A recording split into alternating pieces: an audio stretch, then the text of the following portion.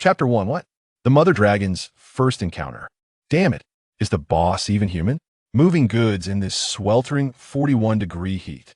The middle-aged man grumbled as he exited the warehouse, squinting up at the blazing sun. He shielded his eyes with his right hand while raising his left middle finger, cursing, "Damn this weather. Hot one moment, cold the next." After venting his frustration with a shrug, he trudged towards the back of the truck, suffocated by the relentless sun. With a meager monthly salary of $3,000, he had only managed to save $100 after exhausting himself. The thought was suffocating. He climbed onto the truck, hoisting a 10-kilogram box in his arms as he began to descend. Just a few steps down, crack. A sound echoed. Confused, he turned back to the truck, but before he could react, it began to roll backwards uncontrollably, the rear colliding with him in an instant. Damn it! Boom! In a cavern, water dripped rhythmically from stalactites. A magnificent 24-meter-long white beast lay on the ground, adorned with fan-shaped white scales and curved horns pointing backward. She was intently observing a 1-meter-wide white egg in front of her with her golden slit pupils unwavering. Crack! A soft sound emerged as the egg, covered in delicate white scales, split open, revealing a tiny white dragon head. With a round face, diamond-shaped pale, pink scales, and backward curving horns. "Help!" he instinctively shouted, but his vision was suddenly filled with a massive head covered in white scales. For reasons unknown, an impulse surged within him, compelling him to call this creature Mother Dragon. He attempted to raise his right hand, only to find that what met his gaze was a claw covered in white scales. Pausing for a moment, he turned to look behind him, spotting bat-like wings folded against his back and a lizard-like tail. Oh no, wasn't this a dragon? Does that mean I've transformed into a dragon? He didn't dwell on it for more than 2 seconds before accepting his new identity. After all, it was better than being a mere human. If he got truly hungry, he could just snatch some human gold to buy food, right? Ha ha ha. The enormous white dragon stared at her child's facial expressions, which shifted from shock to confusion to despair to acceptance, and softly uttered, "Are you daft? You're the daft one." He glared at her massive face, and before he could think, his mouth involuntarily declared, "Night egg, low-line Ted." Hondo. Well, that's not completely daft. The mother dragon diverted her gaze, suddenly halting as if recollecting something. Abruptly, she turned back, scooping up Hondo with her claws, her gaze fixated on the white scales between his feet. Raising her voice, "It's a male dragon." This was her first time giving birth, and male dragons were already rare. Not to mention, she had never considered herself a mother dragon. "What are you doing? I'm your own child." Hondo struggled a bit, awkwardly curling his tail to cover himself. "I know that." The mother dragon gently set him down, her golden slit pupils narrowing as she spoke in a low, commanding tone. "From now on, you'll listen to me, understood? Otherwise, prepare to become dragon fodder." Hondo raised his claws to look around, mumbling, "Dragon fodder? Is that how I'm supposed to look, like a dried corpse? I'll teach you how to change your voice. You must master it within a day." The mother dragon extended her fingertip, touching Hondo's dragon head, a flood of memories surging into his mind. After scanning the memories, Hondo was left utterly bewildered. As a proud male dragon, why should he learn to mimic a female dragon's voice? He scoffed disdainfully. The mother dragon sat up, calmly stating, "Not learning? How about you step outside and give it a try? I guarantee you'll be overwhelmed by 50 female dragons." Before she could finish, Hondo grasped the meaning of dragon fodder and instantly changed his demeanor. "I'll learn. I'm all about disguising as a female dragon." "Oh no, 50 of them. It's likely that before reaching 50, I'll be drain dry and then ascend." The mother dragon grinned. "Hurry up, little one. Soon, some female dragons will come to check on you. To be honest, if you weren't my child, I would have taken you away at the first opportunity to enjoy for myself." Hondo twitched his mouth, closing his eyes as he focused on learning the voice-changing technique in his mind, mumbling, "You're so cruel. Even hatchlings can be so fierce." "Huh, blame the world for that." The mother dragon gazed at Hondo's small form, reminded by his bloodline. Leaning her head close to him, she spoke meaningfully, "When you grow up, don't forget about your mother dragon." Hondo looked up, glaring at the mother dragon. "Are you speaking human?" "Oh no, dragon language?" The mother dragon withdrew her head, crossing her claws over her chest, muttering, "I am your mother dragon. What's wrong with breathing in your essence? Be careful, or I might just toss you out and have the female dragon circle around you." The mother dragon closed her eyes, reminiscing, and continued, "You have no idea how many female dragons, during their heat, randomly seek out creatures to mate with. Hence, during their juvenile and youthful phases, female dragons are particularly diligent in searching for male dragons. Even the old ones will seek a few breaths." Hondo opened his eyes, casting a disdainful glance at the mother dragon. "Yikes, your tastes are quite heavy. You wouldn't be one of them, would you?" The white dragon recoiled slightly, as if the mother dragon were something repulsive. The mother dragon paused, feeling as if a hammer had struck her head.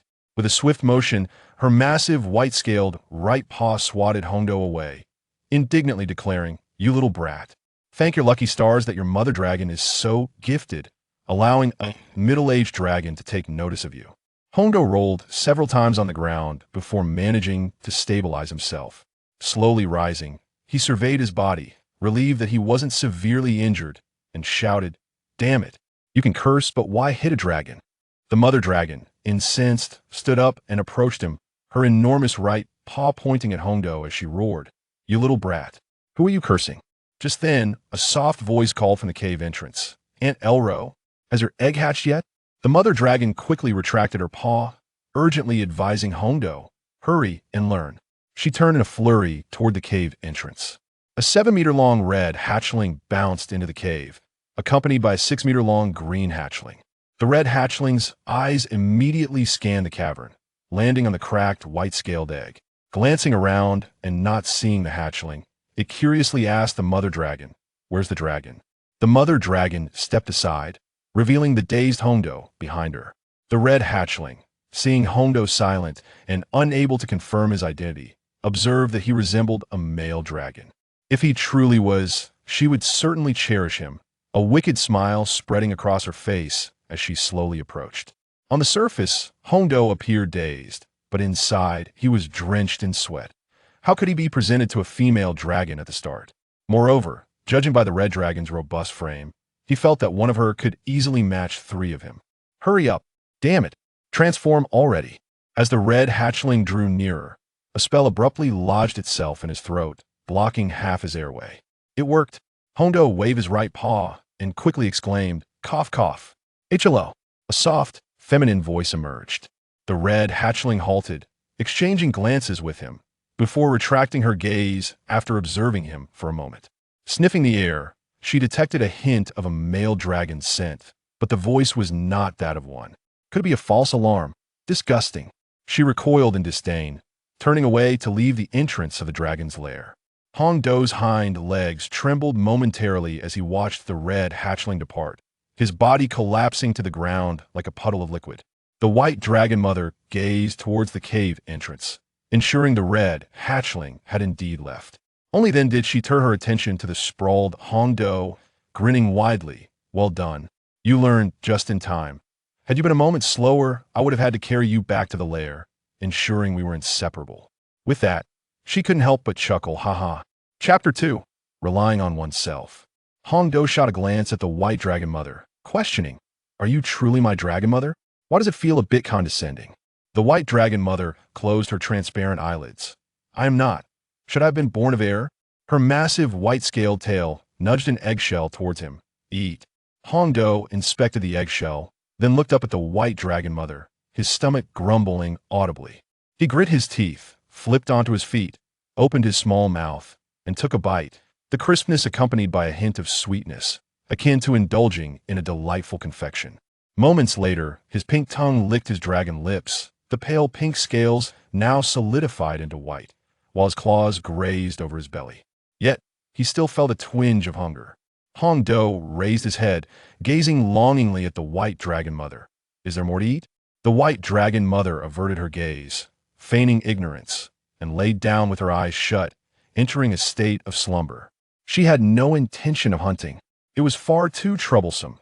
2 days of hunger would not lead to her demise, unless she herself grew hungry enough to venture out.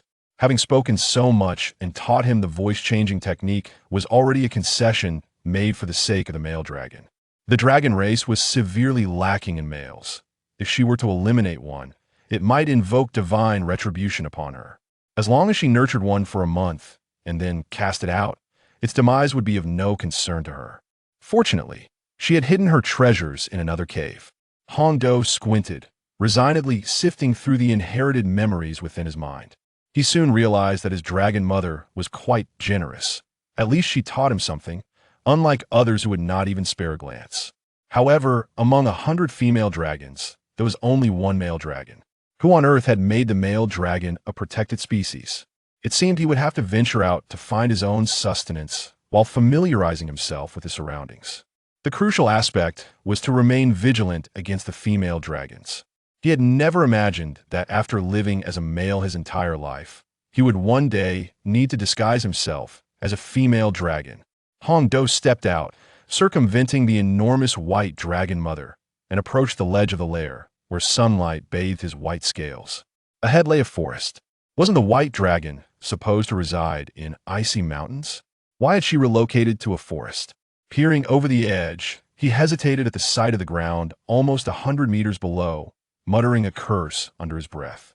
He turned back to glance at his wings tucked beside him, stretching them briefly before retreating his head and stepping back inside. Never mind. He lacked the courage. It would be wiser to practice before attempting to descend. He spread his wings and flapped them a few times, only to find himself unable to take flight. This was peculiar. In films, dragons simply flapped their wings a few times and soared into the sky. Why was it different for him? With a resigned sigh, he continued pondering. After a while, a colossal white beast lay curled upon the ground, soundly asleep. Above her, a small white shadow flitted about, causing Hongdo to open his mouth, his dragon smile beaming uncontrollably. Ah, what a delightful sensation. No wonder so many yearn to fly. This experience surpasses even that of gaming. Next, he needed to search for food, all the while preparing to encounter the red and green hatchlings, both female dragons. Hongdo turned and soared out of the lair, landing in the tranquil forest below. The area was eerily quiet, devoid of any signs of life. He speculated that the presence of the white dragon mothers might have driven away the local fauna. Was this a blessing or a curse? To hunt successfully, he must venture beyond the reach of her presence. He set off, recalling a small lake to the left ahead, hoping it would harbor fish. Guided by the memories etched in his mind, he navigated the terrain with remarkable recall. He paused before a patch of grass near the lake and immediately darted into its cover. There, by the lakeside, sat a red and a green hatchling. The red hatchling gazed at her reflection in the water, her robust claws suddenly clasping the green hatchling's head. "Nariel, I can feel her trying to expel me. Where do you plan to go?" The red hatchling inquired. Nariel's head was pinned to the ground. She could hardly withstand the red hatchling's temper. Had it not been for her curiosity about whether the white dragon was indeed male, she wouldn't have traveled so far to investigate.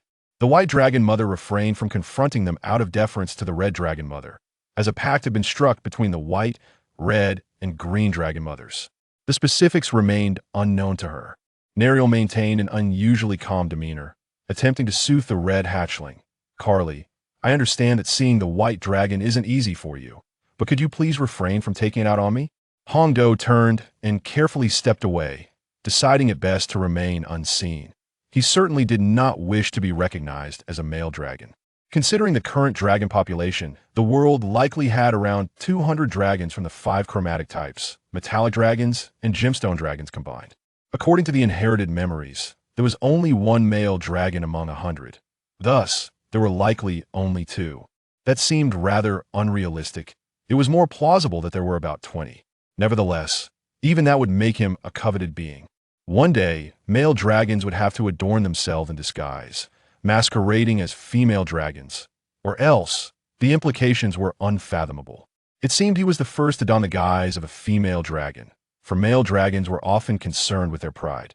How could they lower themselves to such deception? At that moment, his white-scaled claw inadvertently snapped a twig beneath him, the sharp sound echoing through the air. Hongdo grimaced, cursing inwardly. Damn it! He scanned the surroundings, spreading his wings to take refuge among the treetops.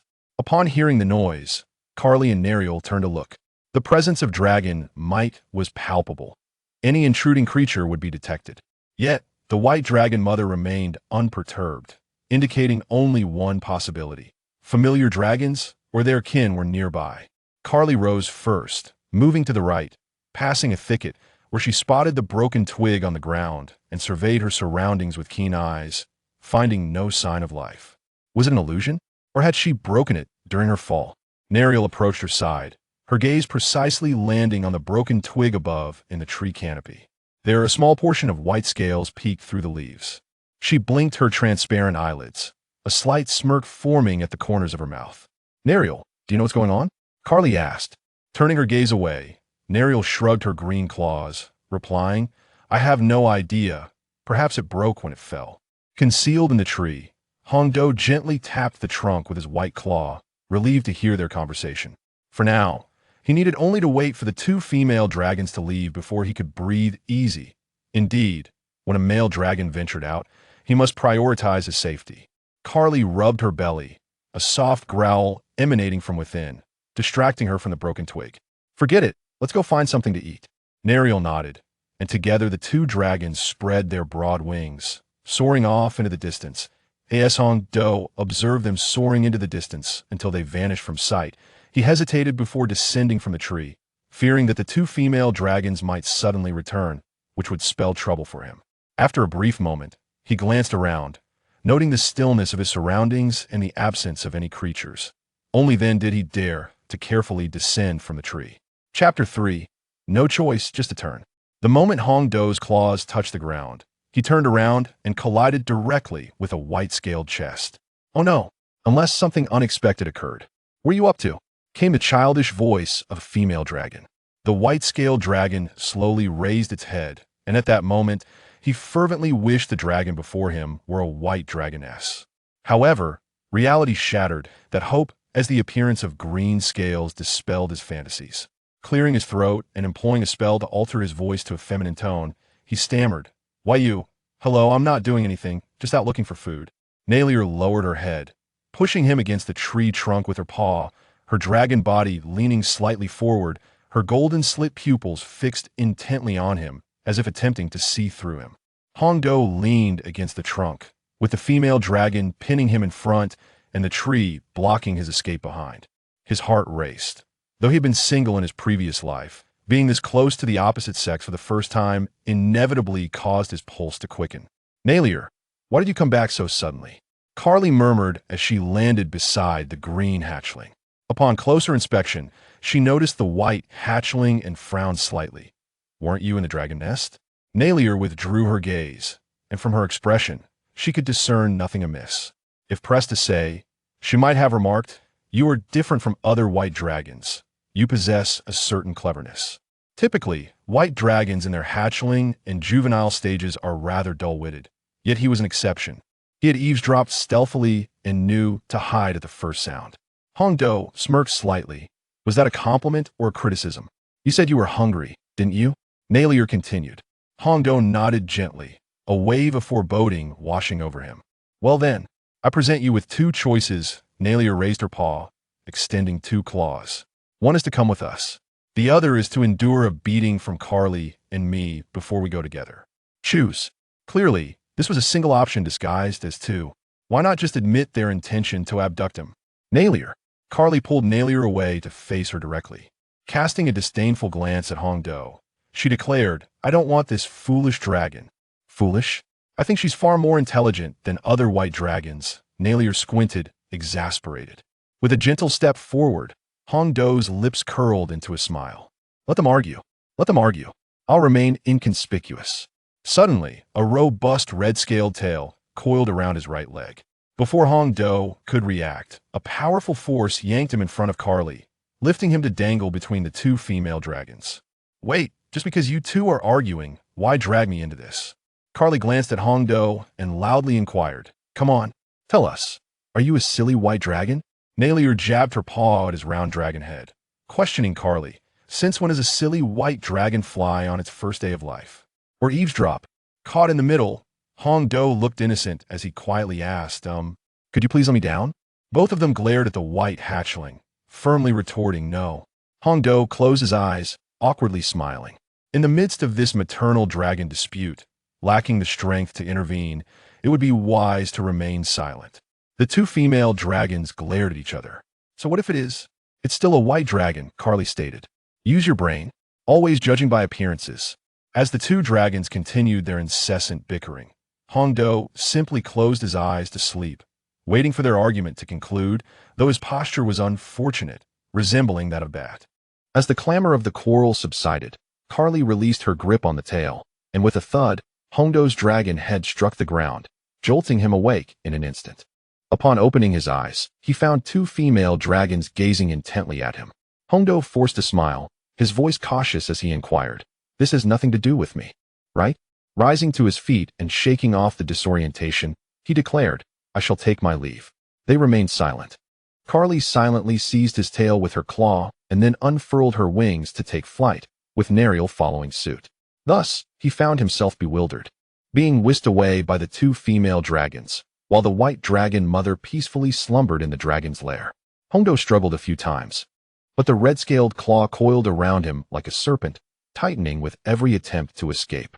He cast a glance at Nariel and threatened, "What do you intend to do?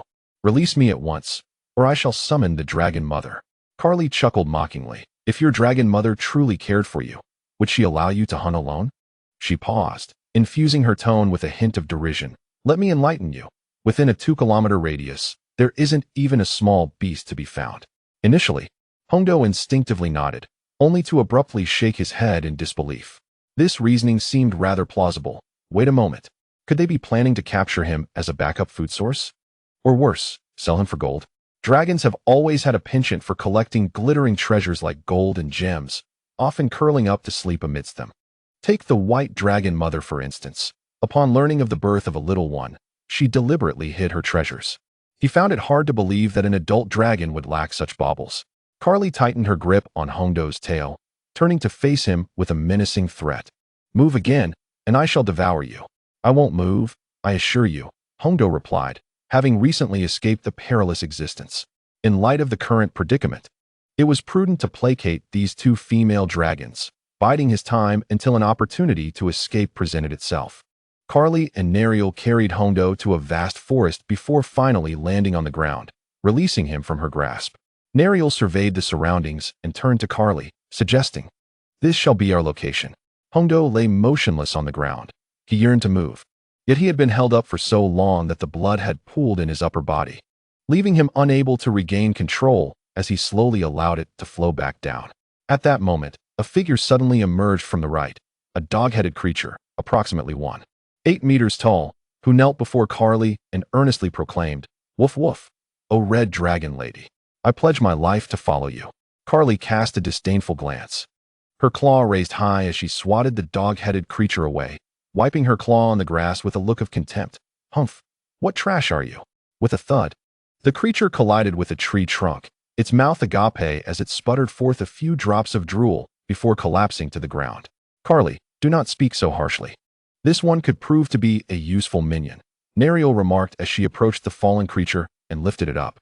Hongdo turned over and, upon standing, felt his hind legs tremble. Finally, he managed to sit up, his gaze fixed on the dog-headed creature and Nariel. The dog-headed creatures, regarded as the lower echelons of the world's fauna, possess neither exceptional intelligence nor formidable combat prowess.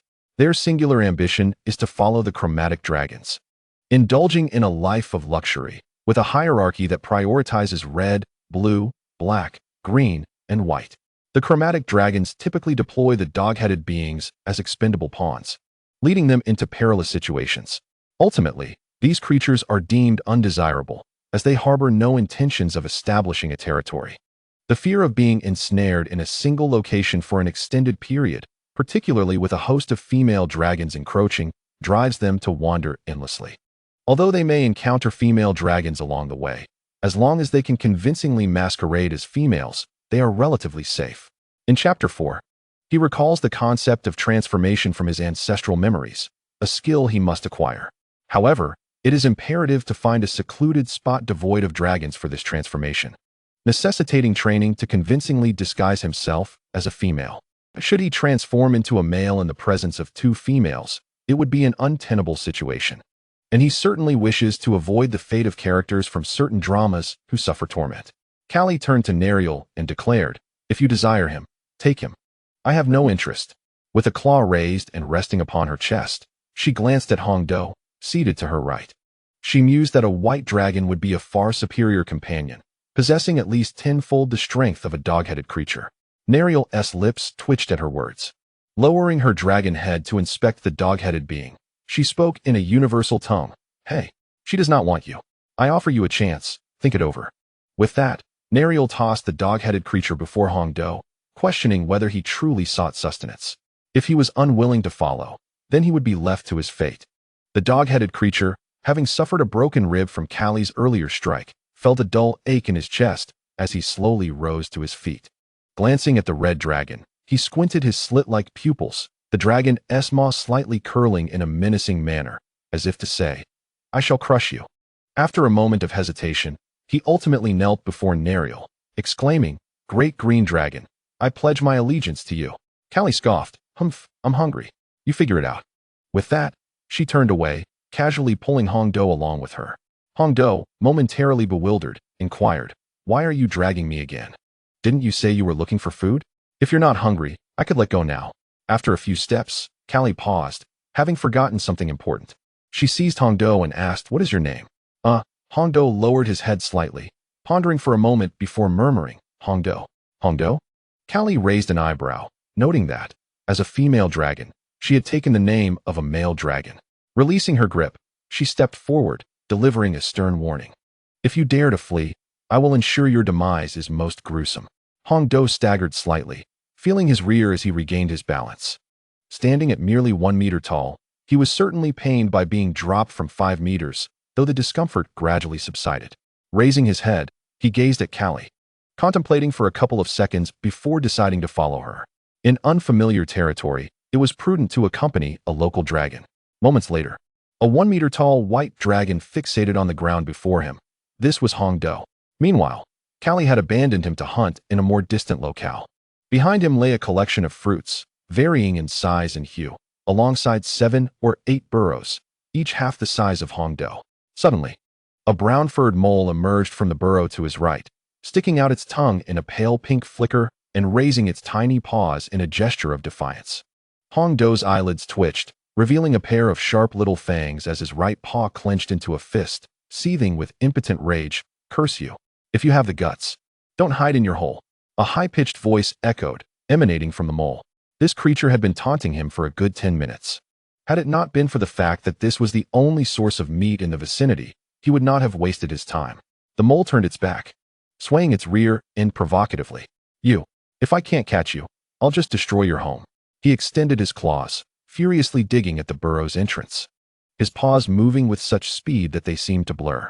Suddenly, a massive red dragon, 6 times his size, landed beside him, clutching 2 3-meter-long black bulls in her jaws.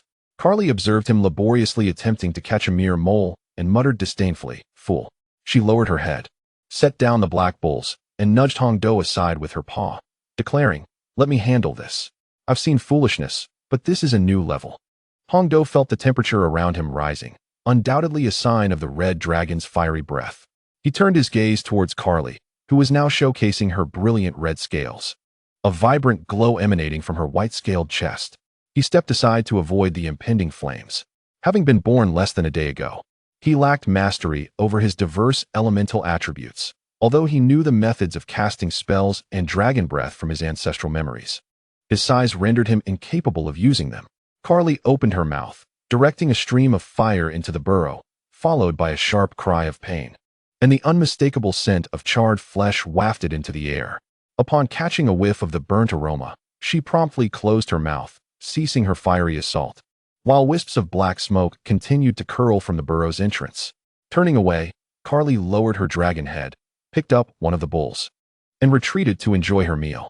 Observing this, Hong Do glanced at the fruits he had gathered and let out a resigned sigh. He picked up a red orb and brought it to his mouth. With a crisp crunch, the juice burst forth, enveloping his palate in sweetness laced with a subtle bitterness. Carly turned her gaze towards him, sitting on the ground with her right paw holding a half-eaten fruit, her expression devoid of much emotion. Her gaze fell upon the 2 black bulls she had captured, and she opened her mouth to grasp another untouched one, approaching Hong Do and casually dropping it before him, saying, I cannot consume so much, So this one is for you. Having delivered her generous offer, she returned to her previous meal, continuing to gnaw at the piece she had bitten off. Hong Do stood frozen, his slit-like pupils fixed on Carly's retreating figure, blinking in confusion, seemingly unable to comprehend. Carly cast a sidelong glance at him. If you won't eat it, then give it back. He grinned widely, realizing the gift was too good to refuse. Thank you, he exclaimed. Just as he finished speaking, he found himself contemplating the challenge of consuming the raw bowl. Could it even be eaten in such a state? But he lacked the knowledge to kindle a fire. After a moment of deliberation, he opened his mouth and took a tentative bite, his brow slightly furrowing in response. Warm, fresh blood trickled into his throat. Strangely, it did not evoke disgust, but rather a subtle sweetness. He swallowed a small piece of meat, finding its texture quite agreeable. Without feeling nauseated, no wonder these exotic beasts favored raw sustenance. Confirming that he felt no discomfort, Hong Do opened his mouth and began to feast on the black cow. Carly, having finished her meal early and feeling only moderately satisfied, curled up beside him, closing her eyes to rest. Once Hong Do had his fill and let out a satisfied belch, she slowly opened her eyes, approached him without a word, grasped his white tail with her claws, and took to the skies. Soon, Carly located the dog-headed tribe, where Nariel was perched atop a nearby tree. She descended beside Nariel and set Hong Do down. Hong Do covered his nose with his claws. What a foul stench. The air was thick with the odor of excrement, which explained why Nariel preferred to remain aloft rather than descend into the dog-headed tribe's territory. His gaze fell upon the tribe, where 8 or 9 thatched huts stood, surrounded by an abundance of yellow droppings at the entrances and sides. Carly waved a paw in front of her nose, exclaiming, "What a horrid smell! Collecting this refuse is utterly beneath me." Nariel cast a sidelong glance at Carly, plucked a leaf that had blocked her nostrils, and said, "Let us go. We must find somewhere to reside. Little white dragon, follow us." With a flap of her wings, she turned and departed. Chapter 5. Come. Join her for a bath. Carly had no desire to linger. Upon hearing Nariel's words, she swiftly took her leave. Hong Do hesitated for a moment before finally following the two. He could not comprehend why the two colorful dragons seemed so harmonious. Typically, dragons of differing colors regarded one another with disdain. Had his memories betrayed him, or was there an error in the inheritance bestowed upon him by the white dragon mother? Before long, the 3 little dragons landed on a small hill. Carly surveyed the surroundings, frowning in dissatisfaction. What is this wretched place? There isn't even a proper mountain. Nariel raised her dragon head, noticing the sun had dipped halfway below the horizon, casting an orange-red glow across the western sky. After a brief contemplation, she declared, "Let us dig a hole here for the time being. We can address future matters later." "Oh, I just remembered our earlier quarrel." Turning to Hong Do, she instructed, "From now on, you shall call me second sister." Carly shot him a glance, lifting her dragon head as she added, "And call me elder sister." Hong Do blinked in surprise, instinctively tilting his head. After a moment, he quickly nodded in agreement. "Oh, yes, of course." He was reluctant to be drawn into this familial dynamic, primarily because the 2 dragons before him were female while he was male. The thought of being discovered for deceiving them both was too daunting to imagine. Yet, given the current circumstances, escape was not an option. He could only acquiesce to this path. Nariel descended the hill, raising her claws to dig into the earth of the adjacent hill, the soil cascading behind her.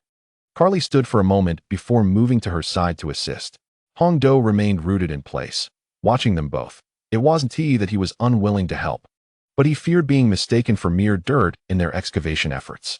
Before long, Carly and Nariel worked together to excavate a cavern measuring 15 meters in diameter. "Come here and rest, little sister," Nariel said. Upon hearing this, Hong Do hurried over with quick little steps, only to find that the 2 dragons had already nestled into their respective sides of the cave, coiling up comfortably. He glanced around and noticed that only a space of about 2 meters remained in the center. Why did he suddenly feel like a treasured pet? He recalled how Carly often called him a fool. Could it be that he was truly so naive? The dragon shook its head, deciding to settle down in the middle and slowly closed its eyes. As the morning sun illuminated the earth at the entrance of the cave, the red and green dragon forms coiled together. Nariel was the first to speak. "Carly, have you come across any orcs nearby? It would be beneficial to have them as subordinates." "I would never recruit those talentless creatures, but if you desire," Carly replied, raising a claw and pointing to the right front. There is indeed a goblin tribe over there. Hongdo stood up slowly, yawning as he saw Carly and Neriel, who seemed to be murmuring something before Neriel unfurled her grand wings and took flight.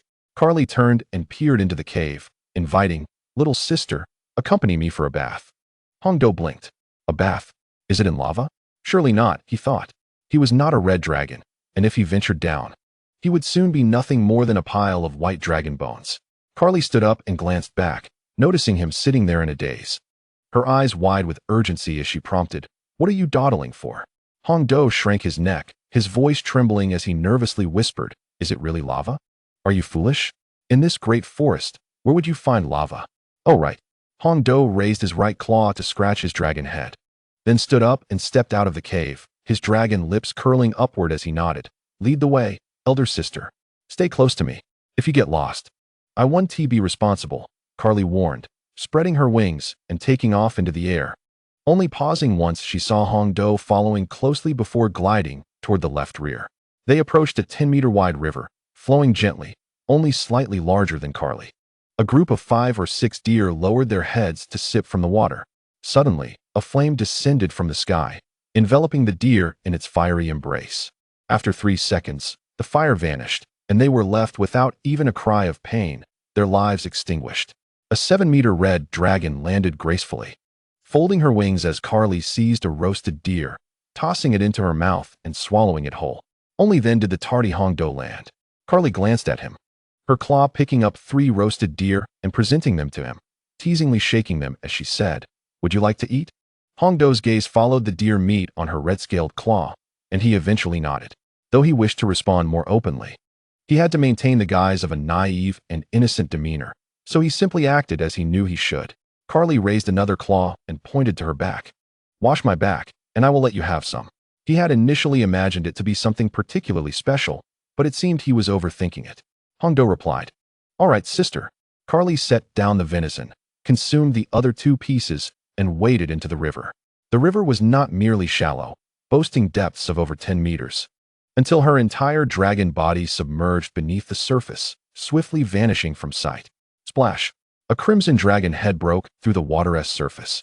As Carly rested her head on the riverbank, closing her eyes to relish the moment, her robust red tail emerged from the water's depths and splashed back down, revealing half of her broad dragon back, with her wings unfurled, allowing the river to cascade over her. Having finished the venison, Hongdo contentedly patted his belly, his gaze landing on the protruding red dragon head nearby. He was taken aback to see the red dragon enjoying a cold bath. It was a first for him. He stepped into the shallow waters, grateful for his swimming skills from a past life. His forepaws gently waved beneath the surface, while his white, rounded dragon head bobbed above the water, the rear half of his body peeking out like a duck. After exerting some effort, he swam to Carly's back, standing there, unsure of his next move, looking around. How does one wipe paws? Just then, a robust red tail was extended towards him, entwined with several green-leaf branches. Hongdo paused momentarily, his dragon mouth curling into a slight smile as he lifted his paw to accept the offering. First, he dipped the leaves in the water, then proceeded to clean Carly's red scales, sweeping them gently, like one would tidy up. The 7-meter-long dragon body was not overly large. Within mere minutes, he had finished cleaning Carly's back and swam to the riverbank, mimicking her earlier pose in the water. Being a white dragon, he naturally enjoyed the coolness.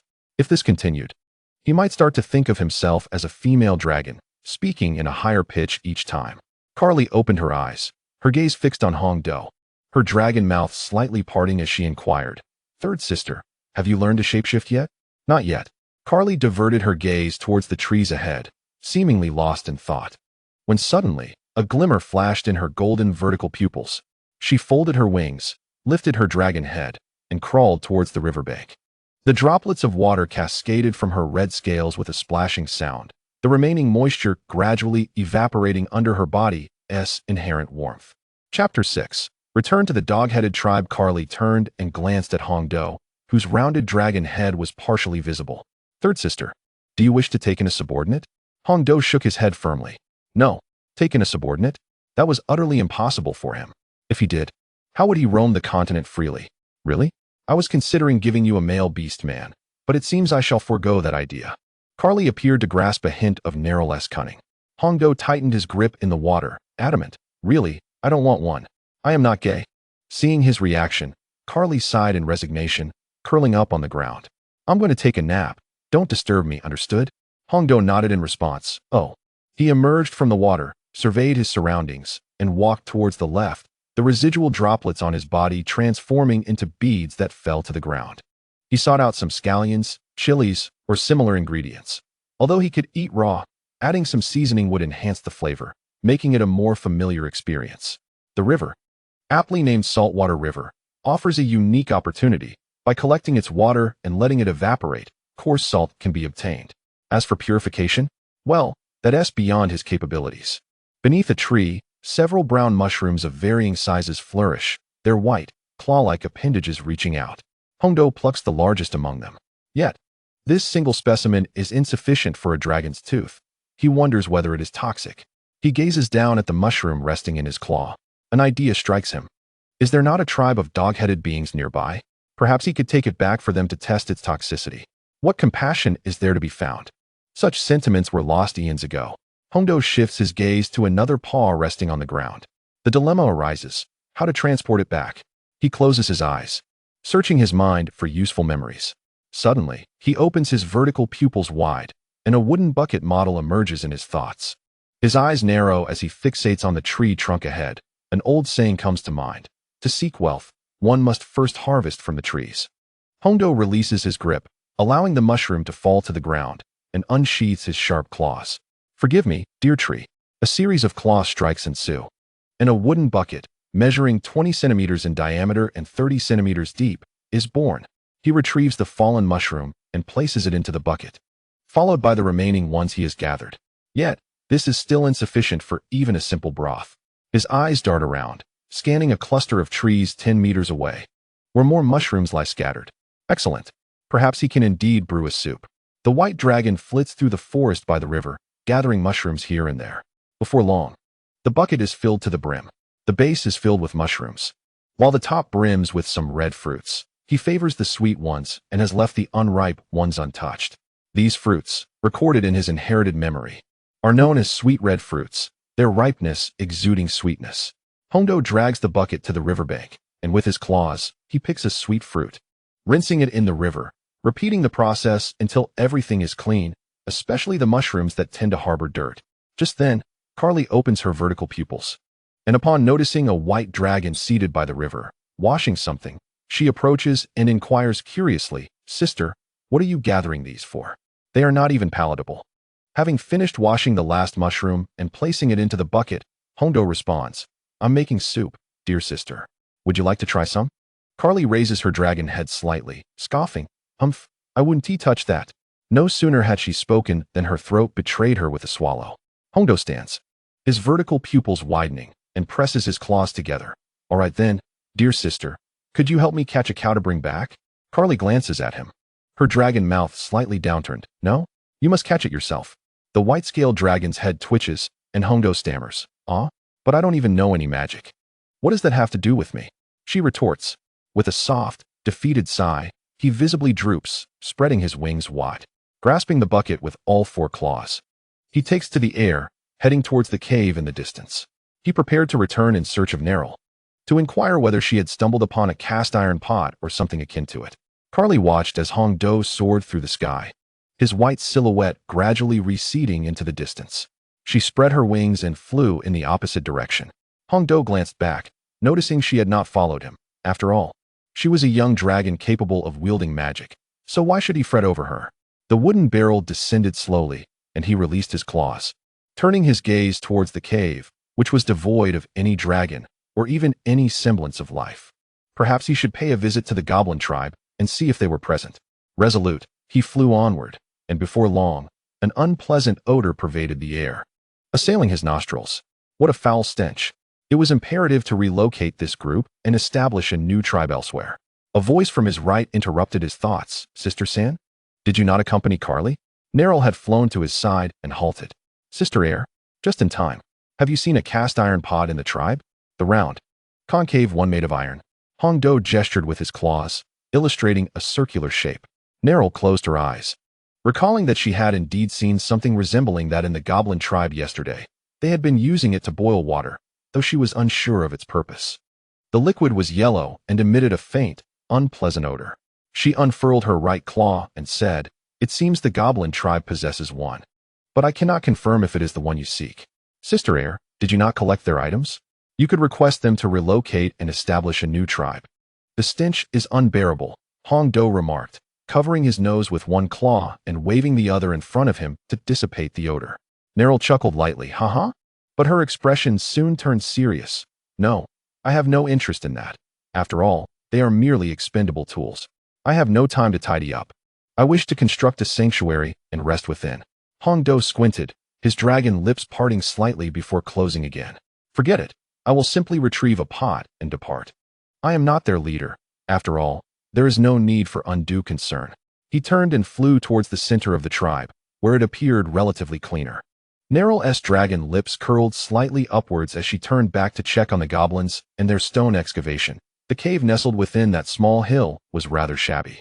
A 1-meter-long white dragon descended at the center of the goblin tribe, and Hong Do retracted his wings.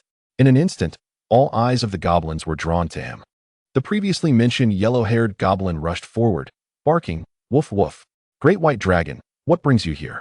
He was aware that the white dragon was often seen with the red and green young dragons. Thus, flattering him might yield favorable words in front of the others. Hong Do turned to regard the goblin, scanning the surroundings for what he desired, and inquired, "Do you have a cast-iron pot here? The round, concave one?" The goblin pondered swiftly, a similar item surfacing in his mind, and quietly asked, "Are you referring to a frying pan?" "Yes." "Understood. So you do know it is called a frying pan. I had thought it was rather detailed." "I shall fetch it for you," the goblin exclaimed, rising to his feet and turning away. As I beheld another dog-headed creature emerging, it slid to a halt before me, reverently presenting an iron pot to the esteemed white dragon. The creature's short, golden tail wagged eagerly. The pot's base was adorned with an array of unidentified colorful substances, and I couldn't help but smirk as I delicately pinched a cleaner spot with my claw and took it. Indeed, the effects were rather swift. Having spoken, I unfurled my wings and soared towards the river. The first dog-headed creature rose, a glint of coldness flashing in its eyes, and without a word, it lunged at its companion, engaging in a fierce tussle. "You strike. I'll counter," barked one, while the other retorted, "What of it? I arrived first."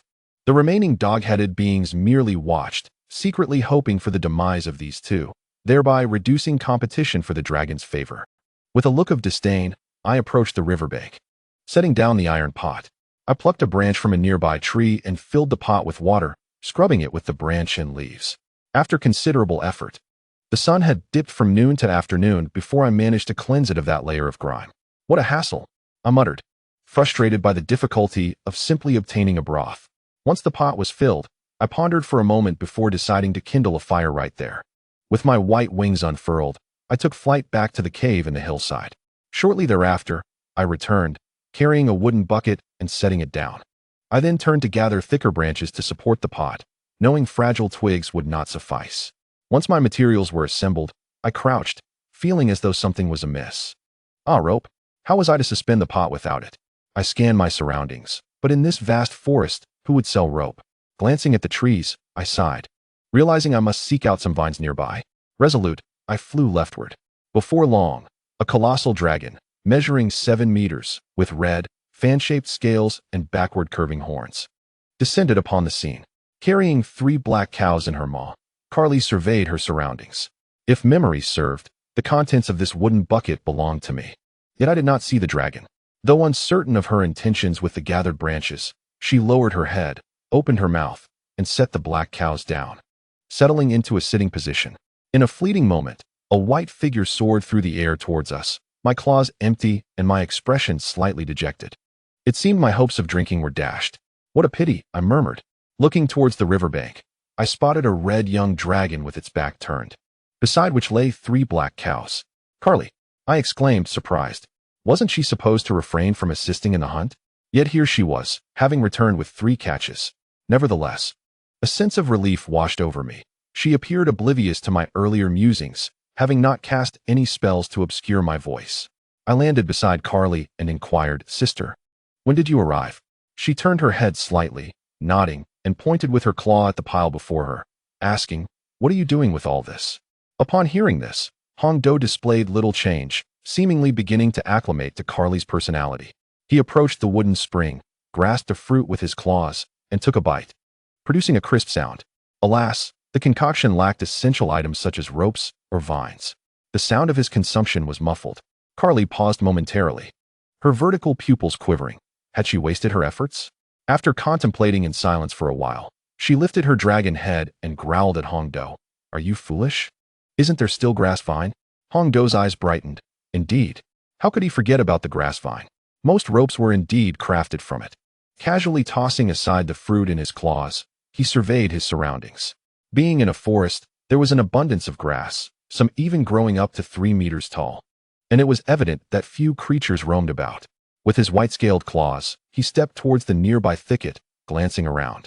Although small, if he gathered enough and intertwined them, he could create a substantial length.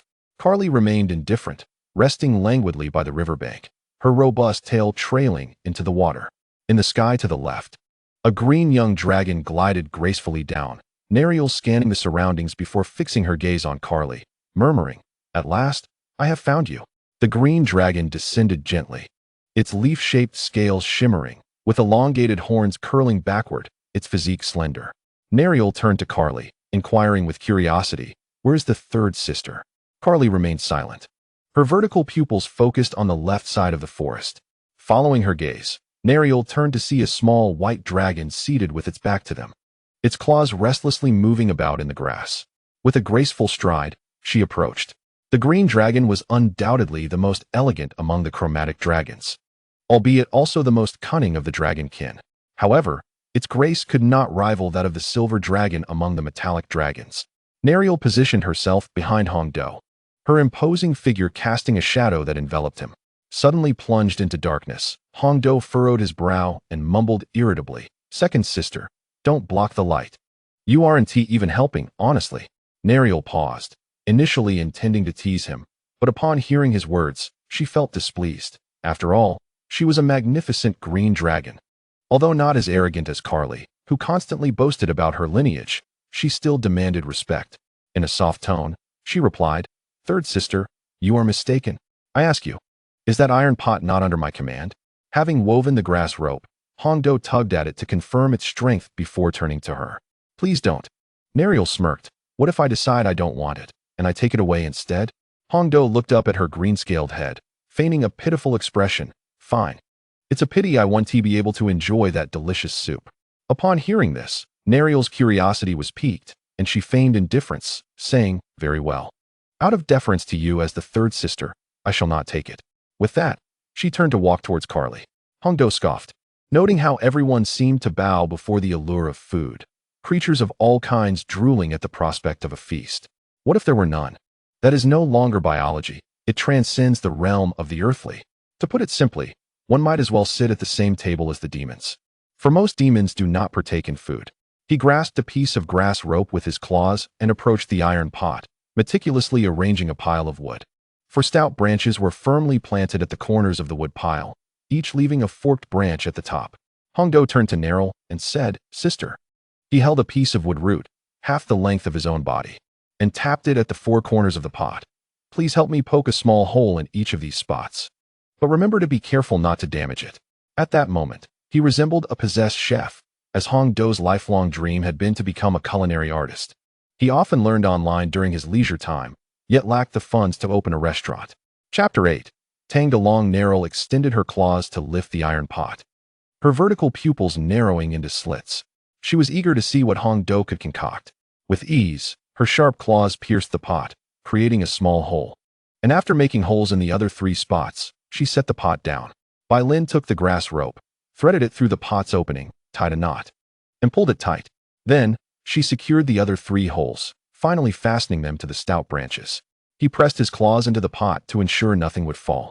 Hongdo turned and emptied the fruits and mushrooms from the wooden bucket, carrying it to the river to fill it 1/3 full with water before pouring it into the pot.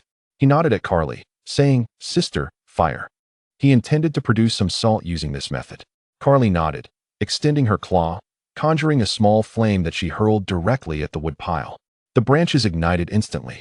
Hong Do approached the belly of the black cow, slicing off piece after piece of beef until the bucket was full. The dragon's appetite was insatiable. And this bucket might not suffice. He carried the bucket to the riverbank to wash away the excess blood, glancing at the pot as he did so. While washing, he suddenly remembered something and asked, "Sister, are the mushrooms poisonous?" Neryl glanced at the brown mushrooms piled on the right side of the fire. Recognizing the species, she replied, "Yes, but it's only mildly toxic and poses no harm to dragons." After finishing, Hong Do carried the bucket to the fire. The saline water had boiled away, leaving behind some coarse salt. He hoisted the bucket and poured all the beef into it. Picking up the previous stick, he inserted it into the pot and stirred in a clockwise direction. He then released the stick, allowing it to simmer with the meat. He casually retrieved the wooden bucket and filled it with approximately a quarter of water from the river. Neryl and Carly sat cross-legged on the ground, their eyes fixed on Hong Do as he moved about, unsure of what to do, as he had not assigned him any tasks. Before long, a delectable aroma wafted from the pot, the beef turning a golden hue. Hong Do added some sliced fruits and mushrooms for seasoning. The enticing fragrance drifted toward the green-scaled and red-scaled noses, as if whispering, "Come, partake of my bounty. Sister San, is it time to eat? We can hardly wait." It looks so delectable. Before anyone else could react, Carly, unable to resist, reached out with her claw to grab a piece from the pot. Hong Do swiftly smacked her paw away with a wooden stick, his expression fierce as he admonished, "Not yet. The dish is not finished. To partake in it prematurely would be a grave disrespect to the chef." Neryl, observing Hong Do thoughtfully with her half-squinted eyes, questioned, "Sister San, are you truly just a 2-day-old hatchling? Your technique seems to be that of one with years of experience." Hong Do raised his dragon head, rolling his eyes at her as he softly replied, "Sister Air, didn't T.U. and Carly witness my birth? My scales were still tender pink at that time." A mischievous thought flickered in Neryl's mind, her slit pupils narrowing in surprise tinged with caution. "Could it be that you are an ancient beast?" Carly, momentarily taken aback, exclaimed, "What?" Instantly, she shifted into a battle stance, her body lowered slightly, eyes fixed on Hong Do, her chest glowing with fiery brilliance, ready to unleash her dragon breath at any moment. Taken aback, Hong Do's head was adorned with 3 question marks. "Hey, sister, let us talk this out." In a flurry, he waved his claws, hastily explaining, "If I were an ancient beast, wouldn't I have already annihilated you? Why would I bother preparing such a feast? If his breath were to be unleashed, he would be reduced to mere ashes." After a moment of contemplation, Neryl conceded, realizing he did not possess the traits of a typical white dragon hatchling, nor did he exude any malevolent aura. Typically, those who undergo body swapping exhibit uncontrollable traces of dark energy, a remnant of the magical practices they engage in. She turned to Carly, waving her claw dismissively. "Carly, lower your guard. I was merely jesting. Next time, clarify, or I shall give you a good thrashing." Carly retracted her dragon breath, raising her claw in acknowledgement. Hong Do sighed in relief. Having already disguised himself as a mother dragon, acquiring an undesirable title could lead to a swift descent into either heaven or hell. Peering into the pot where the meat simmered and sizzled, he extended his claw to retrieve a piece, gently blowing on it before placing it at his dragon lips. As he consumed it, warmth surged from his tongue to his brain, his golden slit pupils widening in delight. His white dragon mouth opened wide as he fanned the meat towards himself, his eyes closing in bliss. Who? It's scorching." Carly lifted her dragon head, disdainfully proclaiming, "Observe me." She clawed a large handful and tossed it straight into her mouth. The tender beef melted at the slightest contact with her teeth, infused with the flavors of mushrooms and a hint of sweetness. Her slit pupils gleamed with excitement. The prior meal she had consumed was nothing compared to this, merely a taste of hardship. Without a moment's pause, she clawed another handful and shoved it into her mouth. Seeing Carly devour the food with such fervor, Neryl couldn't help but feel curious and inquired, "Is it truly that delicious?" She picked up a piece, carefully blowing on it before tasting. Yet, before long, the 2 dragons were engaged in a spirited contest, vying for the meat, and in mere seconds, the pot was stripped bare. Beside him, Hong Do had just swallowed a piece of beef. Although it was quite delectable, he felt it was lacking something. He extended his claw to grasp, but found nothing. This was perplexing. He recalled there being plenty. Peering into the pot, he paused, and upon observing its emptiness, he exclaimed furiously, Where's my meat? He lifted his head, scanning the faces of Carly and Neriel. Both averted their gazes awkwardly, reluctant to admit their pride as dragons. Hongdo's right eyelid twitched, his expression darkening as he muttered, "So you won't confess, huh? Don't expect me to cook again. And if I do, there will be no portion for either of you." With that, he tossed aside the wooden stick and approached the black bull, opening his mouth to gnaw hungrily. Neriel's dragon kiss quivered as she could no longer contain herself, lifting her right claw to point at Carly, declaring, "It was Carly." "Huh." The red dragon shuddered, glaring at Neriel. "You ate too." "You ate more?" Neriel retorted casually. Carly paused, acknowledging that Neriel was correct. "Just say whether you ate or not." "You ate more?" Neriel insisted nonchalantly. "You admit it. You ate more." Carly snapped, grinding her teeth as she clenched her claws tightly. "Could you phrase it differently?" Neriel coolly replied, "You ate more." Noticing the tension in the atmosphere, which had grown increasingly heated, Hongdo pondered whether these were truly the illustrious five-colored dragons. Perhaps their father was a metallic dragon? He seized 2 fruits with his claws and hurled them at the pair, bellowing, "Enough with the noise. If you continue squabbling, there will be no food for you." With his commanding presence, both Carly and Neriel fell silent, a reaction that took Hongdo by surprise. Curiosity piqued. He asked, "Your father must be a metallic dragon, right?" Neriel glanced at him, her dragon kiss lifting slightly as she responded, "To be precise, my father and Carly's father is the same red copper dragon." She lowered her head. "And you are most likely not one of us. You might wish to examine your ancestral memories." Upon hearing this, Hongdo was momentarily taken aback, closing his eyes to delve into his ancestral memories of his father and mother. Within the depths of his black chest, he beheld the image of a 27-meter white dragon emerging, alongside a 20-meter blue crystal giant dragon. It was evident that the white dragon was the recently hatched mother, while the blue crystal giant was indeed his father. But why was his father so much smaller than his mother? No. This implied he could potentially relate to Carly and Neriel.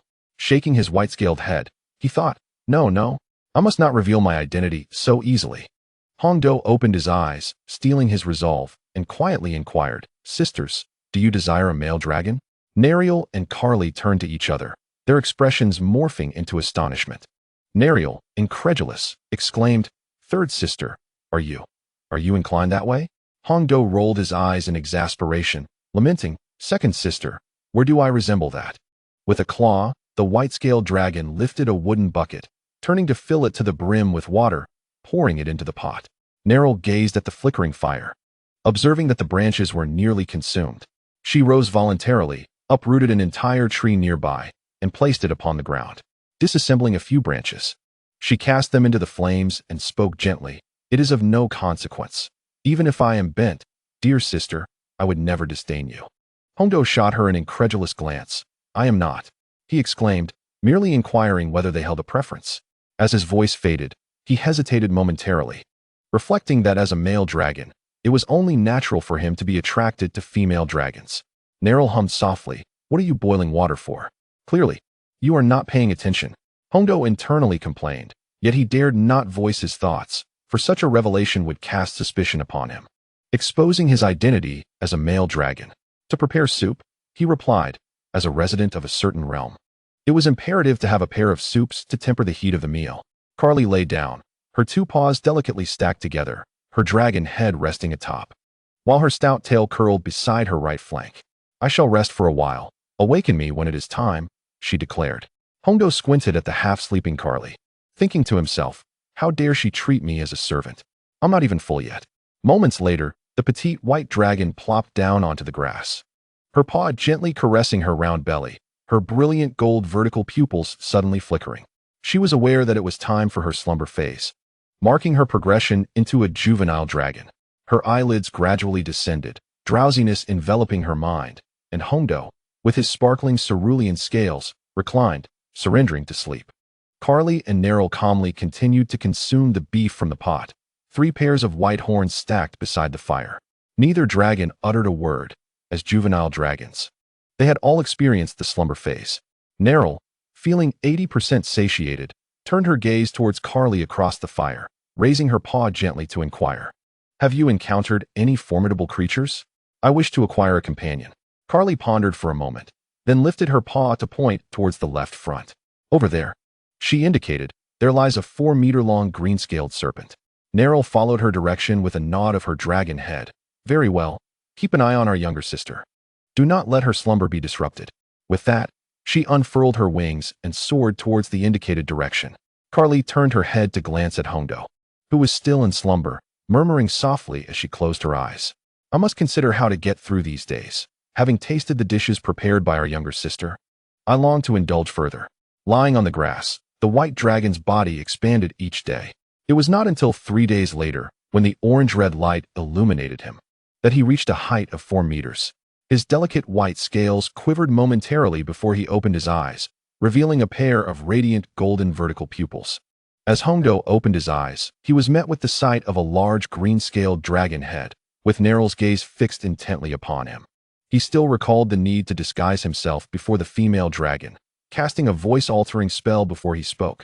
Sister, have you been keeping watch over me? He patted his head with a paw, sitting up to survey his surroundings. The world around him appeared significantly diminished, clearly a testament to his newfound size. Neril gently shook her head. Not quite. I have been taking turns with Carly to ensure your safety from the beasts. And where is our eldest sister? Hongdo stood up, shaking his body slightly, and walked to the riverbank. The iron pot that had been resting on the ground before he fell asleep had vanished.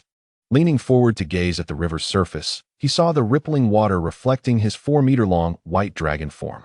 His rounded dragon head took on a menacing appearance, while other parts of his body merely grew larger. Perhaps he was hungry. Indeed, his dwelling had changed locations. Should he return with Neril to check it out? Neril approached him and suggested. Hongdo lifted his dragon claw and pressed it against his abdomen, feeling an emptiness within. He was uncertain how many days he had slept, estimating it to be more than 2. Tilting his dragon head, he shook it slightly, his voice tinged with a hint of hoarseness. I am famished. I must seek sustenance. Certainly. Neril immediately responded. There are provisions readily available in our territory. A playful glint flickered in Hongdo's eyes. He replied, All right, then let us return. His white-scaled tail swayed gently behind him. When an opportunity presents itself, one ought not to refuse. It spared him the trouble of hunting and saved considerable time. Let us go, Neril declared, taking to the skies. Hongdo, seeing this, harbored no doubts and promptly followed her. Soon, the 2 dragons soared above the small hill they had visited previously, where the ground was laid with pale, white stone slabs, each measuring approximately 20 times the size of a dragon, over 300 meters in length. A group of goblins and dog-headed men were constructing walls from all directions, indicating that this was a palace. In the center, a 7-meter-long, willow leaf-shaped green-scaled creature, a large serpent, was overseeing the goblins. It continuously flicked its tongue, seemingly sensing Neril. Lifting its head to gaze at the green young dragon in the sky, Hongdo turned to Neril and murmured, Is this not the same location as before? Neril smiled and explained, Previously, it was beneath the hill. Now we are above it. Is that not different? However, Hongdo inquired, Is that serpent your vassal? From the first glance, he had sensed a similar aura emanating from the serpent, its scales resembling those of Neril. Typically, when a creature is accepted as a vassal and imbibes the dragon's power, their body undergoes some transformation. The stronger the master, the more pronounced the change.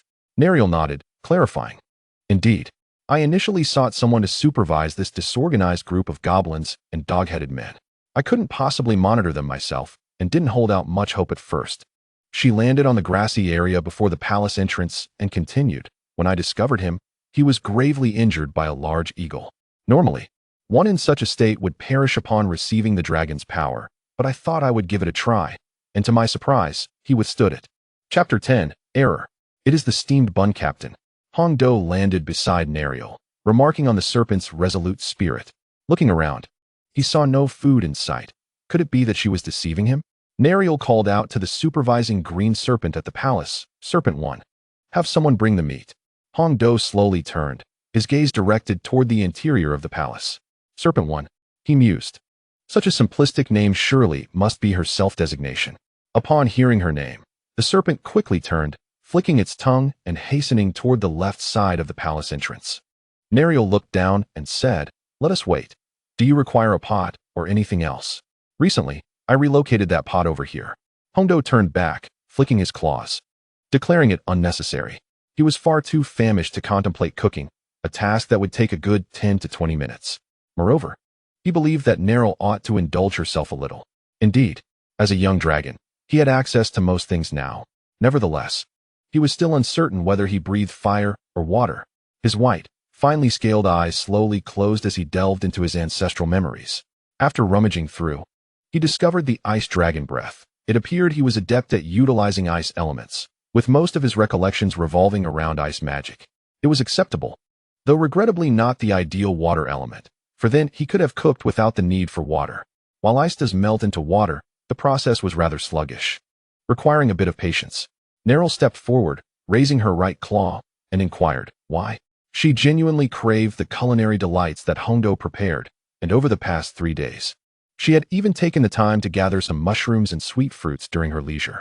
Her intention was to ensure he had something delectable to savor upon awakening. Yet she lacked the forthrightness of Carly. Suddenly, a familiar sound of ethereal energy resonated from the sky. Ah, Sanmei has awakened. Carly descended beside Hongdo, gently tapping his draconic head with her claw, her vertical pupils scrutinizing him. Releasing her grasp, she crossed her claws over her chest, her tone slightly commanding. I wish to partake in your creations, so hurry up. Hongdo flashed a mischievous grin, surveying the two dragons. Both of you wish to eat? Carly and Neril nodded in unison. Hongdo extended a claw. Very well, but only if you answer a question. Neril, filled with confidence, raised her head and replied, go ahead. She was certain of her ability to provide the perfect answer. As for Carly, merely a slacker. Why are freshly baked white buns, with a white residue underneath, exceedingly hard? You have 3 attempts. Hongdo raised 2 claws once more. Carly and Neril paused, their minds racing. Neril ventured, perhaps it was not heated enough? Or the ingredients were incorrect? Hongdo shook his head, retracting 2 claws. Carly furrowed her brow and slowly suggested, was it taken out too quickly?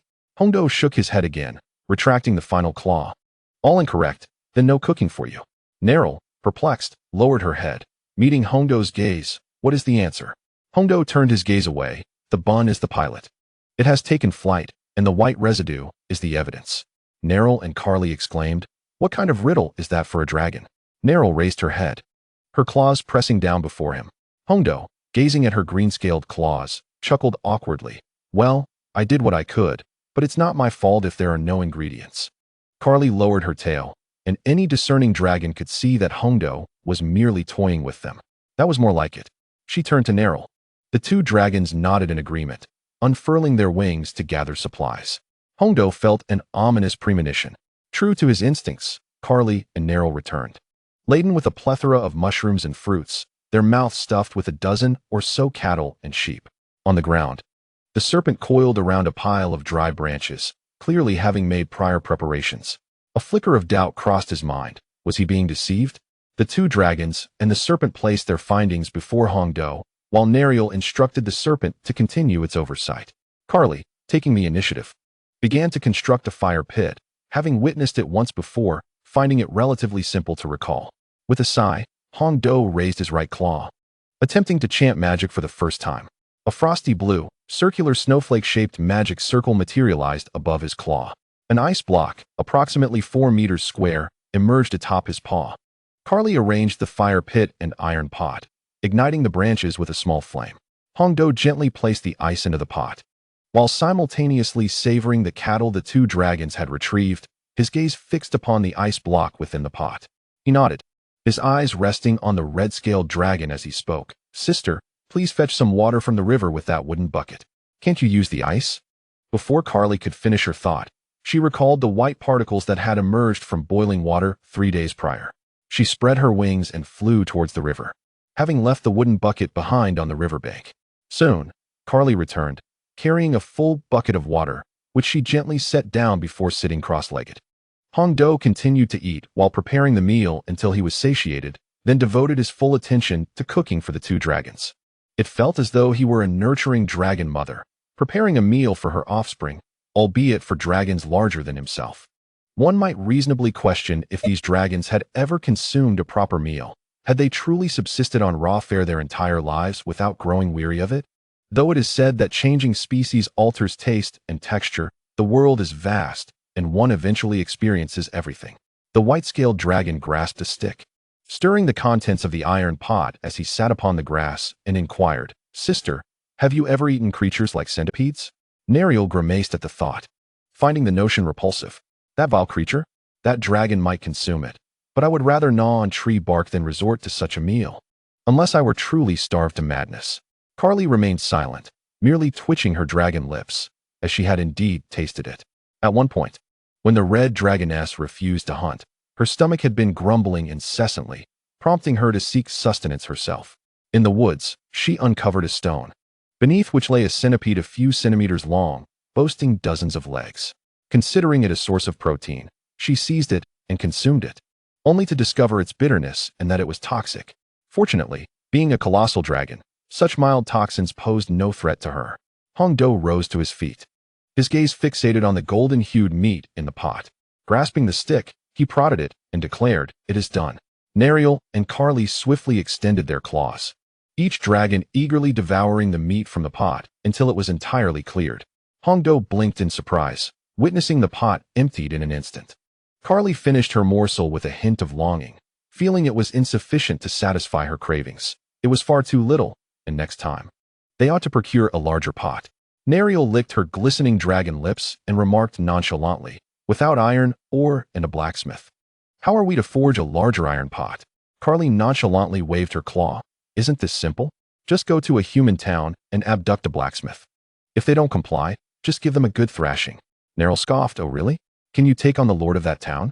You might end up leaving in an orderly manner, only to return with your tail between your legs." Chapter 11. Is it really necessary? Afraid of meeting a dragon? Carly confidently raised her dragon head and declared, "Am I afraid of it? Nonsense. I am the esteemed red dragon." Ji Hongdo scratched some meat with his claw and tossed it into the pot, saying, "Sister, stop boasting. Be careful or you might never eat again. Nor see me and the second sister." Upon hearing this, Carly lifted her head slightly. "All right, I won't go. I wouldn't want you two to miss me." Neriel cast a dismissive glance her way, filled with disdain. Who would miss someone who spent their days eating and sleeping, ruling over territory created solely by her? Hongdo remained silent, quietly cooking the meat in the pot, as if he were feeding pigs.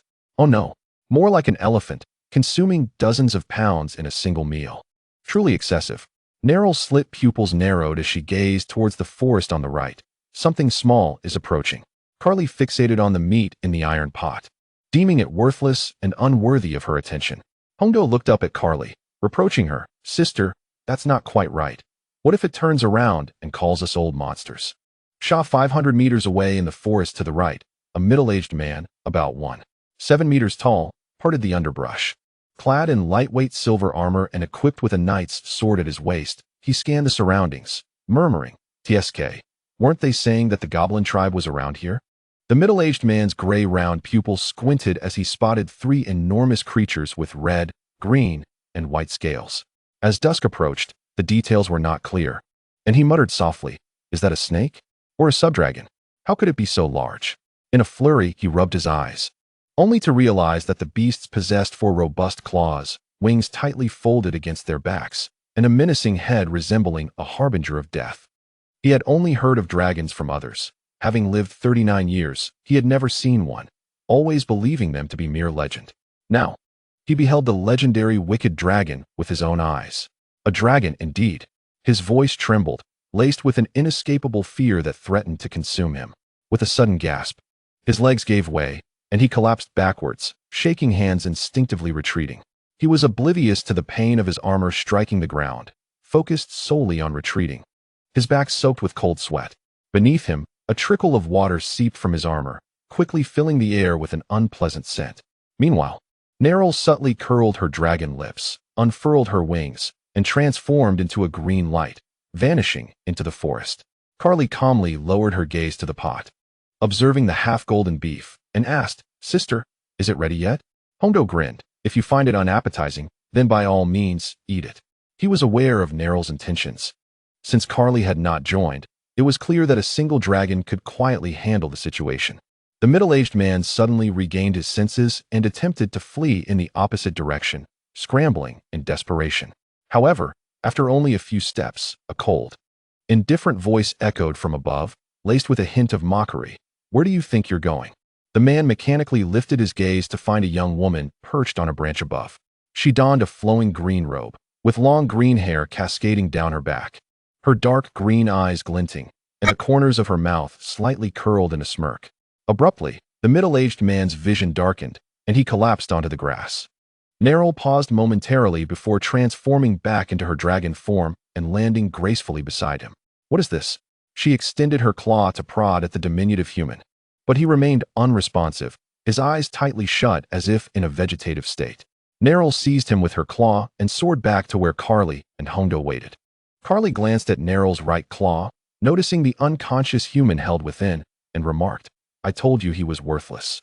Neryl turned, pressing her claw against the man's iron breastplate, securing him against a nearby tree trunk that stood 2 meters tall. She unleashed her magic, summoning green vines that coiled around him multiple times. Hondo tossed aside his wooden stick and approached slowly, observing the calm rise and fall of the man's chest. With a swift motion, Neryl removed the knight's sword from his waist and carelessly tossed it aside, murmuring, "Is he merely unconscious?" Neryl nodded, bemused by his timidity, having intentionally transformed into human form to gauge his reaction. She turned, retrieving a burning branch from the fire with her claw, waving it to extinguish the flames. She then pivoted, brandishing the fiery stick towards the man's face. Feeling the heat upon his skin, he instantly opened his eyes, only to be met with the sight of 3 vividly colored dragons in red, green, and white. The sight sent the middle-aged man into a panic, his eyes rolling back until they turned pure white, his breath forever stilled in that moment. Neryl and Hondo exchanged bewildered glances, utterly unprepared for such a turn of events. Neryl had intended to inquire further, perhaps about any companions he might have, but the sheer fright had rendered him lifeless. How sheltered could one be? Carly chuckled to herself, exclaiming, "Ah, this is the power I wield." She raised her dragon head high, surveying her surroundings as if looking down upon all existence. Neryl swiftly dispelled her magic with a snap, causing the middle-aged man to tumble down from the 2-meter tree trunk and drift away with the wind.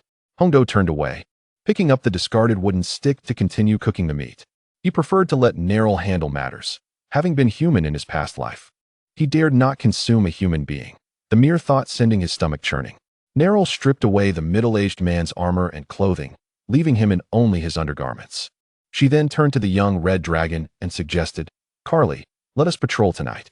I suspect humans are unlikely to venture deep into the forest." Carly nodded in agreement. "Of course, let us see how far we can fly."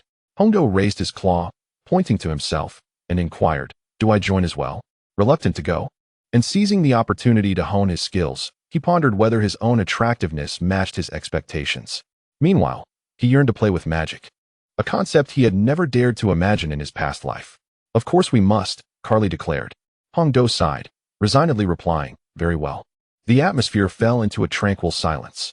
Then, the sound of goblins and dog-headed creatures constructing a palace, accompanied by the crackling of burning branches, filled the air. After a while, the goblins ceased their labor and returned to their tribe, as the forest darkened to the point of obscurity. 3 pairs of golden vertical pupils emitted a faint glow as Neryl surveyed Carly and Hondo, gently stating, "Let us depart. Each should choose a direction to fly." Hondo retracted his draconic aura, nodded, and unfurled his wings, creating a gentle gust as he soared towards the rear right. Carly opted for the left rear, leaving Neryl with no choice but to proceed ahead. After flying for a while, he descended to a lower altitude, his claws brushing softly against the treetops, stealthily fishing. He hoped not to be noticed by Carly and Neryl. Glancing back, apart from a few nocturnal insects, only trees remained in sight. It would be safer to fly a greater distance. Chapter 12, Black Stone. The temptation of dark power. The surface of the azure waters rippled gently, alternating between stillness and the stirring of a light breeze. A colossal creature adorned with white scales descended into this realm, its size rivaling that of the surrounding trees, its expansive white-scaled wings folding gracefully by its sides. Hondo turned his head to survey the vicinity, observing a handful of small insects fluttering about. His dragon form radiated a brilliant white light, gradually shrinking in size. As the glow dissipated, it revealed a nearly 1-meter-tall young male, with a round face and short, tousled white hair. His lustrous blue circular eyes sparkled, and he wore a simple blue and white t-shirt paired with black jeans that accentuated his youthful innocence. A blue glowing earring adorned his left ear, crafted from his own white dragon scales. Taking a step forward, he approached the lakeside, the moonlight casting his reflection upon the water's surface. He caressed his delicate cheeks with his hands, murmuring softly, "So handsome. If only I had been this charming before. I could have easily wooed beautiful women. If that failed, I could have become an actor and gained some recognition, far better than being a mere beast of burden." With a deep sigh, he grasped his collar. The modern clothing felt oddly out of place in this realm. Perhaps next time, he could don a suit. Slowly, he closed his blue circular eyes, a white radiance enveloping his form, for he needed to assume the guise of a female dragon. After a moment, the white light gradually faded, revealing a petite female figure. As a gentle breeze rustled through, her long white hair cascaded down her back, and she donned a white Japanese-style short school skirt. A small white flower adorned her collar, while her skirt featured intricate floral patterns, complemented by a pair of red shoes embellished with white bows. Hongdo lowered his head to inspect himself, blinking in surprise as he raised his hands to pinch his cheeks. The soft, smooth sensation beneath his fingertips, paired with the sight of his delicate lips, inexplicably ignited a desire to kiss them. A broad, foolish grin suddenly blossomed on his face, as he quietly murmured to himself, what if I have fallen in love with myself? This appearance was entirely a manifestation of his own desires, and it would be strange if he did not appreciate it. Contemplating this, he lifted his delicate, fair hand and subtly tugged at the hem of his skirt, revealing the small, noticeable bulge beneath his undergarments. It seemed that while he appeared female on the surface, his essence remained that of a male. As he gazed, he could not help but feel a trickle of excitement escape his lips, his eyes curving into crescent moons. He lowered his hands from the skirt, drawing back the droplet of excitement into his mouth, and closed his eyes, shaking his head. Overthinking.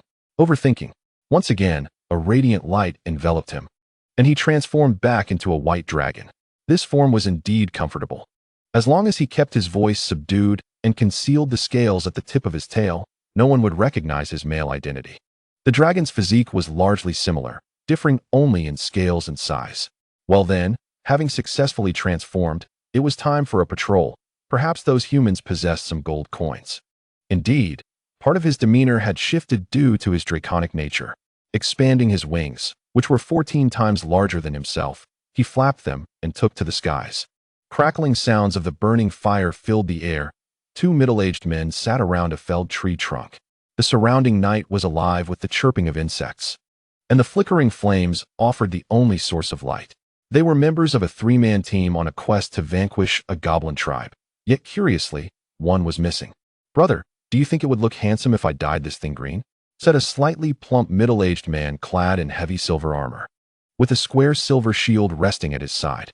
His wrinkled hands brushed over his balding forehead. The other middle-aged man, holding an iron cup from which a faint white steam rose, wore simple clothing, with a knight's sword placed beside him. Upon hearing the remark, his expression darkened as he raised his hand, splashing water towards the plump man. "Who do you think you're impressing?" he retorted angrily. "I truly cannot fathom how such fools came to band together." Clang! The plump man quickly raised his shield to block the hot water, the iron cup tumbling aside. He swiftly lowered his shield, looking at him with derision. "Naipo, do not think that just because you are an esteemed adventurer from the city, you can act so arrogantly." A mocking smile crept onto his lips as his eyes narrowed, continuing, "Calling you brother is merely out of respect for your captain." Naipo silently reached for the knight's sword, drawing it as he stood, pointing the blade at the plump man. The flames illuminated the sword, casting a silver glow. The plump man gripped his shield tightly, rising to point at him in anger. "Do you dare? Do you doubt my courage?" Naipo replied, twisting his wrist, the sword held upright, his black pupils devoid of light. The plump man gritted his teeth. Aside from his shield, he had no other weapon. Engaging Naipo would be disadvantageous. Yet a faint smirk appeared at the corner of his mouth, for only one other member had returned. "Humph, just wait to meet your end." Upon this realization, he set down his shield and gradually took a seat upon the tree trunk. As for whether Naipo would attack, he wagered that he would not. 300 meters above the ground, a colossal creature, for meters in length and adorned with shimmering white scales, observed the scene unfold. The beast's tail flicked, and a pale blue light emanated from its chest, signaling the gathering of draconic breath. Regrettably, the two individuals remained at peace, which hindered the swift conclusion of the battle. Although their motives for being there remained a mystery, the human swordsman bore a faint aura of malevolence that repulsed the dragon. This sensation was not merely one of nausea. It even sent a chill down its spine. The white-scaled creature opened its maw, unleashing a torrent of icy draconic breath that transformed into a radiant beam of blue light, illuminating the surroundings in hues of azure and white as it surged toward the two humans below. The duo sensed a sudden drop in temperature. Despite the presence of a campfire, the air grew increasingly frigid. They glanced upward, and a brilliant blue light manifested before them.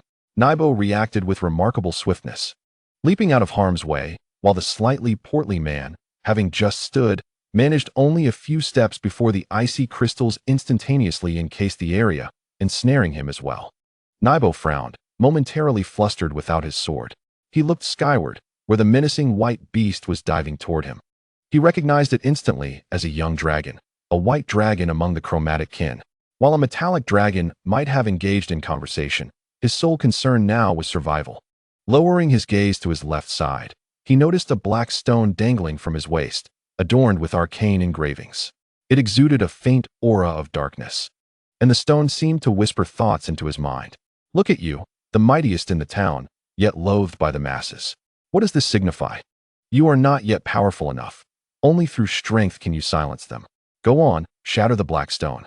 Nibo's pupils gradually transformed into a deep black. He extended his right hand to grasp the stone. Hound, sensing imminent danger, accelerated swiftly, its right claw poised to strike. At that moment, crack, with a decisive motion, Nibo crushed the black stone, and the dark energy surged rapidly over his body, leaving his right arm untouched. As Hound's claw made contact, the sensation confirmed a hit. 3 claws landed firmly, while the white dragon swung its tail, rotating gracefully to regain its balance. Its golden eyes fixated on Nibo, now shrouded in darkness, before the dragon's form gradually faded from view. In response, the dragon lowered its head, extending its right claw to reveal a severed limb. Warm crimson blood gushed from the wound like a fountain, the broken bone clearly visible, and the surrounding white scales stained red. A sense of vengeance welled within the dragon, the darkness igniting an uncontainable urge to attack, as if it were etched into its very veins. Casting aside the severed arm and wiping its claws on the grass, it approached the icy crystal, its eyes scanning the interior. Inside, the slightly portly man gaped in horror, seemingly shouting, his body caught in a running stance, his eyes wide with terror as he stared ahead. Without surprise, he met his demise. His gaze fell upon a small burlap sack at the man's waist. He raised his claw, and, with a crisp sound, the ice crystal shattered. With another 2 strikes, the ice splintered completely, transforming into fragments that cascaded to the ground. Alongside this, the man's body crumbled. Hong Do surveyed the scattered ice shards, his eyes landing on a particular piece to the left. He advanced, extending his claw to retrieve the fragment. It felt cold to the touch. The rest held no value, for his dragon scales offered superior protection compared to any armor. Unless he possessed a spatial ring, which would allow him to store such items, they were of no use to him. With his broad white-scaled wings unfurled, he took flight towards his territory. Shortly thereafter, his 3 white-clawed feet descended upon the center of an unfinished palace. Hongdo glanced around, but saw no sign of Kali or Nariel. Clenching his right claw tightly, droplets of water seeped through the cracks. Lowering his dragon head, he opened his claw to reveal a damp little sack alongside a portion of human flesh. He sat down heavily, slowly raising his other claw to pinch the sack between his fingertips. Lifting it, he hurled it forcefully into the distance, the piece of flesh soaring over 100 meters away. His white-scaled tail swayed with anticipation, and his vertical pupils gleamed with expectation as he slowly opened the little burlap sack. A golden radiance illuminated from within. Golden legends. In the next moment, his vertical pupils narrowed in disbelief, his dragon maw snapping shut abruptly, and his swaying tail fell heavily to the ground, his expression collapsing instantly. Disdainfully, he released his grip and turned away, muttering softly, "Humph, is this all?" With a rustle, several silver coins and 100 copper coins spilled from the sack. Useless for spending or for adornment, they held no value for him. Above the white dragon's form, a green young dragon, larger than him, descended and inquired, "Sister, you returned so early?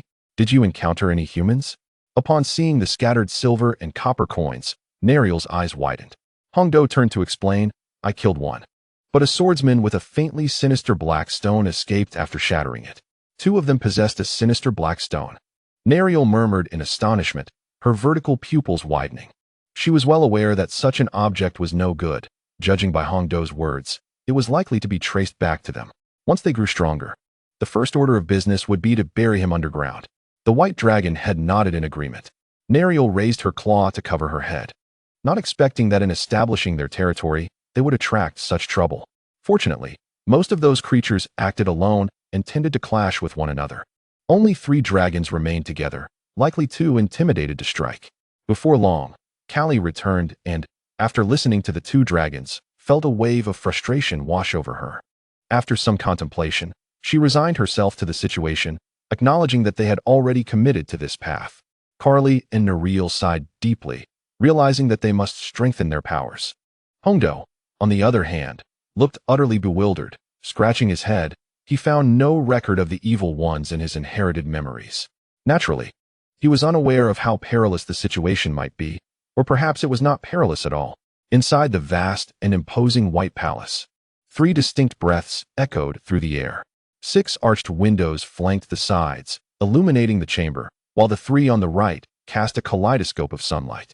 In the center lay a colossal red dragon, measuring 15 meters in length, curled up with its sharp, fiery scales that radiated an aura of dread beneath the sunlight.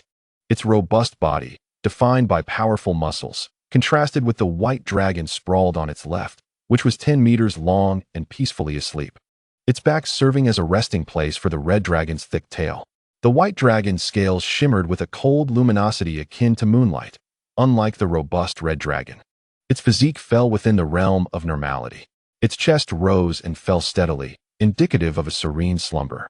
To the right of the red dragon, a 12-meter-long green dragon coiled up in deep slumber, its scales resembling leaves and exuding a breath of vitality.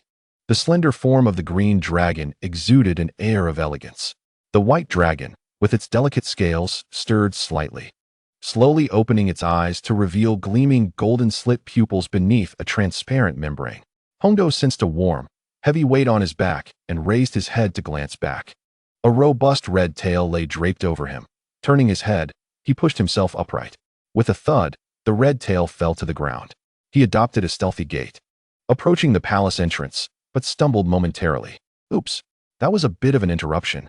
The mother dragon is overacting, he thought, regaining his composure as he adjusted his posture for walking. The white dragon stepped out of the palace, lifting its head high and stretching its wings. Its gaze fell upon 10 gray stone brick houses situated below on the hills. These were the residences of Carly and Nariel's followers. Indeed, the 2 had summoned 5 kin in total.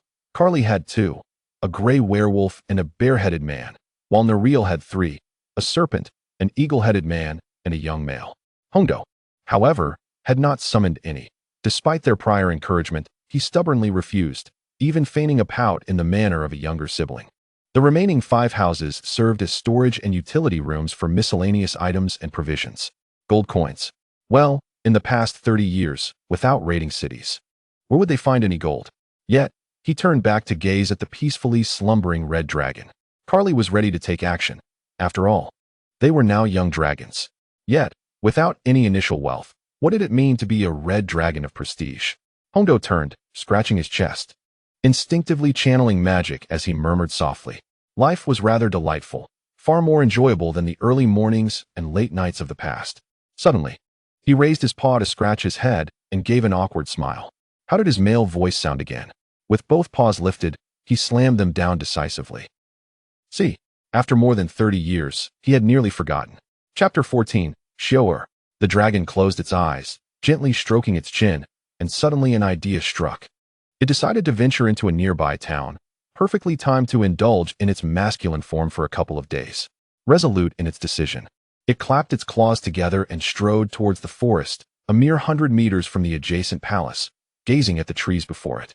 With a fierce swipe, it uprooted a tree, its sharp claws severing both the crown and the roots. Subsequently, it inscribed a message in the dragon tongue upon the trunk. Sisters, I shall wander the nearby town for a couple of rounds and return in 3 days. With one claw hoisting the tree trunk, the dragon approached the palace entrance. To ensure that Carly and Narelle were promptly informed of its departure, it decisively placed the trunk at the doorway, the message facing inward. Task accomplished. Raising its majestic head in satisfaction, it unfurled its wings and soared away from the palace. According to the information provided by the male human, this town was the nearest. As the radiant sun descended, the orange hues illuminated 1/5 of the azure sky. The moon began its slow ascent, heralding the approach of night. Above the forest, a piercing sound abruptly shattered the tranquility as a colossal white dragon, spanning 10 meters, flew in a straight line at an altitude of 500 meters. Its golden vertical pupils quivered. It remembered something of utmost importance: the matter of gold coins. What purpose would a trip to the town serve without them? Food would have to be caught on its own, yet the critical issue was that within several kilometers surrounding an ordinary town, no magical beasts could be found, let alone any food. Considering this, what difference would it make to wander or not? It might be better to refrain from entering at all. In its peripheral vision, a seemingly opulent carriage was hastening towards the town. Faced with this situation, there was no choice but to resort to that strategy. The dragon's snout curled upward slightly. Its claws rubbed together in the air, and it adjusted its wings to glide down towards the carriage below. Inside, a young girl sat upon a brown wooden seat, her hands and feet marred with numerous scars. Some were from ropes, others from sharp instruments. She clutched a coarse beast-skin garment tightly, her long black hair cascading down. Her grip was so firm that her nails dug into her palms, leaving deep impressions. Suddenly, tears streamed down her face, as memories from the past replayed in her mind. Drip, drop, tears slid down her grimy cheeks. Why are you crying? Believe it or not, if you keep sobbing, I will toss you off this carriage right now. A middle-aged man clad in golden armor bellowed from outside the carriage. Upon hearing his words, she could not contain her tears, which flowed even more freely, though she tried her utmost to remain silent. At the carriage door, another elder, also adorned in golden armor, laughed heartily. Once we deliver her there, we will feast and revel upon our return. He raised his right hand and fist-bumped the other man. In that very moment, a thunderous roar erupted as a cloud of dust was kicked up before the carriage. The coachman, witnessing this, immediately pulled on the reins, and the two white horses came to an abrupt halt. Strangely, the horses displayed expressions of terror as they stared ahead, letting out low, guttural whinnies. Realizing escape was futile, he obediently lay on the ground. The two individuals in the carriage drew their swords, their eyes fixed intently on the swirling dust. The middle-aged man, summoning his courage, shouted, "Who dares to obstruct the royal carriage? Are you seeking death?" The young girl inside the carriage was momentarily taken aback by the sudden turn of events, but quickly curled up in fear, feeling as though death would bring her solace. Amidst the dust, a pair of enormous golden slitted eyes emerged, followed by a massive dragon tail that swept through the haze, revealing a colossal white dragon measuring 10 meters in length. Towering like a 4-story building, its fearsome form seemed poised to tear apart everyone present. "White dragon, flee, or today shall mark your demise," the middle-aged man threatened, his grip on the sword trembling. He himself felt uncertain, having only faced lesser dragon breeds. He had never battled a true dragon. Hongdo's eyelids twitched. Surely this man was not a fool? Even the fearful threats bore a certain gravitas. Never mind the formalities. It was time to seize the moment. Just as he was lost in thought, a voice shouted, "You better run." The coachman, carrying a white horse, sprinted 100 meters, his feet moving as if gliding on oil. What just passed by? Hongdo turned his dragon head, witnessing the coachman, who had been terrified moments ago, hoisting a white horse and dashing away, leaving a trail of dust in his wake. Was this person truly human? Why would one carry a horse instead of riding it? The two guards in yellow armor were equally astonished, their eyes wide as they watched the coachman vanish into the distance. Well, at least we only lost a coachman. The big sheep remains, Hongdo thought, redirecting his focus. Surrounding the white dragon's massive form were 7 or 8 blue 5-pointed star formations, from which icy spikes shot forth, aimed directly at the two guards. Momentarily stunned, the guards quickly leaped to the side. Crack! The ice spikes missed their mark, only to be followed by a powerful swing of the dragon's tail. The older man raised his sword to block when the blade met the dragon's white scales. The force was overwhelming, causing his feet to sink into the ground, unable to withstand the tail's might. "It is over," Hongdo proclaimed. opening his mouth to unleash a torrent of dragon breath. The two guards collided, and with a resounding crack, a 7-meter-wide ice crystal formed, encasing the two men within. The white dragon's tail withdrew, coiling back behind it. With its slitted gaze fixed on the occupants of the carriage, Hongdo coldly commanded, "Come out. Do not force my hand." The girl, upon hearing this, trembled slightly. After a pause, a pair of battered, dirty, shoeless feet emerged, and she limped out, fists clenched. Hongdo observed her injuries, her head bowed and her black hair in disarray, momentarily taken aback. Is she not the princess I sought? Even if not a princess, surely she should be someone of stature? Instead, what stands before me resembles a beggar. Perhaps that was an unfair judgment. If you wish to kill me, do it swiftly, she murmured. The young girl spoke softly, her tone filled with animosity towards the world, her head bowed, never daring to meet his gaze. From the words of the two guards moments ago, she was keenly aware that she stood before one of the dreaded five-colored dragons, the white dragon, notorious for its malevolence. Hongdo furrowed his brow, contemplating whether to slay her or let her be. This situation was unprecedented for him, and a flicker of compassion arose within him.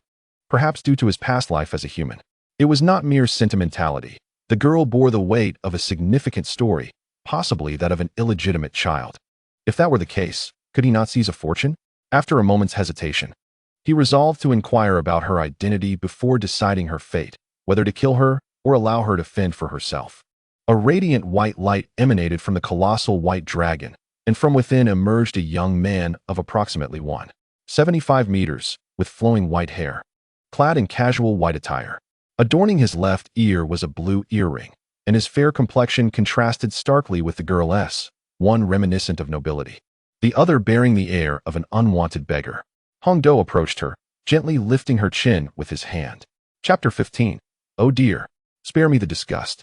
The once resplendent golden eyes now dulled, revealing an abyss of desolation as they gazed at him, devoid of emotion. Tell me your identity, Hongdo inquired softly. The girl remained silent, averting her gaze, as the dragon and the human lingered in silence. Resigned, Hongdo released her and turned to the ice crystals encasing the two men. It was getting late. He needed to procure some money and find a place to stay in the city before further questioning her. If he could not extract information, he would simply abandon her there. Clenching his right fist, white scales emerged, and he struck the ice crystals with force. A resounding thud echoed, causing the ground to tremble slightly. Crack, crack. With a spiderweb of fissures, the surface of the ice shattered completely, breaking into numerous 20-centimeter fragments. Unlike before, the two men remained intact, likely due to their superior armor, but they were nonetheless lifeless, their faces pale and frozen remnants scattered about. Hongdo retracted his fist, the white scales dissipating into the air. He stepped over the shards of ice, the crunching sound resonating sharply in the stillness. With deliberate strides, he focused on the bulging coin pouches at their waists. He reached down to collect them, weighing them in his hands. This should suffice for his entertainment for a day. Afterward, he would return. Suddenly, the right-hand index finger of the older man glimmered with a blue gemstone ring, catching the sunlight. Hongdo turned to look, recognizing it immediately as a spatial ring. A stroke of fortune indeed. With a spatial ring, his future endeavors would be greatly facilitated. He reached out to remove the ring, closing his eyes to inspect its contents. The space within was modest, akin to a 15-square-meter storeroom, primarily filled with some soft white bread and garments from the middle-aged man. The bread would prove useful. Discarding the clothes, he placed 2 bags of gold coins inside and donned the ring on his left index finger. However, the 2 corpses must be dealt with. Should they be discovered, it would surely lead to complications. A powerful, white claw suddenly emerged, seizing the bodies and flinging them into the forest several hundred meters ahead. Hongdo transformed back into a young man, with the dragon-shaped ring concealed within the white scales on his chest. Turning around, he approached the girl, extending his right hand to embrace her around the waist. She offered no resistance, resting her head against his, allowing him to lift her effortlessly. He approached the white horse, leaped onto its back, and patted its neck. The horse, momentarily stunned, soon realized the nature of its rider and slowly rose, galloping forward. The silhouette of the white horse gradually faded into the evening glow. At the town's gates, 2 guards clad in silver armor stood sentinel, each wielding an iron spear. The sound of galloping hooves echoed ahead. Soon, a white horse came into view, bearing a young man dressed in lavish attire. He held a girl, her disheveled hair obscuring much of her face, wrapped only in a tattered coarse garment, clearly a slave. The white horse came to a gentle halt before the tightly shut gates, the dust from its hooves settling softly. Hongdo cast a cold glance at the guards, slightly raised his chin, and lowered his voice, laced with an unmistakable pressure, commanding, "Open the gates," deliberately elongating the last syllable. The two guards exchanged knowing glances, fully aware of the gravity of the situation. This was undoubtedly a pampered young nobleman sneaking out for amusement, accompanied by a slave for entertainment. To provoke such a figure could lead to dire consequences. A beating would be the least of their concerns, and losing a limb was not unheard of. Yes, yes. The guard on the right nodded eagerly, hastening to open the gates. With a clang, the gates swung open, creating a space of about 5 meters, ample enough for a horse to enter with ease. Hongdo nimbly dismounted, setting the girl down beside him. "Stay close," he instructed, grasping the reins and leading the horse into the town. The girl kept her head bowed, her disarrayed hair concealing the emotions in her eyes, revealing only her pale jawline. Silently, she followed closely behind, fully aware that failure to comply would result in punishment. Who could have imagined that, at the tender age of 1 to 8? She was a celebrated lady, adorned in a gown of jewels and bedecked with gemstone accessories. Yet, on a fateful day at the age of 8, she became the very target of disdain. Fish, the kind that can soar through the heavens. Fruits, the sort that could kill with their stench. Hongdo led the white horse along the uneven dirt road, flanked by various shops and houses, some brightly lit and immaculate, while others flickered with dim light amidst disarray. He glanced around, his blue, round eyes scanning, aware that he needed to find suitable lodging before procuring some food. Spotting a disheveled shop, he observed an older woman digging her nose, extracting a sizable piece of mucus, which she then consumed. The right eyelid twitched, and the corner of the mouth quivered. What a debacle! Is this humanity? Never mind. I shall procure some materials and craft something myself. Suddenly, a fully grown woman clad in coarse animal hide dashed over and seized Hongdo's left arm. Her cheeks flushed slightly as she shyly implored, "Noble sir, might I accompany you for the evening?" Hongdo turned his head, casting a fleeting glance at her. With a sudden lift of his right leg, he delivered a powerful kick that sent the woman flying 3 meters away. "Ah!" she exclaimed, her cheeks reddening, as her body twisted and collapsed onto the ground. "What the hell? A green tea bitch!" Hongdo cursed under his breath. Had he not witnessed far greater spectacles? What a jest! Carly and Neril were far more formidable than this. "Noble sir, I shall love only you in this lifetime." The woman trembled slightly, tilting her body, closing her right eye while quickly blinking her left one at Hongdo. "Damn it, I can't take it anymore."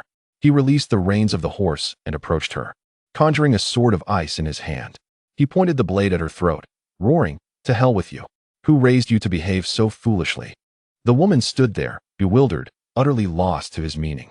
Hongdo, uninterested in further discourse, sheathed the ice sword and swiftly turned, lifting a nearby girl and dashing deep into the city. As for the horse, he had no need for it. He was, after all, a dragon, and travel was predominantly by flight. Were it not for the need to disguise his identity upon entering the city, he would never have ridden a horse in the first place. The girl at his waist, not easily intimidated, smirked slightly, as if amused by the earlier incident. Hongdo came to a halt on a street that appeared considerably better than before. The ground was level, and the surrounding shops were of higher quality. Gazing ahead, he fixed his eyes on a 3-story building approximately 200 meters to his right, a sign reading and hung outside the entrance. And the structure was constructed entirely from yellow-brown wooden planks. Chapter 16. Your share. Love it or leave it. A young man cradled a girl in his arms as he approached the inn. Upon entering, he found a long reception desk, behind which sat a mature woman who rested her chin on her right hand, her mouth slightly agape as she stifled a yawn. Hongdo set the girl down and approached the counter, stating, "1 twin room, please." The woman slowly lifted her head to regard him, a flicker of thought crossing her mind.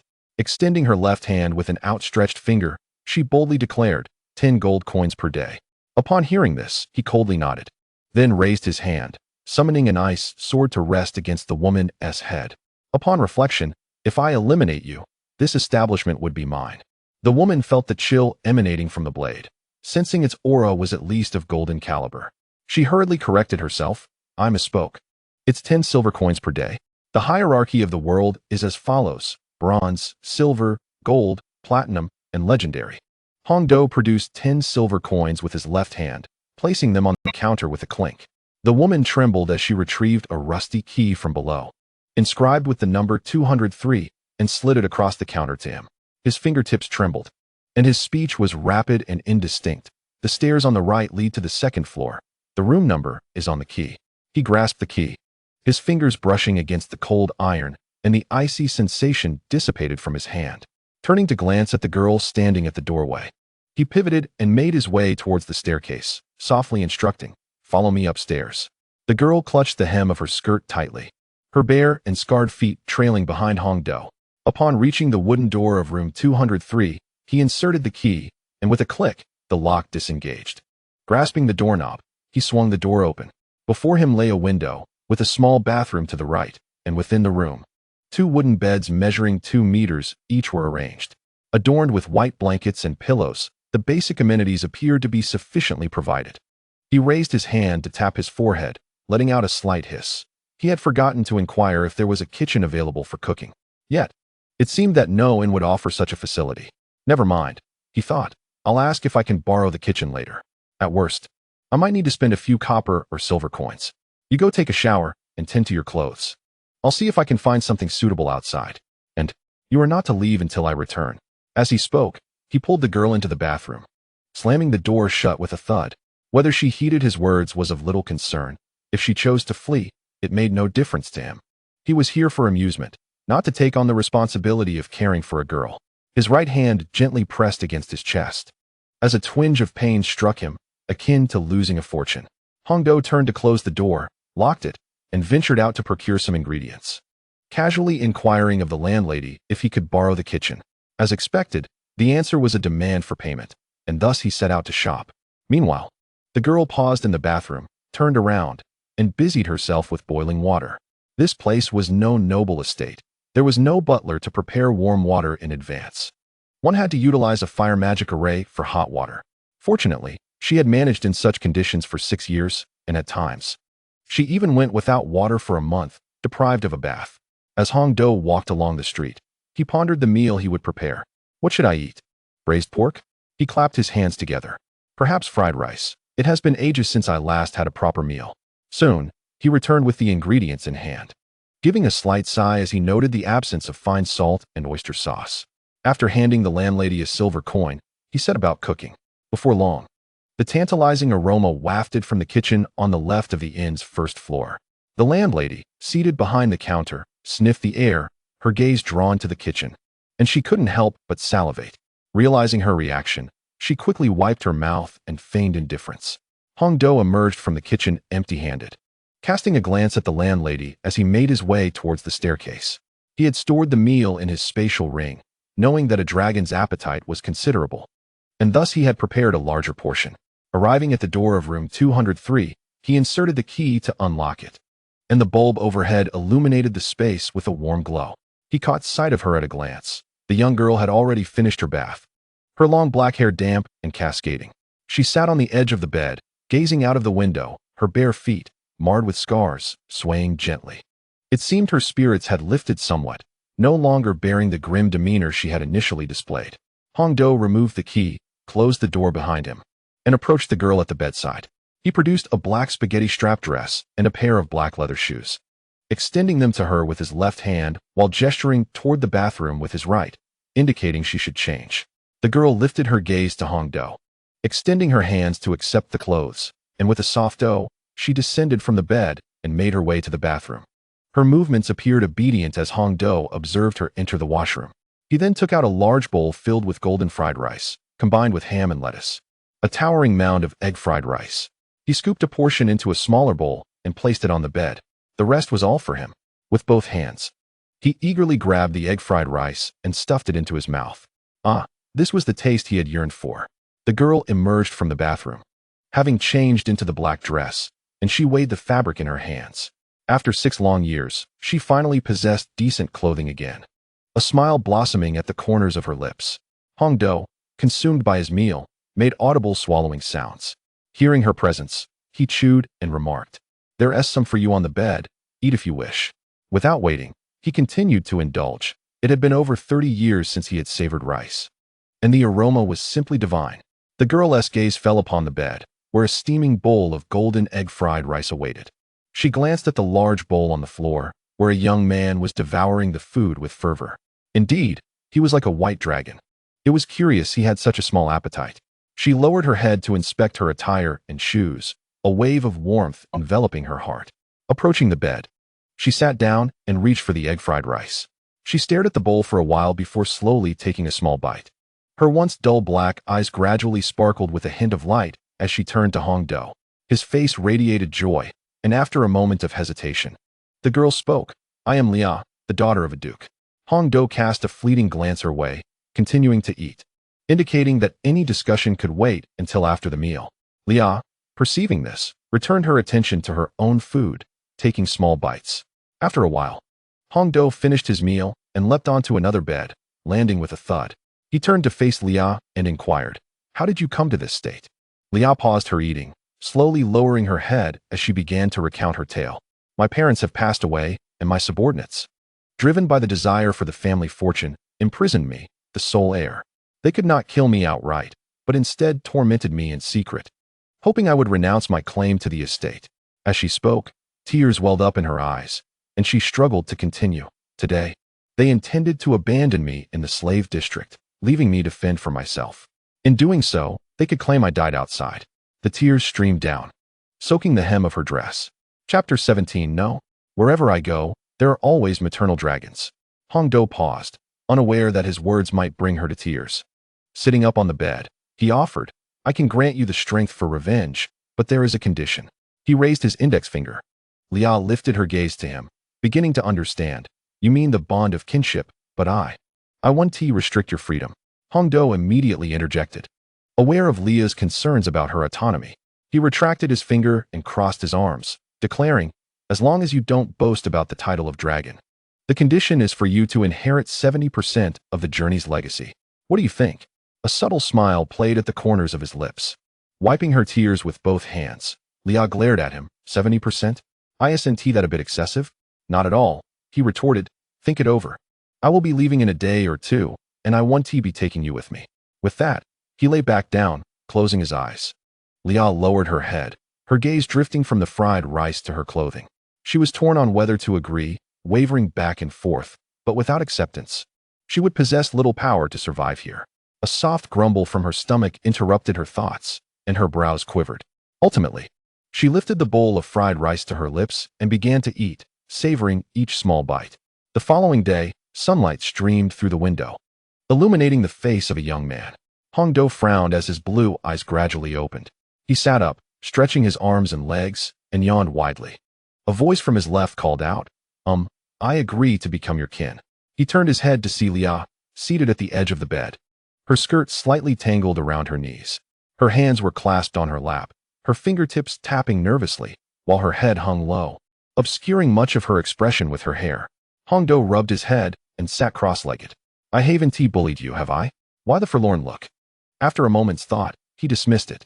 Slowly, he got off the bed, reaching for the empty wooden bowl Lia had used. He lifted his left hand, revealing sharp claws that sliced a small incision between his dragon scales. In an instant, vibrant dragon blood flowed from the wound into the bowl, and he withdrew his hand after the third drop fell. Holding the bowl with his right hand, he presented it to her. "Drink this. You must endure the transformation of your bloodline. Failure to do so may result in your demise." Lia accepted the bowl with both hands, her eyes fixated on the precious dragon blood. She recalled attending an auction in her childhood where a single drop of dragon blood was valued at tens of thousands of gold coins.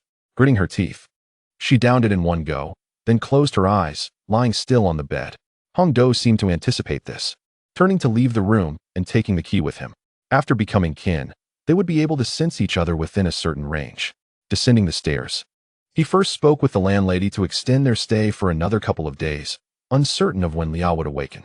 He needed to return to Cherisan soon, the territory established by Carly and Narial. Stepping out of the inn and onto the bustling street, he sought to procure some chili peppers, fine salt, and other essentials to bring back.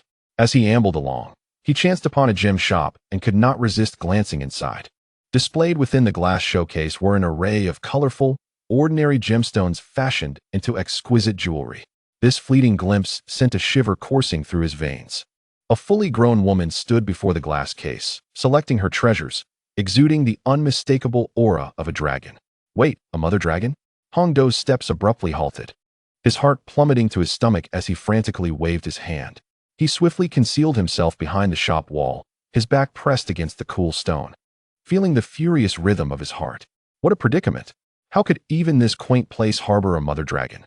He harbored grave doubts about this world, suspecting it to be overrun by the progeny of dragons, and from her essence, she appeared to be an adult copper dragon. Never mind, never mind. If she is to be avoided, then he would take care to remain hidden. Cautiously, he turned to leave in the opposite direction, glancing back after a couple of steps.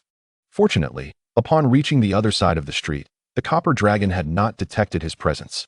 He surmised that upon awakening, she would either be in her dragon lair or on Metal Dragon Island. As he traversed the street, he pressed his right hand against his forehead. Suddenly, a voice, sweet yet somewhat deliberately soft, pierced through the air. "Young master? What a coincidence, we meet again." The voice conjured an image of the green tea maiden from the previous day in his mind. Damn it, he cursed under his breath. His left hand was predictably seized once more. He turned to face the source of the intrusion. There stood a woman clad in a coarse bearskin skirt, her hair haphazardly tied up, with traces of dust upon her exposed neck. She clung to his arm, nuzzling her cheek against it. His blue, round eyes instantly hardened. He raised his left hand firmly, spreading his feet apart to establish a solid stance. With a twist of his waist and a surge of power through his arm, he utilized the momentum of his rotation to hurl the woman, entangled around his limb, away from him. A resounding thud echoed through the street. The woman flew through the air like a rag doll, landing heavily against the wall of a shop over 50 meters away, collapsing to the ground with her head tilted at an unnatural angle, completely unconscious. Onlookers, witnessing Hong Do's formidable strength, quickly averted their gazes, striving to avoid provoking him. They were but simple townsfolk, making a meager living through small trades or farming, reluctant to spend even a pittance on minor ailments. Who could afford to seek treatment if they accidentally angered this frighteningly strong young master and ended up grievously injured? It was far wiser to keep their distance and mind their own affairs. Hong Do brushed his hands together, snorted dismissively, and thought, "Let us see if you dare to fawn over me again next time." He turned away, resuming his quest for the desired ingredients. As the sun gradually ascended to its zenith, he meandered through the town for much of the day, ultimately discovering only the 4 commonplace items: chili peppers, fine salt, lard, and scallions. Each had purchased some items, but the price of fine salt was truly exorbitant, costing 20 gold coins per pound. Why not resort to thievery? Reluctantly, he opted to buy a pound of fine salt and 2.5 pounds of coarse salt, as the dragon's appetite was insatiable, necessitating a substantial supply. Entering the city offered little amusement, perhaps due to his solitude, rendering the experience quite dull. He pondered whether there were other male dragons in the world. Age was inconsequential, as long as they were not accompanied by a horde of female dragons. It was not fear of the females that deterred him. Rather, he was acutely aware of his current lack of strength. Based on the memories inherited through tradition, it was likely that a powerful female dragon would whisk him away. Thereafter, he would find himself cherished like a treasure, akin to a purebred 5-colored dragon. In such circumstances, if one were to encounter a captive, they could endure 3 days of starvation without succumbing. Once matured, they would be taken out during their heat, a truth understood by those in the know. Hong Do strolled back to the inn, ascending to the 2nd floor to check on Leah's condition. If she had perished, it would be best to address it promptly. If she were still alive, well, he seemed to possess little to impart. Chapter 18 WT. How did Carly end up here? He inserted the key, and upon hearing a sound from within, Leah promptly leapt from her bed. Click. As Hong Do opened the door, a peculiar connection flashed in his mind. "Master," Leah called softly, rushing forward to embrace him tightly, nuzzling her head against him like a cat. Upon witnessing this, Hong Do extended his hands to push her away. "Go. Just yesterday, you were so cold." Leah gently touched her lips with her fingertips, contemplating for a moment before speaking. "I had a dream. In it, my parents met their demise just as before, similarly betrayed. In the midst of darkness, a ray of light illuminated me, revealing a magnificent white dragon. The dragon extended its claw, and I took hold of it. She tugged at the hem of Hongdo's garment, gazing up at him with wide, black eyes. So, master, you are all I have left. At her words, Hongdo scratched his white hair, pondering if this was the customary process of accepting a follower. His gaze swept over Leah's form. Most of her wounds had healed, leaving only a few deeper scars. It was no wonder that many coveted the treasures possessed by dragons. Even their blood could heal so many injuries. What might the essence of a dragon achieve? Noticing his delayed response, Leah's eyes grew glassy, as if she might burst into tears at any moment. With a tremor in her voice, she murmured, "Master, you wouldn't abandon me, would you?" This left Hongdo at a loss. He certainly was not adept at offering comfort. In a moment of exasperation, he blurted, "I never said that." He stepped closer, gently stroking Leah's head. "I intend to leave here tonight or tomorrow morning. Aren't you seeking revenge? I will find you a teacher to properly study swordsmanship." He had stumbled upon a training hall during his exploration of the city. Although the instructor was rather average, it was undoubtedly better than flattery. Leah shook her head, breaking free from his grasp, her lips pouting as she cast him a sidelong glance. "What if I don't want to go? I wish to stay with you." Hongdo chuckled, but the next moment, his expression turned cold, and his tone became resolute. "Of course, you cannot." Leah, observing his unwavering demeanor, could only nod in resignation. In truth, she was acutely aware of her own need for knowledge. Without it, revenge would pose a significant challenge, let alone the prospect of acquiring 70% of the family inheritance. Hongdo took her hand and led her outside, causing a faint blush to bloom on Leah's cheeks. Moments later, they arrived at the entrance of a training ground, where Hongdo arranged for her instruction in swordsmanship and archery. After paying the tuition to a middle-aged man, who knelt down to pinch Leah's flushed cheeks with a teasing touch, he remarked, "Why the blush?" He handed her 2 bags of currency, filled with gold and silver coins, and whispered, "This is all for you. If anyone attempts to take it, don't hesitate to fight back." Rising to his feet, he surveyed the training grounds, where the highest combat strength barely reached the golden median. He affectionately ruffled Leah's hair before turning to leave, raising his hand in farewell.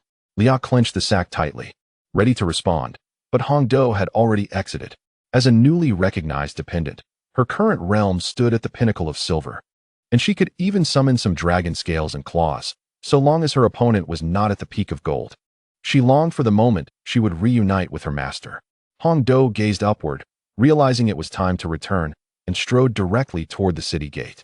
He pondered over Carly's siege efforts, sighing deeply, wondering when these days would finally come to an end. "Great dragon," a soft voice called from beside him. He stumbled slightly, turning to see a woman with blue eyes, her gaze trembling.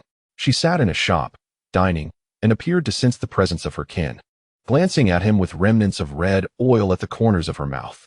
Without a word, Hongdo hurriedly took flight, leaving a cloud of dust in his wake. Silently cursing, "This world is filled with dangerous mother dragons." Indeed, the woman was the recently encountered copper dragon. She produced a gold coin, placing it on the table, and stood to pursue Hongdo, calling out, "Don't run. I can take care of you."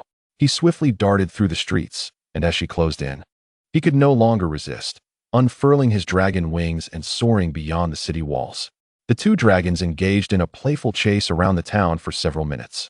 Eventually, only a trace of the copper dragon remained in the sky, her brow furrowed as she began searching the vicinity. Among the grasses of a nearby forest, approximately 2 meters high, a sudden rush of wind signaled her passing, disturbing the surrounding foliage.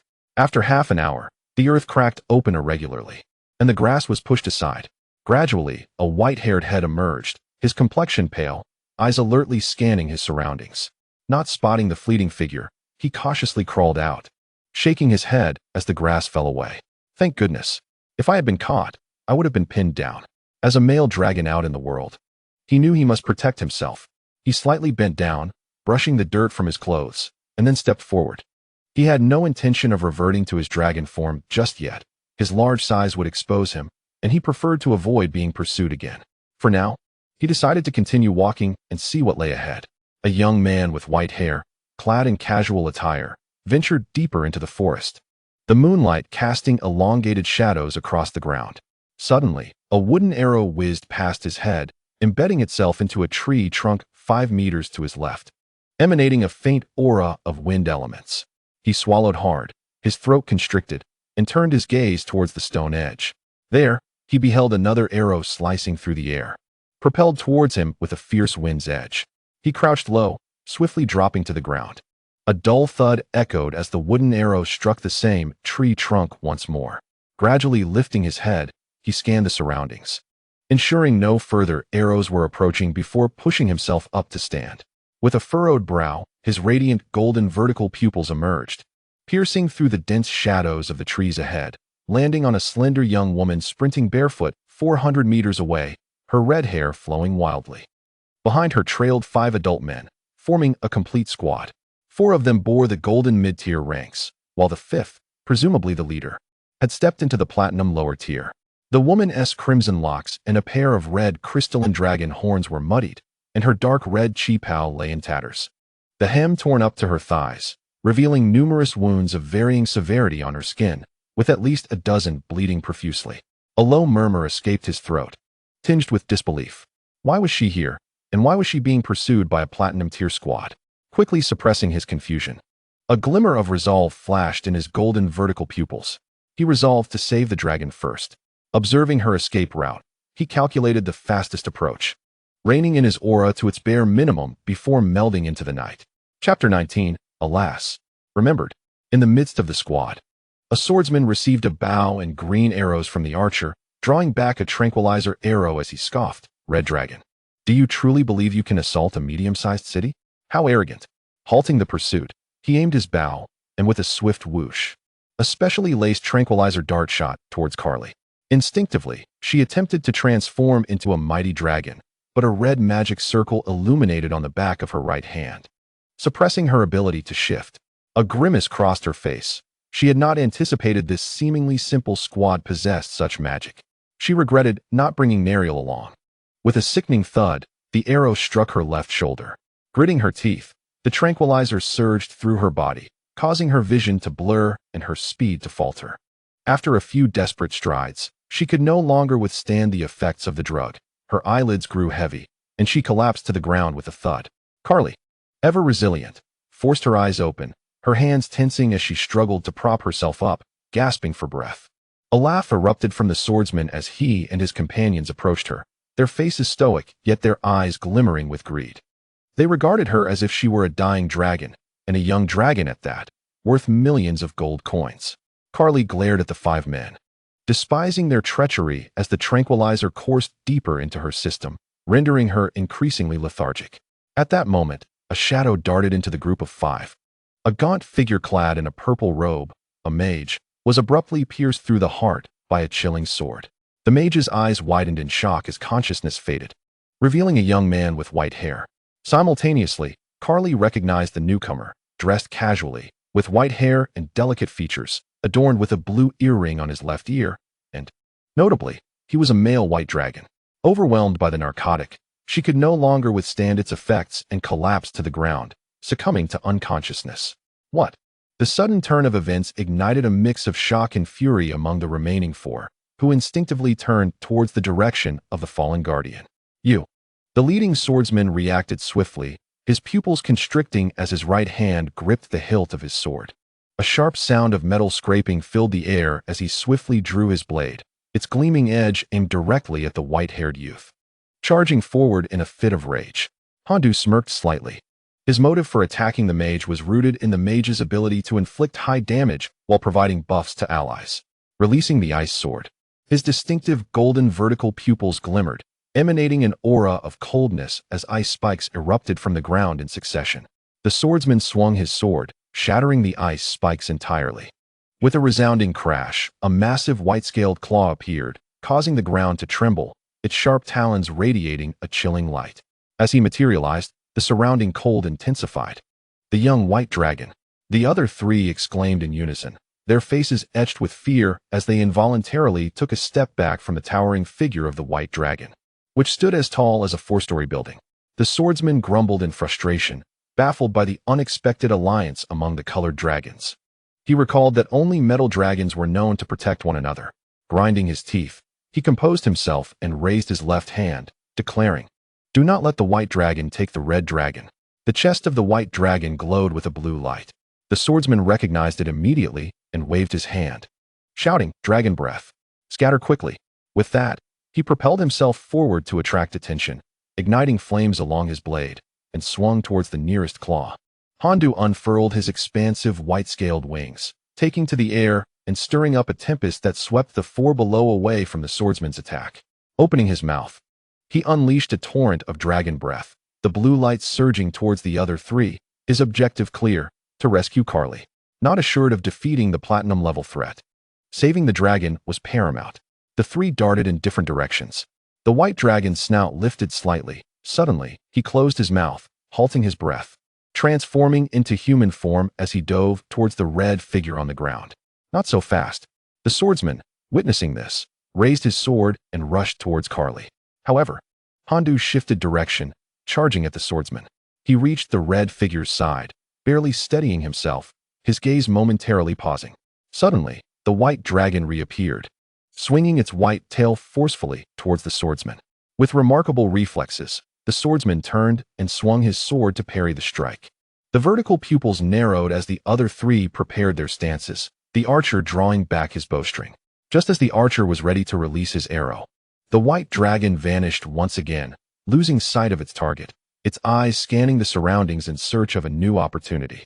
The swordsman, feeling the sudden absence of the dragon's tail's force, found his taut tension dissipated in an instant. The sword in his hand plunged into the ground with a soft thud, and a gentle breeze stirred behind him. In that moment, a white figure swiftly emerged. It was Hongdo, transformed into human form.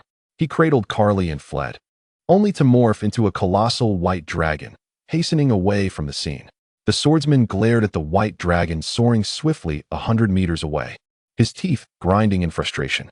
His knuckles, gripping the sword hilt, turned pale as he finally managed to mutter a curse through clenched teeth. Damn it. Is this truly a brainless dragon, merely greedy for wealth? He suspected that this was not a wild dragon at all. The white dragon was likely trained by humans. As the white dragon soared through the sky, Hongdo glanced back, relieved to see that the four pursuers had not followed. He lowered his gaze to Carly, who lay battered and bruised, her eyes tightly shut, her chest rising and falling in a steady rhythm. His slit pupils widened in realization. He had forgotten to disguise himself. This meant Carly had most likely seen him in his youthful form. With a paw, he gently tapped his dragon head, pondering how to explain this situation. After a moment's contemplation, a plan began to form in his mind.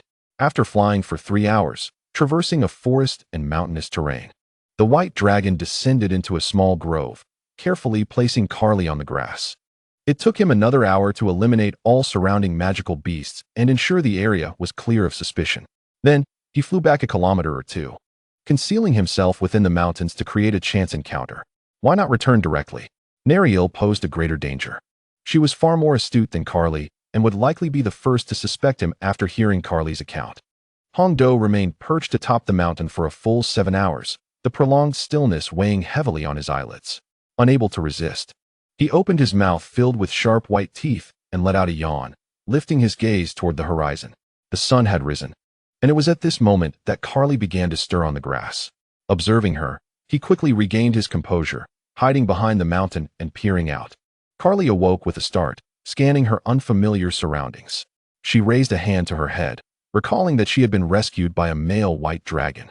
A faint blush crept across her cheeks as she remembered the scene where he had swiftly dispatched a mage. Although she had lost consciousness afterward and was unaware of what transpired next, she found herself willing to accept his aid. Could it be that she had developed feelings for him? After all, why would he take such risks to save a stranger like her? But why had he brought her here, and where was he now?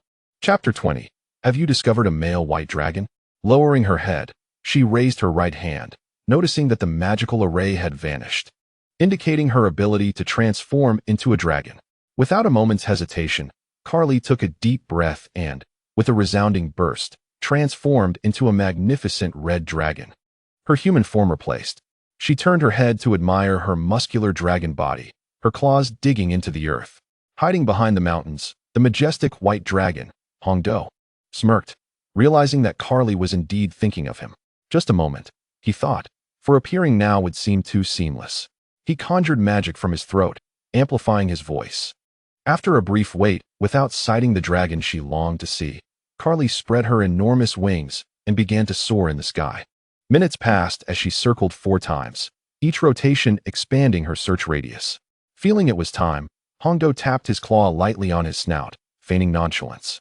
Hoping not to raise any suspicion, the white dragon soared forth from behind the mountain, gliding gracefully ahead. After flying approximately 100 meters, the circling red dragon hesitated momentarily. And Carly, her slit pupils gleaming, turned to look. Upon recognizing Hongdo, her eyes dimmed slightly, and she glided towards him. Anticipating her approach, Hongdo shook his head, raising a foreclaw in a casual wave, and offered a perfectly timed smile, greeting her with a deliberately disguised voice. "Sister, what brings you here?" "Third sister." Carly landed steadily before him, lowering her head slightly. Her gaze swept over Hongdo's body adorned with white scales, urgency tinging her tone. "Have you seen a male white dragon?" "A male white dragon? Where?" Hongdo exclaimed, turning to survey the surroundings. He blinked rapidly, scratching his snout awkwardly before shaking his head. "Oh, you're asking me? I haven't seen one." The red dragon leaned closer, a faint scent of osmanthus wafting in the air as her robust tail flicked. "So what about the town? Was it enjoyable?" Hongdo glanced upward, casually replying. "Not particularly. It was quite noisy in the town. I bought some ingredients to cook meat back home." His eyes fell upon several wounds on Carly's back. Where the red scales had been neatly cut, the blood had already scabbed over. He pointed with his white claw, feigning concern. "Sister, how did you get hurt?" Carly lowered her head slightly, pondering for a moment before responding. "Let us go back together." She did not directly answer the question and turned to fly away. Hongdo shrugged. If she chose not to speak, so be it. He could make an educated guess. Flapping his white wings, he followed the red dragon. "Sister, did you truly see a male dragon? Is he handsome?" Hongdo inquired. "Guess if I did or not," Carly replied cryptically. "Fine, if you want to tell me." "I'll go speak to second sister," Hongdo retorted, flapping his wings to accelerate. After traversing through a small forest and across gentle hills for about 5 hours, they arrived at the entrance of a palace, where a 12-meter-long green dragon lay coiled, its slit pupils fixated on 2 attendants transporting iron ore. "Second sister." A clear voice shattered the silence. A 10-meter-long white dragon landed softly beside her, folding its massive wings. Hongdo turned to her. "Sister went off to find a male dragon without sharing with us." Upon hearing the term male dragon, Nariel's pupils narrowed as she regarded Hongdo with skepticism. "A male dragon? Is that true?" "I did not." On the other side, a magnificent crimson dragon, measuring a full 15 meters in length, landed beside Nariel. Carly turned her head, glaring at Hongdo. He raised his claw, pointing at her, and then at himself. "Sister, spare the charade. I saw you circling from afar and immediately inquired whether I had encountered a male white dragon. You simply wish to claim it all for yourself." The white dragon's snout curled in a subtle smirk. "Truly, my acting skills are worthy of an award." Carly lifted her right claw and struck down fiercely. Producing a resounding thud, the white dragon quickly shielded its head with its forepaws. Although she had momentarily deceived Carly, he still bore the brunt of her blow. Nariel observed the 2 dragons with an impassive exterior, yet her mind was in deep contemplation. If her memory served her right, aside from Hongdo and his white dragon mate, no third white dragon had been spotted in this realm for 30 years.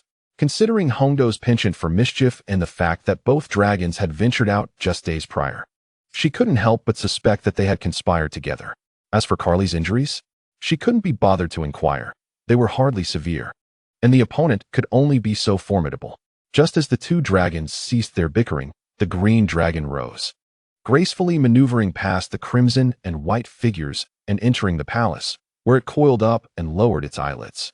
After a short while, the white dragon released its claws. Having gone 2 days without sleep and feeling rather fatigued, Hongdo tilted his head upward, his vertical pupils narrowing as he glared at Carly. He then turned, flicked his tail, and retreated into the palace, seeking a comfortable spot to lie down, the delicate eyelids of his white scales gradually descending. Although he had not revealed his identity, it was prudent to leave this place at the earliest opportunity. Discovery was inevitable. Nariel had remained silent, seemingly sensing something amiss. She was acutely aware that within 100 miles, only she and the white dragon were of that kind. The reason for her earlier silence could be attributed to the trifle she had engaged in during the 30 years of her juvenile phase. Boredom had led her to concoct a few playful schemes. Carly was extraordinarily easy to deceive. However, she remained uncertain, as she often spoke contrary to her true feelings. Though her words proclaimed disinterest, her body was rather honest. Perhaps tomorrow, after preparing the farewell feast, she would depart. Naturally, she wouldn't voice this intention directly, for that would likely result in her being compelled to stay. She would wait until Carly and Neriel were deep in slumber. Within the white dragon's closed eyelids, a pink nictitating membrane fluttered shut. At the entrance of the palace stood a long wooden table, similar to that found in a typical family living room, adorned with a dozen steaming platters of meat, boiled, steamed, and skewered.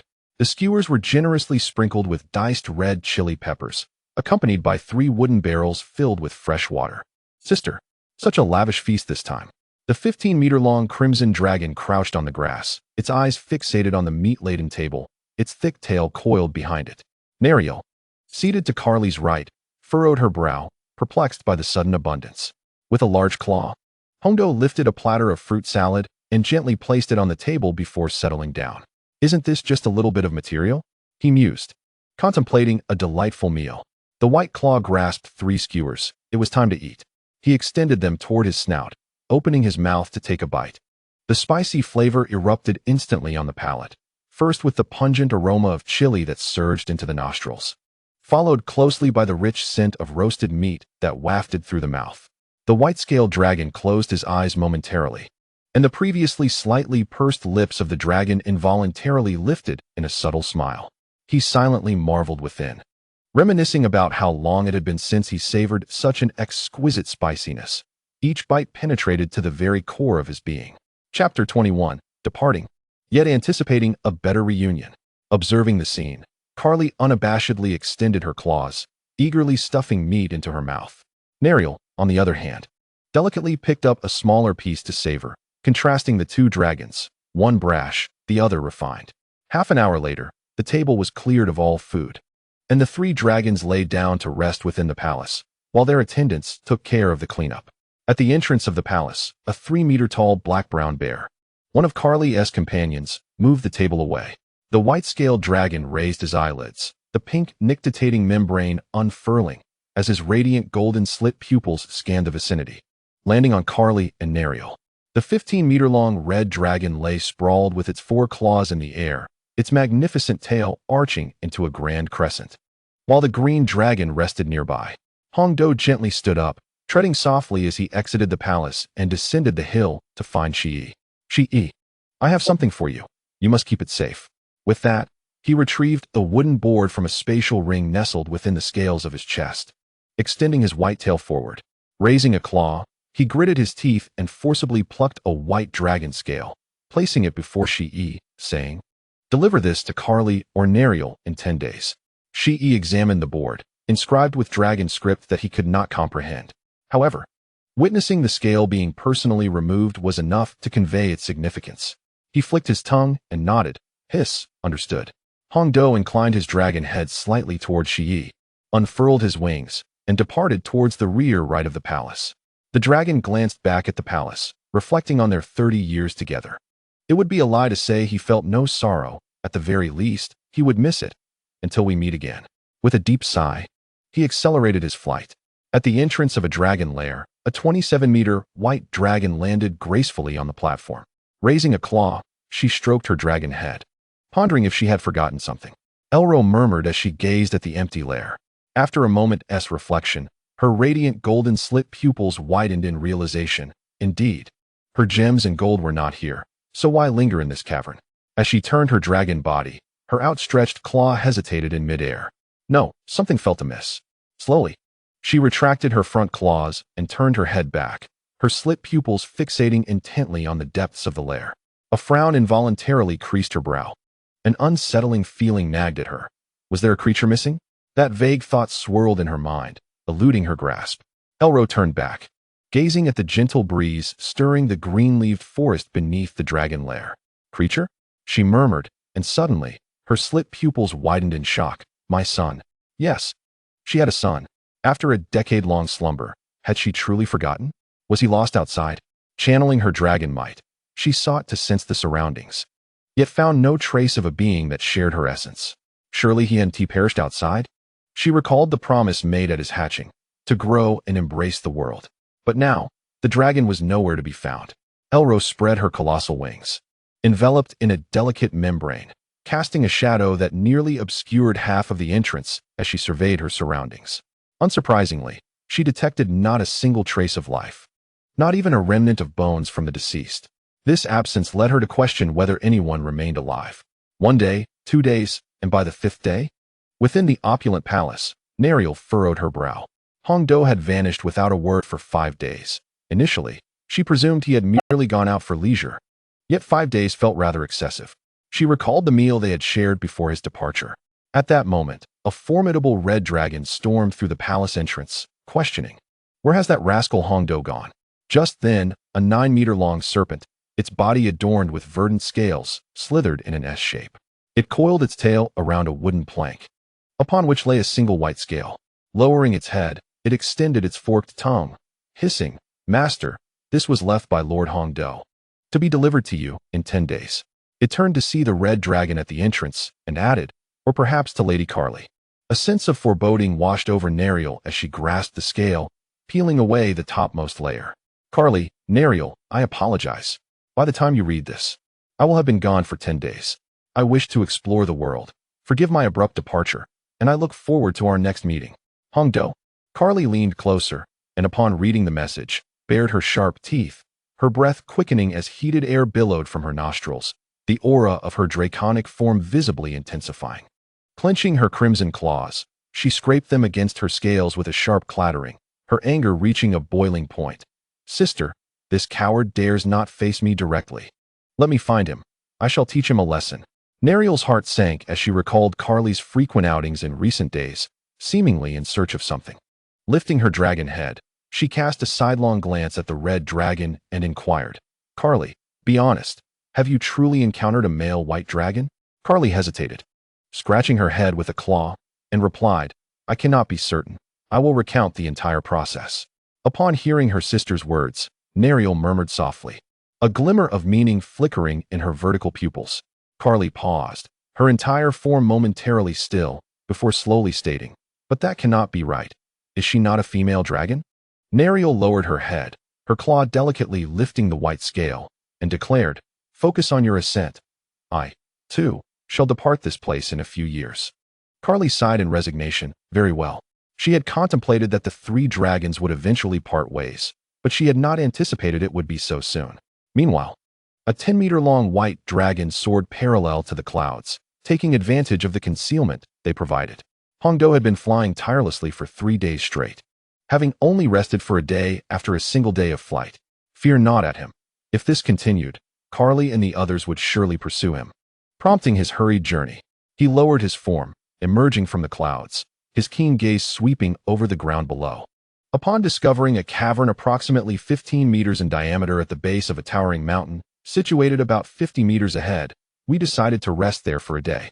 Within the dim and shadowy confines of the cave, the sound of droplets echoed as they fell from the pointed stalactites above. A solitary egg, enveloped in black scales, lay quietly upon the ground. From the thicket at the cave's entrance emerged a 5-meter-long subdragon, characterized by its elongated neck and short tail, adorned with vibrant green scales. It approached slowly, fixated on the black dragon egg at the center of the cave, emitting a low, rumbling growl from its throat. With viscous white saliva dripping from its jaws, as if it were gazing upon a delectable feast. Suddenly, a colossal white dragon descended from above, its vertical pupils quickly locking onto its target. To the right of its massive form, a blue magical circle ignited, from which a sharp blade protruded. With a swift motion, an ice sword shot through the cave entrance, piercing the subdragon's right chest. With a chilling sound, the creature let out a heart-wrenching howl as warm blood gushed from the wound, quickly soaking its green scales. The subdragon writhed violently, its fierce gaze gradually fading as its limbs could no longer support its weight. With a heavy thud, it collapsed to the ground, convulsing briefly before falling silent, save for the persistent chill emanating from the embedded ice sword. As Hongdo cautiously stepped into the cave, his eyes fell upon the black dragon egg on the ground. Intrigued, he mused about the unusual presence of a dragon egg in such a desolate place. Surely, it must be delicious, with a shell that appeared delightfully crisp. Navigating past the corpse of the subdragon, he lowered his formidable white body, baring his rows of sharp teeth. As his jaws closed in on the black egg, a resounding crack echoed through the cave. From the fissure emerged a dragon's head, covered in delicate diamond-patterned black scales, the top of its shell still resting upon it. Opening its mouth, it spoke in a youthful tone, "Andral Pikagros." Gro blinked his pink membranes as the imposing white dragon exhaled a frosty breath, tinged with a hint of unpleasant odor. "The heavens have shattered. I'm here to feast." Hongdo's vertical pupils flickered in response. "A male," then he concluded, retracting his jaw and raising his head. "Gro," the young dragon retorted defiantly, pointing with its stubby claws. "My name is Gro. Gros. What of it?" Hongdo replied, his gaze condescending as he found the young black dragon's indignation somewhat amusing. With a flick of his white tail, he pushed the subdragon's corpse toward Gro, offering it as a gift. Gro hesitated, glancing between the carcass and the white dragon, uncertain whether to indulge. Emerging from the slick remnants of its shell, a 1.5-meter-long dragon body crawled forth, shedding the last vestiges of the egg. Blood-red patterns spread across its wings like lightning, with slightly curved, crimson horns adorning its head, and diamond-shaped scales glistening in the dim light. The tip of the tail is a vivid crimson, equipped with sharp, double-edged blades suitable for both offense and defense, while the dragon's wings span 16 times the length of its body. A viscous white fluid slowly drips down the ebony scales, and Hongdo pauses momentarily. Upon his birth, he bore none of this fluid. The shell had been dry. Crack, crack. Young Gros, with his back turned to Hongdo, opened his underdeveloped mouth and bit into the shell, chewing it with a crunch. The tender black scales gradually transitioned into a deep obsidian hue. A pair of white claws, twice his size, reached out to grasp the top of the black dragon egg, and Hongdo opened his mouth to toss it in. The flavor was a bittersweet crunch, reminiscent of dark chocolate. Young Gros turned to gaze at the white dragon, whose form occupied half of the cave. Hongdo lowered his dragon head and noticed Gros's slit pupils reflecting a hint of grievance, a smirk playing at the corners of his mouth as he gently flicked him with a claw. With a thud, the shadow of the black dragon rolled across the uneven ground, coming to a halt 7 meters away. Gros sprawled on the ground, dazedly shaking his head, and glanced at the white dragon, who appeared to smile knowingly. After a moment of hesitation, he finally blurted out, "Stinky mother dragon, eating my eggshell and hitting me. And you still have the nerve to complain." Hongdo was momentarily taken aback. "Mother dragon?" The voice of a young female echoed throughout the cave. He raised a claw to cover his dragon head, his mouth slightly agape. Having grown accustomed to modulating his voice, he had forgotten to adjust back. Canceling the magic in his throat, he raised a fist to his mouth and coughed. "How about now?" This time, the voice resonating through the cave was a deep, magnetic tenor, shedding the previous delicacy for a more resonant clarity.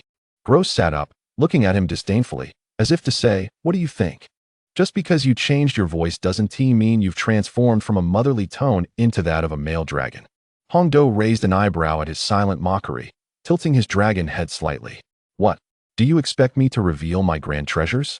In the next instant, a glow enveloped him, and when it dissipated, a young man stood in his place. He pulled down his shorts to reveal snug underwear, with a noticeable bulge in the center. Upon witnessing this scene, Gros could hardly believe it, yet he found himself convinced. "All right, I believe it," he muttered to himself. "A male dragon masquerading as a female dragon. Does he have no dignity?"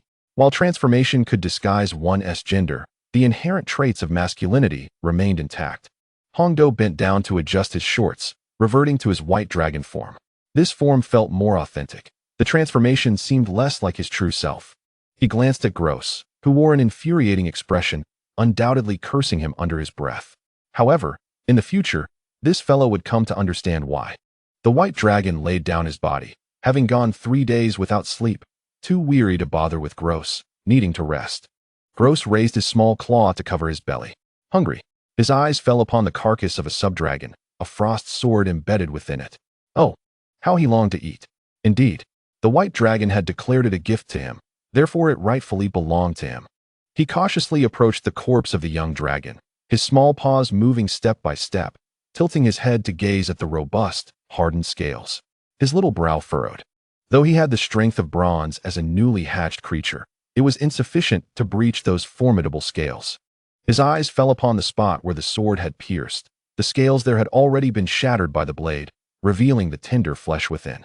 Grow looked up with brightened eyes, his tail excitedly sweeping the ground. This is it. Time to feast. With a flurry of movement, the little black dragon began to dig. Much like a puppy excavating a hole, the soil he unearthed piling upon the back of the dragon's corpse. A significant portion of flesh was missing from the wound. Devoured by Grow, the exposed meat had turned a pale green, swarmed by flies and mosquitoes, clearly having decayed at room temperature, emanating a nauseating, repugnant stench. Listening to the sounds, the nearby white dragon stirred. His finely scaled eyes fluttered open, revealing brilliant golden slitted pupils. Hongdo lazily opened his mouth, softly inquiring, "Hawkies, what are you doing?" The black hatchling paused his clawing, turning his head to glare, indignantly retorting, "I told you. Call me Grow." The massive white dragon's head twitched slightly, his eyes filled with disdain. "Very well, Hawkies," he replied, a playful smirk playing on his lips. Grow lifted his forepaws and stomped down hard on the ground, his black body pressing against the earth, revealing a row of tiny teeth. "Don't think I want to fight you." With a whoosh, a frigid breath escaped from the tip of the white dragon's snout as Hongdo rose, his claws moving to sit upright, his chest glowing with a blue radiance. Grow paused, realizing that the dragon was gathering his icy breath. He raised his paws defensively, his hind legs trembling thrice in rapid succession. A sudden gust of freezing air swirled violently to his left, the frigid aura spreading. Ice flowers began to form on the black scales of his left side. It was so cold.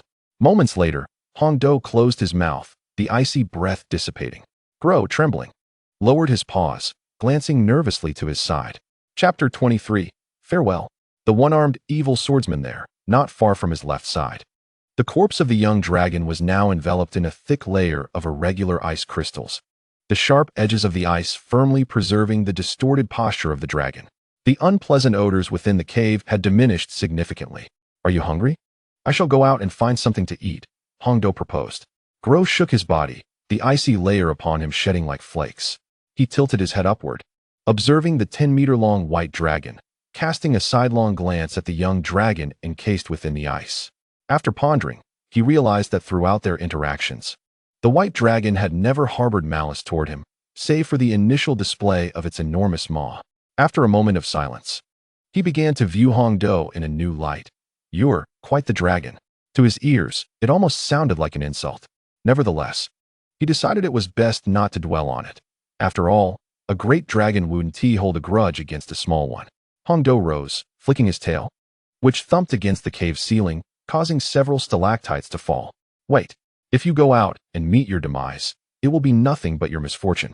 He uttered a parting phrase and exited the cave, raising his dragon head high as the sun hung brightly in the zenith. He spread his wings and vanished at the cave's entrance, soaring into the sky.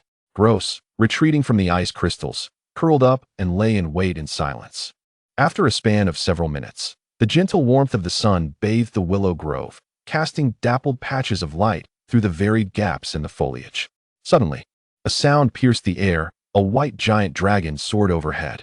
Hongdo's gaze swept across the willows below, his eyes glinting with a hint of excitement as he spotted prey. To the lower right, by a small river, 5 ordinary adult deer lowered their heads, delicately sipping water. With a swift motion, 5 ice swords shot towards the deer, piercing their bodies with a chilling precision, eliciting cries of distress as they staggered and fell. At that moment, the white dragon descended to the ground. Hongdo extended his claw to touch the deer carcasses, watching as the ice swords gradually vanished. After successfully stowing 3 in his spatial ring, he encountered a predicament with the 4th, which refused to be absorbed. Closing his slit pupils, he realized his storage was completely full. Nothing could be wasted. 3 should suffice for a juvenile dragon's meal. The white claws grasped a corpse and tossed it into the air. He opened his mouth and swallowed it whole, consuming another in the same manner. His gaze then fell upon a gentle stream, where a school of tiny fish, each measuring 2 centimeters, swam by. Having transformed into a white dragon, he had yet to taste fish. Hesitating momentarily, he found himself longing for chicken instead, such as the tender, succulent skin of poached chicken, dipped in sweet soy sauce. Thoughts of hand-pulled chicken and salt-baked chicken flooded his mind, and he could almost savor their flavors. With a sigh of resignation, he lifted his claw slightly. Alas, he had yet to encounter a chicken. Did they even exist? He had seen cows, sheep, pigs, deer, and bears, both fierce and gentle. Yet no chickens. Suddenly, his slit pupils narrowed into a sharp line as he turned and drew his tail back. With a clang, his dragon scales clashed against metal, revealing a sword exuding a faint, translucent black aura. The figure wielding it stood tall, clad in a black robe, approximately 6 feet tall, missing his left arm. With half of his face revealing skeletal features, he resembled a half-skeleton. He was the knight from 30 years ago. "It is you," Hong Do addressed the newcomer, a flicker of surprise shining in his eyes as he vaguely remembered that this was the very arm he had severed. The knight spoke in a low, intermittent tone. "Die for me." With that, the dark energy surrounding the sword surged upward, his right hand gripping the hilt with tension. With a swift thrust, the dragon's scales were breached, and the sword carved a gash along Hong Do's tail. He quickly unfurled his wings and took flight. His slit pupils momentarily halted. The knight, once a being of yellow rank, now emanated an aura of platinum level. This was troublesome. He was uncertain what means this individual had employed for 30 years ago. He had been of silver rank. Judging by his skeletal visage, it was clear that he had not obtained power through honorable methods. The knight raised his head, brandishing his sword towards Hong Do in the sky. A crescent-shaped black sword aura surged forth, striking directly at the white dragon. It seemed that he had to resort to genuine measures. Hong Do unleashed the full extent of his power, and the dragon's might descended abruptly, exuding an icy chill from its white form. The golden mid-tier dragon might bore no impact on a platinum high-tier knight, although there lay a 2-tier disparity. One must not forget that dragons inherently possess attributes that defy the world, making it commonplace for them to slay those of higher ranks. Hong Do deftly sidestepped the incoming attack and descended, crashing down with a resounding boom. The cold emanating from his body coated the surrounding flora in a thin layer of ice. As the dust settled, the knight's silhouette on the ground vanished. The white dragon twisted its waist and swiped its claws backward with a clang.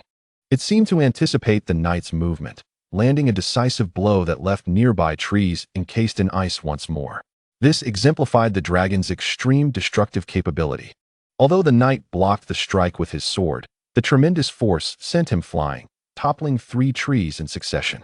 His sword embedded itself in the ground as he knelt. One leg bent beneath him. Quickly regaining his composure, he withdrew his sword and, in the next instant, darted towards Hong Do like an arrow released from a bow. Along the way, he swung his wrist, unleashing 3 concentrated black sword auras that tore through the air toward the dragon's head. Hong Do exhaled a breath of dragon fire, the 2 forces colliding and encasing the trees in icy armor. For a brief moment, the relentless dragon fire proved superior. As this fierce confrontation persisted for a full 3 hours, the once lush ancient forest had been reduced to ruins. Trees lay scattered in disarray, while the glimmering ice crystals reflected in the light, transforming the landscape into a frozen spectacle.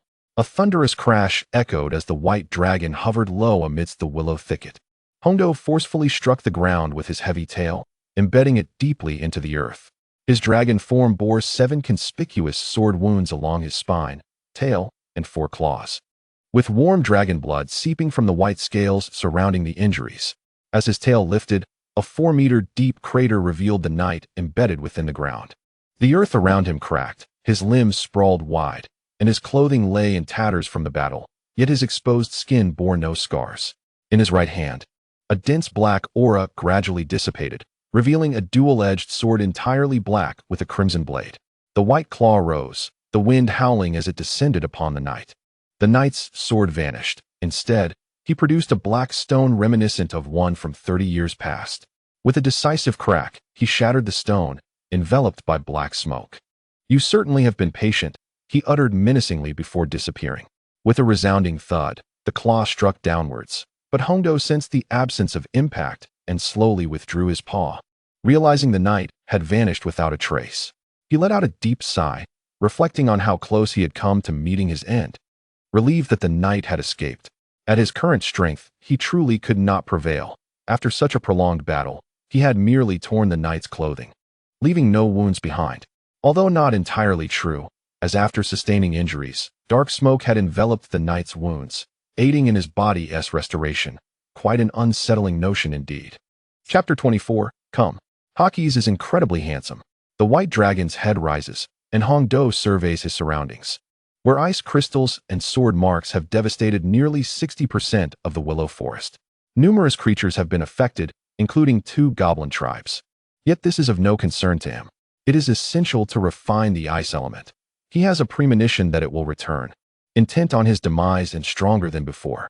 Defeating this foe may seem unrealistic at present, but it is imperative to understand how to breach that enigmatic self-healing ability, leaving behind wounds that truly cannot mend. Perhaps it is best to return and rest for a while. He diminishes his presence, and his white dragon wings unfurl slowly.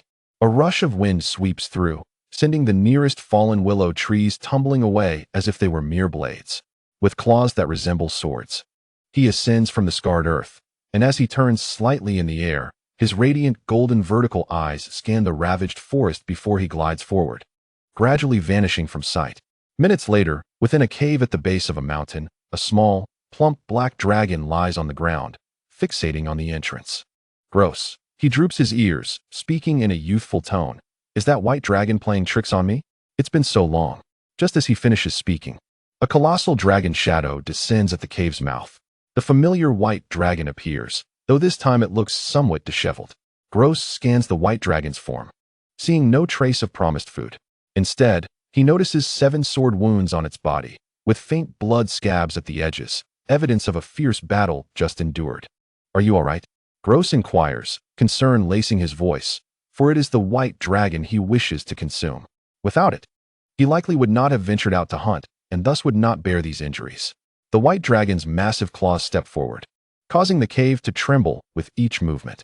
Hongdo enters the cave and glances at the prone Gross. He releases 3 deer carcasses from his spatial ring, tossing one to him. Then, he opens his mouth and exhales a breath of icy dragon fire, freezing the remaining 2. Once this is done, he finds a relatively flat spot deeper in the cave and curls up.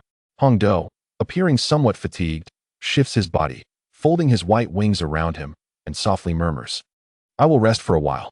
Gross watches the meditative Hongdo and then glances at the deer carcass lying a meter away, responding eagerly, "Oh, all right."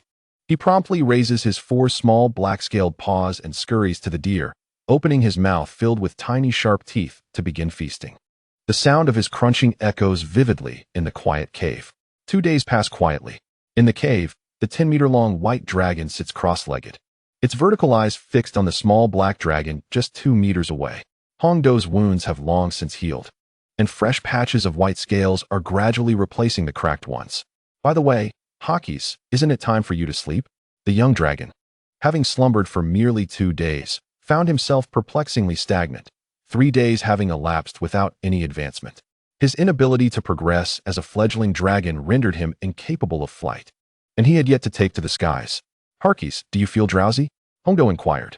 If all else fails, perhaps he could simply carry him aloft on his claws. Gro, gradually acclimating to being addressed in such a manner, was about to respond when an overwhelming wave of fatigue surged through his mind, and with a mere flutter of his eyes, he collapsed to the ground. Hongdo paused momentarily, then became utterly astonished. This was rather abrupt. One moment he was well, and the next, he had succumbed to slumber. He gazed at the fallen black dragon, a peculiar thought blossoming in his mind, causing his tail to involuntarily curl. With a gentle rise, his white-scaled hind claws lifted him, and he ventured out of the cave, pausing before a patch of grass, where he began to manipulate the foliage with his paws. After a brief interlude, he triumphantly hoisted a makeshift grass skirt high above his head. Several strands of grass intertwined, binding layers of leaves together, creating a comical semblance of a skirt. A low, cunning chuckle escaped Hongdo's throat, sharp and triumphant, reminiscent of a villain's glee. He swiftly turned and entered the cave, brandishing the grass skirt as he gestured towards the slumbering Gro, measuring against his lower dragon form. "Too small. Make it larger," he mused. "No, it must be even bigger." He recalled how, upon awakening from his own fledgling state, he had grown to 4 meters in length. As a fellow dragon, Gro would likely reach a similar size upon advancement. Thus, making it smaller would be a regrettable folly. With this thought in mind, Hongdo clutched the grass skirt and dashed back into the underbrush, his movements growing increasingly frantic as a wicked smile curled upon his snout. Soon enough, he produced a 5-meter-long grass skirt. This measurement was determined by noting that Gro was slightly larger than himself, by several centimeters. 5 meters seemed appropriate. Larger was certainly preferable to smaller, at least it would fit him. With everything prepared, he stored the grass skirt within the spatial ring nestled against his chest, retrieving some white bread from within. Ever since acquiring the spatial ring, he had forgotten about the bread, which, if left uneaten, would become stale and consume valuable space. The bread was diminutive, measuring merely 5 centimeters, barely enough to fit between his teeth. He extracted all 17 pieces of bread, and with a wide yawn, he gulped them down in one go. After 2.5 days, the black dragon, now resting on the ground at around 4 meters 7, felt the weight of his eyelids lift, and his pink, nictitating membrane unfurled. Gro shook his head and slowly rose to his feet, his vertical pupils sweeping across the cave devoid of sunlight. Aside from the constant dripping of water from the sharp stalactites, there was no other presence. Had Hongdo gone hunting? He murmured softly, now aware that the white dragon was named Hongdo during his 2 days of recovery. His stomach growled with hunger, the sound faintly reverberating within the cave. Shaking his head once more, he resolved not to linger. With a flick of his blood-red tail tipped with dual axe blades, he stepped out of the cave, his small black claws leading the way. A voice descended from the heavens into his ears. At last, you are awake. Gro heard that familiar voice. It was undoubtedly Hongdo. He raised his dragon head. Perched atop the mountain was a magnificent white dragon, measuring 11 meters in length, adorned with diamond-shaped white scales. Hongdo unfurled his expansive wings, casting a shadow over Gro at the foot of the mountain. In an instant, Hongdo swooped down gracefully, landing beside the little black dragon, folding his wings and retrieving a grass skirt from his claws. With a mischievous smile, he said, "Come on, Harkies, put this on. It will make you incredibly handsome." Saying this, he gently placed the grass skirt on the ground before the young black dragon. Gro gazed at the seemingly simple grass skirt, tilting his head slightly in curiosity and confusion, and quietly asked, "Is this for real?" Chapter 25. Let us go robbing. Look at what you're saying. Would I ever deceive you? Hongdo teased, nodding. Gro replied slowly, "But I am a 4-legged dragon." "Ah, that's not a problem. I'll assist you." With a flick of his white claw, Hongdo picked up the grass skirt. He deftly fitted it over Gro's dragon head, then along the elongated neck, ensuring it followed the curve of his body, tugging it firmly until it settled snugly around Gro's 2 black hind claws. Hongdo then raised his head, narrowing his slitted pupils as he scrutinized Gro from head to tail. He lifted a claw to support his chin, pondering that it seemed somewhat lacking. Feeling odd with all 4 claws on the ground, "Could you lean against the wall and support yourself with your hind legs?" he suggested, pointing with his claw to the mountain on the left. Gro's hind claws tightened, his foreclaws slowly lifting, rising to stand on 2 legs. Hongdo was momentarily taken aback, but upon witnessing the sight, his heart erupted with joy. Now that's the spirit. What a pity it's just a grass skirt. If it were made of fabric, you'd look absolutely stunning. His laughter was barely contained, a subtle smile curling at the corners of his dragon lips, while his white tail flicked behind him. Gro took a couple of steps, feeling the skirt constrict his movements, and couldn't help but complain, "This feels so awkward." "All right, you can take it off," Hongdo replied. Upon hearing this, Gro raised a black claw and swiftly sliced through the connection of the grass skirt, which promptly fell to the ground beneath his hind claws, granting him immediate relief. As Hongdo settled down, his white hind legs bending gracefully, he asked, "Can you perform voice transformation?" Then, recalling that Gro had just awakened and must be hungry, he slowly lifted his right claw. A carcass of a brown bear appeared in his grasp, retrieved from his spatial ring. He gently placed the bear's body on the ground before the young black dragon. Gro, upon seeing this, wagged his dual-axe tail and opened his mouth to take a bite. He had awoken ravenous, and now his hunger was insatiable, chewing while murmuring, "I can't." "Then can you transform? Specifically, into a female?" Gro shook his dragon head in response. Hongdo raised his white claw to cover his face. One should not harbor expectations for Hakis. He possesses no skills whatsoever. If he had even a single talent, it would be preferable for him to depart sooner. Remaining here is rather dull. It would be more pragmatic to seize something of value. Hongdo set aside his claws after eating, ready to learn. Gro swallowed the morsel in his mouth, raised his neck, and declared, "I am a mighty dragon, and I shall not behave like a delicate creature." With that, he continued to devour his meal. "Not learning? You will certainly regret it." Hongdo lifted his claw and pressed his fist against the underside of his dragon's snout. He fixed his vertical pupils on the little black dragon. "For instance, What if you were overwhelmed by a dozen female dragons? Surely, your lineage must convey that male dragons are a rare breed. Gross paused mid-chew. Indeed, his lineage spoke of a ratio of male to female dragons reaching 120. That is to say, among 20 dragon eggs, only one would be male. In dire circumstances, there might not be a single male at all, considering the potential presence of dead eggs and subdragon beasts. Ultimately, he remained unconvinced, shaking his head at Hongdo. Hongdo shrugged his white-scaled claws, lamenting that there was nothing he could do if the dragon clan refused to learn. Hakis was simply too young. He needed to experience it firsthand. To be frank, he too had been skeptical upon his birth until he encountered Carly and Nariel. After that, he fully embraced the wisdom of the white dragon mother. Later, he met a copper female dragon in town, who without hesitation pursued him, insisting that she would care for him after he rescued Carly. The thought of it still sent shivers down his spine. He instinctively covered the scales on the second head, pondering the implications of encountering 3 or 4 dragons. If he were to keep flying, he might as well perish. Once Gross had eaten his fill, Hongdo stretched his hind claws and stood, declaring, "Let us depart from this place." "Where to?" Gross inquired, confusion evident as he cradled his round belly. "Ah, to plunder and seek gold," Hongdo replied casually. Uncertain of his own destination, he wished to explore the snowy mountains for any means to enhance his strength, particularly considering the recent human growth that could lead to trouble. However, lacking direction, he resolved to choose a random path and take it one step at a time. Upon hearing gold, Gross's vertical pupils gleamed with excitement, and he eagerly responded, "That sounds splendid." His dual axe-like tail swung enthusiastically, slicing through a patch of grass behind him. The enormous white dragon head nodded, and Hongdo unfurled his wings, taking to the sky.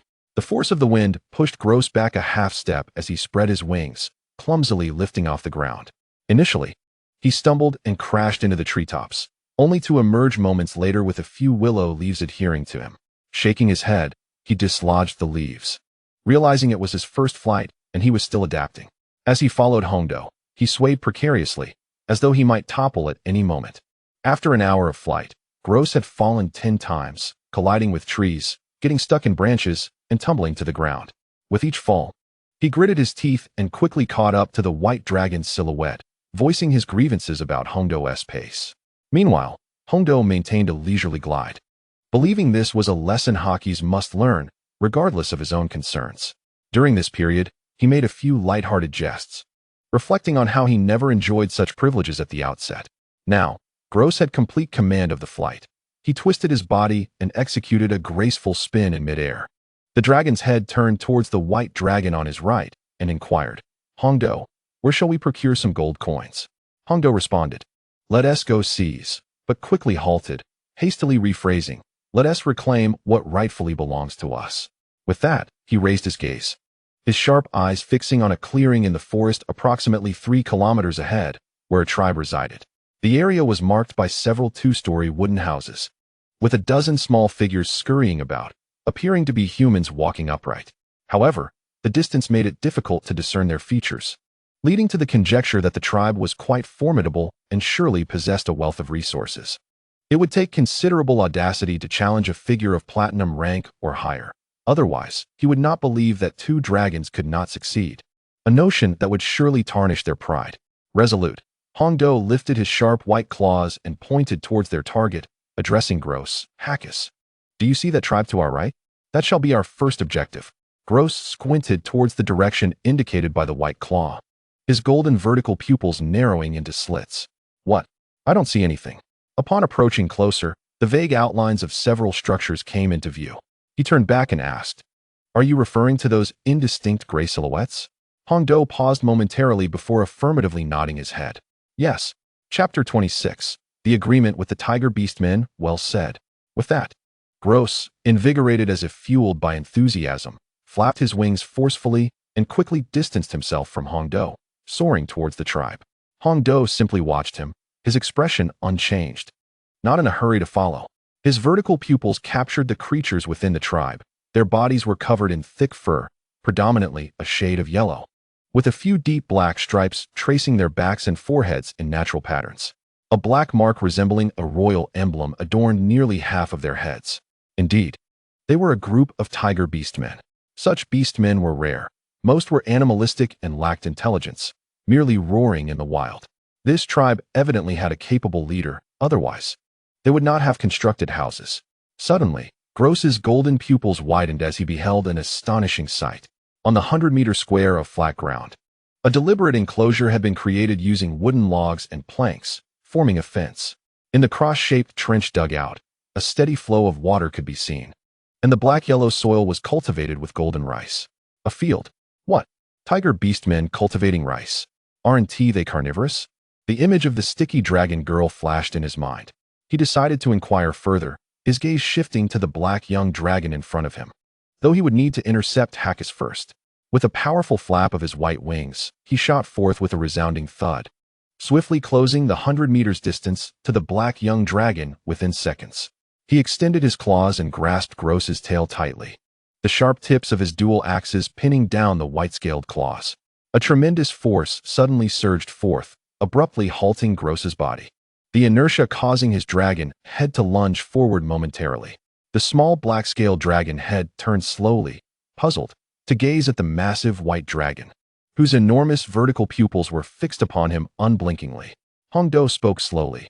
Wait, let us refrain from attacking them for the moment. I have a few inquiries. Gross glanced back at the tribe, still a kilometer away, perplexed by the unnecessary complications. What is there to ask? Why not just engage directly? He flapped his dragon wings, and the two dragons hovered in midair. It's about one of my subordinates. She is quite affluent. The white-scaled claws released their grip on the black-scaled tail, and Hongdo wagered that Harkeys would undoubtedly come forward after hearing this. Gross caught only one word: money, which meant gold, an abundance of gold. His vertical pupils brightened instantly. His claws lifted, pointing at himself, exclaiming loudly, I want some too. The white dragon had snorted. I knew it. Dragons of all hues share this trait. Even metallic dragons indulge in such desires, albeit with a more restrained demeanor. I shall consider it, Hongdo remarked, turning his gaze towards the Tiger Beastman tribe. If it proves beneficial, we shall keep it. If not, we will eliminate it. He then flapped his wings and swiftly descended into the heart of the tribe. Upon sighting the towering white dragon, akin to a 4-story building, the Tiger Beastmen momentarily froze in place, some dropping their belongings in astonishment as they stared at Hongdo. Among them were 3 male Tiger Beastmen, who crouched low, their gazes sharp and intent, as they approached the white dragon. Suddenly, a wave of sheer terror washed over them, halting their steps and forcing them to press down. In unison, they opened their mouths, revealing tusks twice the size of those beside them. A viscous white liquid dripped from their mouths. Hongdo had unleashed his dragon might. A black dragon, half his size, descended beside him. Noticing this, Gross's chest ignited with a crimson glow, and the surrounding temperature began to rise. A white claw covered Gross's mouth as Hongdo coolly uttered 4 words, do not engage yet. The icy sensation from Gross's mouth made him look up, the glow from his chest dimming. Hongdo released his claw and turned to address the Tiger Beastmen in a common tongue. Can we converse? I bear no malice. At least not at this moment. At that moment, the door to the house on the right creaked open, revealing a male Tiger Beastman clad in silver-white armor. His right eye closed, marred by a sword scar. He approached the white dragon deliberately, turning slightly to regard Hongdo with a fierce glare, proclaiming loudly, there is nothing to discuss. It was evident that he was the authority here, a lower-ranking gold, bearing a permanent injury to his eye. Such armor was virtually non-existent among the outer beastmen. It suggested either prior entry into a city or servitude to someone of significance. Another possibility was that it had been scavenged from fallen adventurers, but the armor's gleaming condition ruled out that last option entirely. At that moment, 8 more tiger men clad in silver armor rushed forward, forming a neat line behind the one in gleaming silver. Witnessing this scene, Hongdo let out a cold chuckle. It was evident that they were under someone's command. This also elucidated their cultivation of rice. Gross lowered his dragon body, as if poised to charge into battle at any moment, but a white claw obstructed him. Hongdo's vertical pupils fixed upon the silver-armored tigermen. What if I could grant you your freedom? Some of the ordinary tiger beastmen around him trembled upon hearing this.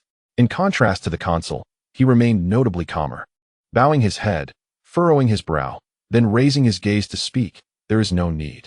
This time, his tone was somewhat more tempered. Do not be so hasty in your rejection. Sensing an opportunity, Hongdo began to persuade them. You see, I have a subordinate. She is the daughter of a duke. However, she has been targeted from all sides and has now resolved to make a comeback, which requires some assistance. If you help me topple the opposition, I assure you I will help you regain your freedom. Afterward, you may choose to either accompany my subordinate or depart. What do you say? The leading tiger man, after listening, glanced at his kin, who had now relaxed their stances somewhat. Some appeared to find this proposition worthwhile and nodded slightly in agreement. He turned back, bowed his head in contemplation, and after a moment, raised his gaze to inquire of the white dragon. Did you say the duke's daughter? Which duke? Hongdo paused momentarily, exclaiming inwardly, damn it, Liao never mentioned this. It was all her fault. She knew he would ask, yet failed to clarify. He tilted his dragon head to the left, his claw raised to scratch his neck, and spoke in a low tone. I am not well acquainted with her lineage, but her name is Liao. Liao? The leading tiger man was taken aback for a moment, then raised his hands in a gesture of disbelief, shaking his head. I have not heard of her. Ah well, it can't be helped. Hongdo sighed heavily, noting the narrowness of this fellow's horizons. It seemed he had little choice but to proceed as is. His white tail swished, and his vertical pupils sharpened as he prepared to make a move. Wait. The tiger man abruptly raised his right palm, casting a glance at his compatriots. Perhaps this is our only chance. Turning back, he said, regardless of whether your words ring true, if you can secure our freedom, we are willing to assist. The pink membrane blinked, as Hongdo's claw had already been raised a meter high. Very well, agreeing is acceptable. Chapter 27. A reunion. After only a few days, he lowered his claw and inquired, what is the strength of your contract holder? Only a contract could bind them, and he hoped that the party in charge was not a formidable entity. It seemed unnecessary to ask. The tiger beastmen were of lower gold rank, likely above the upper gold rank. TSK. Considering this, it was possible that his subordinate also faced adversaries of platinum rank or higher. Should he call upon the dragon? But who could he summon? The white dragon mother? She was only of upper platinum rank. It remained to be seen if she had reached legendary status after 30 years. The white dragon mother was reluctant to even venture out for a hunt, often closing her eyes and drifting into slumber. He estimated she had not advanced upper gold rank, yet potentially backed by platinum rank. So, do you dare to accept? Having spoken, the tiger beast man raised his hand and removed his helmet. Hongdo gently extended his claw, revealing a look of disdain in his vertical pupils. Merely gold rank. A trivial matter. I am called Hu Gu, and as for the contract master, he is a scion of Duke Luo Shi, about 17 years of age. Hu Gu set down his helmet, and the tiger pack behind him simultaneously lifted their hands to remove theirs, placing them on the ground. Hu Gu continued, I can only say this much, lest I incur the backlash of the contract. Very well, I shall remember this. I have no further business here. Hongdo unfurled his massive wings, casting a shadow over all present. He flapped his wings, creating a gust that pinned Hu Gu and the others to the ground. And then Groth followed the white dragon. Hu Gu looked up at the receding white and black in the sky, reached for his helmet, and donned it once more. Groth approached the white dragon with some annoyance, a hint of resentment in his eyes. What happened to reclaiming his gold coins? There was nothing to be had. Was this merely a jest?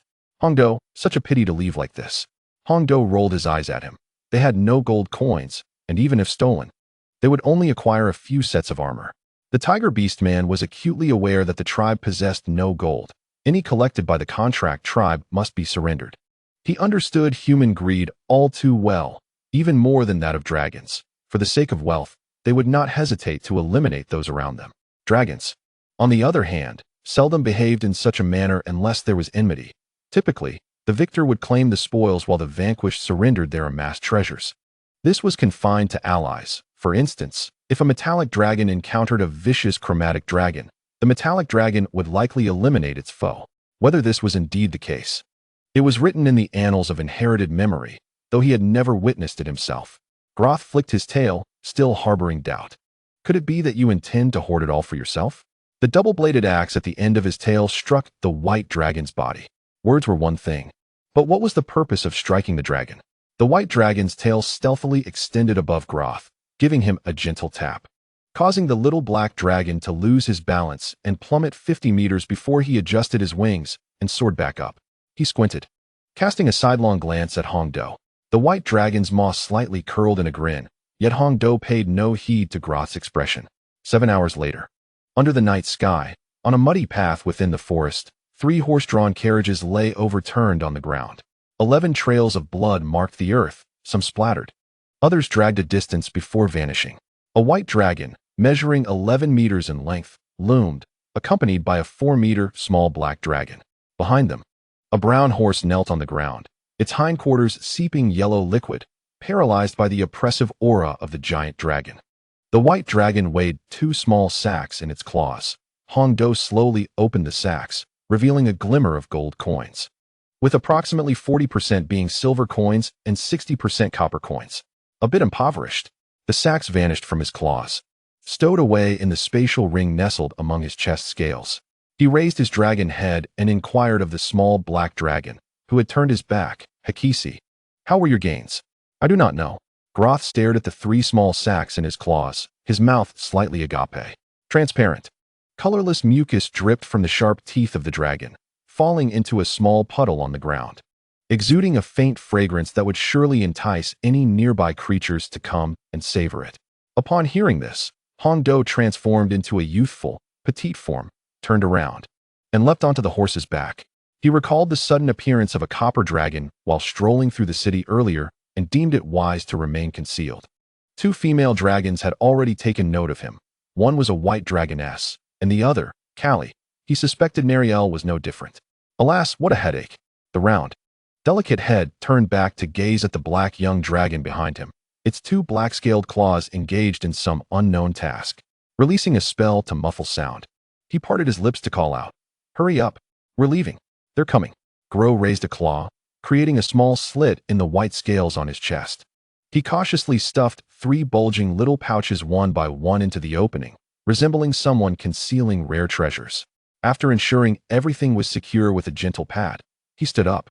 The black dragon slowly turned, its vertical pupils reflecting the sight of a 165-meter-tall, white-haired girl riding atop the horse.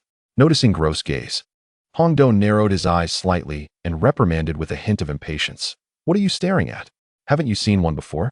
You're not a male girl, are you?" The black dragon's head shifted back, its maw opening in disdain, eyes crinkling in annoyance. "After a while, you'll understand," Hongdo replied, unwilling to elaborate. The last time he explained, it fell on deaf ears, and a smirk crept onto his lips. Meanwhile, the black claws stepped forth, moving to the back of the brown horse.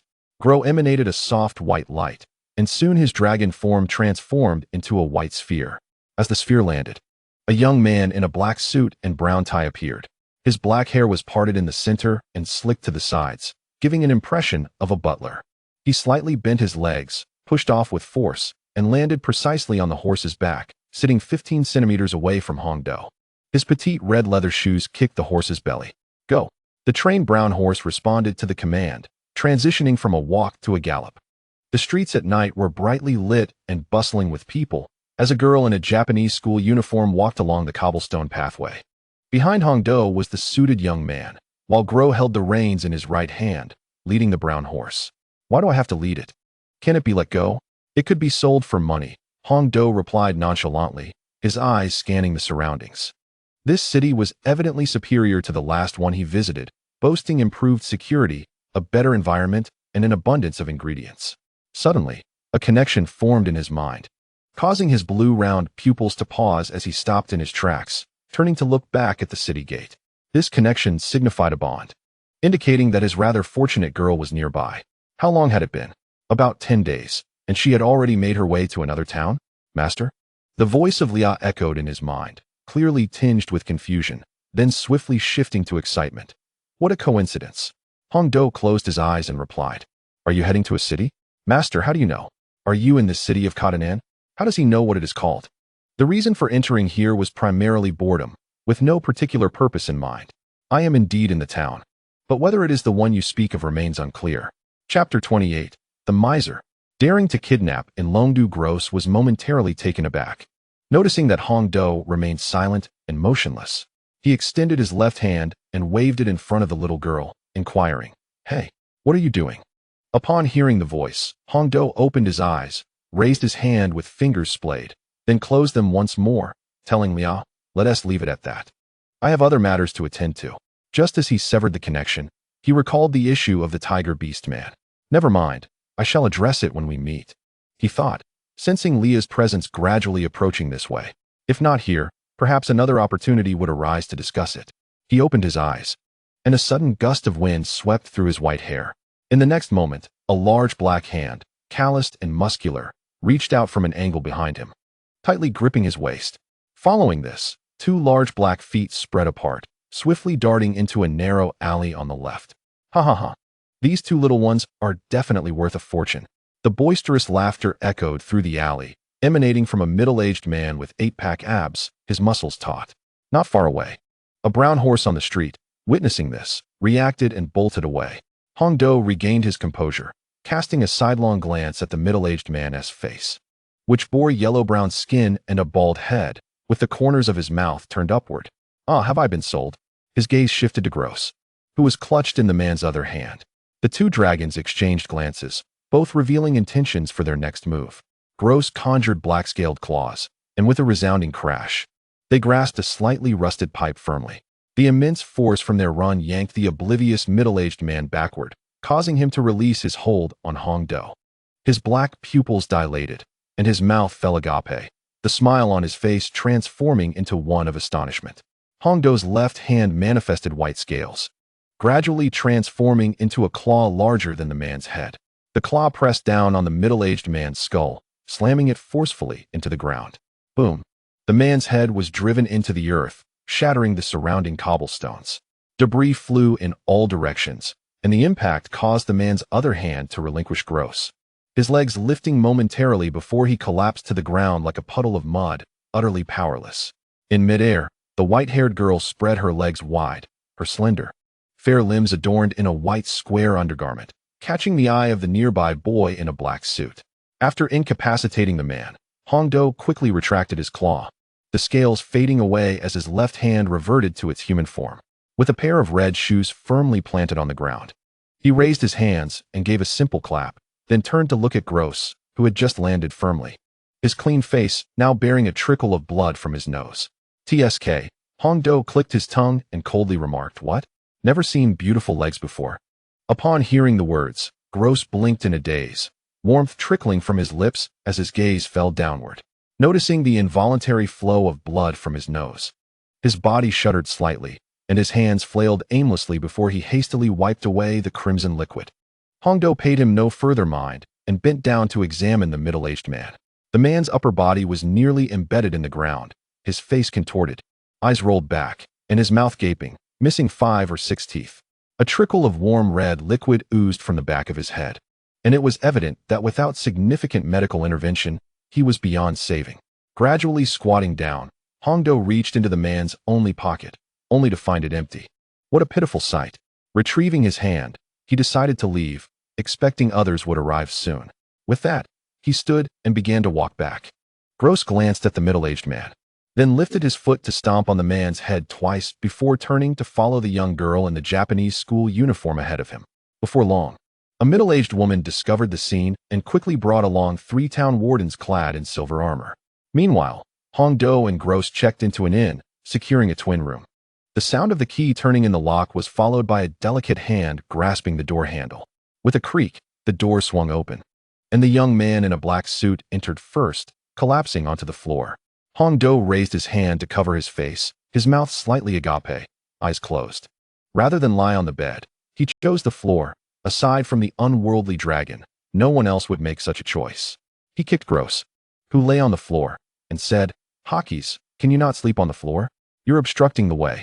As he spoke, he lowered his hand and opened his azure eyes. He removed the key and slammed the door shut, his gaze sweeping across the room. The layout was similar to their last stay, but there was an additional small kitchen on the left, equipped with various cooking tools. The bathroom was slightly larger, adorned with a square mirror on the wall. Next to the bed was a cabinet, topped with a landscape painting. Gross pushed himself off the floor, standing up and surveying the room. He pointed toward the white bed and asked, "That? You mean that wooden lump?" Hong Do chuckled derisively. "Wooden lump? It's more accurate to call it a plank. Lump hardly conveys the idea of something flat." With that, he took a few short steps to the bed closest to the window and jumped onto it. The soft mattress was incredibly comfortable, making the expenditure of 1 gold coin worthwhile. Yet, he felt a pang of regret. After all, He had only 10 coins left. The 3 carts belonged to a merchant caravan, and the money was pitifully scant, filled with a hodgepodge of items. He had only taken a pot and a blue bead, the latter of which he knew not its purpose, but it was visually pleasing. He wondered if Hawkes had hidden anything. Surely 3 bags of coins would exceed his own amount, yet he was reluctant to spend. No, he needed to devise a way to coax Hawkes into sharing some of his bounty. After all, what was the point of playing together without pooling resources? It was pure freeloading otherwise. Hawkes, do you want to eat? Hong Do called from the bed. Not interested, came the reply. Gross lay hidden beneath the covers, his voice muffled.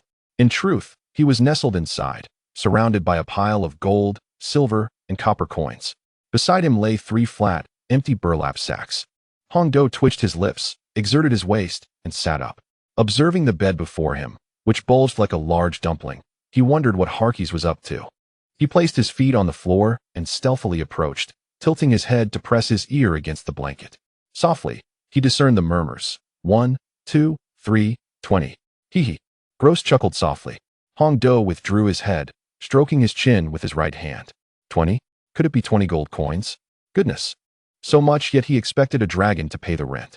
He reached out to grab the white blanket, intending to lift it. Just then, a series of knocks echoed on the door. Hong Do paused, looking up at the door, sensing a familiar presence outside. TSK, what a cheap favor.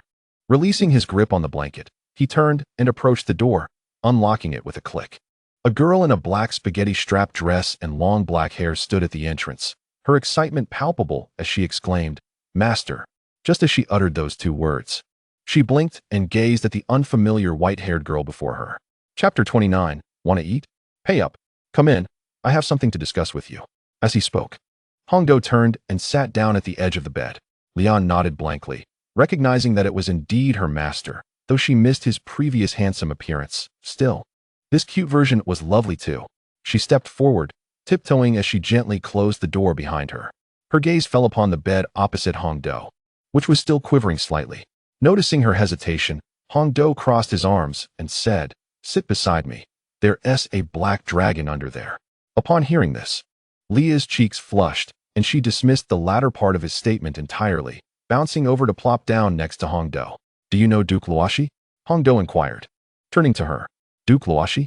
Leah looked up, her eyes darting as she recalled. "He is a second-rate duke who previously tried to curry favor with my father."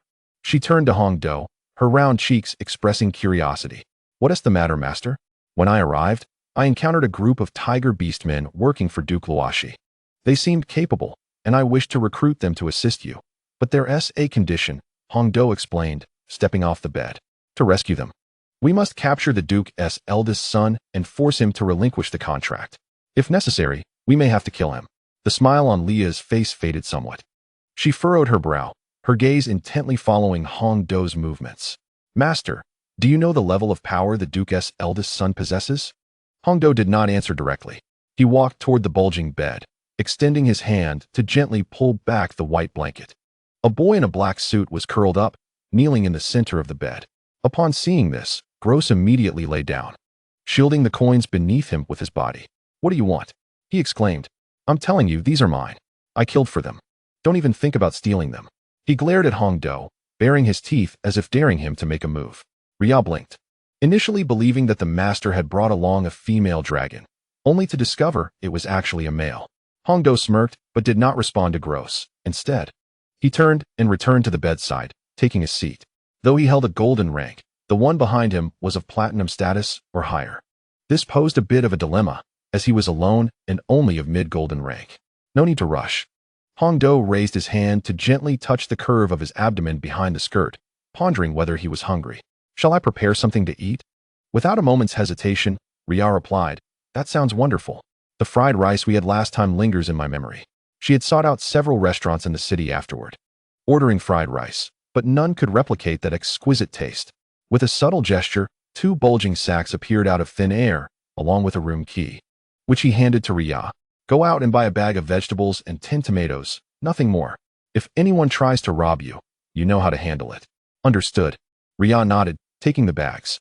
She walked briskly to the door, pulled it open, and gently closed it behind her. With a soft thud, the wooden door of the room clicked shut. Beside the bed, The silver-haired girl lay back on the mattress, her arms stretched wide. Her gaze fixed upon the ceiling made of brown wooden planks. Flying all day can be exhausting. I think I'll take a short nap. Hongdo murmured as he slowly closed his eyes. 2 hours later, the room held two figures soundly asleep in the bed when the door creaked open. A girl, standing at around 1.6 meters, appeared at the threshold. The black spaghetti-strap dress clung to her form, accentuating her perfect silhouette with a modestly rounded chest. Ria bent down, lifting the two sacks beside the door, each significantly smaller than her, filled with tomatoes, vegetables, and other ingredients. Had she not been transformed into a dragon's kin, she would have struggled to lift even one of the sacks. Lowering her frame gently, she set them down, wiped the sweat from her brow, and stepped forward to close the door. Hearing the commotion, Hongdo slowly opened his eyes and rose from the bed. Noticing Ria's sweaty appearance, he ushered her toward the bathroom. Go take a shower.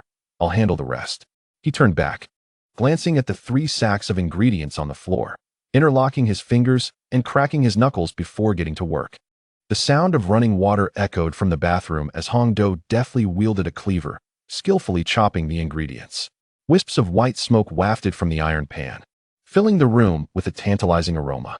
The boy in the black suit on the bed twitched his nose, parting his lips to let a trickle of dragon saliva escape. It smells divine, Gross murmured half asleep.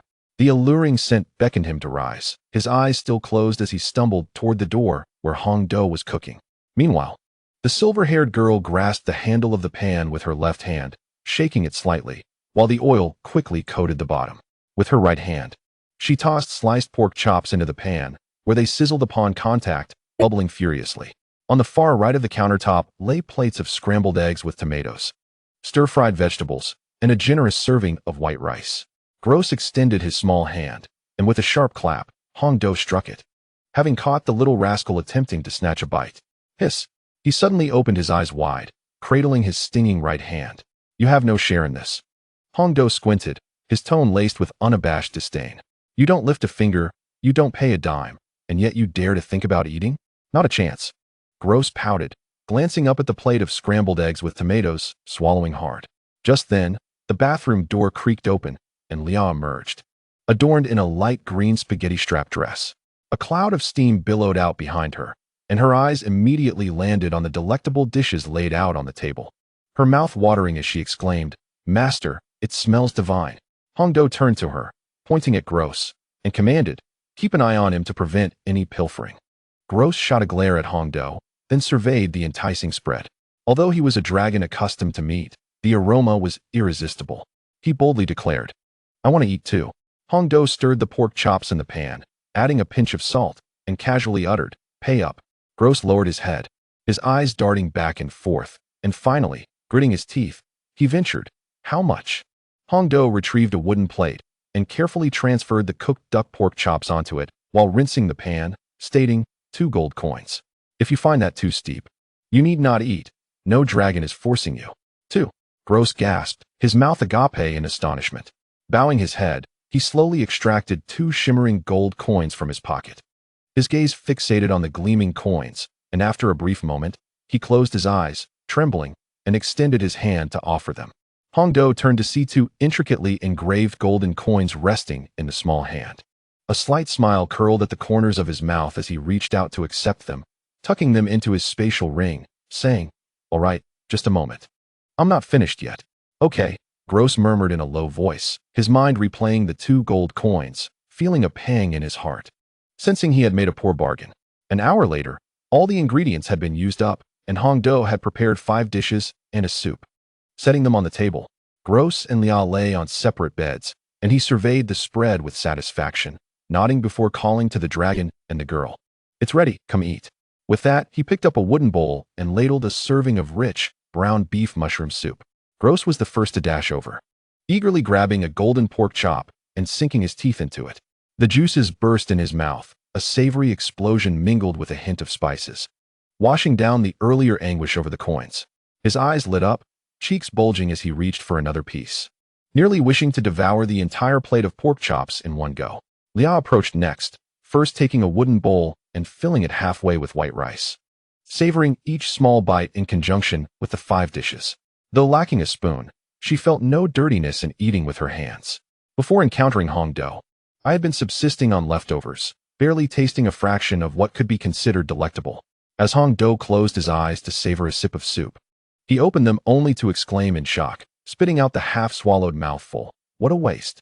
He reached out, pulling Gross away, and admonished loudly, "Save some for us. You're devouring it all. What are we supposed to eat? With so many dishes and rice left untouched, you're fixated solely on the pork chop." Gross, with his head tilted back and lips glistening with grease, protested, "But I paid for it. Isn't it all you can eat?" Hong Do paused, realizing he had indeed received 2 gold coins, while the ingredients likely cost about 1.5. Let it be, he thought. I'll just consider it a chance to consume more greens. He waved his hand dismissively and finished the soup in his left hand. Half an hour later, the food on the table had vanished, and within, Gross and Ria were each sprawled on a bed, fast asleep. Hong Do sat on the windowsill, feeling the cool breeze, his gaze fixed on the pale moon. Below, the street was sparsely populated, with only 3 or 4 individuals passing by, one of whom was a drunken man. He swayed unsteadily, stumbling forward, and soon tripped over something, crashing to the ground. With his long white hair, he turned to look inside, prompting Hong Do to sigh. Alas, these two have nowhere to sleep. He glanced at the key in his hand, his attention drawn to the open window of the adjacent room. It must be done. Rising slowly, he crept onto the eaves and slipped into the neighboring room. Cautiously, he moved to avoid making any noise, his eyes gleaming with golden slit pupils as he surveyed the interior. The layout mirrored that of the room he had rented, but crucially, it was unoccupied. Suppressing his body, he stepped through the window and seated himself on the edge of the adjacent white bed. Leaning down, he removed his small red shoes, revealing a pair of delicate, smooth feet. Being alone in a room is such bliss, quiet, with only my scent lingering in the air, he murmured softly. He pulled back the covers, draping them over himself, and gradually closed his eyes. You, a mere silver lower tier, dare to dream of challenging the silver upper tier. Boisterous voices floated in from outside the window. Resting on the pillow was a round head belonging to a white-haired lowly. Hong Do's eyelids fluttered before slowly rising to reveal his blue circular pupils. He turned his body to the right, sunlight flooding his eyes, and squinted. Remembering he needed to return the key by noon or risk paying another gold coin, he realized his dwindling funds demanded frugality. He sat up, climbed off the bed, and bent down to put on his shoes. Roughly scaling the window ledge, he darted back into the rented room. Just as he entered, Ria, lying on the bed, sensed movement and quickly sprang up, adopting a combat stance while conjuring an ice sword that she pointed toward the window.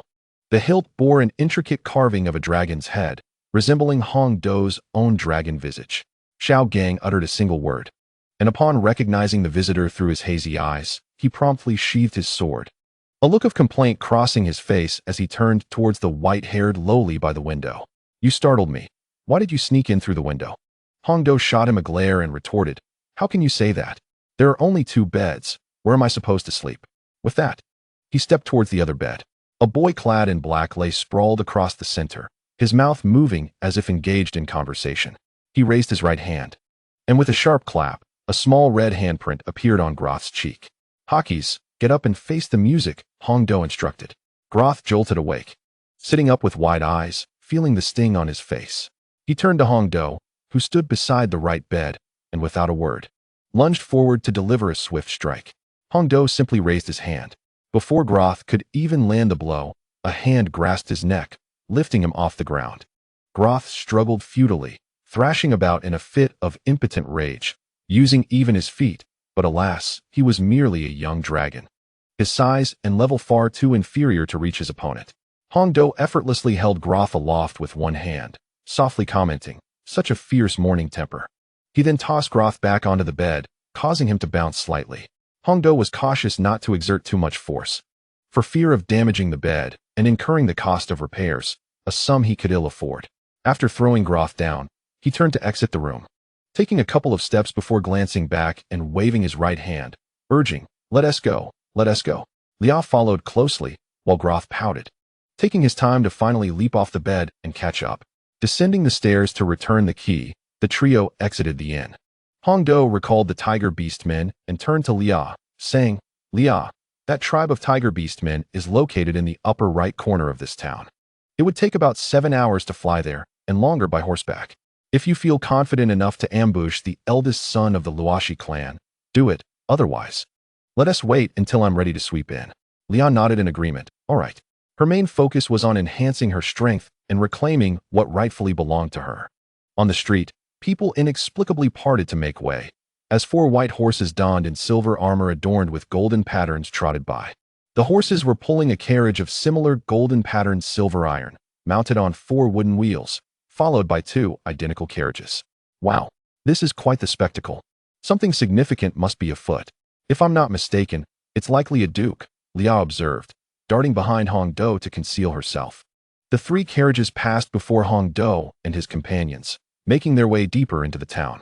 Groth fixated on the golden patterns of the carriage, crafted from gold, while the horse's armor was not. He looked up and exclaimed, Hong Do, let us steal it. There must be several hundred gold coins inside. Hong Do countered, several hundred? That's too little. I wager it starts at 10,000. 10,000. Groth's eyes widened, his golden slit pupils unconsciously revealing themselves. His gaze fixated like a nail on the departing carriage. Raising her hand to tug at the white skirt beside her, she exclaimed, let us hurry. What if the dragon arrives first? Hong Do rolled his eyes, remarking, if they possessed such prowess, would they truly be so destitute? Merely appropriating any kingdom would suffice. He pulled the skirt back, dismissing the notion of recklessness. Turning to Leah behind him, he noticed her hiding. He inquired, Leah, what troubles you? Why are you hiding? After a moment's hesitation, Leah slowly peeked out, cautiously scanning her surroundings. Once assured that the carriage had departed, she trembled as she spoke. That duke was once my foremost sycophant before my fall from grace. The injuries I sustained last time were largely inflicted by them. Her voice quivered with fear. At her words, Hong Do softened his gaze, reaching out to gently caress her head with a soothing tone. Do not be afraid. Endure a little longer, and they shall soon kneel before you once more. Leah felt a measure of comfort, the cool touch upon her head distinctly belonging to him. Any other would be described as lifeless. Hong Do then asked, what is your duke's name? Leah replied, the Devon family, also known as Duke Devon. Let us meander, and, while at it, assess your combat skills, Leah. With that, Hong Do turned and stepped onto the street. After wandering for a short while, Gross broke away from the group, intent on some business of his own, succinctly described as fetching money. Meanwhile, Hong Do led Leah into a relatively deserted alley. At the alley's end stood a structure reminiscent of an arena. Oh, yes, fight him. The sound of cheers erupted from within the building. Upon entering, they were greeted by a weathered wooden sign bearing the scrawled words Underground Fighting Arena. Let us take a look. It would be a fitting opportunity to test our control over dragon power, he said, pushing open the wooden door and stepping inside. Dragon power refers to the abilities one can wield after becoming a dragon's kin, such as manifesting dragon scales for defense and dragon claws for offense. Leah followed him inside. As they entered, the cacophony of cheers grew louder, revealing a square arena approximately 100 meters in size, resembling a combat stage. A crowd of over 20 people gathered around, eagerly watching 2 combatants duel on the platform, their excitement palpable as they awaited a swift conclusion to the match. The 2 fighters wore no armor, each grasping a standard iron double-edged sword. On the left stood a robust middle-aged man, towering at nearly 6 feet 3, while on the right was a slender middle-aged man of 5 feet 7, lacking in muscle. It was evident that the latter was destined to lose. A shirtless man with a brown-black pair of tight pants and an 8-pack of abdominal muscles, wielding a whistle, called out, 3, 2, 1. As his voice faded, the fighters sprang into action, their swords clashing. Within moments, the older man fell to the ground. The middle-aged man showed no mercy, gripping his sword. He raised it high and plunged it towards his opponent's heart. With a sickening sound, blood erupted forth. Is this not a form of illicit fighting? In a bid to amuse the affluent and evoke their excitement, the destitute were coerced into the arena. Should the impoverished emerge victorious, they would receive a monetary reward. Yet it was destined that none would survive beyond 3 days. Liao cast a glance at Hong Do, who stepped forward, only to have his hand grasped by her. Hong Do's gaze fell upon a middle-aged woman clad in a dull blue qipao adorned with small gemstones, her black hair cascading down to her waist, exuding a familiar aura. With a tremor in his azure eyes, he muttered under his breath, damn, it's that copper dragon. Let's south move to another place, he urged. bowing his head as he pulled Liao along with him. She turned back, confusion etched on her face. The middle-aged woman sensed someone scrutinizing her. She spun around to the entrance, where a silver-haired, lowly figure in a Japanese school uniform hurriedly led a girl in a green sundress outside. Fixating her gaze on the lowly, her brow furrowed slightly before she pivoted to follow. Bang! Hong Do and Lia exited the underground fighting arena together. Lia, I have something to attend to. I must leave first, he spoke with urgency, releasing her hand and hastening forward. Lia paused, raising her right hand to scratch her head. And at that moment, a figure swiftly darted past her. The gust of wind ruffled her black hair, and instinctively, she clutched her skirt. Raising her gaze, she witnessed the shadow ascend to the rooftop, gradually vanishing from sight. Hong Do glanced sideways at the rooftop, noting a silhouette leaping from one roof to another in pursuit of him. No way. Could it have recognized me? This is illogical. He had neither transformed into a male nor uttered a word. As he pondered this perplexity, a shadow abruptly dashed towards him. One person sprinting ahead while another charged towards him, their trajectories completely opposed. Bang! A dull thud resonated as their forces collided, sending both tumbling backward, crashing onto the frigid ground. Rubbing his aching forehead, Hong Do was about to unleash a tirade, only to swallow his words, his blue eyes widening in astonishment. Hockeys? Oh no! The youth sprawled on the ground, clad in a sharply tailored black suit, was none other than Gross. He too cradled his head, a look of bewilderment gracing his features. Hong Do turned his gaze to the right rooftop, where the copper dragon had transformed into a humanoid form. Observing them with a blend of amusement and scrutiny from above, he glanced back at the equally stunned Gross, whose youthful appearance had unmistakably revealed his identity. His heart raced, and he felt as if an invisible mask of anguish had suddenly enveloped his face, leaving only one thought in his mind. This is a complete disaster. Enduring the throbbing pain in his forehead, Hong Do propped himself up, grasping Gross's left leg and hoisting it onto his shoulder, pushing off the ground with all his might to make a hasty escape. A cloud of yellow smoke lingered behind them, while the copper dragon, with a sly smile, calmly leaped from rooftop to rooftop, closely following the two. Gross, regaining his composure, curiously inquired of Hong Do below, "What on earth are we doing?"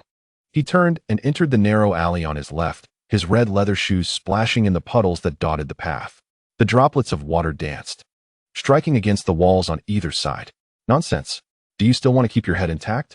As he spoke, his gaze remained vigilant, scanning behind him. Chapter 31. Once again led astray, still on Dragon Island. What is going on? Gross raised a hand to scratch his head. Hong Do remained silent. The copper dragon had not followed, his eyes fixated on the elongated trash bin ahead. He rushed forward, lifted the lid of the bin, and unceremoniously tossed Gross inside. Hold on tight. As soon as the words left his mouth, a loud thud resonated as the lid was slammed shut, engulfing Gross in darkness and foul odor. Immediately, Hong Do's hurried footsteps receded, quickly vanishing around the corner of another street. Whether they could escape the clutches of the copper dragon depended on how well Hockeys could endure that stench.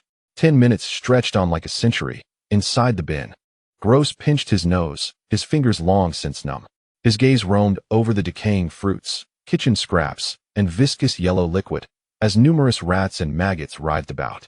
A tumultuous wave surged in his stomach, and he raised his hands to force the lid open, gasping as a gray liquid spewed forth. Ugh, after retching. His eyes glazed over, as if he might eject his very insides. He hastily clambered out of the bin, muttering, "It stinks terribly." A voice rang out from in front of him, "You've come out. Take a moment to rest." Before Gross could lift his head, a swift chop struck his neck. His black pupils losing focus as his eyes slowly closed, his body collapsing forward. A hand caught him, hoisting him up and carrying him away at the waist. Meanwhile, Hong Do peeked around the corner, looking back, but saw no sign of the copper dragon. It was strange how it had suddenly ceased its pursuit. Retracting his head, his eyelids began to droop, his right hand clenched into a fist, raised to his lips. Based on their last encounter, it had been a relentless chase without hesitation. Something felt amiss. He opened his eyes, deciding to return and check on Hockeys. Just as he turned to step forward, a sudden thud met his head against something soft. The texture resembled fluffy cotton, but radiated warmth. He instinctively reached out to squeeze it. Ha ha ha, so large, so soft. Wait, that scent. Hong Do's eyes shot wide open, and he stepped back 2 paces, revealing a middle-aged woman before him. She blinked and smiled gently, saying, "Taking advantage of me? Then you shall take a nap." With that, her hand shot up like lightning, striking down on Hong Do's neck, lifting him effortlessly into her embrace. From her back sprouted a pair of fan-shaped copper-scaled wings, glimmering with a soft metallic sheen even in the dim light. As she flapped her wings, the puddles below stirred, and his feet slowly left the ground. Pausing in midair for a moment, she turned her head, her gaze locking onto the distant skyline. With a powerful flap of her wings, she soared forward, quickly becoming a small black, before transforming into a colossal dragon, gradually disappearing into the clouds.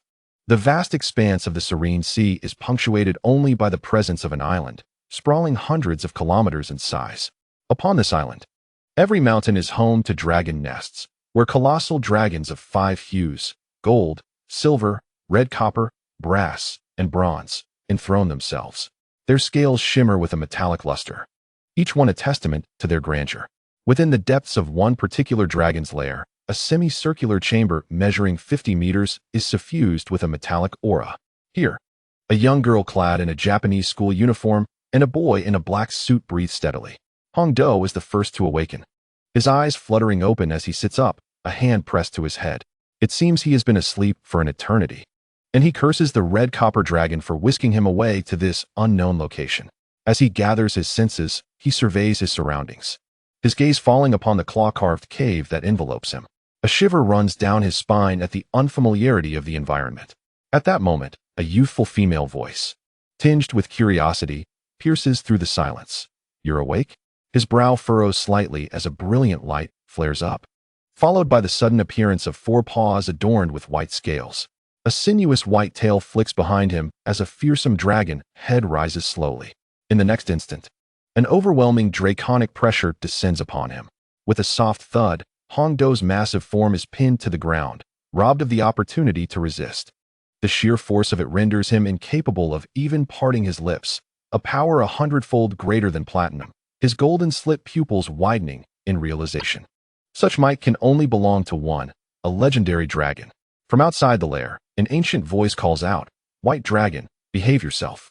The moment the words are uttered, the immense pressure weighing down on Hong Do suddenly lifts. Gasping for air, he struggles to raise his body, feeling a pair of eyes scrutinizing him from behind. "This is Dragon Island. It would be prudent for you to refrain from any ill intentions." The youthful voice resonates once more. Turning his dragon head, Hong Do beheld a silver dragonling, accompanied by a golden dragonling and a red copper dragonling, all poised calmly at the entrance of the nest. The silver dragonling strides confidently past him and approaches Gro, poking at his cheek with a paw, the soft sensation tickling her fingertips. The golden dragonling circles around Gro, eyes fixed on his body, before coming to a halt beside the silver dragonling and exclaiming, "So this is the male dragon? Almost indistinguishable from the female. Ah, you simply do not understand." The red copper dragonling strutted forward, confidence radiating from her. The silver and golden dragonlings watched her intently. The red copper dragonling approached Gro's waist, lifted her paw, and tugged at his black trousers, revealing a glimpse of something beneath. Releasing the fabric, she remarked, "Do you see?" The silver and golden dragonlings widened their slit pupils, mouths agape, their voices harmonizing with excitement. "Oh." Hong Do squinted, lifting a paw to shield his gaze, peering through the gaps in his claws. "Wow, is this truly a legitimate dragon? Coming over to strip pants and unveil the treasures." A chill wafted from Gro's trousers as he opened his eyes. The gaze that captivated was a blend of the pride of the copper dragon, the curiosity of the silver dragon, and the astonishment of the golden dragon, their small faces huddled together, fixating on his lower half. For a fleeting moment, his mind faltered, and after 10 seconds, he regained his composure, transforming into a 5-meter-long black dragon. "I shall accuse you of trespassing," he declared, retreating his claws against the wall behind him. They exchanged glances, their little heads whispering softly to each other. In unison, they turned their attention to Gross, approaching him leisurely on their short legs. The silver young dragon spoke soothingly, "Do not be afraid. We merely wish to care for you. We mean you no harm." The golden young dragon nodded in agreement. You. Gross pressed his rear tightly against the cold wall, trembling claws shielding his groin, his gaze fixated on the 4 white claws before him. Meeting the almost mocking gaze of Hong Do, He felt as though he had grasped the last lifeline, his voice tinged with desperation. Hongdo, save me. Please, save me. At that moment, he finally believed Hongdo's earlier words, but it was too late. As he watched the three young dragons closing in, a chill ran down his spine. Filled with regret. Chapter 32. The Education of the Metallic Dragons. Hongdo, observing Gross's panicked demeanor, could not suppress a chuckle. He raised his claws slightly, spreading them apart, his eyes almost betraying a sense of helplessness. Adopting a feminine tone, he remarked, "Had I known it would come to this, why bother in the first place?" Seeing this, Gross resolved to cling to any shred of hope, pointing at the white dragon behind them. The white dragon as well. Hongdo's expression darkened. He swept his claw over their heads, lifting Gross with one claw while pointing at the black dragon's head with the other, admonishing, "I advise you not to be overly naive." His right eyelid flickered, as if conveying an unspoken message. Gross was still reveling in the thought of escaping the clutches of the three mother dragons when, with a deep sigh, he felt a momentary relief before Hongdo set him down. The golden young dragon approached first, glancing at the white dragon before turning curiously to ask, "What is wrong with her?" Gross raised his gaze to him, noticing Hongdo's dragon maw slightly downturned, his claw raised in a gesture suggestive of a throat-cutting motion. Embarrassed, he replied, It's nothing." The copper young dragon, noticing the double-bladed axe on his tail, commented, "You are rather unattractive, unlike this white dragon." She reached out her claw to touch it, finding it cold. Gross, displeased by her words, swung his tail forward, touching the double-bladed axe. "What's unattractive about it?" "This is called personality." With that, he turned his head away, unwilling to converse with these three ignorant beings. "White dragon, come forth." The voice echoed from the entrance of the dragon's lair, carrying a tone of authority. The 5 dragons inside turned their heads toward the cave entrance. And soon the 3 dragons turned back to continue their discussion about Gross. Hongdo cast a glance at him, as if to say, "Brother, may fortune favor you." He stepped toward the entrance of the lair, reaching the platform where a copper dragon, measuring 28 meters in length, hovered before him. By the aura she emanated, she was indeed the very copper dragon that had brought him to this dreadful place. "Come with me," the copper dragon commanded, turning to fly away. The white dragon's wings unfurled, and it was not a trivial matter to follow. A legendary giant dragon loomed behind, with a powerful flap of its wings. Hongdo trailed the copper dragon ahead, maintaining a distance of 50 meters, while simultaneously casting a vigilant gaze around. The surroundings comprised mountains, forests, and the sea. Currently, they found themselves on an island, and judging by the number of dragon nests in the mountains, there appeared to be around 20 metallic dragons, suggesting that this was indeed the Dragon Island from the ancestral memories. Curse it. Initially, it was thought they had strayed into a dragon's lair on the mainland. But now being on the Dragon Island was a source of annoyance. A plan for escape would require careful consideration. The predicament was exacerbated by Harkis, who was being pursued by 3 female dragons. With their presence, the situation became increasingly challenging. Leaving him on the Dragon Island, Hongdo hesitated. He wanted to witness Harkis donning female attire in his dragon form. After all, it would be a sight to behold. As he pondered, his thoughts wandered. A good brother in female garb was something one must witness. Otherwise, it would be remiss, even though he himself often wore such attire. And even his voice carried a hint of it. Yet, transforming was different. Harkis' transformation was distinctly dragon-like. The copper dragon landed by the shore of a naturally formed irregular lake within the forest, folding her wings and bending her hind claws down to settle on the grass. Hongdo landed 20 meters away from her. He was not particularly fearful of the female dragons, but since being ensnared by the copper dragon, apprehension had taken root. The copper dragon turned her head to the left and noticed the white dragon standing 20 meters away. She narrowed her slit eyes and remarked with exasperation, "We are both female dragons. Do you truly think I would consume you?" The white dragon curled its snout, extending its claws, as Hongdo cautiously approached the copper dragon. In the past, he would never have behaved this way towards Carly and Nariel. Proximity had never been an issue. Perhaps he had matured, his body reacting autonomously. The copper dragon raised her tail, coiling it around his white claw, tugging him closer while teasing, "Taking advantage of me and yet acting coy. Is it because you have never encountered this before?" Hongdo remained silent, internally cursing the copper dragon. Damn it. Is she perhaps inclined that way? Suddenly, a pile of stones erupted from the ground beneath his 4 white claws, ensnaring him firmly. Sensing the unusual pressure on his claws, he leaned back, straining to pull his right claw free. The stones pressed down upon him like a mountain, rendering his struggles futile. The copper dragon let out a light hum, turning to Hong Do with a fleeting smile. "Since I brought you here, I shall educate you, guiding you towards the path of virtue." Hong Do gritted his teeth. Now rendered powerless against the magic released by the platinum mid-tier, his gaze sharp as a blade directed at the copper dragon. How infuriating! Had she finally shown her true colors? The copper dragon turned back, gazing at the undulating surface of the water, and stated, "You must not harm the innocent. Integrity is paramount." Hong Do's voice was as faint as a flickering candle in the wind, each word laden with exhaustion. His slit eyes now dimmed, and his dragon head hung slightly low. After listening to these words, the copper dragon nodded in satisfaction, waving its claw to dispel the magic. 7 hours, not bad. You may return to rest."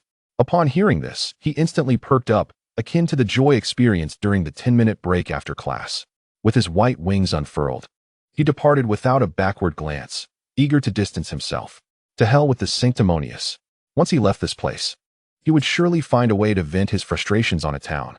Before long, Hong Do's white-scaled claws landed on the dragon's nest platform as he folded his wings and gradually made his way inside. He wondered how Hockey's was faring.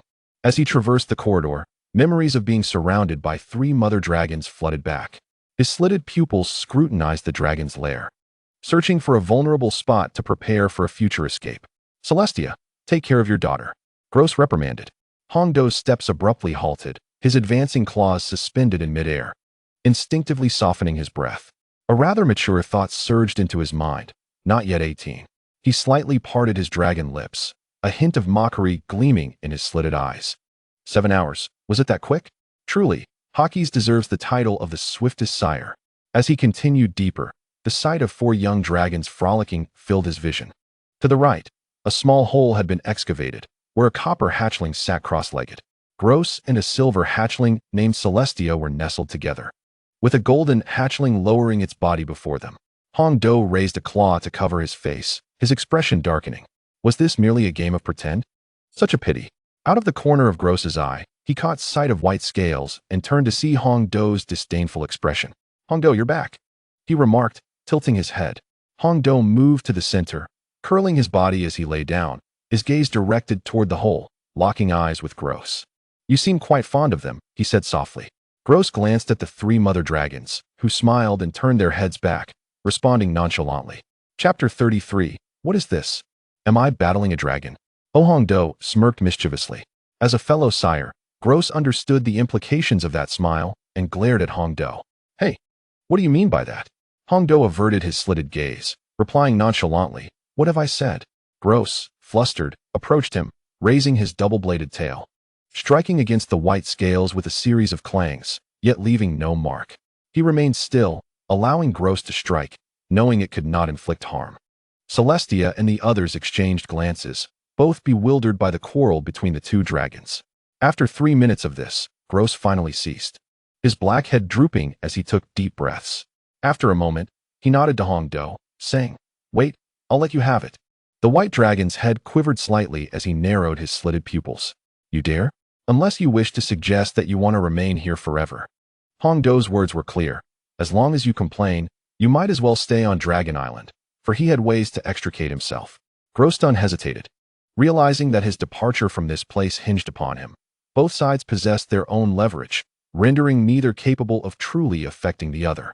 Jin Yulong, unable to suppress his curiosity, inquired, "What are you discussing?" Hong Do and Groston exchanged a glance, tacitly agreeing to maintain their silence. The pink, nictitating membrane closed, and the white, scaled eyelids descended. He sought rest and had no time for idle chatter. Controlled for 7 arduous hours by the copper dragon, her mouth had not ceased its chattering, her mind filled with admonitions against wrongdoing.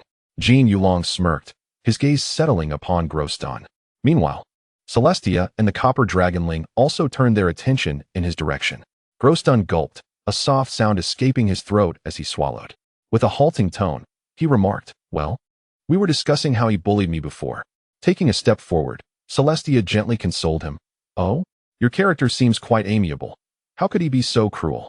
The tip of her white tail twitched, as the slumbering Hong Do felt the presence of a dragonling behind him. Grosdun forced a grin, awkwardly laughing. His tale was improvised.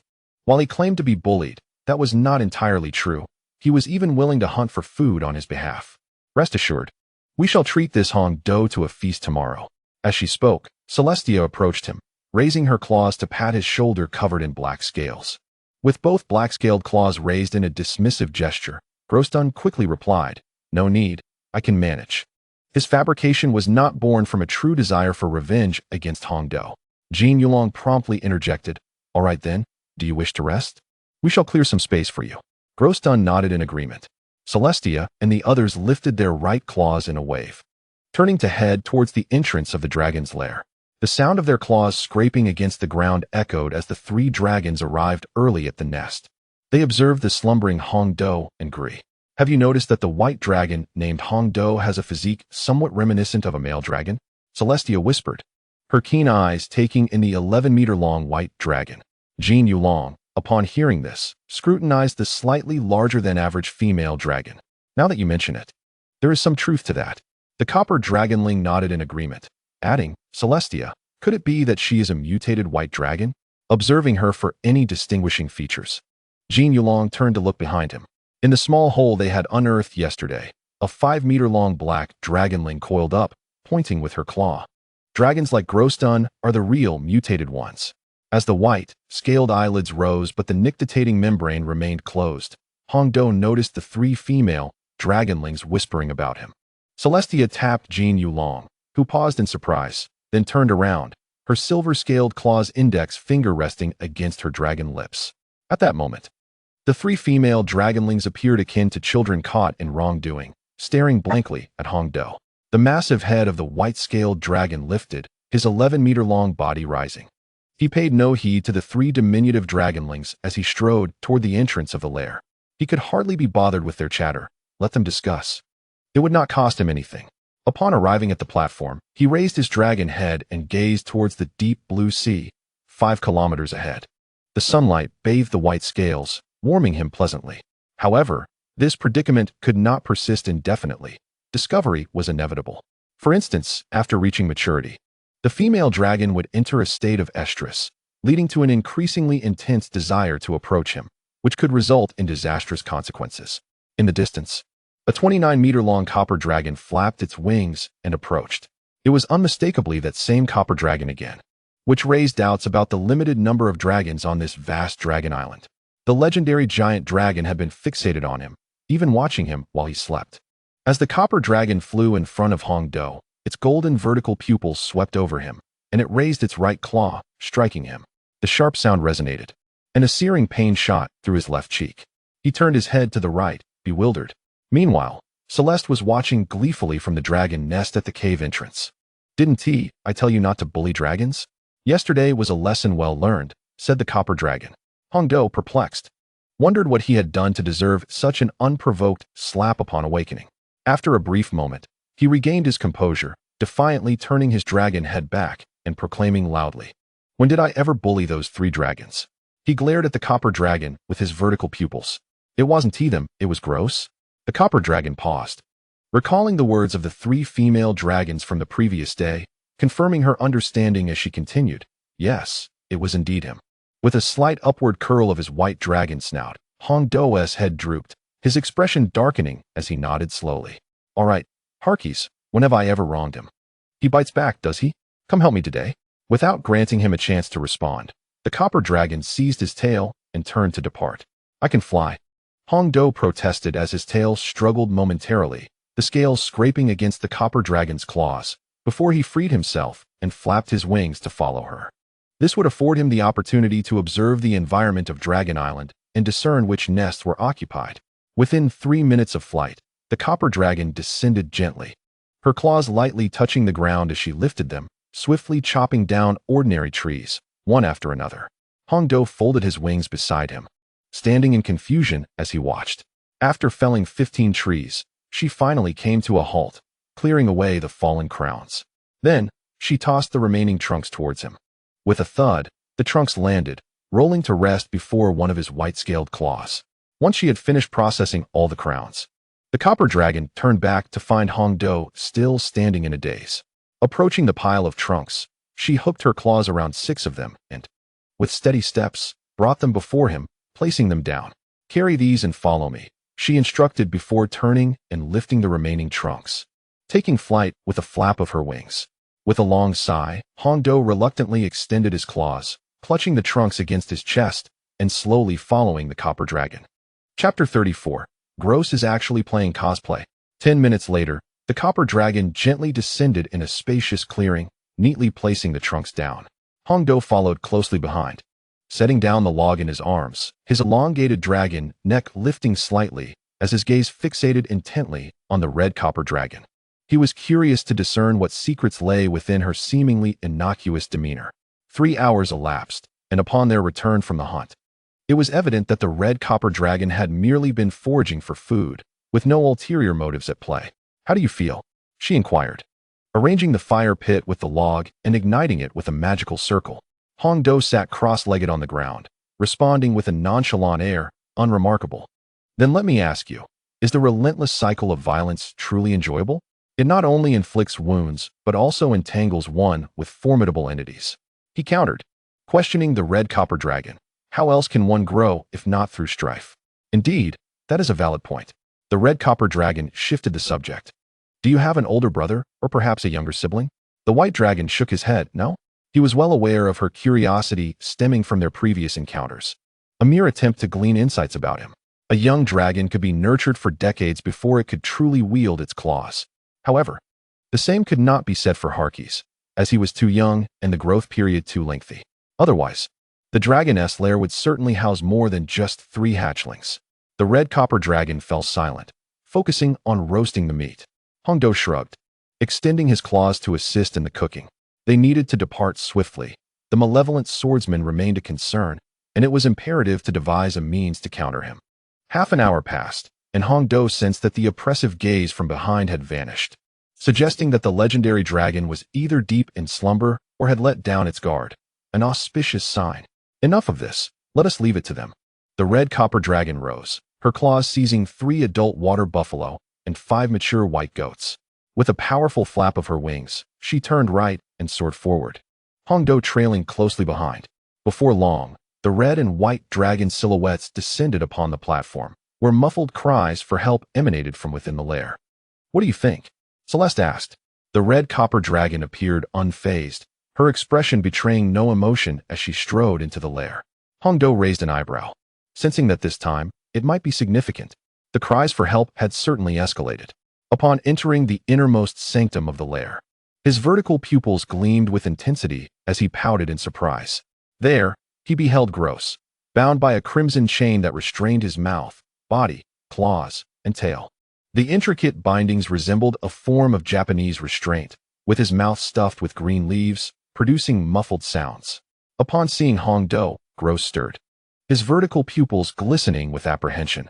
Beside him, the young golden dragon and the red copper hatchling maintained an exuberant posture, each placing a claw on Gross's ebony-scaled back, gently kneading, as if to proclaim their spoils. However, when the 2 young dragons caught sight of the entering red copper dragon, their movements froze, expressions solidifying in shock as they stood motionless, even their tails ceasing to sway. What amused Hongdo even further was the sight of Celeste, bowing her dragon head, claws clutching a book titled 100 Methods of Binding a Male Dragon. With great attentiveness, the dragon's head occasionally nodded slightly, as if pondering some profound technique. Its eyes, crescent-shaped, gazed with keen interest. Cosplay, perhaps? Quite intriguing. The copper dragon disregarded their chatter, lowering its claws to consume its meal, advising, "Remember to eat. Do not let yourselves go hungry." With that, it turned and departed. At this moment, Celeste, who had been engrossed in her reading, sluggishly reacted. Lifting its head, it caught a glimpse of the copper dragon's tail as it left. All eyes among the dragons were fixed upon Hongdo, some pleading, while the remaining 3 awaited his departure with anticipation. "You all carry on." The white dragon twisted its body and stepped onto the dragon nest platform. Behind, a distressed whimper emanated from Gross. "For the next 2 or 3 days, you may only remain in the vicinity." The copper dragon's voice echoed from the upper right, prompting him to raise his head. The copper dragon lay on another nest platform, 50 meters away, casting a sidelong glance at Hongdo with its slit pupils. What a bother. 3 days of this dreariness, it mused, lowering its head and caressing its abdomen. A glimmer of calculation flashed in its eyes as it refocused on the copper dragon above. Surely, it was not too much to request something in return. With wings unfurled, the white dragon soared before the copper dragon and confidently inquired, "Do you have any fine salt, chili, Sichuan pepper, as well as oil and soy sauce?" Caught off guard by such an unexpected request, the copper dragon's body momentarily stilled. It then rose, its massive claw pointing accusatorily at Hongdo, its voice rising sharply. "What do you take me for? Your personal pantry?" Hongdo narrowed his slit pupils, surveying her 4 empty claws, and internally remarked, impoverished, lacking even a spatial ring. What else could it be? Redirecting his gaze to the copper-scaled dragon, he slightly parted his jaws, laden with sarcasm. "A dragon of such stature, and yet you lack even these essentials. Even if you assist those humans, surely you would not deplete your resources entirely? Have they never repaid you? Just a mere white-eyed wolf." Hongdo spread his claws and gently shook his head. 3 arrows seemed to pierce the copper dragon, each word striking true. Indeed, she had aided humans, yet all she received in return was a simple, "Thank you." The copper dragon's tail swept across the platform, sending debris tumbling down, as she proclaimed, "Who says I have none? Just wait." Rising, she turned and strode into the dragon nest. Hongdo scoffed, "How easily you fall into a trap with just a few words." The white dragon landed on the platform, retracting its wings. After approximately 3 minutes, the copper dragon emerged, holding an item encased in a translucent bag, precisely what he desired. "Take it," she said, not approaching him directly, but tossing it from a distance. The white claws danced gracefully, catching it securely. Hongdo lowered his gaze, noting that while the quantity was somewhat lacking, it was better than nothing. Instinctively raising his white dragon head, he habitually uttered 2 words, "Thanks." Upon saying this, Hongdo paused, momentarily taken aback. This is not correct. After all, he is the proud 5-colored dragon. Why should he express gratitude? He then cleared his throat and feigned nonchalance as he bent down to rummage through his bag. Hongdo glanced at the copper dragon from the corner of his eye. She was staring at him, silent and motionless. He smirked, "Well, I have matters to attend to," and spread his wings, landing on the grass beneath the dragon's nest. Extending his claws, he placed down his belongings, then flapped his wings again to soar into the sky, returning with some cattle and sheep from Dragon Island.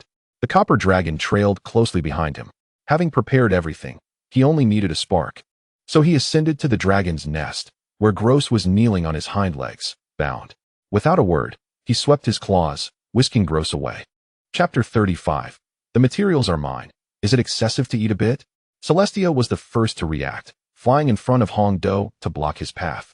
Her tone laden with inquiry. "Hey, what are you doing?" He paused his steps, replying, "You'll find out soon enough," while gently pushing Celestia aside with his left claw. Descending from the dragon's nest, he snagged the chains binding Gross, and with a sharp snap, they broke apart.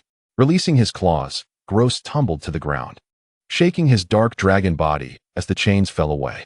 "Fire," Hongdo uttered calmly. Celestia and her 3 young female dragons followed suit. But the golden hatchling attempted to step forward to comment, only to be halted by a massive copper claw. Seeing this, she withdrew her paw, standing still to observe. Gross turned around, raising his dragon head, and a flicker of flame ignited in his vertical pupils as he indignantly turned his head away. "No. Why didn't you rescue me sooner? And you dare to slander me?" In response, Gross's demeanor instantly diminished. After all, wasn't Hongdo asleep at that time? How could he possibly know? His gaze fell upon the 3 young female dragons behind him.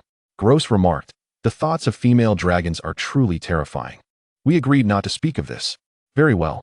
The black dragon's head turned back, a fiery crimson glow illuminating his chest as he opened his mouth, releasing a plume of red flame that instantly ignited a pile of branches. His dragon breath gradually subsided, and he closed his mouth. A wisp of white smoke curling from his maw. Pushed aside by a white-scaled claw, Hongdo transformed into a white-haired loli, stretching her limbs and conjuring an iron pot from thin air. She directed Gross to handle the entrails of the cattle and sheep while she prepared the meat. Minutes later, chunks of beef sizzled in the pot, the savory aroma wafting through the air. The copper dragon nearby was awestruck, her mouth agape, unsure of what to say. Having lived for over 3 centuries, traversed many lands, and sampled numerous delicacies, she knew that most chefs relied on superior ingredients to create even passable flavors. In other words, without top-tier ingredients, a chef is nothing. Celestia and her 3 young dragons swallowed nervously. Gross, close to Hongdo, flicked his tail, which also swayed the double-edged axe. His vertical pupils fixated on the meat in the pot. Hongdo, your culinary skills are improving remarkably. Hongdo held a pot in his left hand, extending it before his face, while his right hand summoned a thin sheet of ice and tossed it into the pot. The freshly cooked beef, still steaming at over 90 degrees, caused the ice to melt into water within mere seconds. He murmured, "Haven't you eaten? There's none for you. All of it is gone." Groth exclaimed loudly, gesturing toward Celestia, the 3 dragons standing behind the flowing dragon. The petite, white-haired girl, only 6 meters tall, opened her small mouth and picked up a piece of beef, red and emitting faint wisps of steam, savoring it slowly with a smile. Groth lowered his voice. "Give me some of the black-scaled claws," cautiously poking the white-haired girl's back. With a smooth throat, Hongdo swallowed the beef and continued to grab another piece to eat. Turning to Groth, his throat full of food, he spoke with a choked tone. "I still prefer your boastful demeanor. Transform and eat," he said, weighing the iron pot in his left hand, signaling Groth to approach in human form. Before Groth could transform, a slender hand swiftly reached into the pot, grabbing a generous handful of meat. Instantly, a significant portion of the meat vanished from the pot. Hongdo blinked, turning to see a middle-aged woman standing behind him. She wore a dull green qipao, with a sheen of grease at the corners of her lips, and her right hand bore remnants of uneaten beef. Without a doubt, it was the copper dragon. The woman glanced at him, closed her eyes, and relished the beef in her mouth. After swallowing, she asserted, "I'm merely having a taste. Is that unreasonable? After all, I provided the ingredients." She beckoned the nearby Celestia dragons, who still had some on hand. Hongdo remained silent, tacitly agreeing. Just as he turned back, he found the iron pot completely empty. He tilted the pot, and only a few drops of oil dripped down. "Where's my meat?" A crunching sound from below caught his attention. He looked down to see a boy in a black suit crouching, covering his mouth with his hands, chewing contentedly. He couldn't help but be exasperated with this group of dragons, thinking they acted as if they had never eaten before. All they do is snatch. If I had known this, I would have knelt before Carly and Neril. At least that way there were only 2 dragons. Now there are 5, and I can't escape. Suddenly, 5 pairs of eager eyes were fixated upon him. Hongdo, feeling defiant, opened his mouth and shouted at the dragons. "What are you staring at? I am not anyone's personal chef." The Celestia dragons turned their heads, their vertical pupils glistening as they looked at the middle-aged woman. She raised her hand to stroke her head and, after a moment's hesitation, reluctantly offered, "I will give you gold coins. How does that sound?" Upon hearing the prospect of payment, Hongdo felt a surge of energy, ready to cook for another 2 hours without issue. She transformed back into a 20-meter-long copper dragon, whispering, "Indeed, the 5-colored dragon," as she looked at the white-haired girl and inquired, "How much?" As Hongdo turned his gaze to the nearby cattle and sheep, he pondered for a moment, extending a single finger of his right hand. He looked up at the copper dragon and said, "I can offer you a preferential price, 20 gold coins." He feared that he might have to pay more, as the materials were not originally his to claim. The copper dragon nodded her head. 20 coins were not excessive, considering that a single fine meal in town would cost her over 100 coins. With a delicate motion, she raised her claw, covered in copper scales, and carefully pried open a section of white dragon scale on her chest. From the hidden compartment beneath the scales, she retrieved 20 gleaming gold coins, which shimmered enticingly in the sunlight. Shaking her claw, she presented the coins to Hongdo. He reached out to take them, and as they entered his space ring, they vanished instantly. "Wait," Hongdo uttered before turning back to resume cooking. Celestia, the 3 young dragons, settled down. Their vertical pupils fixated on him, reminiscing about the taste of the beef, their tails wagging uncontrollably. The copper dragon, however, appeared lost in thought, a glimmer of contemplation in her eyes. Should she bend him to her will? Keep him close? After all, male dragons were exceedingly rare. With a sidelong glance, she pondered the presence of Gro, who had appeared alongside Hongdo. What if she had taken a liking to him earlier? Her eyelids fluttered down, and after a brief 10 seconds of hesitation, she opened her eyes and inquired, "Gro, do you find Hongdo appealing?" The moment the words escaped her lips, The air fell silent for half a heartbeat. Gro, taken aback, shook his dragon head vigorously, even his claws joining in the denial. Hongdo, who was busy cooking meat, paused momentarily, internally scoffing at such an outrageous statement. Would two straight male dragons truly be interested in one another? If Hakis had such inclinations, he would swiftly put an end to it. Fortunately, his brief pause went unnoticed by the four female dragons, who remained entirely focused on Gro. Chapter 36. The discovery of Nariel. An hour passed, and every last bit of the captured cattle and sheep had been cooked down to nothing. Celestia, the three young dragons, and Gro still yearned for more, their vertical pupils fixated on Hongdo, as if imploring, "More, please." Hongdo raised his hand to put away the iron pot, his body shimmering with light, and a white-scaled claw appeared. With a flick of his white tail, he declared, "Do not look at me, it is all gone. The materials have been exhausted." Celestia stepped forward, her silver dragon head raised, softly asking, "Will there be more tomorrow?" "It depends on my mood," he replied before unfurling his wings to fly up to the dragon nest platform. He stepped into the inner sanctum and gradually lowered his dragon form.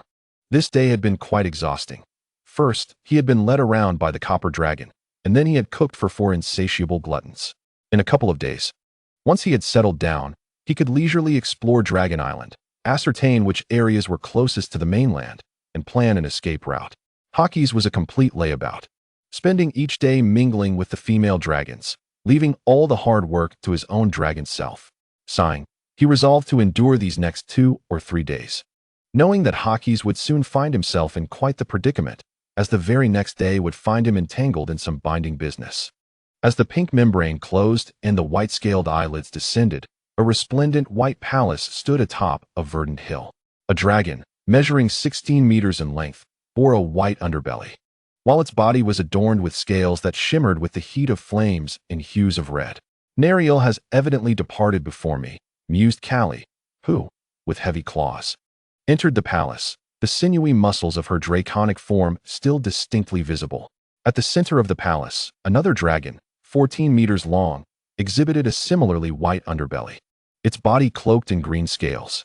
As the green-scaled eyelids lifted and the pink membrane unfurled, golden vertical pupils focused intently on the red dragon standing at the entrance. Nariel responded with a dismissive tone, "Understood, you may leave." Callie remained silent, her vertical pupils fixed on Nariel, suspicion gnawing at her that something was being concealed. Yet, the truth eluded her. Inquiries were met with evasiveness, as Nariel seemed reluctant to divulge anything. The red dragon's maw parted, and with a deep sigh, Callie gradually turned and ventured deeper into the palace. Her immense wings unfurled, creating a gust that sent the nearby treetops swaying. As her crimson claws gradually lifted from the ground, she soared towards the right side of the palace, her red silhouette diminishing into a mere point until it vanished completely. Nariel dug beneath her, retrieving a cool, white scale. She regarded the scale thoughtfully, murmuring, "Oh, little sister, no, little brother." Although no anomalies were detected upon departure. "You deceived both Callie and me for 30 years. I wonder what surprises await us in our next encounter." With that, she retracted the scale and stood tall on her 4 claws. "I must find a way to elevate my realm. I wouldn't want to be looked down upon when we meet again due to my level. After all, he is a mighty dragon, pursued by countless others. I can only hope that my brother continues to conceal his identity." With these thoughts, Nariel stepped out of the palace, gazing down at the dwellings below.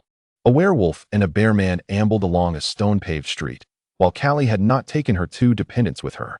The green-scaled dragon's head drooped, contemplating the 4 methods to enhance her realm. First, combat enhancement.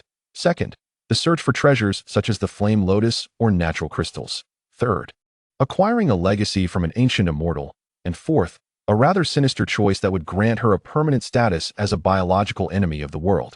A curse that could not be lifted, even in death. Naturally, she dismissed the 4th option, leaving only 3 alternatives. The first was straightforward yet brutal. The second relied heavily on fortune, while the third combined luck with serendipity. Should the immortal deem her unworthy, any discovery would be futile, leaving her merely to watch.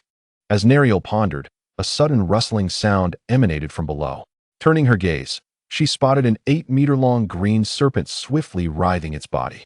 Its speed was remarkable, its forked tongue flicking in a state of panic, and moments later, It reached the base of Neriel's claws. The serpent struggled to raise its head. Speaking in a frantic tone, "Master, Master, there are humans attacking the goblin tribe." Upon hearing this, Neriel raised her right claw impatiently and brought it down with force, creating a resounding thud that reverberated through the ground. She whispered softly, "Once again, it is humanity that brings me here." Approximately a month ago, a small team of 7 humans ventured into the territory, and in the end, she could not even muster a single spit in their direction, yet they have returned. The serpent nodded slightly, turning swiftly to wriggle ahead. With her emerald dragon wings unfurled, Neriel's draconic form ascended above the clouds.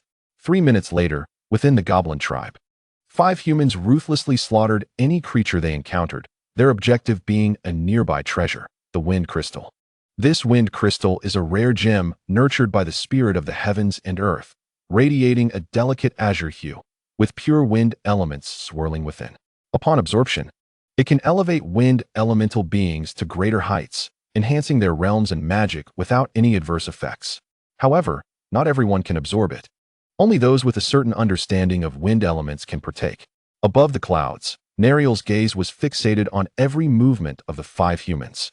She observed that whenever they dispatched a bothersome goblin, they would instinctively crouch down and retrieve a palm-sized metal detector from their pockets.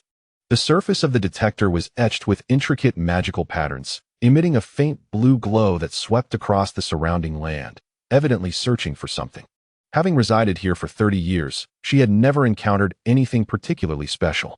To Neriel, the goblins were expendable. If they died, it was of little consequence, as they were merely fodder.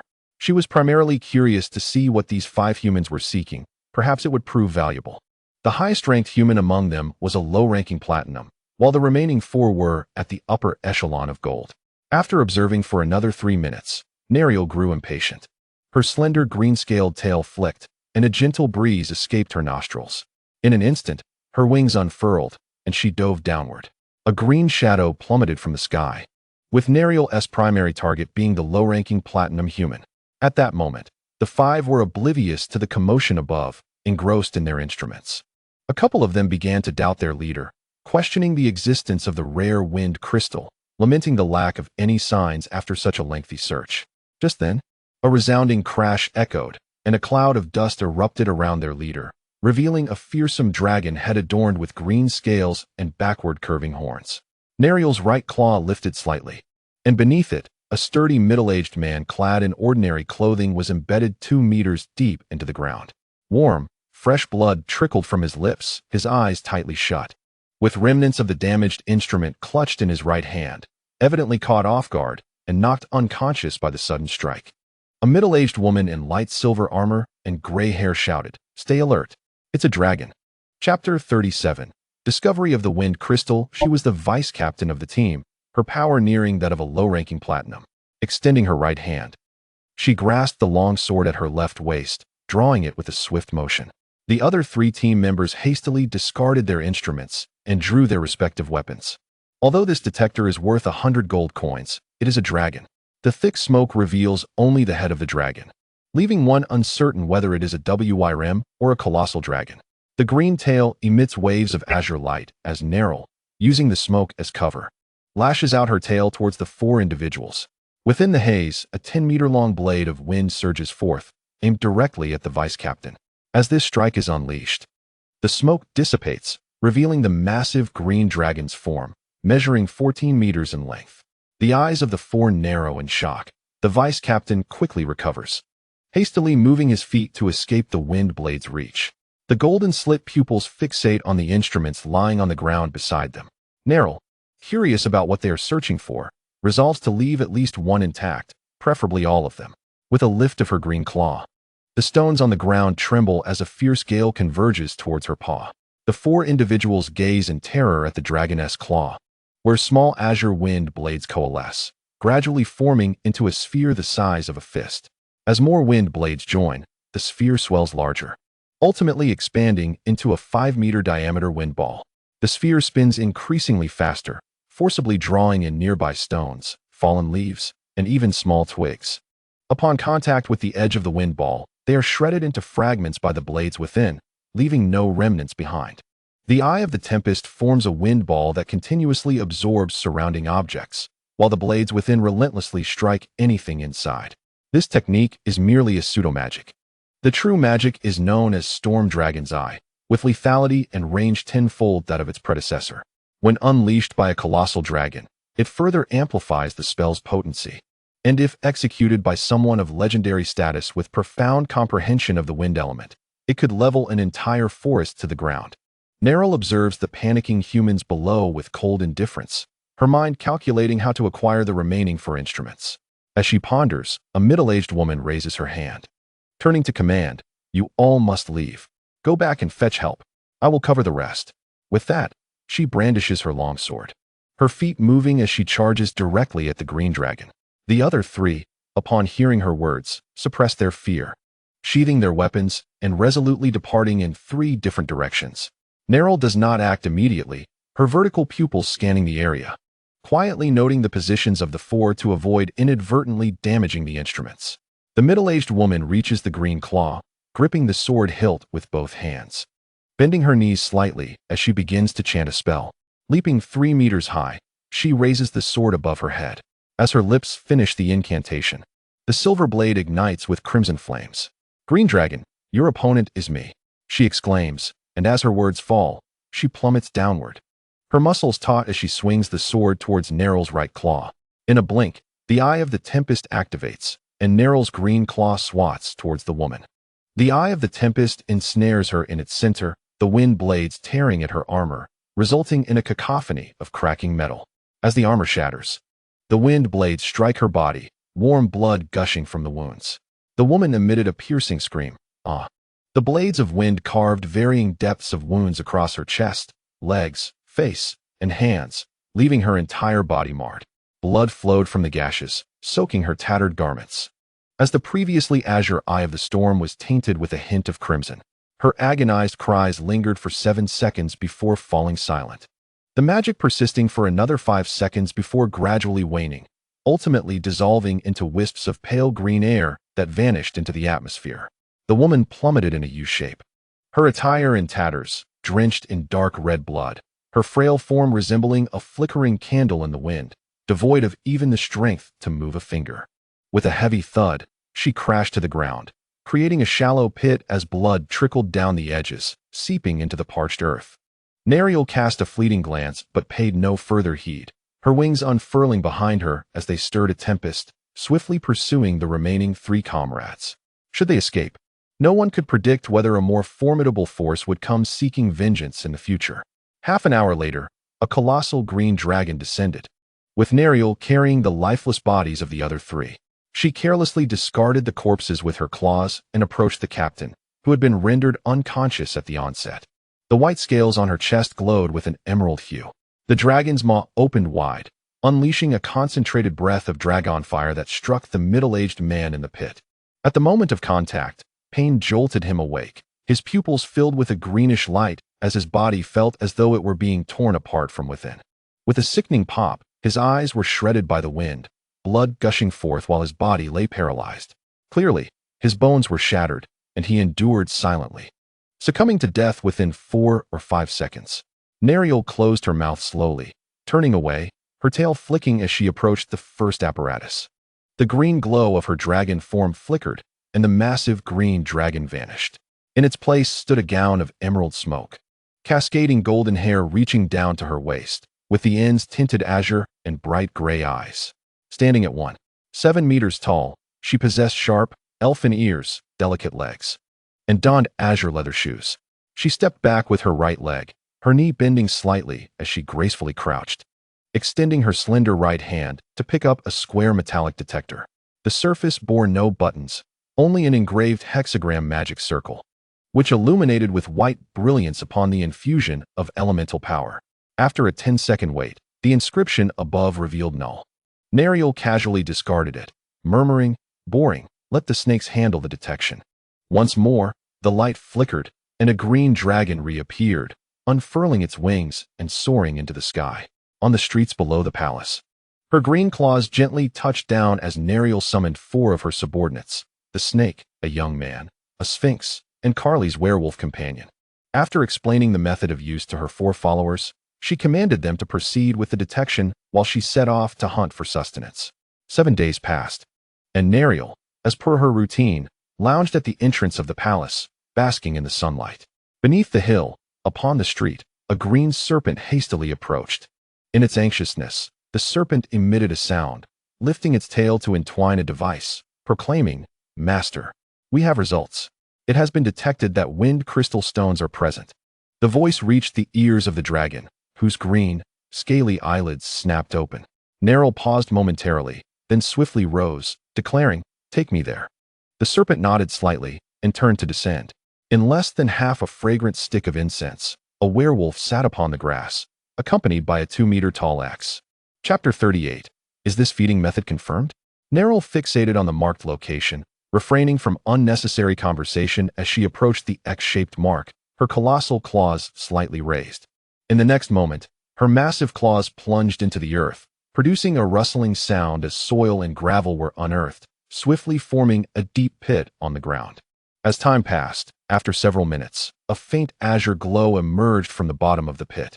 Neriel's movements hesitated for a moment, a glimmer of astonishment flashing in her eyes as an irregular shard of crystal revealed itself. Within, azure waters flowed slowly, emanating a pure essence of wind elements.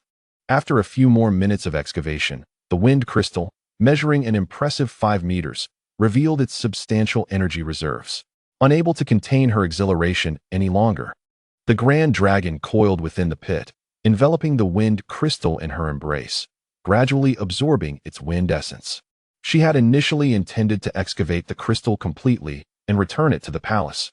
Yet, feeling the overwhelming energy within, she could hardly restrain herself, wishing only to draw forth some energy before making further plans.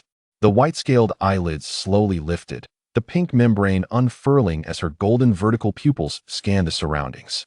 Apart from herself, no other dragons were present. Gulong, the dragon's maw, shifted in surprise. She had merely intended to indulge in a brief slumber. Yet 7 days had elapsed. However, it had not been a mere slumber. She had traversed through the entirety of her ancestral memories. For white claws supported her frame as her tail flicked behind her. Gulong's stomach protested with a discontented growl. The white claws rose to caress her belly, her dragon head tilting upwards to gaze at the azure sky and the forest beyond. It was time to seek sustenance and explore this dragon island. As she had lingered long enough, as she exited the dragon's lair, a thought crossed her mind. Where had Hakis, that little dark one, gone? Was he perhaps? She shook her head, dismissing the notion. No, that was unlikely. He could not venture far without having matured. The white dragon emerged from the shadowy confines of the lair onto the platform, warm sunlight gradually cascading over her, enveloping her in a gentle embrace. Her vertical pupils narrowed, scanning the horizon for any sign of dragons, but only forests, grasslands, and mountains greeted her eyes. With so many dragon lairs, were only a handful of dragons residing here? It was indeed peculiar. Gulong's stomach voiced its dissent once more. The white dragon's maw parted slightly as she sighed. Her delicate, white wings unfurled behind her. With a rustling sound, the dragon wings flapped above and below, generating gusts of wind as her 4 white-scaled claws lifted from the platform. Gulong soared forward into the skies. Half an hour later, a colossal white dragon's head emerged from the depths of the forest, its maw clutching the lifeless carcass of an old cow. The dragon raised its head and flung the cow into the air, revealing 2 rows of razor-sharp teeth as it swallowed the creature whole. Subsequently, it lowered its head, its slit pupils fixated on the beach ahead. There, at the water's edge, were Celeste and her 2 female dragon companions, along with Gro, who lay with his 4 claws skyward, tightly bound by their magic. The black dragon writhed, evidently struggling against his restraints. Hondo pressed down on Gro's body, revealing half of his head, and murmured softly, "How extravagant," tying him up by the seaside. "Shouldn't we pause here next time?" He felt a warm sensation emanating from his right side. A familiar feminine voice entered his mind. What should we do? His ears twitched, and he turned his head slowly to the side, where a full-grown copper dragon, measuring a majestic 28 meters, came into view. Her gaze fell upon the scales of the 2 dragons pressed closely together, and she moved her left claw 10 meters away. The copper dragon observed Hondo's deliberate withdrawal and flicked her tongue in mild annoyance, exclaiming, "Teske, They're all female dragons. What's there to be disdainful about? Hongdo raised his claw to wipe his neck and, casting a spell, replied, Ahem, that's not quite accurate. I'm not like that. The copper dragon casually spread her claws, shaking her head in disbelief. So what? It's quite common for female dragons to be close. He smirked, teasing. That's typical of your metallic dragons. We chromatic dragons are just fine as long as we don't end up fighting. The copper dragon nodded thoughtfully, as if conceding. You chromatic dragons do have a penchant for brawling. Please, let's omit the as if, Hongdo retorted, turning his gaze back to the beach. He observed Celeste and her two companions crouched in the shallow waters, their claws diligently scooping up something. In no time, their claw pads were adorned with a pile of shimmering silver fish and translucent shrimp, the fish leaping energetically while the shrimp flailed their delicate limbs in struggle. Subsequently, the gold and copper dragons presented their catch to Celeste, who then approached Grow, empty claws at the ready. With a forceful tug, they pried his jaws apart, and Celeste unceremoniously dumped the wriggling fish and shrimp into his mouth. Bound by magical restraints, Grow had no hope of closing his jaws against the onslaught. He could only watch helplessly as the briny creatures slid down his throat, acutely aware of their futile struggles within his esophagus. Ultimately, they settled into his stomach, the slick, prickly sensation coursing through him, eliciting a muffled groan. For a dragon, consuming such prey posed no physical issues. However, the sensation of the squirming creatures in his throat stirred a wave of nausea, causing his body to writhe even more vigorously. Observing his discomfort, Celeste raised her silver claw, dispelling the magic, and inquired with concern, Not to your liking? We used to enjoy this kind of meal. She glanced up at the gold and copper young dragons. Gross quickly opened his mouth, his throat seemingly rolling something up and down, yet he could not expel anything. Hongdo Long turned his head towards the copper dragon, pointing with his right claw at the four young dragons on the beach, and inquired, Are you certain that this aligns with the benevolent nature of your metallic dragons? Hey, they are merely sharing.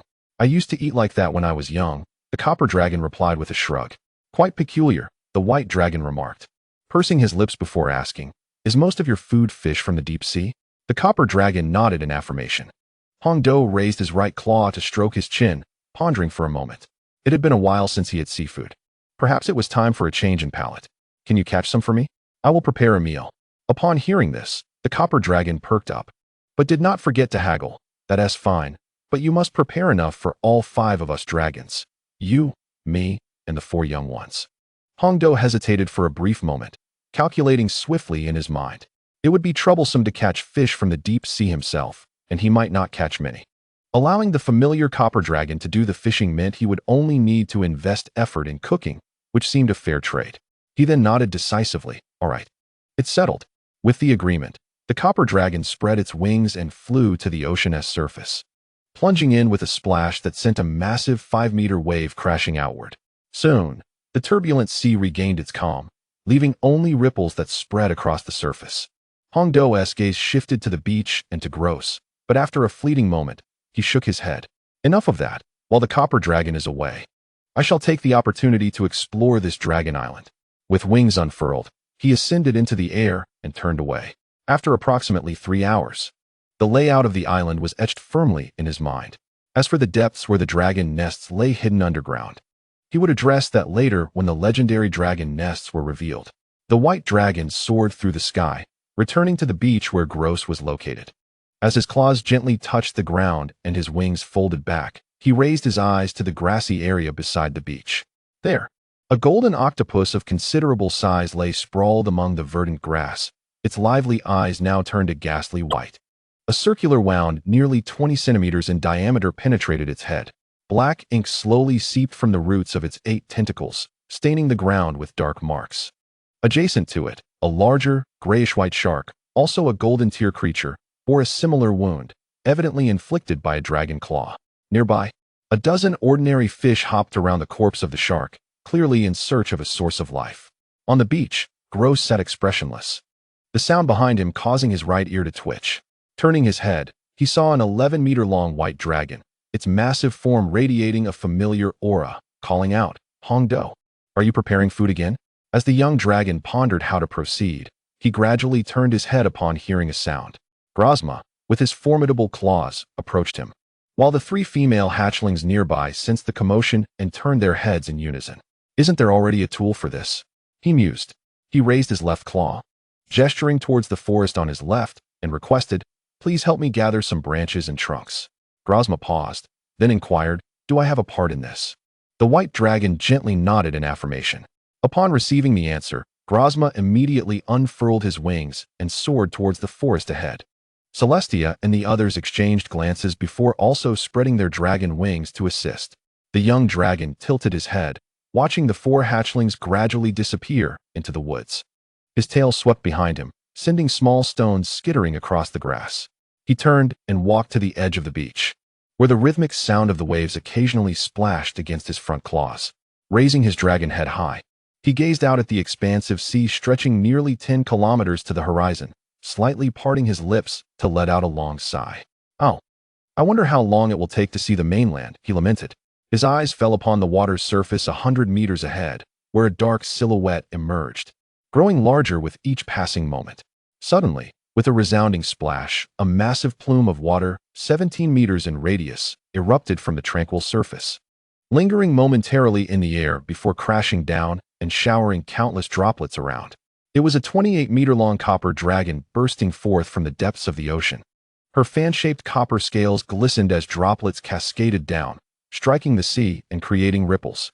With a powerful flap of her wings, she sent water spraying in all directions, with several drops landing on the beach where the young dragon stood. He gaped in astonishment as the copper dragon landed gracefully on the grassy shore, opening her mouth to expel water and fish. The young dragon watched her, and upon witnessing this, his white, scaled eyelids fluttered, his expression gradually contorting with disbelief. Pointing a claw directly at the copper dragon, his slit pupils seemed to blaze red as he exclaimed, "My food? Is this how you catch it?" The copper dragon calmly closed her mouth and turned her head to reply, "What else could I do? I lack spatial abilities. Even so, you shouldn't allow other dragons to taste your saliva," the young dragon retorted, baring his teeth in indignation. The copper dragon raised her claw, casually spreading it as if to say it was simply a matter of roasting the food. His gaze shifted to the octopus and shark, and suppressing his irritation, he cautiously inquired, pointing at the two, "These two are quite large. Surely they weren't brought back in your mouth, were they?" The copper dragon shook her head lightly before affirmatively nodding again, indicating she had indeed carried them. With a thud, the white dragon collapsed sideways onto the beach, the weight on his heart finally lifting. Just then, Grozma and Celestia returned, clutching branches in their claws. Upon seeing the young dragon sprawled on the sand, Grozma released the branches he had been holding, which fell to the ground. He flew over to the white dragon's side and patted his body with his claws. The young dragon uttered 3 words, suddenly recalling something, then halted and corrected himself, saying, "Sister, you have no wounds. How could you be dead? We haven't even cooked yet." The white dragon's tail lashed out, striking Grozma as he retorted, "Oh, get lost." Having spoken, Hongdo rose slowly, shaking his dragon form as the sand clinging to his left side fell away. Gro rolled several times on the ground, coming to a halt approximately 5 meters away, a slight ache emanating from his left side, but he paid it little mind as he quickly stood up and shook his black dragon head. "Hawkies, after 7 days apart, why do you seem so transformed? You nearly revealed my identity as a noble dragon," he thought, relieved that he was clever enough to change the subject promptly. Celestia flew in front of Hongdo, raising her voice in inquiry, "Hey, he cares for you, why strike him?" Hongdo lifted his right claw, gently poking the silver dragon head, reprimanding, "Would you not retaliate if someone spoke of your demise without cause? Protecting the noble dragon does not warrant such excessive defense." He gradually lowered his claw, walking over to retrieve the branch that Gro had discarded. The golden young dragon handed him the branch and flew towards the silver young dragon, lowering her voice to advise, "Celestia, you are indeed being overly protective of the noble dragon." Hongdo crouched down, positioning his claws around the fire pit. Turning to call Gro, "Come here, ignite the flames." Gro nodded eagerly, scampering over with small steps, inhaling deeply before exhaling a small plume of crimson dragon fire. The flames licked the branch instantly, crackling to life. The white hind claws tensed as he stood, inquiring of the copper dragon, "Do we have any oil or similar substances?" The copper dragon lifted her head slightly, considering there might be some deeper within the dragoness lair. "Wait, I will go look." With that, She took flight back to the lair. Hongdo waved his claw, simultaneously catching a fish, piercing it through with the branch, gently scraping off the scales with his claws. He then inserted it into the grass beside the fire, pausing after preparing 6 roasted fish. He extended his claw to bring an octopus closer, but as he released it, the suction cups clung tightly to the scales, shaking his claw, yet it remained adhered. "Curse it! I will have my way with you," Hongdo muttered under his breath. Turning to Grow on his left, placing his claw before him. "Come, breathe fire and incinerate this creature."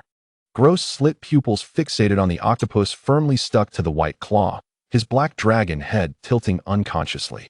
A fiery glow illuminated his chest as he opened his mouth to unleash flames, scorching the suction cups of the octopus that clung tightly to the white scales. Chapter 40. The night grows late. It is time to depart. The suction cups, singed by the flames, twitched slightly before releasing their grip on the white scales. Grow slowly closed his mouth, the dragon fire dissipating gradually. Hongdo waved his claw towards the ground, and with a thud, the octopus landed, creating a small crater in the grass. The copper young dragon, who had already set down the branch, seized the opportunity to fly to the golden young dragon and Celestia, whispering, "Hey, why did Grow just refer to her as his sister? Shouldn't T-Biba denote siblings? The distinction between brothers and sisters seems non-existent here." The copper dragon spread his right claw towards the 2 dragons. "Indeed," Celestia responded, nodding her head vigorously. The 3 young dragons engaged in hushed discussion, the air thickening with the scent of gossip. Hongdo felt a bead of sweat form on his back. If they guessed the truth, he would surely expose himself right here.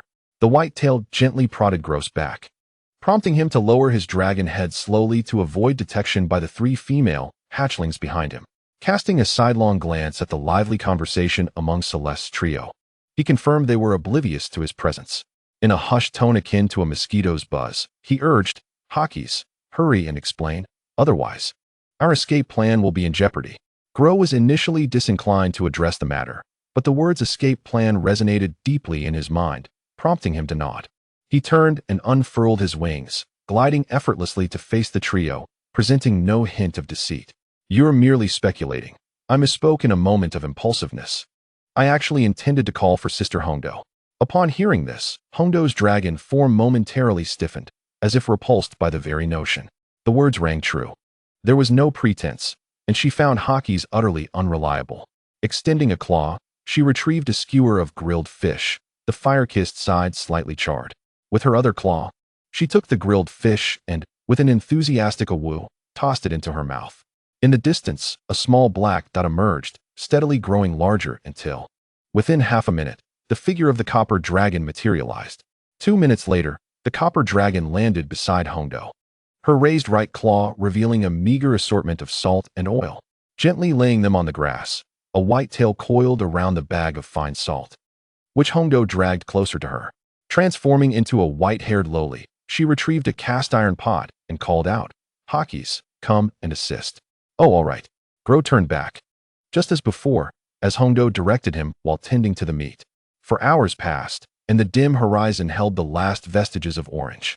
At the edge of Dragon Island, the 4 hatchlings licked their respective dragon kisses, while the copper dragon rested beside the fire pit opposite the great white dragon. Hongdo opened her mouth to savor the last grilled fish, her vertical pupils scanning the assembled dragons. Tonight seemed an opportune moment. Once the 3 female hatchlings succumbed to slumber, they could make their escape. Despite the current tranquility of Dragon Island, awakening from slumber in a month or 2 would bring immense suffering. It was conceivable that he could attract a female dragon. Perhaps even 1 or 2 would cling to him, making tonight the perfect opportunity. "Have you not heard that the skies do not close off the paths for dragons? As long as I wish to depart, it must be tonight." Hongdo rose, extinguishing the fire with a swift stomp. "I'm leaving now. It's time for me to sleep." With her wings unfurled behind her, she cast a glance at Grow, blinking her eyelids before soaring back to the dragon's den. Grow noticed Hongdo's wink in his direction. Although he did not fully comprehend its significance, he sensed urgency. Recalling the previously mentioned escape plan, he understood it was indeed time. The great white dragon ventured deep into the lair, tilting his head to the side and closing his eyelids to sleep. 5 hours later, the white-scaled dragon opened his eyes, surveying the den. To his right, the black, silver, gold, and copper hatchlings lay sprawled on their backs, soundly asleep on the cave floor. Hongdo cautiously propped herself up with her claws, struggling for 2 minutes before she finally managed to stand. Gently raising his paw, he slowly lowered it again, turning his head towards the entrance of the dragon's lair, his white tail extending behind him. With a delicate motion, he coiled around Gro, who was beside the young Celestia dragons, lifting him with a languorous grace. Making no sound whatsoever, Gro, unaware of being ensnared, was unwittingly drawn towards the mouth of the lair. What should have been a journey of mere seconds took Hongdo approximately 17 minutes to reach the platform. Outside, the night lay shrouded in darkness, punctuated by the croaks of nocturnal toads, while a pair of golden, slit-like eyes shone conspicuously in the gloom. He raised his dragon head, scanning the vicinity of the lair. To the right, to the left, above, there were no dragons in sight. Safe, though these metallic dragons bore no malice. Who was he? The illustrious white dragon. One of the 5 colored dragons. He could never endure a lifetime on Dragon Island. Who could possibly bear to remain in such a confined space for 700 or 800 years? With a gentle unfurling of his dragon wings, he glanced back at the interior of the lair, then with a powerful flap, his 4 white claws detached from the rocky platform. He ascended slowly, soaring above the clouds, and turned right, flying straight ahead. Uncertain of the exact direction of the continent, he could only choose a random path. Hongdo transformed into a colossal beast, radiating a faint, refracted white light as he gradually departed from Dragon Island. Descending through the clouds, he surveyed his surroundings, flying for an hour. All that remained was the endless expanse of ocean. Ah, indeed. Without 2 or 3 days, one could hardly hope to glimpse the continent. Encountering a ship would be akin to striking luck. Turning to see Gro tightly coiled in his tail, Hongdo smirked, lowering his white form to the sea's surface. The clear water mirrored the full moon hanging in the sky, and with a resounding splash, he unhesitatingly plunged his tail into the water, along with Gro. The icy touch of the seawater coursed through his tail and into his nerves. He felt no discomfort. Instead, he found it somewhat pleasurable. However, beneath the water, Gro was in dire straits. His dark scales flared open, a surge of fury igniting within him. His mouth instinctively opened to curse, but in the next moment, the frigid seawater surged in, gurgling as it filled his stomach. 3 seconds later, with a splash, Hongdo's white tail emerged from the water. He turned to look at Gro, who, with his black dragon maw agape, expelled the seawater, his golden, slit-like eyes glaring at him as if to express his desire to expel his frustrations. Hongdo flapped his wings, ascending higher, and said, "Keep staring, and I shall toss you back to Dragon Island." His voice rang out in a masculine tenor, devoid of any tremor. Hearing this, Gro scanned the horizon, his eyes meeting the boundless ocean, not the lair. Realizing this, he shook his dragon head, his anger gradually subsiding, and inquired, "How far have we flown?" Hongdo shot him a sideways glance, a hint of disdain in his tone as he replied, "What do you mean we? I've flown the entire way by myself. It has nothing to do with you." Gro, scratching his dragon head with his paw, found himself at a loss for words. "All right, wake up and fly on your own," he declared, flicking his tail skyward with a flourish. For somewhat diminutive black claws flailed anxiously as Gro unfurled the dragon wings upon his back, swiftly adjusting his draconic form within 2 or 3 seconds. Following closely behind the massive white dragon, a question arose. Where are we headed? Hongdo narrowed his slit pupils, regarding his companion as if he were a simpleton. "I have no idea. I am not a draconic map," Gro retorted, instinctively sealing his lips, aware that further inquiries would yield the same response. Chapter 41. Reunited with the continent, the frozen expanse, a solitary expanse of ice, rose abruptly above the sea surface, devoid of any other entities. With a splash, a 5-meter-long black hatchling burst forth from the waves, its damp black scales glimmering with a matte sheen under the sun. Gro clutched a 2-meter-long fish in his mouth, the vibrant blood streaming from his dragon maw. He ascended the ice, a temporary refuge conjured by Hongdo's dragon breath. Shaking off the droplets clinging to his scales, he opened his mouth and swallowed. Casting his gaze around, a phrase suddenly materialized in his mind. Clearing his throat, he pretended to cough twice. Closing his slit pupils, he raised his dragon head and bellowed melodiously, the sea you roar."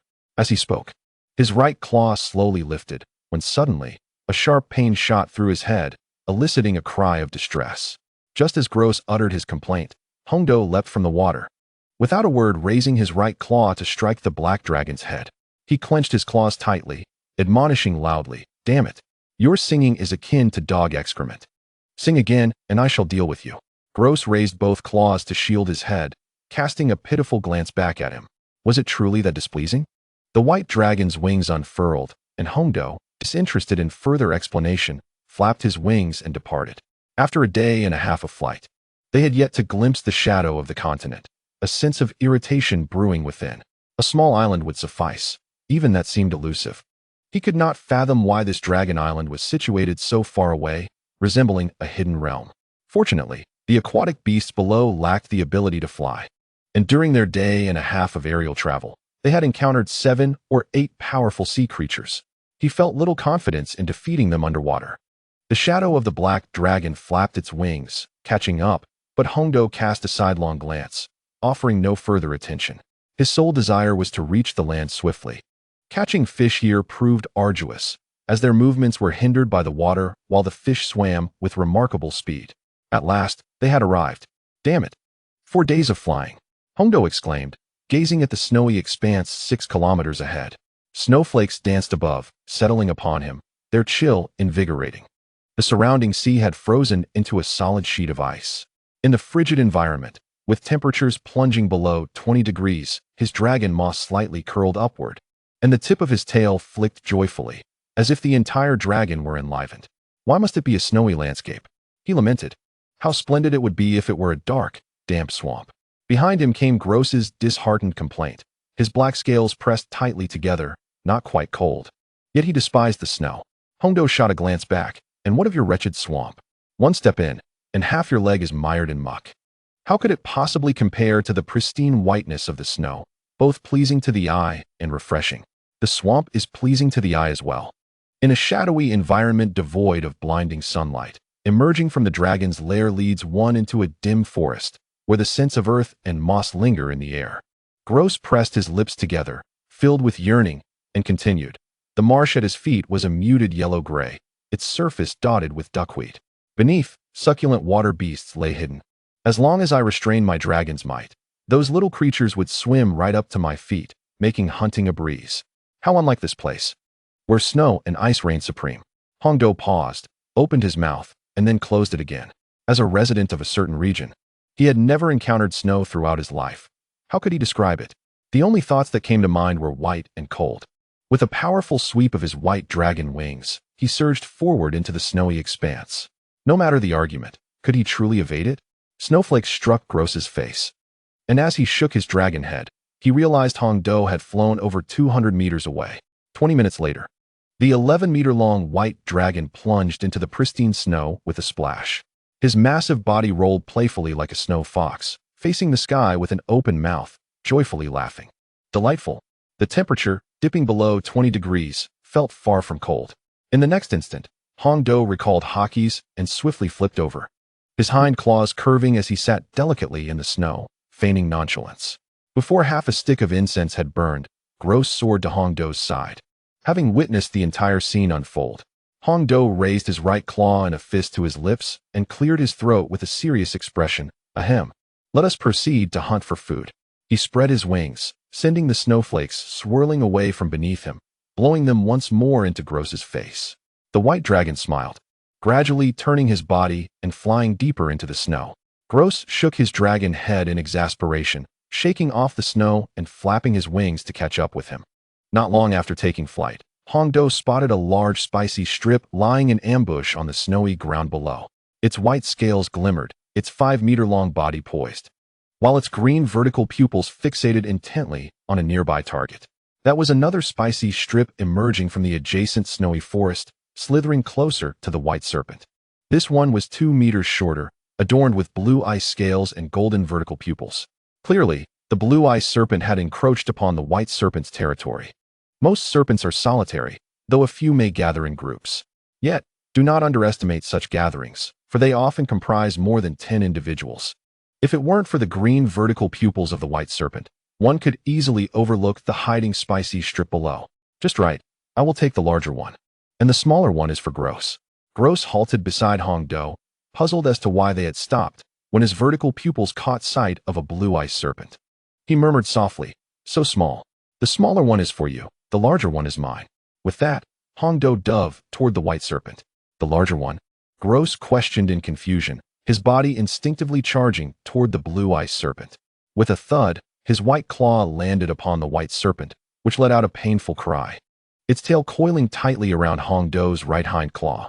The friction of scales sparked flames as he grasped the white serpent's head and yanked it upward toward the sky. In the next moment, the white serpent's body lifted with his hind claw, crashing down with a resounding thud. A resounding crash echoed as the left hind paw of Hongdo, unable to maintain its balance, caused the colossal dragon to topple onto the ground. In this moment, Hongdo released his grip on the white serpent's head, allowing it to open its mouth and reveal two sharp fangs, aiming to bite at his neck. A radiant blue glow emanated from his chest as the dragon's kiss opened wide, unleashing a beam of blue light upon the serpent's head. An intense chill surged forth, and with a sharp crack, the serpent's fangs crystallized with ice, followed by the thick layers of frost that enveloped its head. Its mouth remained agape, showcasing its menacing fangs, forever frozen in a fierce expression. The white tail, tightly coiled around his right leg, gradually loosened as Hongdo closed his mouth, rising to his feet with a subtle twitch of his dragon kiss. He was astounded that he, a golden mid-tier dragon, had been bested by a mere golden lower-tier snack. Feeling utterly humiliated, once upright, Hongdo swiftly grasped the white serpent by its neck with one claw and seized its head with another, producing a crisp snap as the serpent's head was severed from its body. Discarding the head behind him, he surveyed the serpent's form and mused softly, "So pale. Devoid of patterns, it must be non-venomous." He opened his jaws and took a bite, finding it pleasantly tender. The mild poison posed no threat to a dragon of his stature. Chapter 42. The heart-extracted ether dragon. Not bad. The morsel was indeed succulent. Hongdo raised his dragon head, gazing ahead where Gross was engaged in a fierce battle with the blue ice serpent entwined around its body. With deft swings of his double-bladed axe, he effortlessly cleaved the serpent in two. After finishing his meal, Hongdo unfurled his dragon wings and ascended into the air, soaring toward the adjacent snowy forest. Observing this, Gross followed suit, munching as he went. For a young dragon, navigating such an inhospitable environment was undoubtedly perilous. Upon entering the snowy woods, his pupils dilated in shock at the sight below, a pool of blood staining the surrounding snow crimson. Lying there was a platinum lower-tier ether dragon, its body covered in gray, willow-shaped scales resembling that of a dragon's head, adorned with a pair of black horns and a short tail, measuring 10 meters in length. Its body bore numerous sword wounds, most of its scales marred by magic, and a cruel gaping hole where its heart once resided, now empty. The dragon lay upon the snow, bearing its rows of sharp teeth, its tongue frozen, and its once bright eyes now dull, its blood having long since congealed in the frigid environment. Hongdo furrowed his brow, halting to survey his surroundings with keen, slit pupils. The creature that had slain this ether dragon was undoubtedly a seasoned group of individuals, yet he pondered their motives. Why take only the heart, leaving everything else behind? Gross, catching up and noticing Hongdo's daze, inquired, "Sister Hong, what troubles you?" With an irritated flick of his white claw, Hongdo dismissed Gross, exclaiming loudly, "If you keep babbling, I'll deal with you." The black dragon figure spiraled through the air before regaining its composure. Gross raised his right claw to shield his dragon head, shaking off the dizziness. Hongdo scanned the area, finding no other anomalies, and gradually descended toward the snow-covered ground, landing atop a nearby tree's canopy. He snapped off a branch and tossed it toward the ether dragon. Thud! The branch struck the earth dragon with precision, yet it remained utterly still, its vertical pupils wide open. It was then that Gross noticed the earth dragon lying on the ground, but his gaze shifted to Hongdo. Pondering why he was so cautious, the black claws scratched at the dragon's head. After observing for a while without any signs of movement, Hongdo slowly descended. He approached, prodding the earth dragon with his claws, feeling its icy, rigid texture. It was indeed dead. He muttered softly, his pupils scrutinizing the dragon's body. The heart was conspicuously absent. Could it be the work of some malevolent creature, specifically hunting hearts to nourish itself? Judging by the wounds, it was highly likely that humans or orcs were responsible. Goblins and kobolds were ruled out, as it would be impressive for either to reach a platinum tier, barring any extraordinary circumstances. For Black Claws gently descended onto the snow, and Gross extended his claw to tear a piece of flesh from the dragon's heart and tossed it into his mouth. Hongdo's right eyelid twitched as he jested. You truly dare to eat that? You might die from poison and be none the wiser. Gross raised his dragon head, tilting it to the left, casting a glance at him, clearly skeptical. Suddenly, his dragon form shuddered, and his trembling claw pointed toward a snow mound approximately 2 meters wide. Look, there is something over there. Hongdo's claws moved back cautiously. Seeing this, Gross turned his head, half believing. The white dragon's snout curled slightly upward just as Hongdo intended to swat Gross with his tail when the snow mound stirred. What? I was merely speaking idly. A snow rabbit sprang forth, and upon spotting the two towering dragons, it widened its eyes and fainted. Hongdo, Gross. Hongdo did not lower his guard. One could never be too sure if the rabbit was a trap. He stepped forward, swatting the snow mound aside. A sneaky middle-aged man crouched within, clad in thick gray fur, his boots and trousers equally heavy. The man curled into a ball, clutching his head tightly, trembling incessantly. As Hongdo dislodged the snow mound, the man ceased trembling and collapsed head-first onto the ground, unconscious. Hongdo prodded his body, which remained still, then helped turn him over, gently lifting the eyelids. He observed the lifeless gaze, confirming that the man was truly unconscious. Was it really necessary? They all acted as if they had never seen a dragon before. What is this? Gross scampered over, noticing the human and raising his dragon head toward Hongdo, inquiring, shall we kill him or eat him? With half-closed white eyelids, he tilted his dragon head, pondering the difference. Gross lifted his right claw, spreading it open, asserting that there was no distinction. Hongdo turned his body toward the earth dragon, casting a backward glance as he said, you can eat him. Once you're full, you'll have things to do. He plunged his claw into the earth dragon's body, and with a squelching sound, a large hole appeared, blood gushing forth and staining the snow a vivid red. No problem. Gross extended his claws, tearing away the upper half of the middle-aged man's clothing. With a swift motion, he seized the man, opening his massive jaws. The immense biting force instantly severed the upper half of the man's body, which he swallowed, discarding the lower half aside. As a half-corpse lay upon the snow, warm blood gushed forth. The black-clawed creature slowly turned its head, and Grow hastened to join Hongdo, both indulging in the feast of the earth dragon. Whenever thirst struck, a pawful of snow was easily consumed. In less than 3 minutes, the remains of the earth dragon were entirely devoured, leaving only the head and a pile of scales. The white-clawed Hongdo rubbed his slightly swollen belly and glanced at Grow, inquiring if he was satisfied. Grow, feeling the weight of his fullness, replied, I am about 70% full. Half more would be splendid. Hongdo rolled his eyes. What a delightful thought, but we must move on. He unfurled his wings and ascended to an altitude of 400 meters, patiently waiting for Grow to catch up before turning towards the vast, snowy forest. Suddenly, a thought struck him, and he turned his head to the small black dragon beside him. Are you still learning? Grow hesitated, lowering his head, aware of what Hongdo meant. Images of the three-headed Celesti dragon flickered in his mind, and he feared that if he consumed too much, the hard-earned meat might turn to mere dragon dry. With a serious and determined tone, the black dragon raised his head, replying, I will learn. Hongdo lifted his right claw, tapping Grow's forehead to impart the voice-changing spell. Just follow my lead, he instructed, withdrawing his claw. As his gaze landed back on the snow, his vertical pupils suddenly constricted as another earth dragon carcass appeared not far ahead.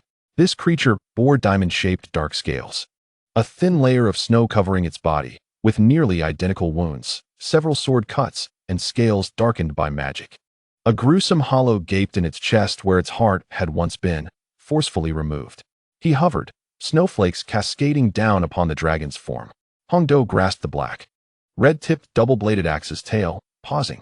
Grow looked around, finding no sign of an enemy, and curiously asked, what is it now? Chapter 43. The Massacre of the Earth Dragons. Something felt profoundly amiss. Hongdo did not respond directly to Grow, but instead fell into contemplation. Both earth dragons and giant dragons possess territorial instincts, albeit the former cannot command followers and are lesser in all respects. For instance, some earth-flying dragons possess wings but lack front claws, while others, like the earth dragons, have front claws but no wings. Most earth dragons are devoid of intelligence, with only a few possessing a modicum of it. The simultaneous appearance of two earth dragons in such close proximity was peculiar, particularly since both had their hearts removed. Yet their bodies remained. Even an adult earth dragon, inferior to a giant dragon, would still be worth thousands of gold coins. It was not greed that drove this, but a desire for the hearts of the earth dragons. He shook his head, a sense of foreboding creeping in. With limited knowledge at hand, he resolved to proceed cautiously. Grow observed Hongdo, who stood motionless with a vacant gaze. The black dragon's snout twitched as he turned to look elsewhere. At that moment, he noticed another earth dragon lying quietly in the snow not far off. He raised his right paw, pointing. Hongdo, there lies another earth dragon. Shall we descend and feast? Hongdo's vertical pupils gradually regained their luster, and an idea sparked within him. Hakis, do not blame me any longer. The white claws reached out, seizing the tail of the double-bladed axe, and then spun gracefully in the air for 2.5 rotations before releasing their grip, hurling Gross towards the ground dragon lying in the snow. Go forth, Hakis. His voice carried a hint of triumphant amusement. Gross exclaimed, Sister Hong, I detest you. His tone was a blend of accusation and a helpless lament. Hongdo observed the dark silhouette of the dragon, akin to a black, whirling axe, hurtling towards the carcass of the ground dragon. A resounding thud erupted as the impact sent a flurry of pristine snowflakes into the air, settling upon the glossy black scales. Gross's figure gradually materialized as he slowly rose to his feet, standing atop the dark-scaled ground dragon, its diminutive head shaking vigorously. Casting his gaze about, he found no signs of movement. Yet, Hongdo remained apprehensive. The dragon's body advanced forward, circling the deceased ground dragon within a radius of 300 meters. Only then did he lower his guard, descending beside Gross. A jet of flame erupted toward the dragon's head. The pale, fine scales of the dragon's eyelids descended as he allowed the flames to engulf his skull. Assessing the heat of the flames, Hongdo remarked, This is approximately 3 degrees weaker than Carly's. After more than 3 seconds of exhaling flames, Gross closed his mouth, casting a glare at Hongdo before bowing his head. His claws extended to tear away a scale from the ground dragon, redirecting his attention to eating in an attempt to suppress his anger. Sensing the flames dissipate, he heard the crunching sound of flesh being chewed. Opening his eyes, he noticed Gross facing away, his mouth slightly swollen on the right side. His gaze shifted to the black horns of the ground dragon, and he approached, gripping one firmly with his claws. With a swift tug, the horn was dislodged, and crimson blood immediately flowed from the wound. The injury was adorned with glimmering red ice crystals, indicating that the blood had ceased to flow and was frozen by the low temperatures. The tip of the horn was still attached to a piece of flesh. Evidently having been dead for a day or two, had it perished recently, the flesh would not have adhered. He extended his claws to detach the other horn, stowing it away in his ring. His eyes then fell upon the spine of the ground dragon. With a decisive thrust, his claws penetrated the creature's flesh, withdrawing to reveal a long vertebra, which he similarly secured in his spatial ring. What was the purpose of this collection? Primarily for monetary exchange, and secondly, to forge a dragon sword for Leah. However, crafting a sword necessitated finding a blacksmith, which posed a slight inconvenience. Turning, he observed the small black dragon seated contentedly upon the ground dragon. Before Gross lay a 2-meter-wide pit of flesh he had gnawed, his black claws resting upon his rounded belly.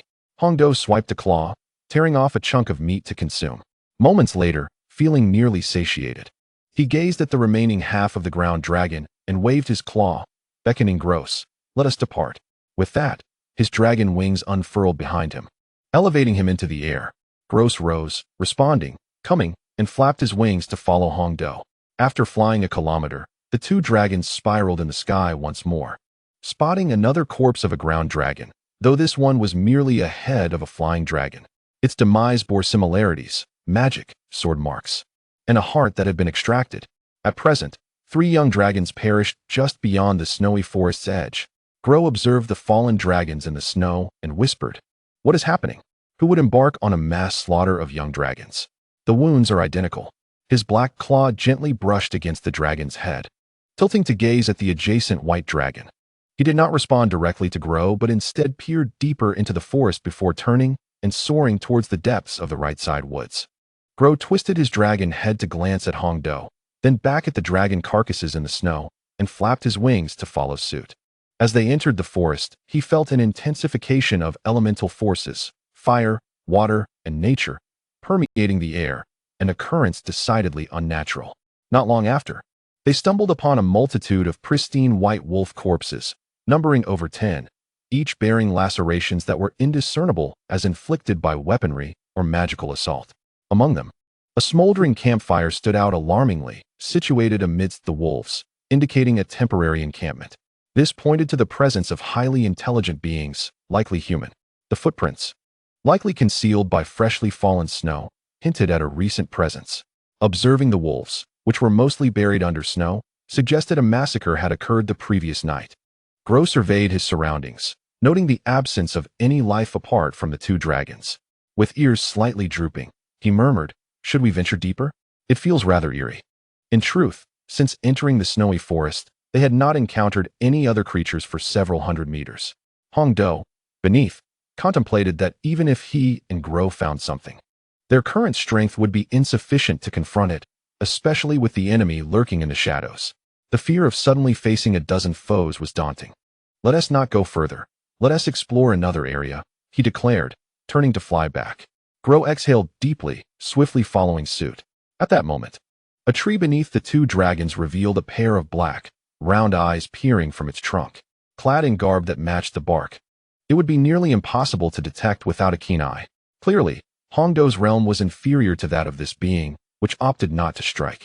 Lacking the confidence to subdue the two giant dragons, it watched the retreating dragons, a cryptic smile curling at its lips. "Consider yourselves fortunate to encounter only me, otherwise, heh," it murmured in a youthful female voice before leaping onto the snow, leaving behind delicate, patterned footprints. Meanwhile, 3 kilometers away, Hongdo felt a sudden tightening in his chest and instinctively glanced back. His golden vertical pupils accurately landed on the ancient pine beneath which he had just hovered. It was utterly vacant, save for the swirling snow. Was it merely an illusion? He furrowed his brow, having distinctly sensed a gaze fixed upon him just moments ago. Chapter 44. Froststone Giant Hong Do turned back, pondering for a moment before shaking his dragon head, dismissing the thought with a sense of resignation. "Where shall we head next?" "Hong brother?" Gro inquired, observing the swirling snowflakes with impatience as he flicked his tail. "Why not heed my suggestion and seek a tranquil swamp for a peaceful respite?" His gaze turned towards the little black dragon, and he recalled the one-armed human, uttering gravely, "It is indeed a pity that tranquility will inevitably be disrupted. Is there something amiss?" At the sound of this low voice, Gro felt a momentary flutter of anxiety within. "Curious, are we?" The black dragon nodded slightly. "I shan't divulge." Hongdo chuckled lightly, pondering how Gro, with his mere silver-tier capabilities, could assist him. Their last encounter had been against a foe of platinum-tier strength. Gro fell momentarily silent, opting not to inquire further, instead drifting into a semi-conscious state to practice the voice modulation technique taught to him recently. A frost giant, towering approximately 6 meters, with eyes radiating blue light and a body composed of ice blocks of various sizes, lifted its ice-sculpted right foot and brought it crashing down. The earth trembled as a heavy thud resounded. Irregular ice blocks, each 2 meters in size, emerged from the snowy ground, hurtling towards the frost giant. With its diamond-shaped hands raised, it struck the ice blocks, sending them soaring towards the sky where a large white and a smaller black dragon resided. Seizing the opportune moment, Hongdo pivoted and, using the force of his motion, swung his tail, sending the ice blocks flying back unscathed. Observing this, Gro mimicked his actions, turning to whip his tail, resulting in a similar effect. The little black dragon opened its mouth, releasing a few droplets of dragon saliva, only to be propelled away by the ice block. Hongdo cast an exasperated glance and flapped his wings to catch up, grasping the tail and admonishing, "Hawkies, what do you think you're learning from me? Are you unaware of your own strength?" Gro let out a low chuckle, awkwardly raising his right claw to scratch his dragon head. The white dragon's mouth parted slightly as he sighed. "Very well, wait for the right moment, use your dragon breath, and strike its right foot with your tail." Having spoken, he spread his wings and charged towards the frost giant. Fortunately, the ice blocks he had sent back had delayed the giant for a brief moment. As for why they were engaging in combat, it was to claim a cave and perhaps gather some spoils along the way. Moments earlier, Hongdo and Gro, realizing that the day was drawing to a close and having not had a restful sleep since departing Dragon Island, decided to seek refuge in a cave. They set their sights on a cave approximately 30 meters wide nestled halfway up a nearby snow-capped mountain, only to find a large ice block resting at its center, with a frost flower blooming atop it. As they approached, the ice block suddenly moved, and Hondo blinked in surprise as the surrounding ice fragments quickly assembled to form the frost giant before him, revealing itself as a guardian. The cave was narrow, restricting the spread of their wings and negating their aerial advantage. Being cornered by the stone giant within would spell doom. Without hesitation, Hondo turned and unleashed a blast of icy dragon breath at the giant's face, taking advantage of its momentary resistance to draw it outside into the snowy expanse, leading to the current standoff. His dragon lips twitched slightly, and then, with a resounding thud, the frost giant executed its earlier maneuver, this time launching 10 ice blocks directly at Hondo. With a swift motion of his claws, a pale, icy blue circular shield manifested around his dragon form. The Ice Shield, a standard defensive spell, offered mere protection without any special effects. The first ice boulder struck heavily against the shield, the tremendous force causing Hondo to momentarily falter. Before he could regain his composure, the surface of the shield cracked with a sound akin to a spider's web, its soft blue glow dimming slightly. Damn it! Is it truly this difficult to battle an opponent of equal rank? With a powerful flap of his wings, he ascended higher. Just as the second ice boulder collided with the shield, crack! The shield shattered in response. A third boulder approached head-on, and with a furrowed brow, Hondo swung his right claw to swat it away, not pausing to lament the inadequacy of his claws. He swiftly spun his body, deploying his tail to deflect the fourth boulder. The remaining 6 boulders whizzed harmlessly beneath him, and he exhaled softly, relieved to have gained altitude. Grow, sneaking up to the right heel of the ice giant, unleashed a torrent of flames from his black dragon maw, scorching the giant's rear. The ice giant, noticing Grow, slowly twisted its heavy body to retaliate against the small black dragon.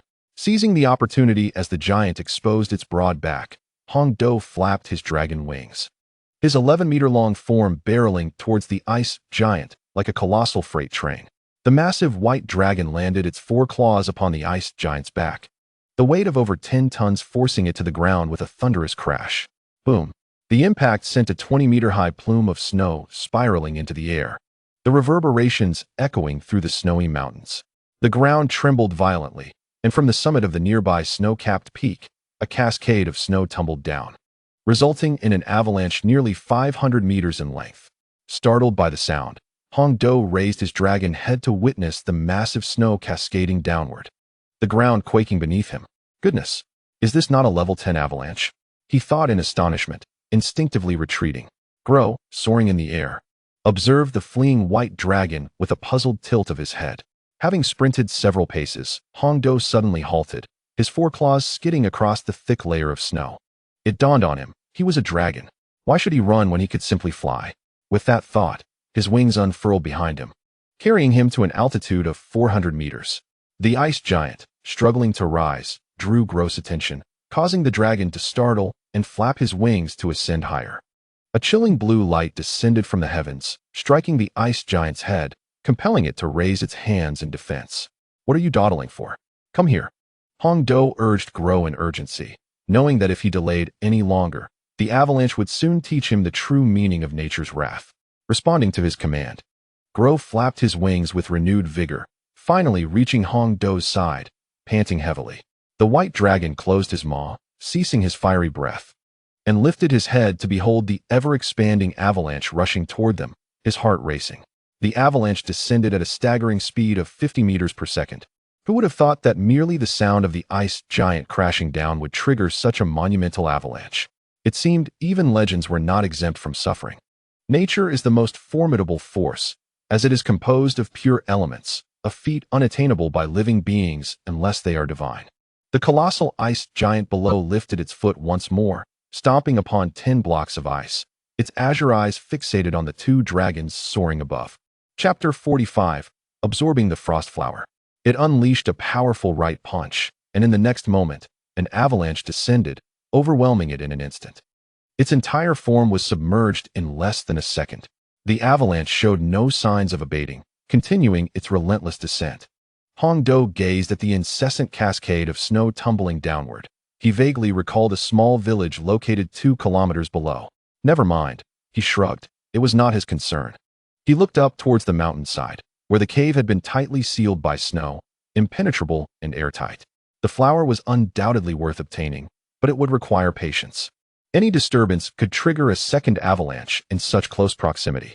Gro glanced at the blockage and turned to Hong Do, inquiring, "Shall we seek another way, or what?" "Of course," he retorted angrily. "We are going in. That flower is a prized find." Gro recalled that indeed, within the ice cave, there bloomed a flower resembling a rose. Yet it appeared no different from an ordinary blossom. What could possibly set it apart? It was merely an ice flower. How could it be anything special? Hong Do narrowed his eyes, remarking, "You ought to delve deeper into the ancestral memories. However, that flower holds no value for you." Gro fell silent for a moment.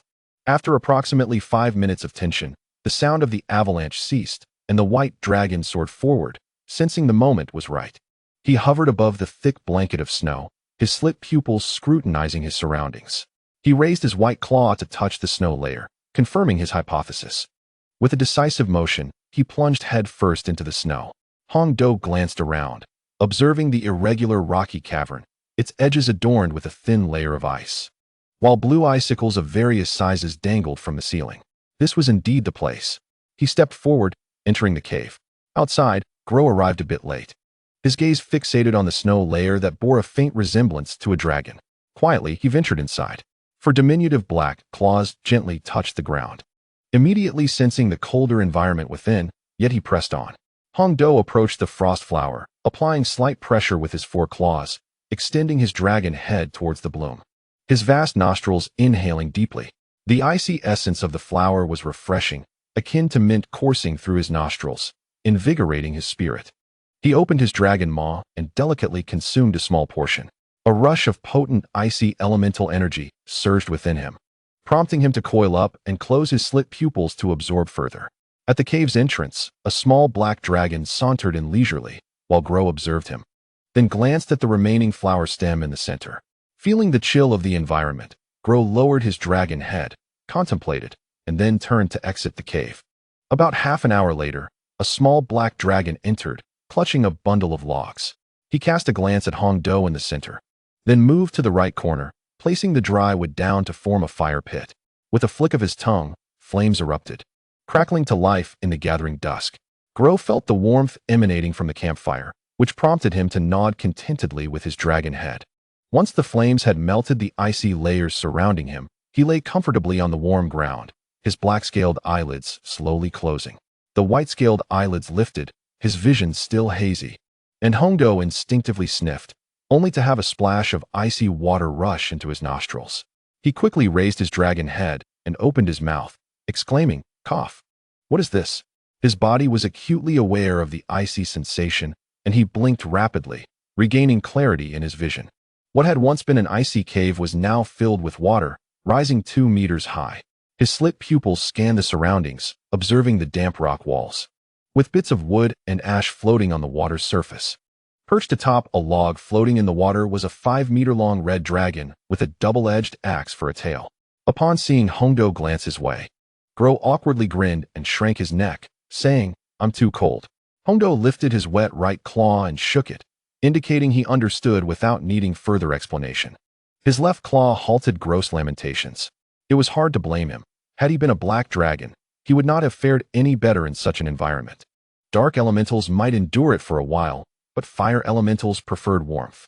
Nevertheless, Hong Do turned to inspect his own dragon body. Having absorbed the frost flower, his power had ascended to the golden tier, and his size had increased from 11 to 13 meters. With a swish, he stepped toward the cave entrance, casually pulling Gro up with a claw and inquiring, "How long have I slept?" Gro kicked the log away and replied, "A day." "All right, let us first hunt for sustenance, then seek out a village to inquire about directions, and finally venture into the city to gather some intelligence." As he spoke, they reached the cave's mouth. At that moment, the snowfall had ceased outside, visibility had improved significantly, and rays of sunlight bathed the snowy ground. Looking up, the sun hung directly overhead, marking the warmest part of the day. "Why?" Gro asked in confusion, his black dragon wings unfurling as he hovered before him.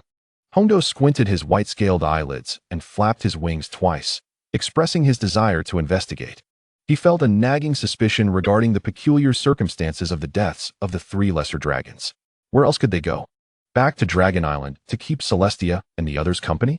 With a swift flap of his wings, he sent Grow tumbling back, while his 4 white claws slowly lifted. Grow was blown back several meters, but quickly adjusted to stabilize himself. Recalling Hongdo's words, memories of his time on Dragon Island surfaced in his mind. It was a relentless cycle of binding business, always revolving around discomfort, with only more discomfort to follow. Shaking his black dragon head to dispel the memories, he could not help but shiver, his voice tinged with trepidation. Forget it. Those 3 tied me up without uttering a word, not even granting me a chance to struggle. Hongdo cast a sidelong glance and teased. Oh, so you do remember? He then turned to fly left, with the little black dragon promptly following.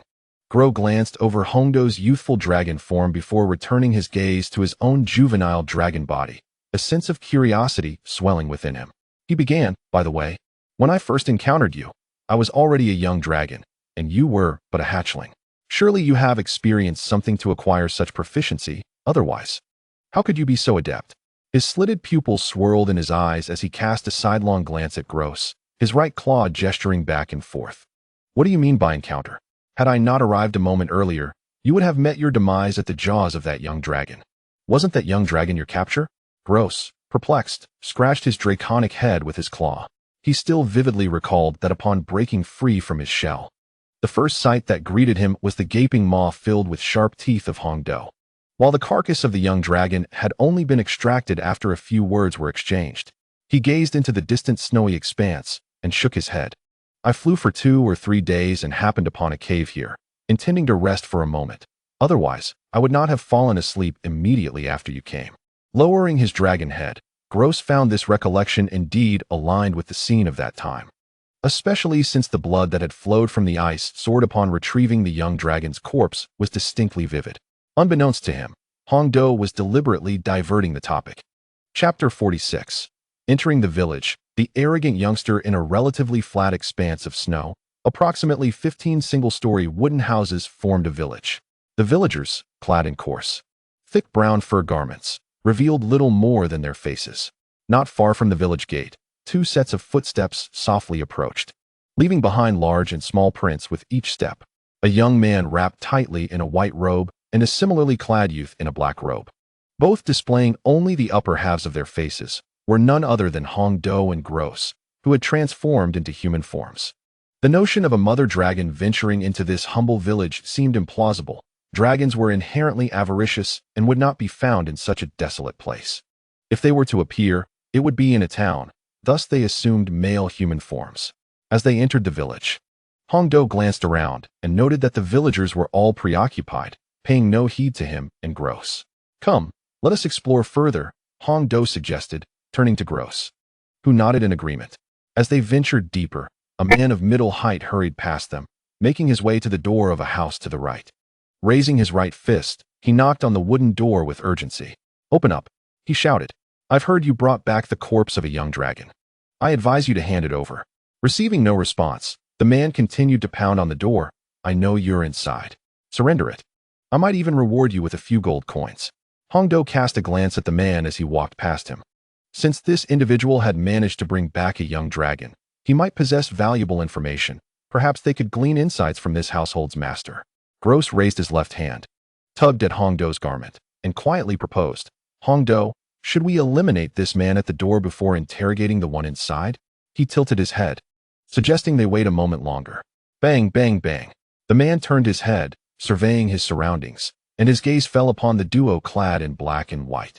He raised his right hand, pointing at Hongdo and Gross, shouting, Hey, you two, come here. Hongdo halted his steps, slowly turning around, accompanied by Gross, who pointed to himself with a hand draped in a white robe, perplexed. Us? It was then that he discerned the man's features, an oval face, slightly sunken cheeks, and small eyes resembling those of a baboon. Gross covered his lips with both hands, squinting in amusement. The man smirked, a mischievous grin forming at the corners of his mouth, and beckoned with his right hand. Yes, you. Come and break down this door. Once the task is accomplished, I shall reward you with a few gold coins. Upon noticing the man's grin, Hondo realized it was merely due to the unfamiliarity of himself and Harkis. There must be rules in the village. Otherwise, the man would have kicked the door down long ago. Nevertheless, he lowered his hand and approached the front of the house, with the man stepping back to grant him space. In the next moment, the man's head was seized by a hand, and before he could react, immense strength propelled his face towards the wooden door. With a resounding crash, Hondo used the man's head to smash a hole in the center of the door. Splintered wood flying into the interior. He withdrew the man's head, turning to inspect his face, which was now marred. His nose was crushed. Multiple tiny splinters embedded in his skin, blood streaming down, and one of his front teeth had been lost. What a farce. Not even a semblance of power, he mused. Lowering his gaze, Hondo peered through the door hole. Inside stood a small boy clad in thick animal pelts, his eyes fixated on the door, clutching tightly a red toilet plunger, which bore traces of viscous yellow mud. At this sight, Hondo's expression froze momentarily before he quickly raised his head. Good grief. A mental assault, feces. Turning back to the dazed man in his grip, a wicked smile crept across Hondo's lips. He lifted the man's head, aiming it at the door hole, and without hesitation, thrust it inside. Within a minute, the man's body began to stir, his legs trembling slightly, and he raised his hands to brace against the door, desperately attempting to pull his head back, evidently having regained consciousness. Muffled whimpers emanated from within, filled with terror and panic. As the man's legs began to kick violently, Hondo tilted his head, parting his lips to reveal a row of pristine white teeth. His gaze shifted from the man's flailing legs to his elevated posterior, then scanned the eaves above. Sharp icicles hung, the longest one nearly as thick as his forearm, glinting ominously. Seizing the moment, he lightly pressed his legs and leaped 2 meters high, grasping an icicle and snapping it with a decisive crack. Upon landing steadily, he glanced at the sharp icicle, then slowly turned his gaze back to the man's rear. Today shall be an unforgettable day for you. With that, Hondo approached the man's raised backside, lifting the icicle high, its tip shimmering with a blue light. Without a moment's hesitation, he thrust it toward the second orifice, producing a faint sound as it pierced the air. With a sickening squelch, the man emitted a scream that resonated through the village. A cacophony of agony as he faced the dual assault of excrement and an impending doom for a full minute. In the village, a chilling scream akin to a death knell pierced the air, prompting nearby residents to fling open their doors to investigate. Bang! The wooden door behind the 2 dragons was suddenly flung wide, revealing an elderly man. Without discerning the situation, he bellowed in fury. Who the hell is barking like a dog? Do you not realize that your village chief is taking his afternoon rest? His gaze swept around, landing on his son, who was being brutally tormented. Without a second thought, he seized a rusty kitchen knife from behind the door, fury propelling him step by step towards Hondo and Gro. Warm blood splattered onto Hondo's hand. He raised it to his nose, only to be assaulted by an overpowering stench. Pain etched across his face. He swiftly shook his wrist, unable to suppress a curse. Damn it. He crouched down, plunging his right hand into the snow, turning it in a clockwise motion. Gro watched in horror as blood mixed with excrement gushed from the man's rear, his lips pursed in disgust, brows furrowing in anxiety. Instinctively, he covered his backside, fearing he might be next. Hondo lifted his hand, inspecting the bloodstains that had been wiped away by the snow. The crunch of snow underfoot reached his ears as he turned to look behind him. A bald head gleamed with oil, sparse white hair clinging to his ears. Clenching a rusted tea knife tightly in his right hand, the old man, with only 3 or 4 yellowed teeth visible, spoke with a breathy rasp. Hakis, Hondo shouted. Gro tilted his head back, mimicking a throat-slitting gesture. The figure in the black robe nodded, a flash of white light enveloping him as he descended with a thunderous roar. 4 black claws crashed down, causing the ground to tremble lightly, while the double-bladed axe swung with ease. Chapter 47. What in the world? A bounty on their heads. The old man and his house were instantly cleaved in 2, the upper half collapsing with a resounding crash, splintering into various lengths of timber upon hitting the ground. A few onlookers stood frozen in shock, mouths agape, their dark eyes trembling slightly. One individual was the first to react, turning to flee while stammering, "Dragon. It's a black dragon." In the chaos, his feet became entangled, causing him to stumble and fall, scrambling to his feet in a panic. Racing towards the edge of the village.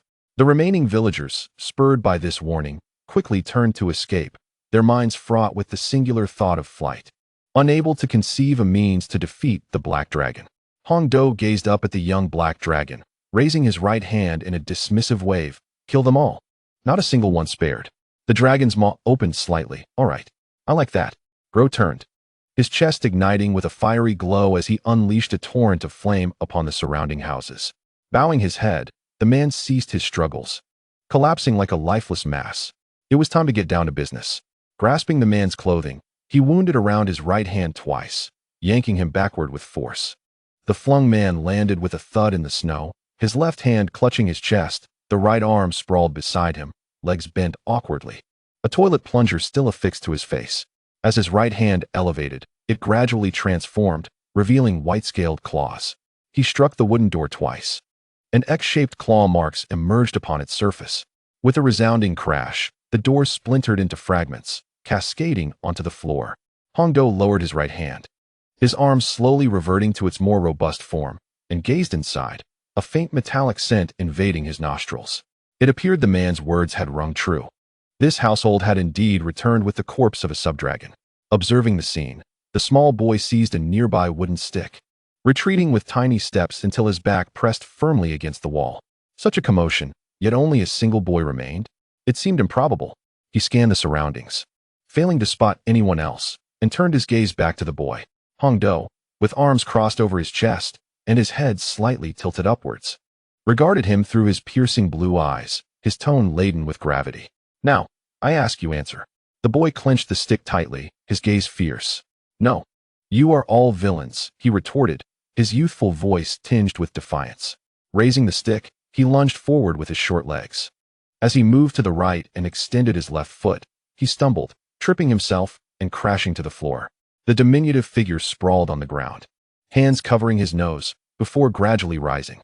Hongdo observed the boy's indomitable spirit, inhaling deeply as his chest subtly rose and fell, his patience waning. He advanced a step closer, casting a shadow over the child, his voice tinged with impatience. I tire of this game. Speak. How did you come by the subdragon's corpse?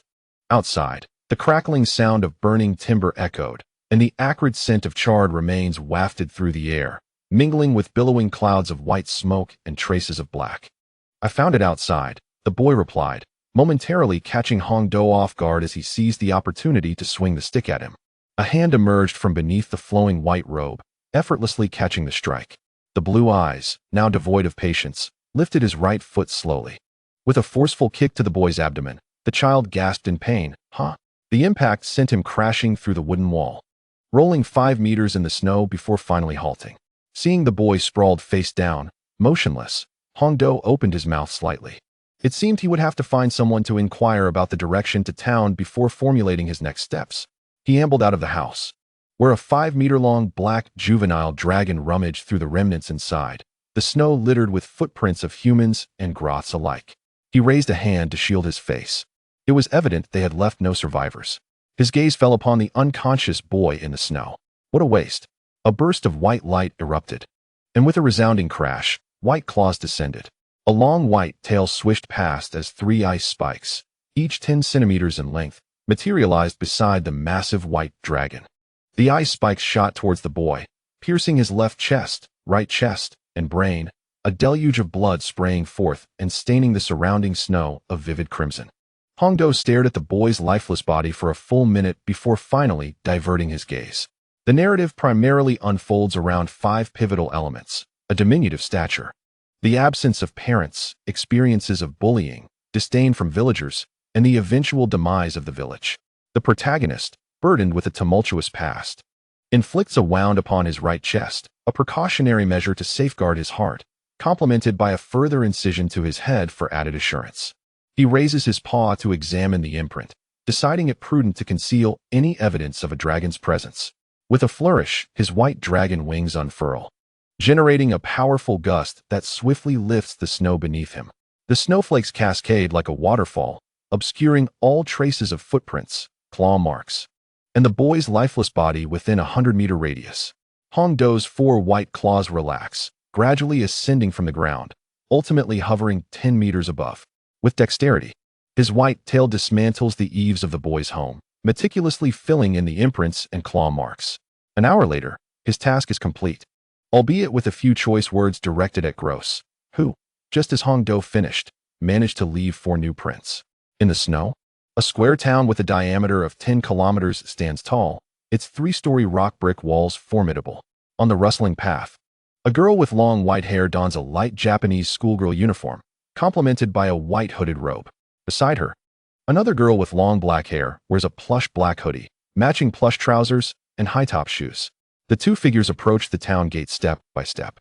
The girl in the black hoodie tilts her head and, with a youthful voice, remarks, "Hongdo, this feels quite awkward." Hongdo raises his hands in a gesture of acceptance, stating that one simply must grow accustomed to it.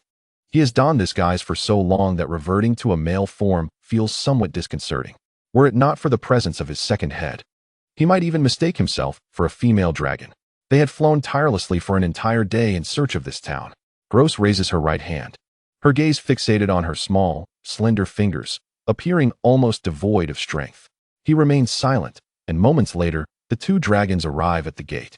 The guards atop the wall merely glance at them before resuming their patrol. The entrance, rather than a proper gate, is simply a 4-meter-high, 2-meter-wide arched opening. Flanking the walls of the entrance are 7 or 8 posters, and Hongdo's eyes widen as he spots several zeros, turning to examine them closely. To his astonishment, these are bounty notices. One depicts a young white dragon, another a black dragon, with the white dragon valued at 200,000 gold coins and the black at 100,000. Wait a moment, white dragon, black dragon. He steps closer to scrutinize the bounty, squinting in disbelief. Goodness, is this not him in Gross? He distinctly recalls not having revealed himself before humans. Everyone he encountered had been slain. How could this be?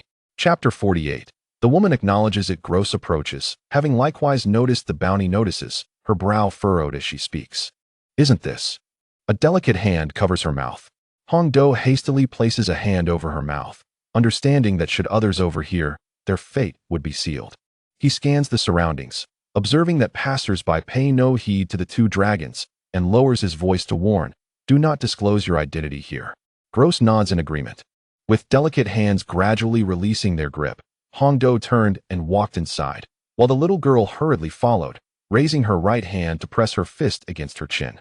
The situation had taken a turn for the complicated.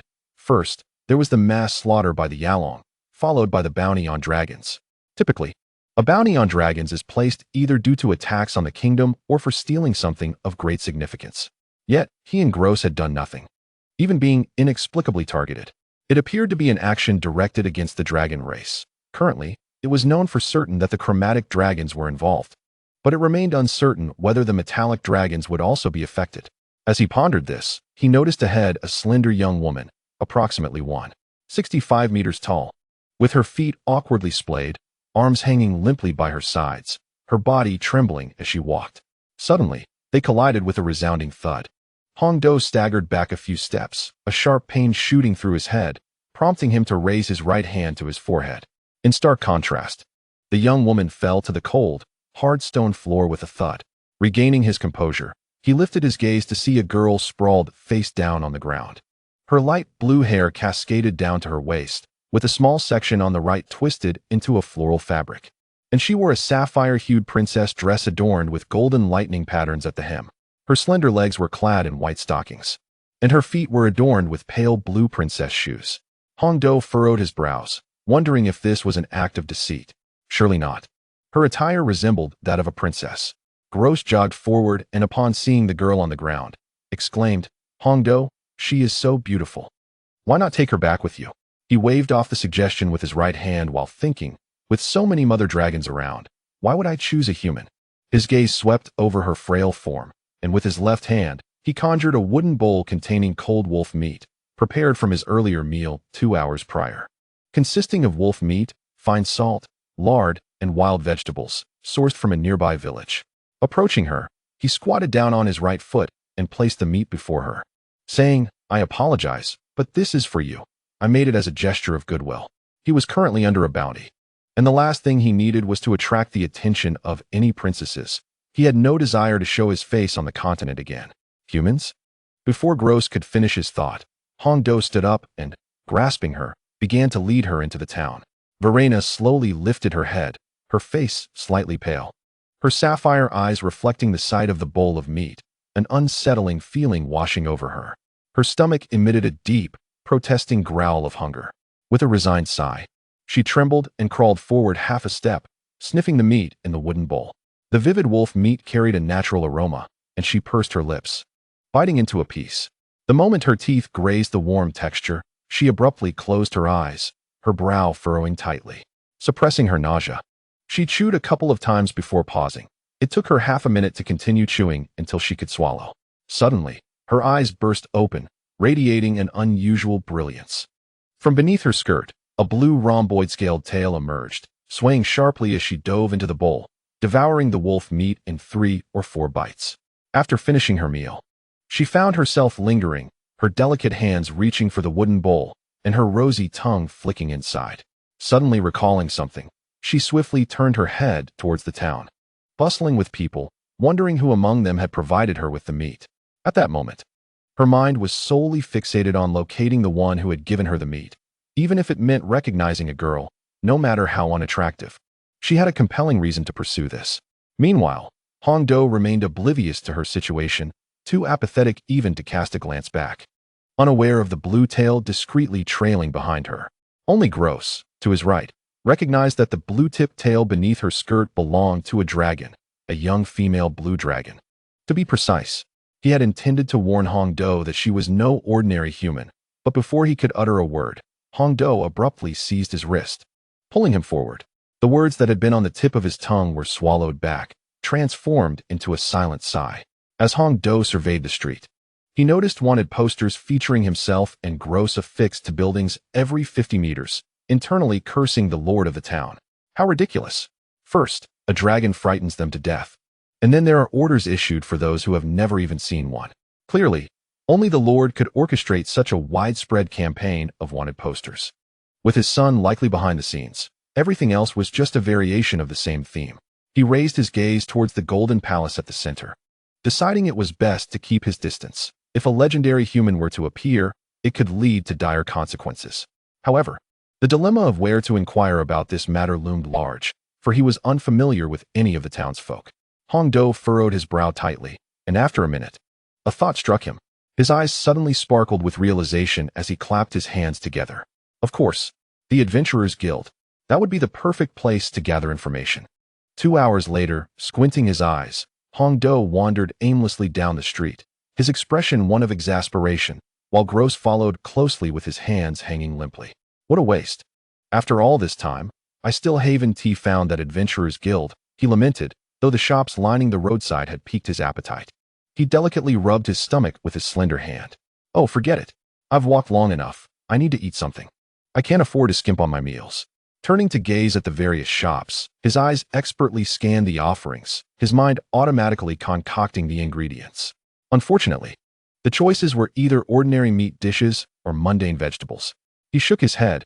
He was tired of these options and desired something different. To put it simply, he was experiencing a dilemma of indecision. Noticing Hong Do's gaze incessantly circling the entrance of a restaurant, with a hint of discernment in his eyes, Gross immediately understood. Hong Do was about to take matters into his own hands and prepare food. His throat involuntarily swallowed, and his excitement surged, even lightening his previously heavy footsteps. After walking 200 meters and glancing over 4 restaurants, he found the menus essentially identical, either lacking a dish or offering an excess of meat options. He sighed heavily. Alas, none of these are particularly impressive. There's a complete lack of creativity. At that moment, a storefront displaying a meat roll noodle shop caught his eye. Indeed, it had been ages since he last indulged in noodles, seemingly over 30 years since he had forgotten. With a newfound purpose, he realized that procuring noodle ingredients would be simple: flour, oil, salt, and meat for a delightful beef noodle dish. Coincidentally, he had just passed a hotel approximately 400 meters behind.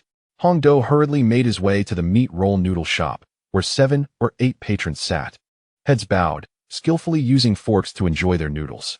A glance around the establishment revealed that they were all dressed similarly in plush attire, making it impossible to distinguish the proprietor. "Boss, do you sell flour?" he called out helplessly. "Are you deliberately trying to cause trouble?" A middle-aged woman stood up, pointing angrily at the menu affixed to the left wall, her voice sharp as she directed her ire at Hong Do. "This is a noodle shop." He paused momentarily, scoffed with disdain, and turned to exit the shop. With such an attitude, it was astonishing that so many still dined here. Surely some enchantment or trickery was at play. Perhaps he would seek out a grain store instead.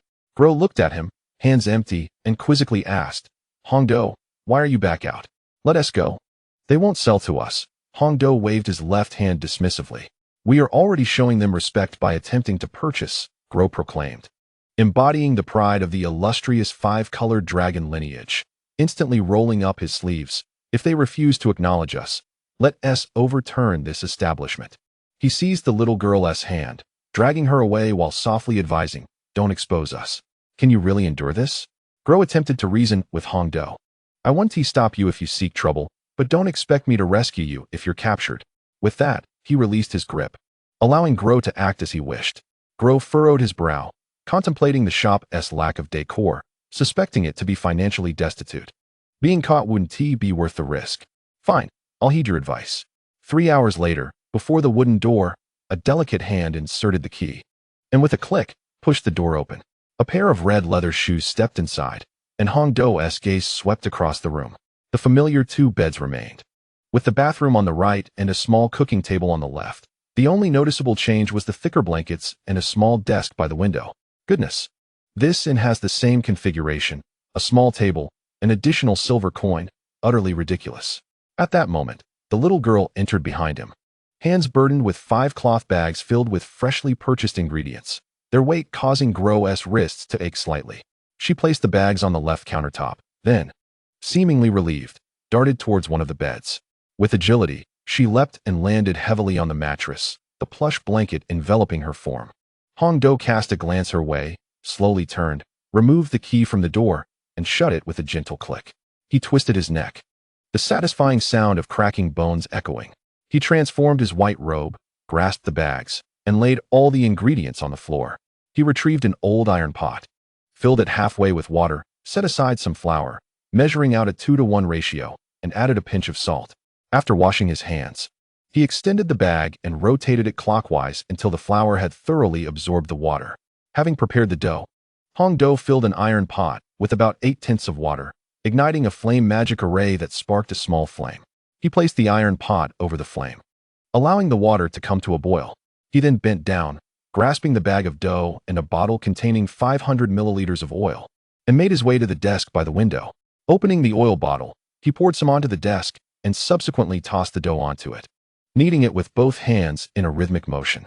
After approximately 8 minutes, a soft, pliable dough with a certain elasticity was completed. Without pausing, he commenced the process of pulling noodles. Another 10 minutes passed, and the white noodles in the iron pot were cooked to perfection in the boiling water. Hong Do conjured a pair of chopsticks out of thin air. Fortunately, he had crafted a pair of wooden chopsticks yesterday. Otherwise, he would have had to use his hands, which would have been quite messy. He skillfully retrieved the noodles with the chopsticks, allowing the slender strands to drip with the fragrant broth, draining excess water before placing them into a prepared wooden bowl. He first added a sausage and 5 slices of pre-cooked beef, followed by a sprinkle of chopped green onions and cilantro, and poured the hot broth over the top. A steaming bowl of beef noodles, fragrant and visually appealing, was freshly prepared. Gross stood nearby, his eyes fixated on the wooden bowl on the table, his lips slightly parted, drooling as he raised his hands, eager to seize the bowl of noodles. Just then, a delicate hand swatted Gross's hands away as Hong Do was about to speak. The rhythmic knocking at the door interrupted him, signaling someone was at his room's entrance. The corners of his mouth twitched as he turned to look at Gross, admonishing him not to eat. Gradually, he turned and approached the wooden door, grasping the handle and pulling it open. A figure stood dazed at the threshold, a woman, approximately 165 centimeters tall, with long blue hair and a sapphire-colored princess dress, her slender form possessing a C-cup bust. Hong Do raised his hand to wipe his right eye. Why does she look so familiar? Verena cast a glance at him, her gaze fixated on the steaming wooden bowl on the left side of the table. It dawned on him that she was the person who had collided with the city gate. Just as he was about to utter a word, a gust of wind swept her long white hair back, causing her to vanish from the doorway. From behind came Gross's irate voice. "Hey, there's none for you." Hong Do was taken aback and turned to see the woman who had been at the door suddenly appear in the room. her hands clutching the freshly cooked noodles as she gulped them down in one go. He rolled up his sleeves. Can I really tolerate this? The white-haired girl conjured a white dragon claw with her right hand, reaching for Verena. In an instant, Hongdo's right claw was effortlessly caught by her raised hand. She swallowed the noodles with a satisfying gulp, feeling warmth spread through her belly. Instinctively, she squinted, her small mouth slightly agape, revealing two petite dragon fangs. Her face blossoming with an unguarded, blissful smile, even the corners of her eyes tinged with a hint of warm satisfaction. Hongdo retracted his claw, his gaze icy as he stared at this woman, his brow furrowed in deep concern. She effortlessly countered his golden claw strike with just one hand, clearly exhibiting a strength that surpassed her own. Velina, belatedly realizing something was amiss with Hongdo's expression, felt her smile falter, quickly replaced by a hint of panic. She hastily raised her right hand and gently shook it towards Hongdo, softening her voice as she awkwardly explained, "Please, do not misunderstand me. I harbor no ill intentions. I simply couldn't resist, as I was extremely hungry." She continued, "I understand that the two of you are dragons, and I am also a dragon." It was only then that Hongdo noticed her blue, plump tail behind her, seemingly confirming her affinity for this kind. However, he turned and promptly closed the door. He then quietly inquired, "Are you a blue dragon?" Velina took a small sip of the broth, cautiously nodded, and added, "I also know that the dragons being sought after outside are you." As soon as she finished speaking, her eyes lit up as if she had recalled something. And she added, "Oh, by the way, my name is Velina." With that, her bony right hand lifted. Pointing at the wooden bowl she was carefully cradling in her left hand. Her movements were deliberate, her blue eyes shimmering with a fourfold radiance. Fixed intently on Hongdo as she asked, "Did you make this?" Hongdo smiled slightly, sensing that Velina was ready to offer herself. "Yes," he replied. Velina's eyes sparkled, her mouth agape in delight as she exclaimed, "That's wonderful. Chapter 50, what? You want to be with me?" After a prolonged silence, Gross suddenly interjected, "Hongdo, she dares to consume our food. Let us drive her away together." Hongdo raised his right hand to wave Gross off, saying, "Let us first hear what she intends to do." His gaze landed precisely on Velina's dumpling. "Why is the mother dragon's appetite so substantial?" "Ugh, wait. That's not what I meant." He continued, "What did you just say?" Velina placed the wooden bowl back onto the small table, her eyes reflecting Hongdo, who towered over her by half a head. She raised her hands and squeezed the soft, fluffy dumpling, declaring, "I want to follow you from now on." At that moment, the air fell silent.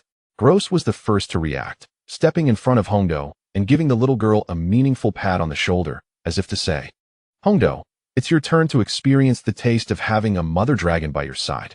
The white-haired figure closed his eyes and shook his head, his hair brushing against Gross's face. Gross's eyes widened in disbelief, hoping he had misheard. "What did you say?" Velina appeared to have anticipated this, gradually approaching him as she spoke. "I have a congenital illness that makes eating feel overwhelmingly nauseating.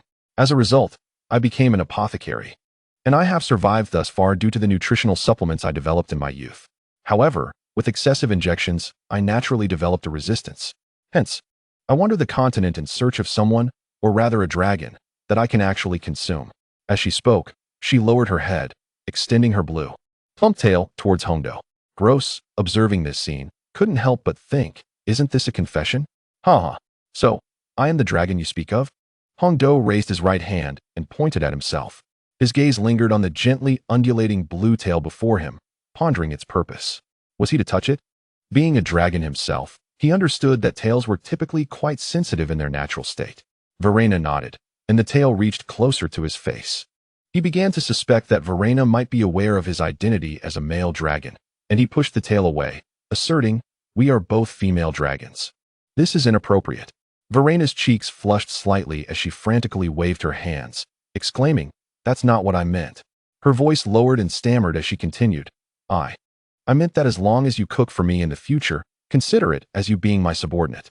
In that moment, she completely abandoned the pride of the multicolored dragon, realizing that choosing between dignity and survival was a decision any wise dragon would make. Hongdo observed her flushed face, uncertain of how to respond. He was a single noble who had never engaged in such matters before. Wait, wasn't there a local dragon? He cast a sidelong glance at Gross, who was silently pleading for rescue with his large blue eyes. Gross scratched his backside, turned, and walked away. seemingly unconcerned about Hongdo's situation on Dragon Island. Hongdo watched as the little girl returned to her bed, then turned his gaze back to Verena. Her earnest eyes seemed to suggest that even if he refused, she would persist. With a sigh escaping his lips, he relented. He placed his hand on the blue tail. Feeling a warm sensation radiate from his palm, the scales slightly slicked to the touch. After 3 seconds, Verena slowly retracted her tail and softly inquired, "Your name is Hongdo, right?" "Yes," he replied, stepping past her to continue his work at the desk. Verena turned, her eyes sweeping over him and gross. Then silently sat down by the window, curling her blue tail beside her as she gazed out at the clouds. Hongdo cast a sidelong glance at her, who sat quietly, her back straight. Honestly, dragons were quite beautiful, and their voices carried a sweet resonance. The white-haired girl shook her head, dismissing those thoughts. Never mind. Once he finished making the dough, he would inquire further, perhaps discovering if she knew anything about the bounty he and Harkis were pursuing. An hour and a half later, the white moon hung in the sky, and the streets grew quieter as pedestrians dwindled. Inside the room, the white-haired girl and the black-haired little girl sat side by side on the bed, each holding a bowl of beef noodles in their left hands. Beneath another bed, a pair of light blue princess shoes rested, while Verena lay on the bed, her body turned towards the window, eyes tightly shut, her chest rising and falling in a rhythmic motion. Hongdo used chopsticks to pick up the noodles, steam wafting from the white strands. He pursed his lips and blew gently, releasing a cloud of white vapor. "Hongdo, isn't it more convenient to use your hands? Just look at me," Gross remarked. He turned to see the little girl lifting her hand and grasping a handful of noodles, shoving them straight into her mouth.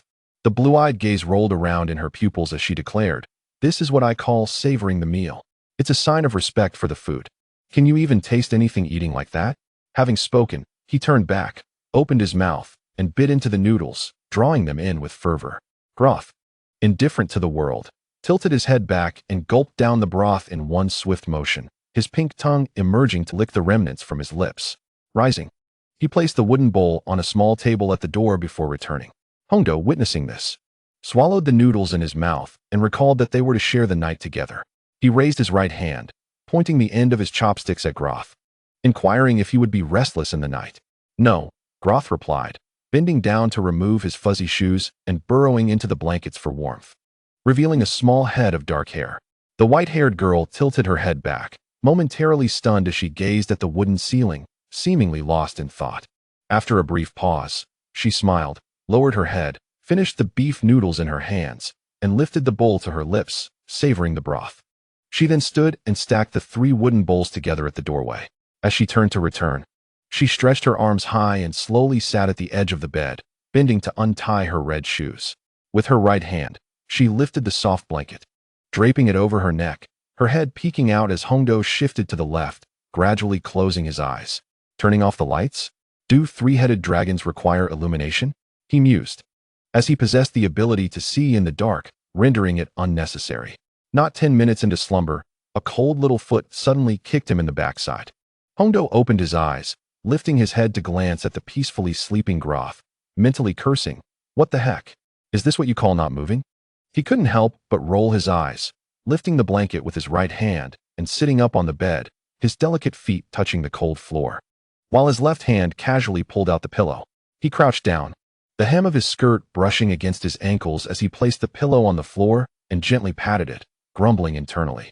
If it weren't for being a white dragon, who preferred a cooler environment, he would have kicked Harkis off the bed in an instant. Sharing a bed with Felina? Absolutely out of the question. If she discovered he had a gun, it would undoubtedly lead to a wild chase. With his mouth slightly agape, Hongdo exhaled a cold sigh, pressed down, resting his head on the pillow, and slowly closed his eyes. Chapter 51. Just you kicking the following day, on the innermost bed of the room. A little girl with long black hair and a fluffy sweatshirt raised her eyebrows. Groth opened his eyes, his round black pupils not fully focusing as he shifted positions. Moving to the left side of the bed, he lazily sat up, extending his small feet in an attempt to put on his shoes. A soft sensation underfoot made him feel as if he were stepping on something. Hongdo's eyes flew open, realizing a bare little foot was resting on his right hand. He quickly withdrew his hand, exclaiming, "Harkis, what the heck?" Groth forced a smile, scratching his head awkwardly. "Well, that's not my fault. You chose to sleep on the floor." The mention of it brought back the memory of the kick from the previous night, prompting him to stand and glare at the petite girl who had retreated slightly. With a sudden leap, he landed on the small girl's waist, raising his hands to strike down upon her while cursing, "You little brat. Let you kick. Let you step. You still claim to sleep without moving? What's this? A dragon can't stay still, but a human has this flaw, right? Answer me." Gro raised his hands in defense, attempting to explain, "Stop hitting. Stop hitting.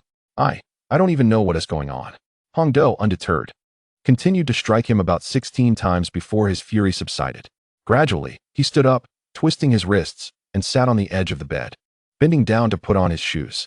Gro lay on the bed, his face bruised in shades of blue and purple, with several marks on his hands as well.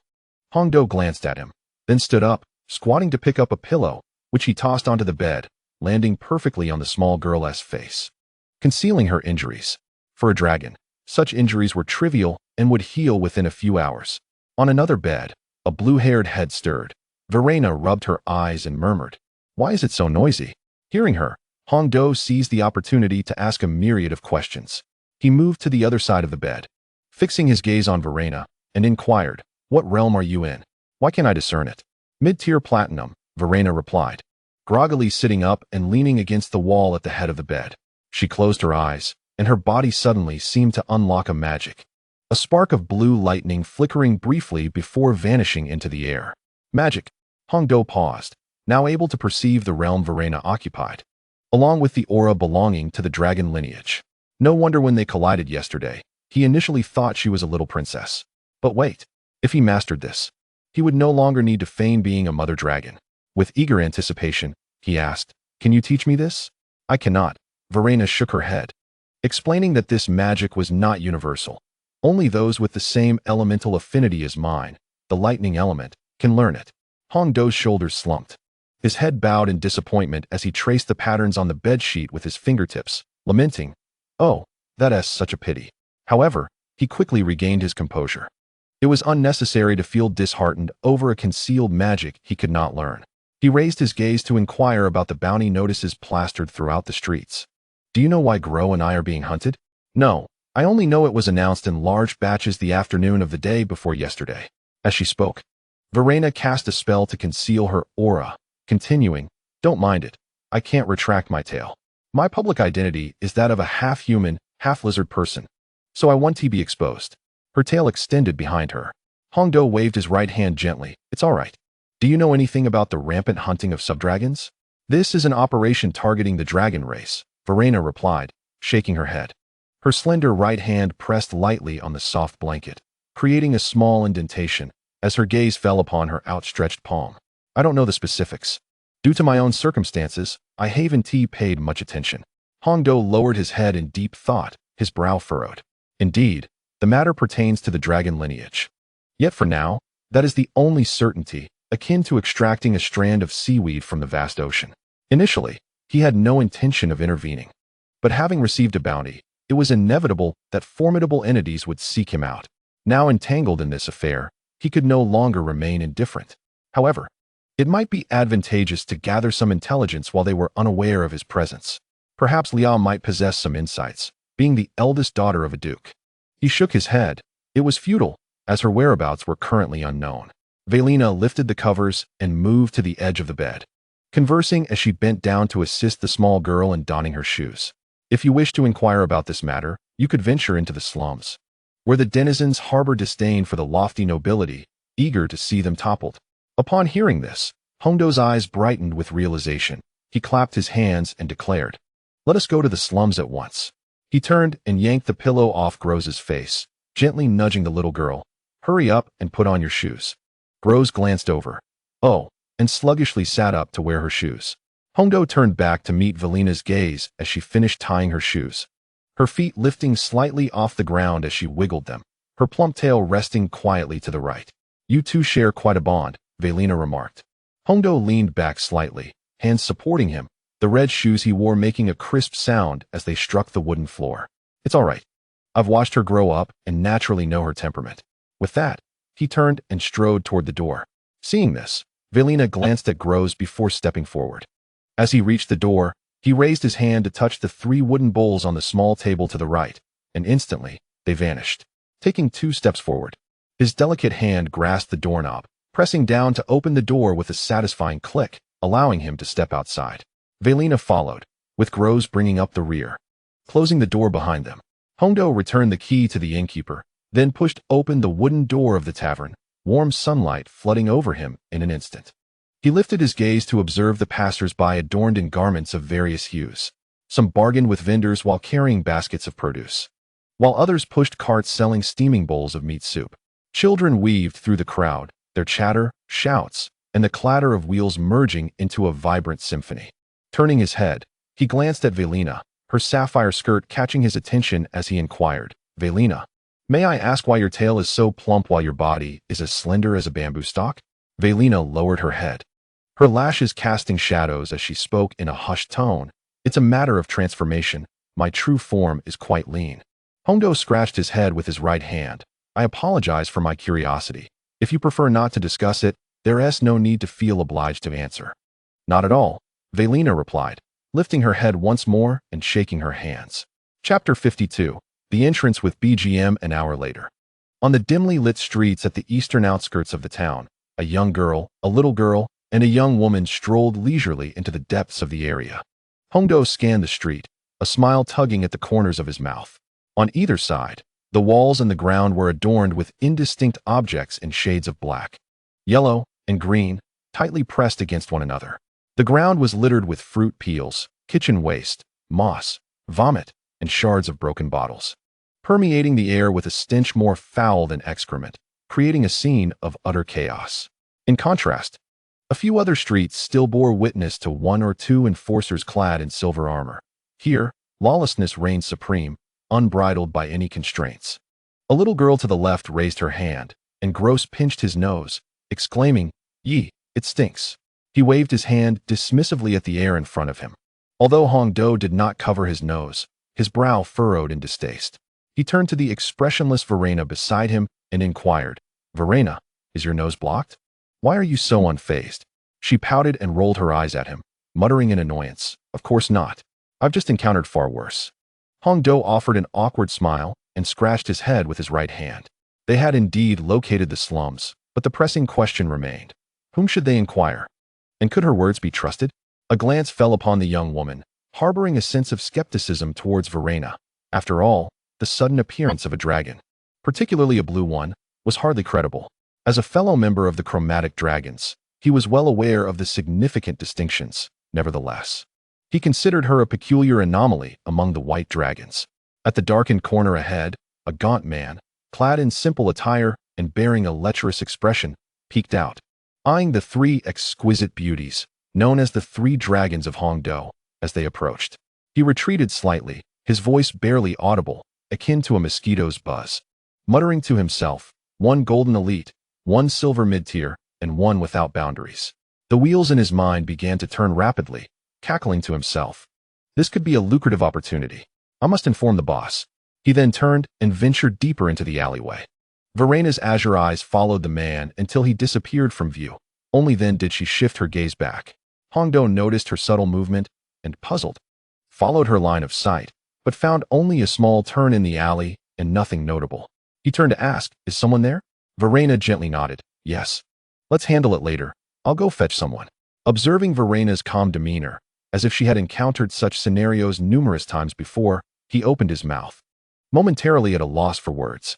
He contemplated asking her, "I've dealt with such situations countless times. Those individuals were always incapacitated by my electric shock and subsequently discarded into the river near the town to feed the fish. No wonder you remain so composed."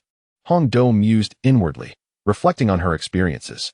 He turned back, casting his gaze upon the dilapidated walls, the ceiling, and the rickety wooden beams of the house. The cobblestone street beneath their feet was fractured, as if cleaving 2 worlds apart. It seemed they had indeed entered the slums. Ahead, a group of 5 or 6 ragged children, dressed in filthy animal skins, were joyfully playing, running barefoot despite their lack of shoes. Upon noticing Hongdo, they abruptly halted, their eyes sweeping over the luxurious garments of the 3 dragons, and their expressions shifted from delight to anger in an instant. Even 4 children dashed back home, slamming the splintered wooden door shut with a resounding thud, as if it might collapse at any moment. A commonplace occurrence. Do not pay it any mind, remarked Verena indifferently. Hong Do scanned the surroundings. Where there had been a few people moments ago, now there was not a soul in sight. He raised his right hand to scratch his head and inquired of Verena, "Why is that?" With her slender hands raised and spread wide, she softly elucidated. "They are often subjected to the oppression and cruelty of the nobility, and consequently, upon seeing us adorned in resplendent garments, they naturally mistake us for aristocrats." He stood with his feet apart, slightly bending his body, arms hanging down as he retorted, "Capitalism, you have triumphed. There is another over there." Gro pointed towards a street ahead with his right hand. Upon hearing this, Hong Do straightened up and followed Gro's gaze. In the corner of the alley, a small boy with disheveled black hair sat on the ground, his feet splayed apart, small hands rhythmically clapping against the earth. His face was speckled with dirt, eyes rolling upward, mouth agape as he emitted a series of nonsensical sounds. Abba, abba, abba, abba, while a white nasal discharge bubbled from his right nostril. "Goodness," he exclaimed, raising his delicate left hand to point at Gro, scolding, "Isn't that a fool?" "Here they come." Verena gradually turned around. Hong Do hesitated for a moment before following her lead, with Gro turning as well. The blue irises reflected the sight of 5 individuals striding confidently from the alley they had just traversed, the person on the right in the center carrying a portable speaker. Noticing their attention, he reached out to turn it on. With a rhythmic thump, a BGM burst forth, and the 5 moved in perfect unison, their steps and gestures synchronized. The 3 white-haired Lolas stared in astonishment at the trio of middle-aged men, an uncle and an aunt among them. The central middle-aged man was muscular, towering at nearly 6 feet 3, resembling a compact vehicle, while the 2 flanking him were stocky, yet a head shorter. The burly man's eyes sparkled with excitement, lips parting as drool spilled forth like water cascading from an overturned bottle. He slid to Hong Do's front, raising an eyebrow. "Sisters, would you care to join your brother for a bite?" Hong Do narrowed his eyes, his right hand morphing into a claw-like appendage, poised to strike. When a slender hand crackling with blue lightning struck the burly man first, forcefully propelling him back. The man, now charged with blue electricity, collided with the other 4, resulting in a resounding crash. Snap! Verena's fingers clicked. The bolt of blue lightning erupted from the burly man's chest, cascading over the skin of the 5 individuals. Their faces contorted simultaneously, mouths widening uncontrollably as the music abruptly ceased. A unified cry of pain escaped their lips. Their skin briefly became translucent, revealing the faint outlines of bones and the intricate patterns of veins beneath. Moments later, they collapsed to the ground, their bodies sprawled awkwardly, skin turning an inky black. Wisps of white smoke rising as a faint aroma of grilled meat permeated the air. Hong Do quietly retracted his claws, gradually transforming back into delicate hands. His gaze fixated on the crackling speaker on the ground. He gently shook his head, a tinge of regret swelling within him. Alas, if it were not broken, he could have utilized it in the future. However, he turned to look at Verena, relieved that she bore no ill intent. Otherwise, yesterday's encounter would have likely resulted in a dragon corpse, with a 90% chance of it being fully matured, and the remaining 10% merely exposing its male identity, perhaps allowing it to survive. Verena clapped her hands and softly remarked, "This group is the most amusing I have ever encountered." Chapter 53. The young girl knows that someone is aware. Gross grinned broadly, propelling himself forward and extending his hands to examine the corpse. Hong Do was rendered speechless, raising his right hand to cover his forehead as he shook his head. In this situation, one could either depart or delve deeper into the slums in search of someone amicable. Having arrived, it would be far more troublesome to venture outside to gather information. He glanced at Gross rummaging through the corpse, then turned to the quiet Verena, stating, "Shall we venture deeper in search of someone agreeable?" Verena tilted her head, her eyes twinkling as she smiled. "I have no objections." All was permissible. These 5 individuals were utterly destitute, not possessing even a single gold coin. Gross commented as he walked back, punctuating his remark with a spitting sound. If only Verena had gone to retrieve it in the morning. Would she still be gazing so quietly? Hong Do opened his mouth, but ultimately refrained from voicing his thoughts. Before departing, he could not resist turning back to stow the speaker into his spatial ring, then raised his gaze towards the narrow alleys to his right front and left front, hesitating for 2.5 seconds before deciding to proceed right. The white-haired lowly stepped forth in her red shoes, striding directly towards the right front, closely followed by the little girl and the blue-haired young woman. Verena cast a sidelong glance at him. A flicker of peculiarity passed through her azure eyes as she sensed that the tone in Hong Do's conversation with Gross bore a slightly masculine inflection. Was it possible that the two of them enjoyed mimicking such speech? Halfway through, a mocking male voice echoed from the end of the alley. "You little brats. For daring to steal our belongings, you impoverished wretches deserve to perish." Upon reaching the alley's end, in the upper right corner, two modestly dressed adult men were kicking at something with their leather shoes. Upon closer inspection, it was a ragged, black-haired girl curled up in the corner, her hands tightly clutching a piece of black bread. The girl bore various purple and black bruises across her hands, feet, face, and back. Could that thing possibly be appetizing? It appeared dry and difficult to chew. Hong Do hesitated between offering help or not, and after a moment, called out, "Hey, you two in front, stop." Indeed, he ultimately chose to assist, wagering that rescuing the girl might yield some valuable information. The two adult men obediently halted and slowly turned around, their eyes landing upon the three girls adorned in splendid attire. Having mingled in this town for many years, they had yet to encounter Hong Do and his companions. Yet they recognized that individuals dressed in such a manner were either local dignitaries or prominent figures from afar. The man on the left glanced back at the girl before turning away, cupping his left hand around his mouth and leaning in to whisper to the other man. "These three appear formidable. After all, they are merely a loaf of black bread. No need to provoke them." The man on the right lowered his head to listen, gently nodding in agreement. The two raised their gazes towards Hong Do and his companions, wearing insincere smiles that seemed to hover between mirth and mockery. "We'll take our leave now. You adults enjoy yourselves," said the man on the left, and with that, the two swiftly departed. The girl, enduring the pain coursing through her body, slowly leaned against the wall and sat up.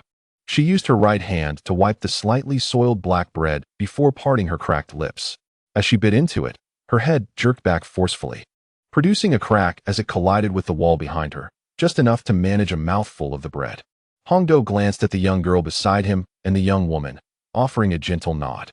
Gross was puzzled by this gesture, while Verena nodded in response.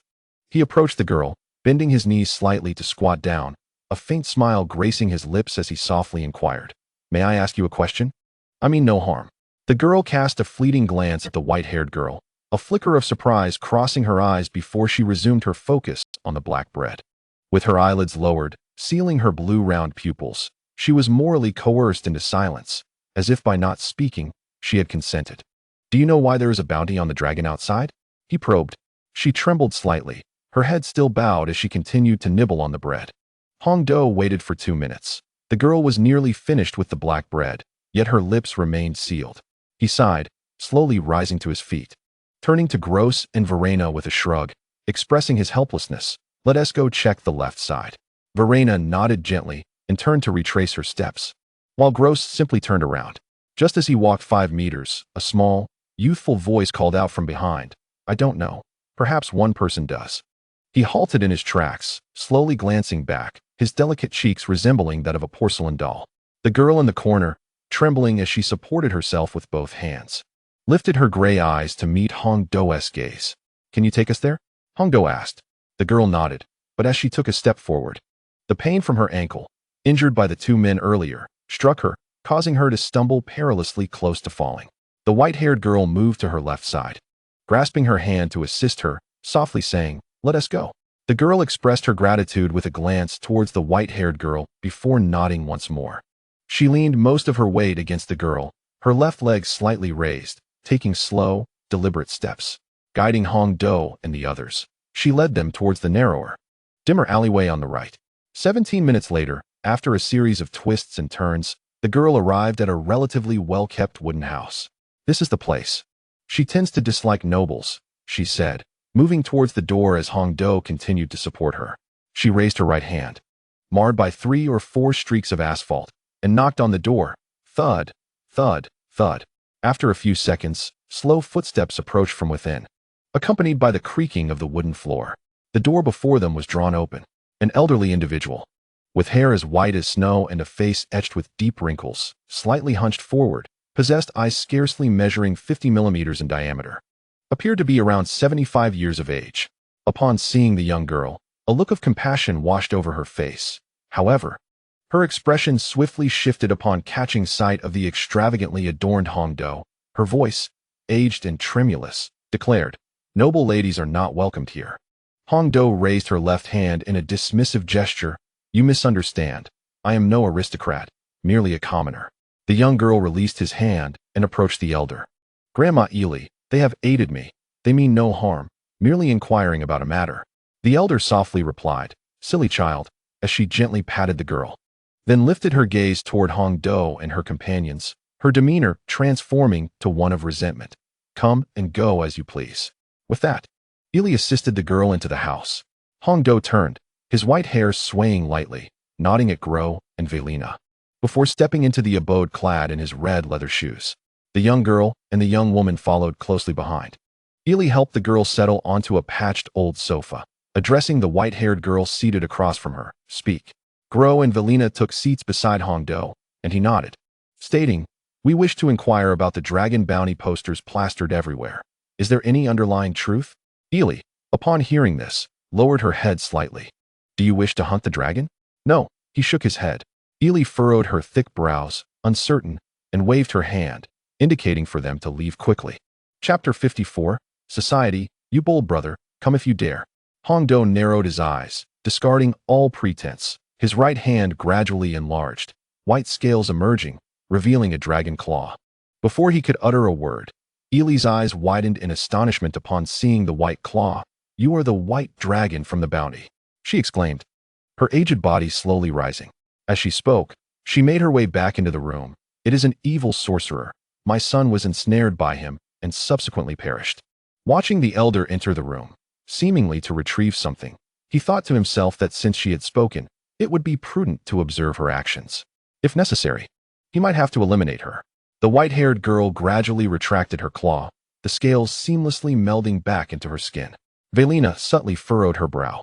A minute later, Ely returned, holding a black, unembellished diary with worn pages, a few corners even missing, and handed it to Hongdo. "Within lies what you seek. I ask for nothing in return. I merely hope you can slay that sorcerer and restore peace to the world."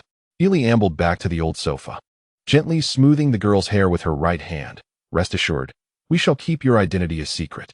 Hongdo opened the diary, with Gro and Velina leaning in to catch a glimpse. After 20 minutes of reading, he closed the diary, summarizing its content. "I am a noble constable who recently discovered that certain individuals have been frequently hunting lesser dragons, and people have been mysteriously disappearing from the town. After conducting an investigation and conversing with my colleagues, I have reached the conclusion that one or two malevolent figures have infiltrated the noble class. However, these individuals are not the masterminds. During a recent surveillance, I vaguely observed one of these sinister beings engaging in dialogue with a colossal creature endowed with claws, wings, and a tail. Regrettably, my distance prevented me from discerning more details, and when that creature caught sight of me, I had no choice but to flee back to the city. Additionally, my journal contains intricate floral designs on several pages, which I feel I have encountered somewhere before. Yet the memory eludes me. From the descriptions within the diary, it seems that the creature in question must be an ancient being, as it is improbable for anything else to be characterized as colossal. Although its exact identity remains elusive, this narrows down the possibilities, ruling out creatures such as tigermen or pig-headed beings that lack wings. Rising from my seat, I placed the diary on the chair, coming to the realization that we must depart. Just then, Ely produced a wrinkled piece of white paper from his pocket, extending his aged hand towards me. Perhaps this individual could assist us in some small way. The silver-haired girl nodded, delicately accepting the paper before turning to exit the house. I glanced down at the note, which read, "In this society, if you're brave enough, seek me out.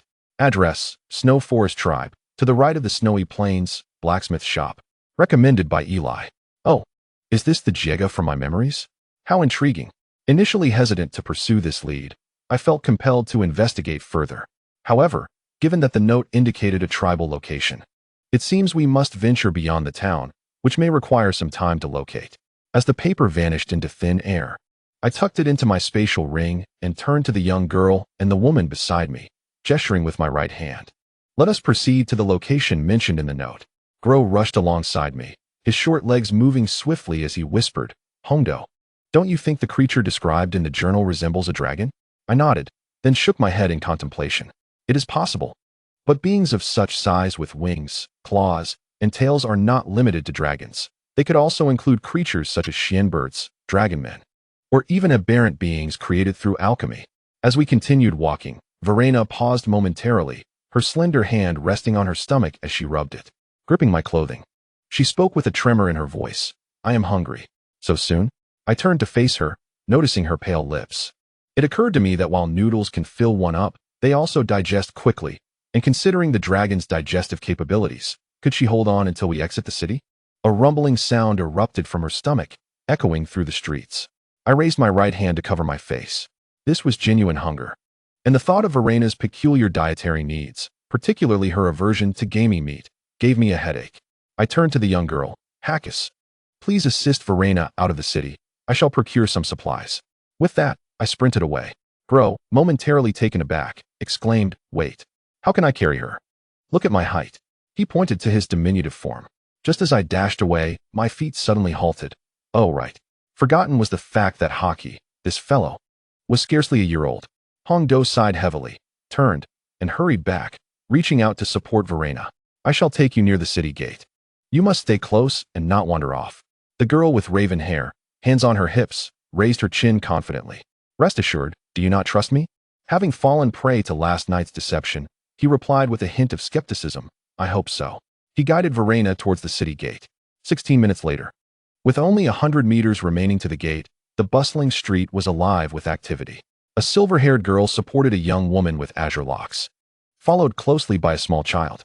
Hongdo veered into a narrow alley on the left, gently lowering Verena as he cautioned the following Gross, "I shall fetch some supplies. Remain here." Gross rolled his eyes and waved his hand dismissively, acknowledging, I know." With a response, he turned and scurried off to gather provisions. 3 minutes passed, then 10, then 20, and the little girl, growing impatient, plopped down, still awaiting Hongdo's return. Suddenly, a brown horse trotted to a stop before Gross. A petite girl, adorned in a red shoe and a Japanese school uniform, with snowy white hair, surveyed the two from atop the steed. It was none other than Hongdo. Realizing that escorting Verena was cumbersome, he opted to acquire a horse instead. Spending 10 gold coins and 20 silver pieces left him feeling as though he had transformed into a pauper in an instant. Perched atop the horse, he tilted his head towards the duo at the alley's entrance, patting the back of the steed, and called out, "Come aboard." Gross looked up with a smile, rising to assist Verena to her feet. "Can you ride?" she asked softly, one hand being supported by the little girl and the other resting against the wall. "Only the basics," he replied, watching Gross help her mount the horse.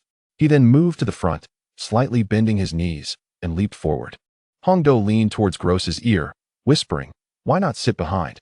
What a silly question. Gross shook his head, her black hair brushing against the little girl's face. A ticklish sensation arose on his face, and he raised his right hand to scratch it, while his right heel nudged the brown horse.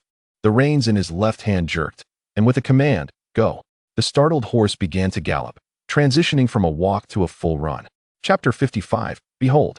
The dragon emerges in the vast expanse of pristine snow. A white snow fox emerged from beneath the surface, with its fluffy white fur. It glanced around before suddenly diving back into the snow. Rustling sounds marked the passage of a brown horse where the fox had just been. Upon its back sat 3 figures, each draped in garments of exquisite elegance.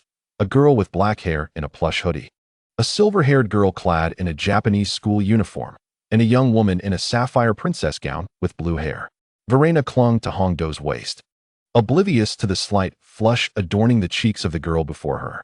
For 60 years, apart from being held by his mother, this was the first time he found himself embraced by a member of the opposite sex. He turned his head, the blue round pupils fading away, gradually revealing a pair of radiant golden vertical pupils that surveyed the surroundings. However, in order to conceal his identity, he had to suppress his emotions, and fortunately, Harkey's in front did not notice. He straightened the reins with both hands and sighed. A delicate white hand gently patted the cheek of the little girl in front, coaxing her down. Oh, Grog shifted his body weight to the right, and with a soft thud, his feet clad in plush high-top shoes landed firmly on the ground. Immediately after, a pair of red leather shoes followed suit, leaving identical footprints in the snow. Hongdo raised his hands, gripping Valina's right hand as she gradually slid down from the horse's back. He steadied her posture, released his hold, and stepped back while pulling the reins to lead the brown horse away. Can it transform into a dragon? Valina softly replied, A blue glow emanated from her, and her human form gradually faded. Bang! A colossal blue dragon descended, sprawling onto the snowy ground. Its 20-meter-long body, adorned with blue diamond-shaped scales that shimmered like lightning, boar horns that twisted skyward like branches, and its wings, 14 times larger than its body, folded against its back. The creature appeared emaciated as if it hadn't fed in a century, its scales so frail that a mere brush could send them tumbling, revealing skin stretched over bone. Hongdo was momentarily taken aback, managing to utter 2 words after a pause, so thin. Compared to Valina, the silver dragon seemed to pale in comparison. Adding a point, Grog, standing to Hongdo's right, nodded gently. Valina felt a tinge of embarrassment at their expressions. Indeed, her current appearance was a disgrace to the majestic dragon lineage. Her blue dragon lips parted slightly, but before she could finish, Hongdo raised his hand to interrupt. Wait. With a flick of his wrist, he conjured an icy sword and lightly swept it across the brown horse's neck, producing a clean cut. Blood gushed from the wound, and the horse wobbled before collapsing to the ground, crimson liquid staining the snow and spreading rapidly. The white-haired lowly radiated a white glow. Bang! For normal white claws landed in the snow, leaving enormous paw prints, followed by another bang, for smaller black claws descended.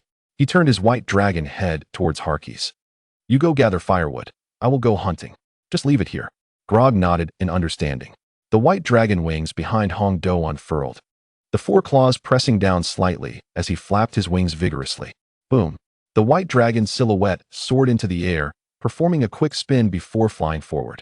Grog glanced at Valina and spread his wings, flying to the right. The golden vertical pupils of the blue dragon turned towards the sky, and the white dragon's silhouette vanished first, followed by the black dragon's silhouette disappearing from view 1 or 2 minutes later.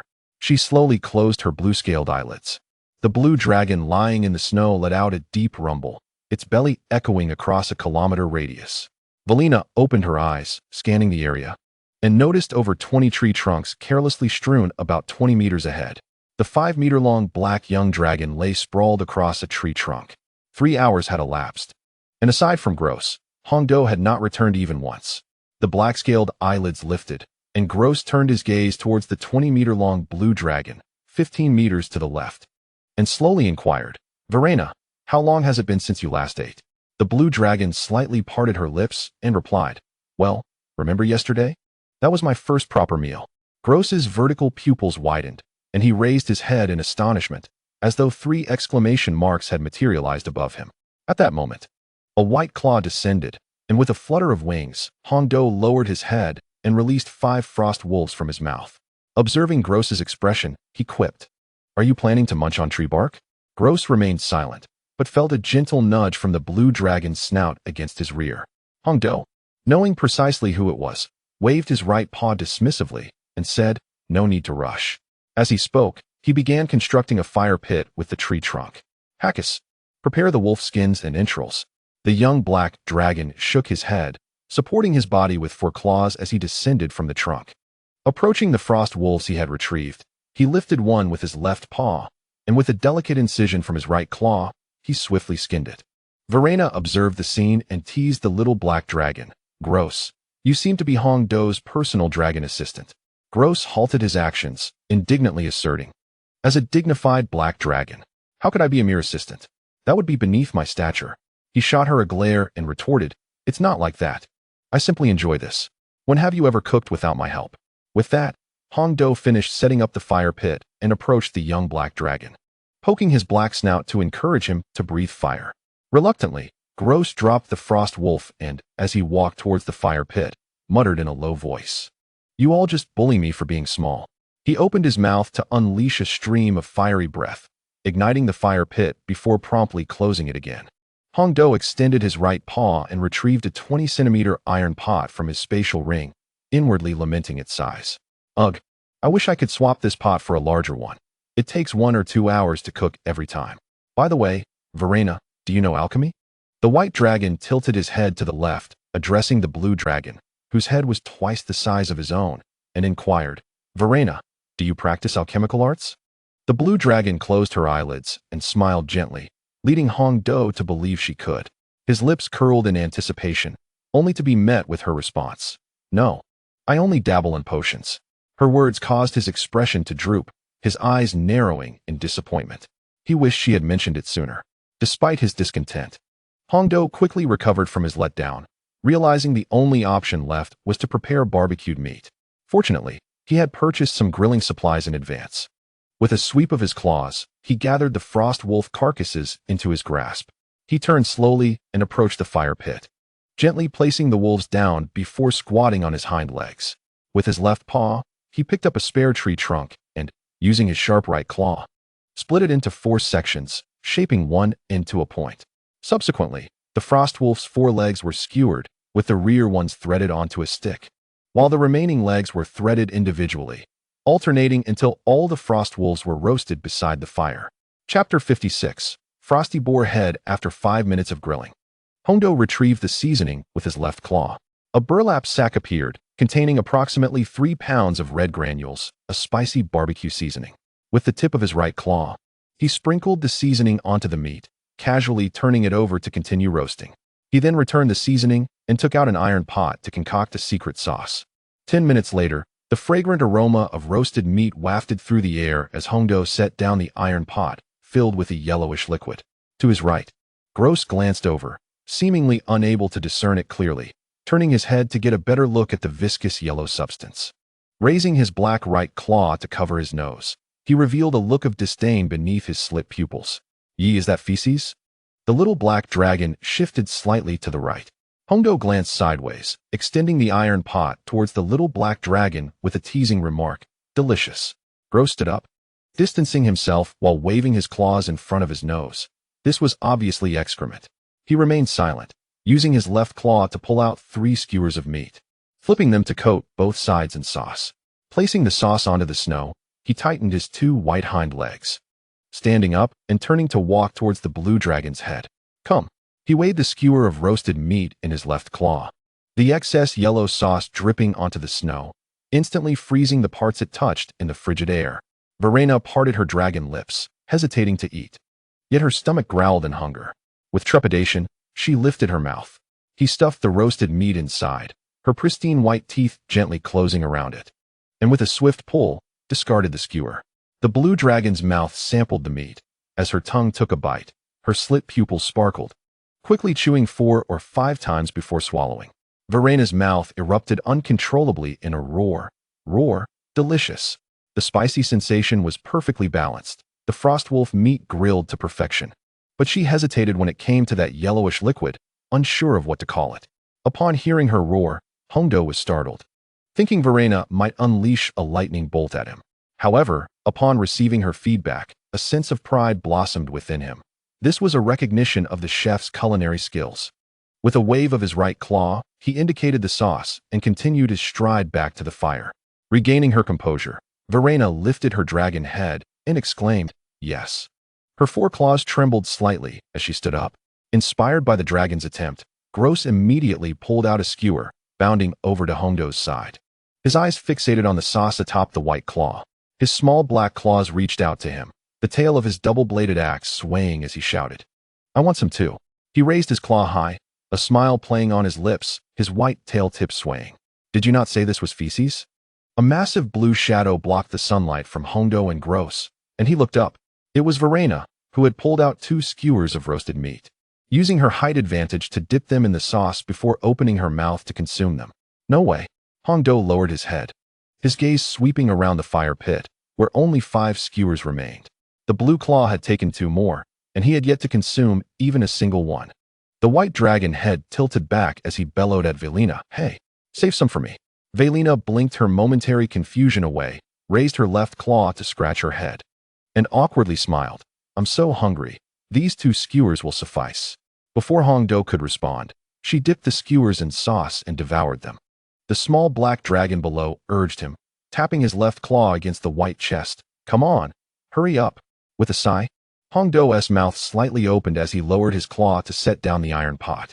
Observing this, Gross immediately took a skewer, dipped it in sauce, and bit down, swallowing half of it in one go. The small black dragon's vertical pupils gleamed as it took another bite, swiftly grabbing the second and third skewers, dipping them, and consuming them in one fluid motion, fearing that if he hesitated for even a second, they would be snatched away. Hongdo glanced at the skewer in his claw, then turned to survey the empty surroundings of the fire pit. His white eyelids gradually narrowed, and his dragon lips parted slightly, feeling entirely drained. After 3 arduous hours of hunting, he had only managed to procure 4 pitifully small wolf legs. For the first time, he felt that being a dragon was merely a marginal improvement over being human. At least he wasn't subjected to a monotonous 9-to-5 routine. As he processed this, he realized that the sauce in the iron pot had been licked clean by Harkis, which only deepened his discontent. After all his efforts, he was left with just a single taste. Shaking his dragon head, he opened his mouth and consumed the 4 wolf legs, silently vowing, no more. Next time, they must catch their own food, or I shall endure. Discarding the skewers, he snatched the iron pot back from Gross's claws and stored it in his spatial ring. Time to go, he said. Let us check the location on the map. With his dragon wings unfurling, he fanned them to extinguish the fire. In the next moment, just as his claws left the ground, a frail blue claw grasped his tail. Velina turned her vertical pupils away and stammered, can you take me flying? I can transform and stay on your claws. Hongdo landed once more. Didn't you just eat? Can't you even lift off? I can fly, she replied. But it seemed her grip on his tail loosened, and as her dragon head drooped slightly, she suddenly plummeted mid-flight. After hesitating for half a minute, he finally nodded in agreement and raised his right claw. Velina's dragon form radiated a blue glow, her tail vanishing first, followed by her claws, head, and ultimately transforming into a glowing orb that settled in his grasp. Gradually, the orb dimmed to reveal a young woman adorned in a sapphire princess gown, with blue hair and a flower made of blue fabric nestled in one side of her hair. Hongdo flapped his dragon wings and soared upward, with Gross trailing behind. In a certain snowy forest, a tribe comprised of 17 wooden houses bustled with pig-headed beings of various sizes wandering through the snow. Meanwhile, approximately 500 meters away, 2 figures rapidly approached from about 400 meters above the tribe. Hongdo raised his left claw, pinching the earlier paper with his claw tip. He glanced at its contents before raising his head to gaze upon the pig-headed tribe. Pig-headed Jego? How thrilling! Wouldn't it be even more exhilarating if they were the same gender? As the thought crossed his mind, a sinister smile gradually crept across his white lips, the curvature expanding with an air of anticipation and mischief. When they were 200 meters away, several pig-headed creatures caught sight of him and Gross. They swiftly turned and dashed toward the tribal blacksmith shop to report to the chieftain. In less than a minute, the wooden door of the blacksmith's shop creaked open, revealing a massive figure emerging. This was a pig-headed being weighing over 300 pounds, adorned with a silver helmet that bore the marks of wear yet still gleamed with a cold light. 2 20-centimeter long, sharp tusks curved slightly from its chin, their tips glinting ominously, capable of easily tearing through flesh. The creature, clad in what appeared to be ordinary adventurer's attire, sported a substantial, rotund belly as it rushed out, standing 3 meters tall. Chapter 57. Call me Brother Jia. I have something big. The frost pig-headed chieftain's gaze swiftly adjusted, locking onto the shadow of a white and black dragon in the sky. It then drew its sword from the side of the other pig-headed creatures, raising it to aim at the white dragon, the blade emanating a faint chill. Meanwhile, perched on a claw of the mighty Hongdo, Verena observed and silently conjured a lightning spear, blue sparks flickering around its shaft. He, too, noticed the actions of the pig-headed beings and boldly shouted, "We come at the introduction of Isen." His voice echoed within a kilometer radius, causing the pig-headed chieftain to pause momentarily. However, the magic had already been charged. Reluctantly, it exerted its utmost strength to minimize the impact, thrusting the sword into the snow with force. Crack! Ice crystals rapidly spread from the sword's center, transforming the snow within a 500-meter radius into a reflective layer of ice in less than 2 seconds. Witnessing this, Verena clenched her right hand tightly, and the lightning spear dissipated with a crackle. As a dragon, her control over the elements surpassed that of any other creature. All dragons, aside from those bound by forbidden spells, could effortlessly unleash and retract their divine abilities. The same applied to their extraordinary techniques. forbidden spells, laden with uncontrollable factors, were not the same as divine techniques, which were markedly stable. For instance, if a dragon were to release a divine technique but claimed it could not be retracted, that would be mere pretense. One cannot master a divine technique without the capability to unleash it. The pig-headed chieftain released the sword hilt, raising its gaze to the distant Hong Do, uncertainly exclaiming, "Is it true?" It concentrated the ice elements around a piece of paper held in its right claw, the ice crystals gradually enveloping the note. Hong Do, glancing at the pig-headed chieftain, aimed with his left claw and forcefully hurled an ice block containing the note towards him. Catch! The ice block sped toward the chieftain at 5 meters per second. Seizing the opportunity, he raised his right hand to catch it securely, gently lowering it to unfold the note. It was indeed a letter written in his own hand, bearing the names of his human friends from that town. The pig-headed chieftain waved its left hand, gazing upward at the white dragon, saying, "Come down. Do you seek me for something?" Upon seeing the gesture, the other pig-headed creatures lowered their guard, turning to attend to their own matters.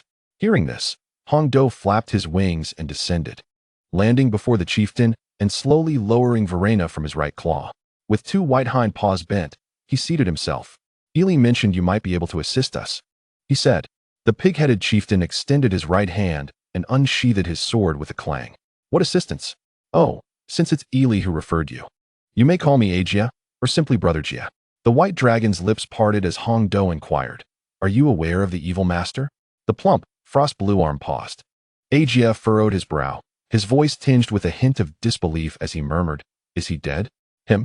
Hong Do hesitated, his tail swaying behind him as he recalled a recent diary that Ely had shown him. "If you're referring to the owner of a black diary, then yes." Agia's head drooped, his eyes glazed over, and his expression fell into silence. At that moment, the small black dragon beside the white dragon shifted its gaze toward the plump, pig-headed figure ambling across the snow, ignoring him entirely. Gro opened his mouth, drooling as he recalled having devoured 3 frost wolves just earlier, which was hardly sufficient. Closing his mouth, he lifted his head slightly to address Hong Do. "Hong Do, they look so plump. They must be delicious." He wiped the lingering drool from his lips with a claw. Hong Do cast a sidelong glance at Gro before turning his attention back to Agia, relieved that the pig-headed creature could not comprehend their dragon tongue. Lifting a white paw, he poked Gro firmly.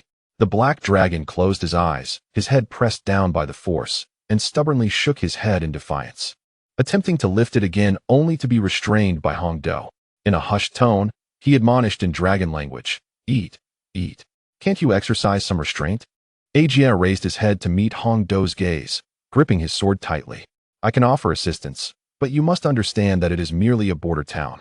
The true threat lurks deeper, along with the evil master within the kingdom." He turned back to the white dragon. "They are still offering a bounty for me." A grin revealed 2 elongated fangs as Agia chuckled softly. "Haha, a bounty? I fear the nearby towns have also issued proclamations." After a prolonged silence, Verena spoke. "Do you not have a twin brother? He resembles you closely and is of the fire element." She recalled encountering a pig-headed creature similar in appearance during her travels, who wielded magic opposite to this one, that of fire. Agia looked taken aback, his gaze shifting to Verena, adorned in a sapphire princess gown. "You've seen him?" The blue-haired maiden nodded slightly. "I fought him once. He possesses considerable strength and holds the title of Fire Pig-Headed King." Closing his mouth, revealing his elongated fangs, Agia frowned, his gray eyes scrutinizing Verena, who bore no detectable aura. Despite her blue-scaled tail, she appeared as an ordinary lizard-man princess. Unable to discern much, he nodded slightly. "Indeed. I have an elder brother named Jia, who is 2 or 3 minutes my senior." As soon as the words left his lips, Hong Do was left in bewilderment, pondering, "Brother Jia has an elder brother named Jia? What on earth?" The right claw was raised to scratch the dragon's head. The friction between the scales and the claw's tip produced sparks that fell like embers. He began to speak. "Have we perhaps strayed from the subject? If you wish to uncover the truth about the bounty on the dragon clan and the hunting of subdragons, you must journey to the kingdom.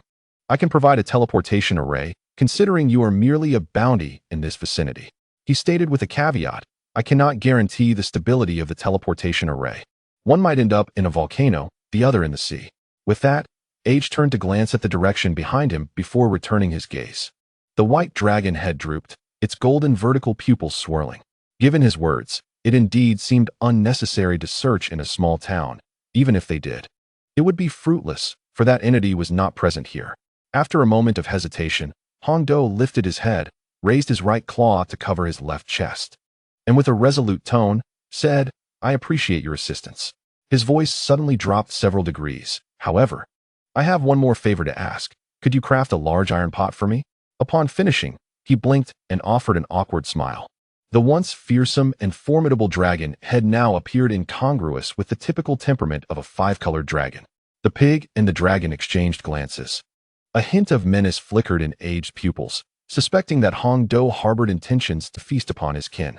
After a few seconds of silence, Hongdo discerned age's implication and continued, "Do not worry, I mean no harm. I, as a dragon, enjoy cooking, yet I lack a large pot. If you doubt my words, I can prepare a dish for you right here." Following this, the white dragon's form radiated a luminous glow, gradually transforming into a glowing orb that descended gently to the ground, where a petite girl with white hair, standing at 1.5 meters tall, appeared, clad in red shoes. Chapter 58. The unfinished tale of the pig. Hongdo raised his right hand, conjuring an iron pot into existence, intending to call Harkeys to fetch some branches. However, a blue hand adorned with fine pig bristles obstructed him. Lifting his gaze, he noticed Age's adept movement, which seemed genuine, and with a resigned expression, slowly retracted his right hand, his tusked mouth slightly agape as he sighed. "Very well, I can do it, but it will require time." "Agreed." Hongdo retracted the iron pot, his delicate right hand stroking his chin as he pondered, "How long will it take?" Age closed his eyes, estimating based on his size. "Approximately an hour." The white-haired girl nodded. "That is not too long." The girl emanated a white glow, and with a thud, for white claws descended as Hongdo transformed back into his dragon form. He preferred this appearance. Taking on a human form felt somewhat stifling and uncomfortable. Age lifted his blue right hand to his mouth, forming a trumpet shape, and took a deep breath to shout, "Rude! Come here." The resounding call reverberated through the air, shaking the snow from the treetops. Within 10 seconds, a frost-hued, pig-headed man, weighing around 200 pounds and clad in gray bear hide, rushed over. Without taking a moment to catch his breath, he inquired urgently, "Master, what is it?" "Assist me in crafting a large iron pot, approximately 7 meters in size." With that, Age turned and walked into the blacksmith's workshop. Hongdo observed this scene with a slight smile curling at the corners of his mouth. At last, the task no longer requires multiple attempts. Beneath the two bent white hind claws, the scaled rear rests upon the icy surface, while the healthy and elongated tail curls gracefully to the right. An hour later, before the imposing 13-meter-long white dragon, a 7-meter-wide U-shaped black iron pot is positioned before it. Beside Hongdo stands Ajia and Luda. Ajia inquires, "Do you understand?" Behind them lies a mass of black creatures. Among them, Gro is curled up in slumber. Meanwhile, Verena is seated against the wall of a nearby building, her lower body on the ground, her upper body pressed firmly against the wall, eyes closed, cradling her plump blue tail in her arms for rest. He raises a white claw to touch the massive iron pot, and in the blink of an eye, the grand vessel vanishes, leaving only a circular imprint as evidence. Ajia gazes upward at the white dragon's head, asking, "Are you ready?" Hongdo nods in affirmation, adorned with a silver helmet bearing various scratches. Ajia turns and says, "Follow me." The rotund hooves step forth, delving deeper into the snowy forest. The white tail gently taps Gro behind, prompting him to turn and call out, "Verena, are we going or not?" With that, Hongdo leads the way. The little black dragon lifts its head and shakes it, slowly rising on all four claws, scampering along behind. Verena opens her eyes, her tail naturally swaying behind, her form emanating a blue glow. A massive blue claw descends, causing her dragon body to sway slightly before she follows suit. Ajia glances back, his dark eyes narrowing slightly in contemplation. He initially believed the creature to be the lizard princess, only to discover it was a young blue dragon. Moreover, he could not sense her aura at all. This is a matter for another time. His decision to assist was not solely due to the fact that the malevolent sorcerer was recognized as the prime adversary. With a slow opening of two long fangs, he begins, "Let me tell you a story. Once upon a time, a pig was racing through the snowy landscape. Suddenly, a rope appeared, catching the unsuspecting pig off guard, causing it to stumble. Immediately thereafter, a large net descended from the sky, ensnaring the pig tightly. The pig struggled for a while but ultimately succumbed to despair, giving up the fight. Just then, two hunters emerged from the grass. Approaching their prey, the very pig itself, with wide smiles. They worked together to drag the pig back to the city, intending to sell it for profit. Along the way, another passerby noticed the pig shedding a few silent tears, perhaps sensing that this pig was no ordinary creature. He devised a plan while the two hunters were engrossed in conversation. He found a heavy stone nearby, bent down to lift it, and stealthily followed behind, using a small knife to gradually cut through the net that bound the pig. The pig, seemingly aware, silently watched and cooperated with this human, executing a clever ruse. Thus, unbeknownst to all, the pig was saved. With that, Ajia lifts his head to gaze toward the horizon, as if searching for something. Half a minute later, he lowered his head and continued, "After you depart, I shall attend to the affairs of the tribe. Seek out my elder brother. I shall make my appearance when you find yourselves without reinforcements." Hong Do furrowed his brow, fully aware of the tale's subject and the identity of the captured pig. Gro did not absorb a single word, his gaze wandering the surroundings. Verena, however, regarded it as an ordinary story, disinterested in unraveling its deeper meaning. After walking for half an hour, Ajia led the three dragons to the mouth of a cave, which was shrouded in vines. Making it difficult to discern without careful observation, one might instinctively assume the vines concealed a rocky wall. With a hand resembling a blue, bristly pig, he pushed aside the vines and entered. Observing this, Hong Do transformed into human form and followed suit. Soon after, Gro and Verena assumed their shapes and entered as well. Inside, the structure arched downward, with rounded sides and a ceiling, clearly a product of human craftsmanship. After traversing approximately 200 meters of tunnel, the space suddenly opened up into a circular chamber, 30 meters high and 50 meters wide. The smooth, rocky floor was engraved with orderly magical runes. At the center lay two intersecting pentagrams. This was a colossal magical array. Ajia offered no further explanation, raising his right hand to point towards the center. "You shall revert to your dragon forms and stand in the middle. I will activate the teleportation array." Darkness enveloped them as three beams of light emerged, black, white, and blue, each corresponding to the colors of the three colossal dragons, the smallest leading the way. Verena was the first to step into the center, her size enabling her to stride the furthest, followed by Hong Do and Gro. Once the three dragons were positioned, Ajia retreated into the passageway to avoid being teleported away, opening his formidable jaws to chant the incantation. As he recited, the magical array began to illuminate with a faint blue glow from the cave's entrance. 5 minutes later, as the final incantation resonated, the entire space erupted in blue light. Teleportation. Just as Ajia spoke, nearly 98% of his elemental power was drained. With a thud, he collapsed to his right knee, his trembling hand pressed against the ground, his chest heaving violently, each breath seemingly forced from his lungs, hot sweat cascading down his cheeks. Slowly, he lifted his gaze towards the empty void, the blue radiance dimming gradually until it mirrored the state upon their entrance. Unexpectedly, Ajia's voice emerged, laced with heavy breaths, so hoarse it was nearly inaudible. The demands of teleporting the dragons had taken their toll, nearly rendering him unconscious. Chapter 59. Harky's lost on the other side. Hong Do sensed a lightness in his dragon form, and in the blink of an eye, his claws met the softness of the grass beneath him.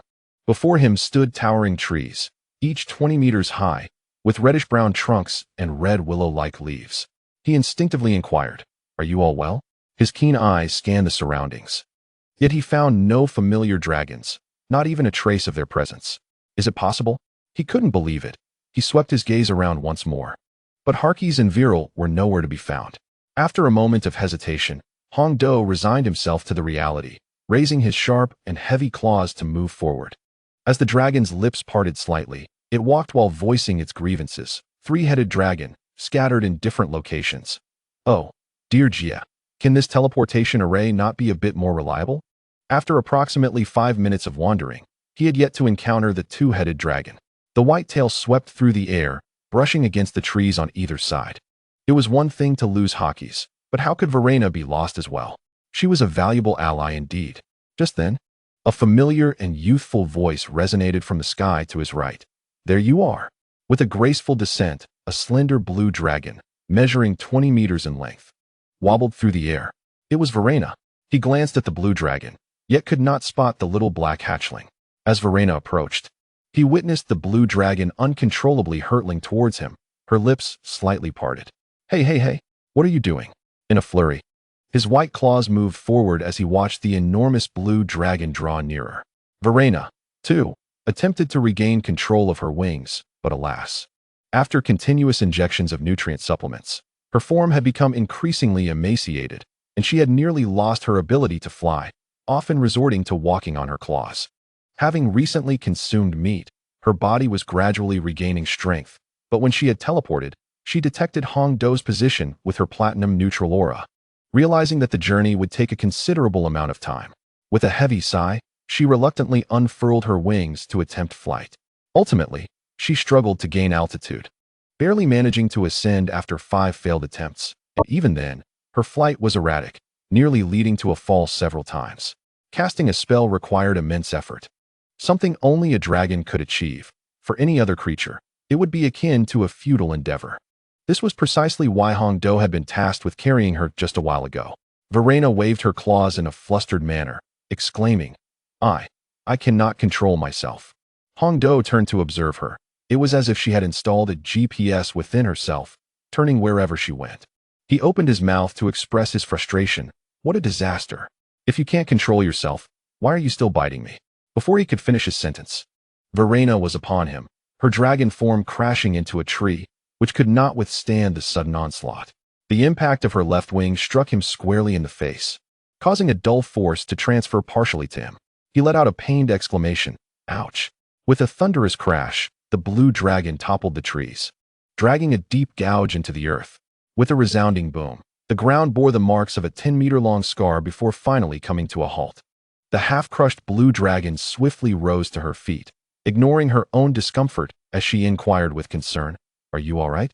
Sensing the heavy weight lift, he shook his head, which was now stained with yellow mud. He attempted to rid himself of the muck, but the cracks in his scales remained stubbornly caked. He opened his white maw and managed to utter 2 words, not dead, just a bit bruised. In truth, only a bit of mud clung to his body, and after a slight discomfort from being ground against the earth, he would soon recover.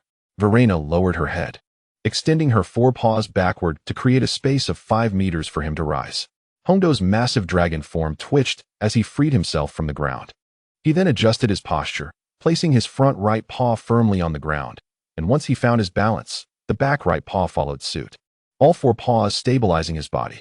He lifted his immense dragon frame entirely from the earth, though the motion was somewhat clumsy and awkward, raising his white paw to shield his head. To his surprise, as a male dragon, he had failed to subdue the female dragon first, only to find himself dominated instead. It was quite laughable for him to think he could stand tall when he had yet to reach maturity. Hong Do lowered his paw and shook his body vigorously, flinging off all the mud that clung to his back, leaving only the cracks between his scales. It was then he recalled the little black dragon, known as Gloss, and raised his gaze towards Verena, adjusting his voice to ask, Cough, have you seen Hawkeyes? Verena closed her blue-scaled eyelids, releasing a faint aura of dragon might to probe the surroundings, a subtlety allowing her to remain unnoticed. The blue dragon head gently shook as she slowly opened her eyes, regretfully stating, There is none within a 5-mile radius. He has likely gone elsewhere. Hong Do's dragon form twisted slightly to the left, raising his right paw to swipe away the stubborn mud. Never mind. He was aware of how to survive. He stretched his left dragon wing. Verena turned her head to survey the area, noting several caterpillars crawling on the trees. What shall we do now? She inquired. Let's go take a bath.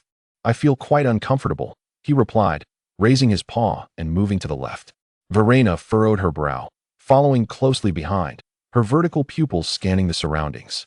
Sensing an inexplicable oddity, Hong Do sniffed the air, detecting a damp scent ahead, indicating a water source. As an ice elemental, he easily sought out the water, and if it were a water elemental, he could discern it effortlessly through intuition. I hope it's a great river or a large lake, otherwise, I may struggle to settle down. 10 minutes later, the sound of rushing water reached his ears. A white paw touched down, followed by his 13-meter-long dragon form as Hong Do lifted his gaze. Around him, clusters of red birch trees stood tall and straight, their bark a faint reddish brown. To his left, a massive waterfall, towering at least 20 meters high, cascaded down the cliffside. Crystal clear water surged from the cliff's summit, crashing into the river below and sending up a spray of mist. Beneath the waterfall, a river 30 meters wide meandered, its waters so clear that the smooth pebbles at the bottom were distinctly visible. Hongdo gazed downstream, where the river stretched endlessly, seemingly flowing towards the distant sea. He raised his paw, allowing the tips of his claws to first touch the cold river water before slowly stepping into the stream. With a splash, his entire white dragon form submerged, creating immense ripples upon the surface, leaving only a fearsome dragon head above the water. As he first entered the water, he distinctly felt the mud being washed away from the crevices of his scales. In the next moment, with a splash, Hongdo submerged his head beneath the surface, shaking it about underwater. Chapter 60. Frightened by lightning. Once the mud within the scales of his dragon head was cleared away, Hongdo's head burst forth from the water, sending up a towering splash. The tranquil sound of water settling echoed around him as he turned to look. Velina was slowly submerging herself, her massive 20-meter dragon form only partially submerged, reaching up to her chest. Observing this comical sight, he couldn't help but liken her to a creature he fondly recalled, the blue duck. His mouth opened wide, slightly lifted, as his white right claw emerged from the water, pointing at the azure dragon. With a splash, the blue claw was lifted from the surface, its 5 fingers clenched like a ball. In the next instant, a blue orb materialized. The orb emitted strands of blue lightning, and Velina curled her dragon lips, her vertical pupils glancing toward the surface, her right claw slowly descending.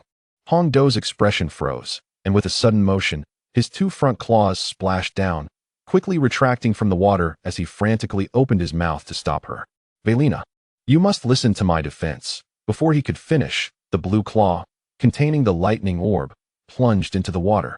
According to the laws of nature, the electricity rapidly spread through the water, reaching him in less than a second. His water-soaked body was enveloped in blue lightning, causing his mouth to involuntarily open in a gasp, the sound barely escaping before his dragon form convulsed violently. Behind him, his mouth hung open, resembling a mute, uttering no sound. 2 seconds passed, and Velina dispelled her magic, causing the furious power of the lightning in the water to diminish sharply until it vanished entirely. You may scold me, but do not belittle me, she said, bending her claw and sinking her dragon form beneath the water. A white dragon floated on the surface, and Hongdo felt a numbing sensation envelop his entire body, as if his cells had gone on strike. He fully comprehended Velina's implication. He must not compare her to any creature other than a dragon. His tail was the first to regain sensation, gently swaying on the surface and creating ripples. Next came his claws, then his body. Hongdo flipped over and began to paddle towards the shore. The lingering electric sensation remained in his body, a tingling discomfort that was far from pleasant, and he only sought to wash himself clean in the water. In that fleeting moment, an image flashed in his mind of the robust red and slender green dragon silhouettes lounging in the white hall. Once he reached the shore, he shook his head, casting aside the thought. After all, he had distanced himself from them for a reason. What good would it do to dwell on it?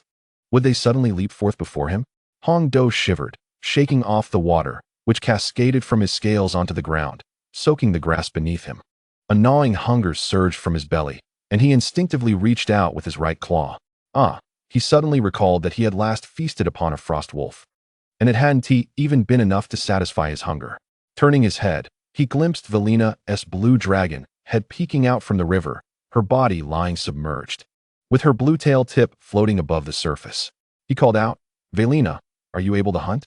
The azure dragon's head slowly turned, gazing at Hongdo, who was facing away on the shore, and gently nodded. He gradually pivoted, raising his claw to poke the ground, inquiring, which direction are you heading? We shall gather here shortly. Verena, with her vertical pupils scanning left and right, hesitated for a moment before opening her dragon maw to softly respond, to your left. Very well, he nodded, then turned to his right, stating, I shall go to the right. He lifted his claw and departed. 3 hours elapsed, and Hongdo returned, clutching 3 ordinary black bears in his maw, having also plucked some brown mushrooms along the way. A glance at the tranquil river revealed that Verena had long since vanished. Lowering his head, he opened his mouth to deposit the black bears. Throughout this journey, he had encountered nothing unusual, yet an instinctive sense unsettled him. As if in an unknown territory where brief tranquility posed the greatest peril. His vertical pupils scanned the area. Birch trees stood tall, devoid of any creatures. And a gentle breeze rustled the birch leaves, producing a subtle whisper. Reluctantly, Hong Do raised his claw, detached branches from the trees, preparing to kindle a fire upon Verena's return. How would she ignite a fire using her lightning element? Wouldn't lightning strike the trees and ignite them? After exhausting the branches of 7 trees, he lowered his gaze to the pile at his feet. That should suffice. Turning, he approached the riverbank, where his previously empty paw suddenly revealed a 7-meter-wide U-shaped iron pot. After filling the pot with 1/7 of water, he turned back and carefully set the large cauldron on the ground. Lowering his head, he picked up the 3 black bear carcasses and carried them to the riverbank, followed by the task of processing the bear fur and entrails. Once completed, he surveyed the wood, food, iron pot, and ingredients. All that remained was Verena's return. Fortunately, it was not long before a heavy footfall echoed from the left side of the woods, accompanied by the rustling of leaves. A colossal blue dragon silhouette gradually emerged. The dragon's head, taller than the trees, showcased prominently curved horns. Clutched in its maw was a 7-meter-wide red fan-shaped scale, belonging to a tailless subdragon species, which Verena had returned with after her successful hunt. She approached Hong Do, who sat on the grass, lowered her head, and gently released the subdragoness carcass. Casting a glance at the 3 black bears, surprised at their rapid return, Hong Do did not immediately respond. Instead, he raised his claws to conjure 4 3-meter-tall ice blocks, forming a square with a 4-meter perimeter. With a sweep of his claw to the left, he placed the branches within the confines of the ice, also gathering some dry leaves. Looking up, he asked, "Is that all right? By the way, can you ignite the wood with your lightning element?" Verena gazed at the branches ahead, contemplating. "I'll give it a try." She stood up, leaning back, retreating to a distance of 4 meters before halting. Lightning is highly conductive. It is not fear that holds me back. Yet, her gaze remained fixed on him. With a raised blue claw, Verena gradually coalesced a 10-centimeter-long lightning arrow, and as the magic took form, she continued to infuse it with the lightning element. Hong Do pressed his lips together, emitting not a single sound, yet his claws involuntarily retreated, stealthily hiding behind a sturdy tree, revealing only a pair of eyes fixated intently on Lei. He could sense that the little creature was aiming at him. Even if his body did not sustain a gaping wound, he would surely be jolted by electricity. Sparks of lightning flickered around Lei, instantly shooting forth and striking the branches, generating intense heat that ignited a small flame. The crackling embers cascaded onto the surrounding dry twigs, swiftly igniting the entire pile of firewood. Observing this, Hong Do finally dared to step forward from behind the tree, lifting a large iron pot onto the ice, and tossing in 3 processed black bear carcasses, along with some mushrooms, scallions, and ginger to boil. As the flames beneath weakened, he added more twigs and, after steaming for about 10 minutes, he lifted the pot, filtering out the water before placing it back. His claws reached into the pot, extending sharp talons to slice the black bear meat into strips. Once all was cut, he added oyster sauce, which he had sought from several shops.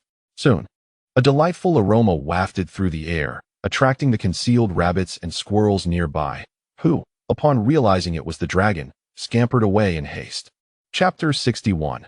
A familiar malevolent presence deep within the red birch forest. In a cavern measuring 20 meters in a fan-shaped, darkened expanse, a stream of sanguine blood flowed forth. The source was a massive creature, a 12-meter-long, rotund body adorned with pale red, willow-shaped scales, marked by dozens of claw marks. Some bore deep gashes, others left white imprints.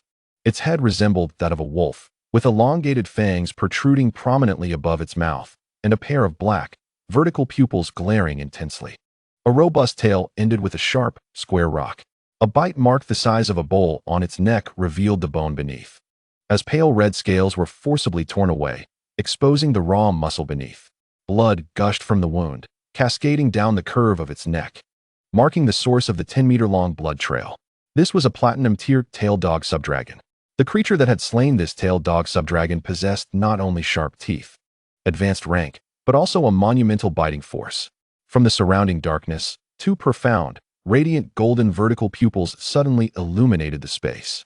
A robust, muscular red tail flicked, As she cast a sidelong glance at the tailed dog subdragon before her, her four distinctly muscled red claws slowly supporting her enormous 19-meter frame. Portions of her back were missing red scales, and a sharp fang was embedded within a wound on her right side. She twisted her body to the right, raised her claw, and with a decisive motion, extracted the fang, precious dragon blood oozing forth. She casually discarded it into a corner of the cavern. Approaching the subdragon, she used her claws to forcibly peel away the pale red scales from its chest, removing a section approximately 7 meters in size, revealing 2 rows of sharp teeth glimmering with a cold light. With a powerful bite, blood from the subdragon splattered onto her red scales, but she paid it little mind, instead lowering her head and puffing her cheeks as she slowly chewed her meal. The food was unappetizing, eliciting a muffled sound from her, as she expressed her fondness with words, yet was compelled to swallow it down with a resigned gulp to quell her hunger.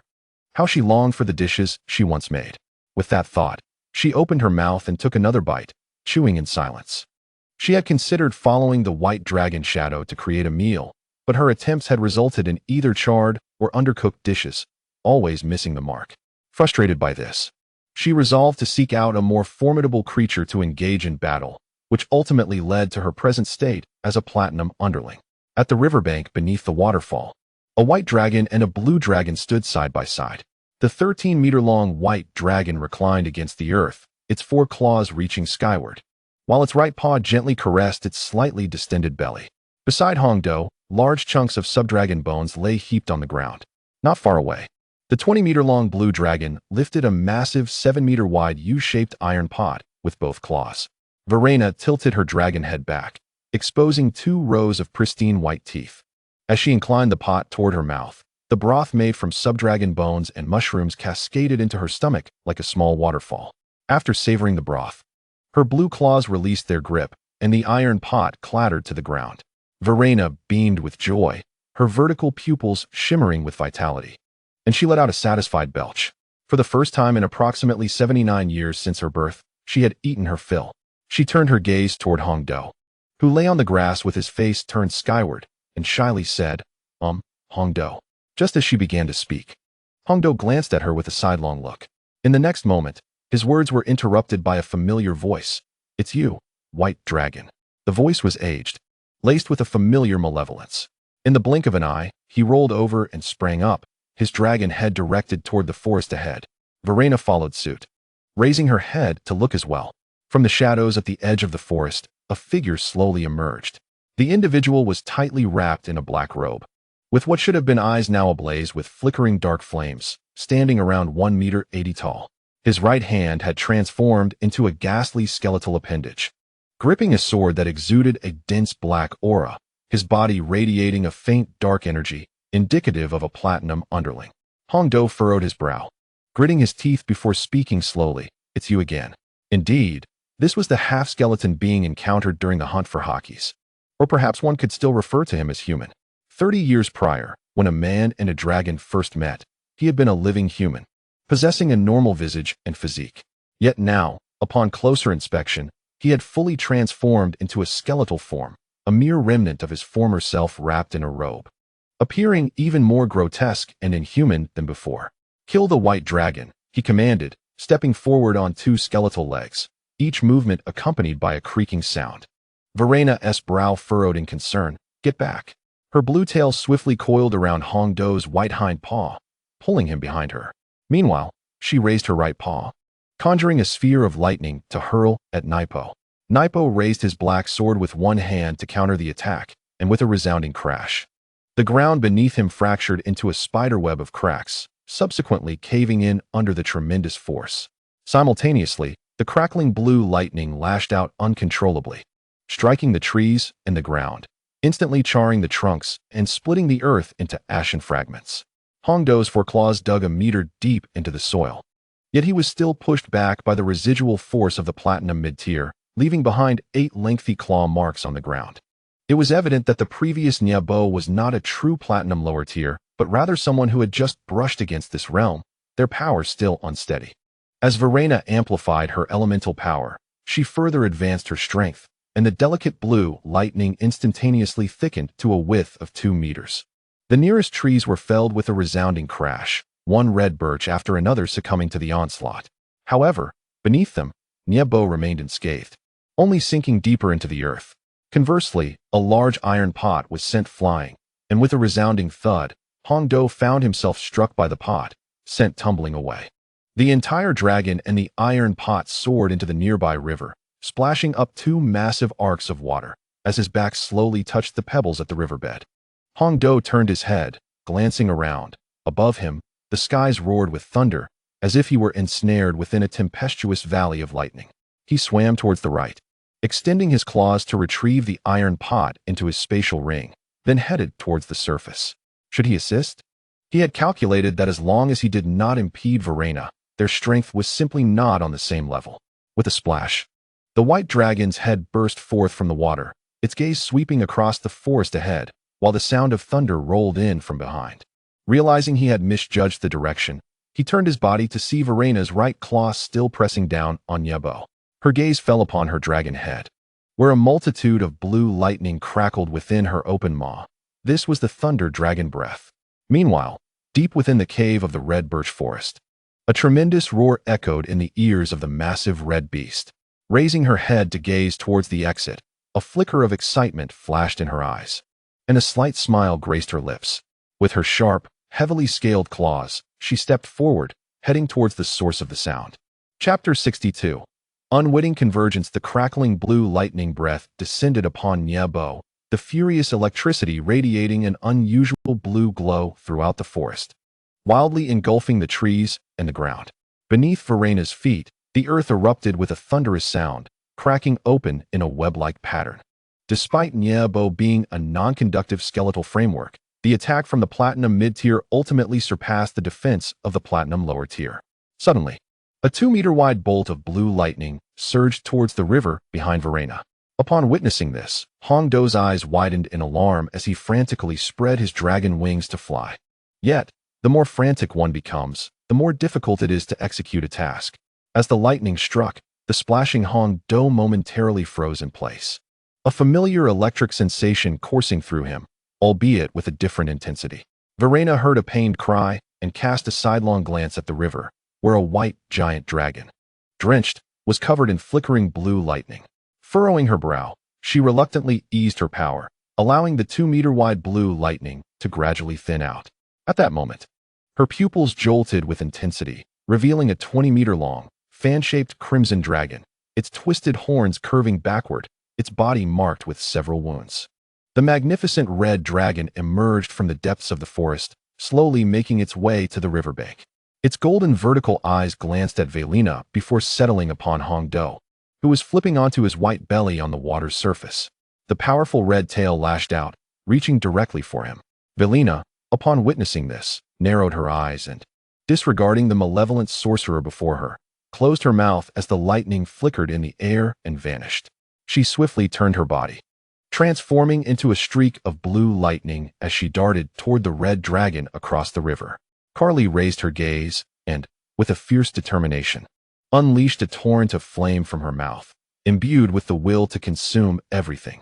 Velina responded in kind, exhaling a thunderous dragon breath. The collision of their energies produced a resounding boom, casting reflections of blue and red upon the water's surface. The nearby grass and red birch trees closest to Carly began to catch fire. In the center of the water, Hongdo bore the brunt of the chaos.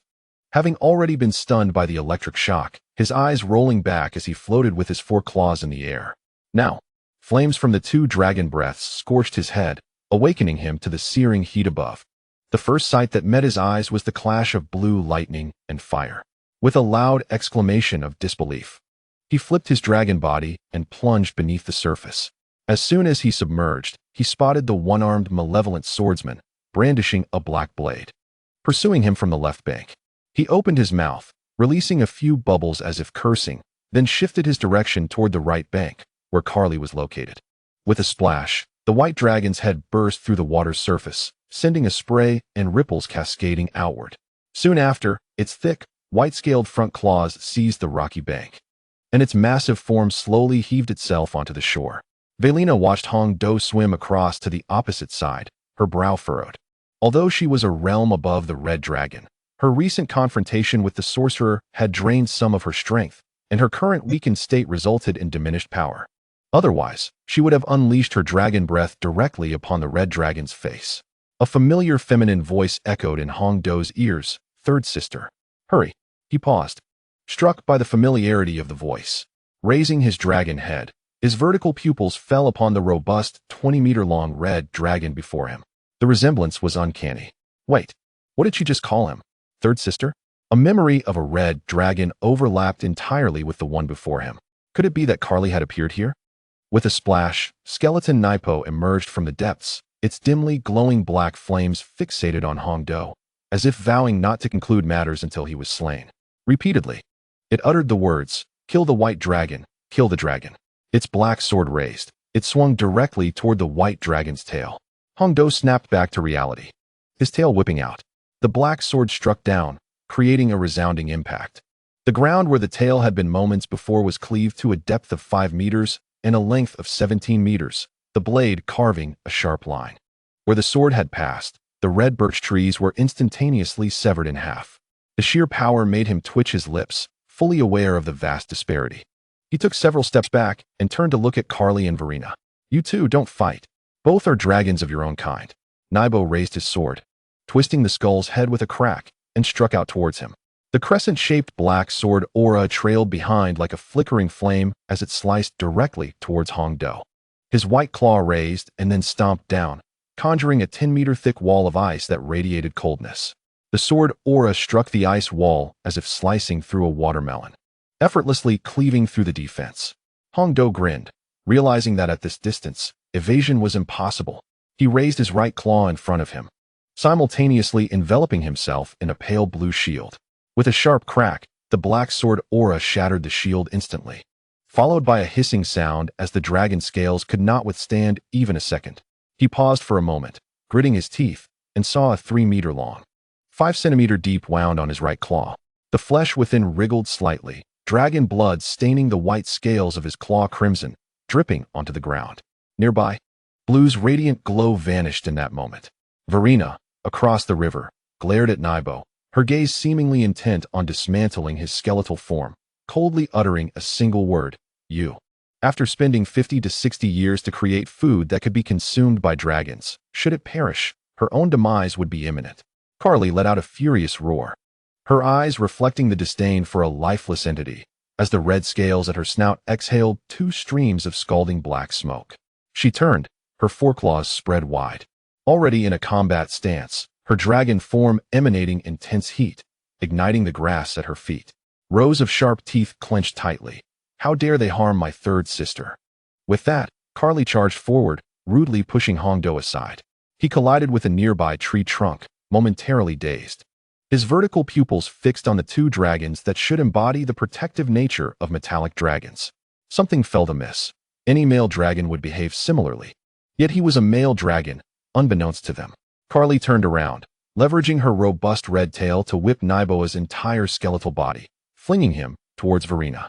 The blue right claw had already coalesced into a roaring 5-meter thunderball. Who would have thought that these 2 dragons, who had recently viewed each other as adversaries, now united in perfect harmony due to Hong Do's injury, simultaneously targeting Naibo? The 2 dragons, once enemies, now aligned against a single foe, required only the injury of one dragon to achieve such unity.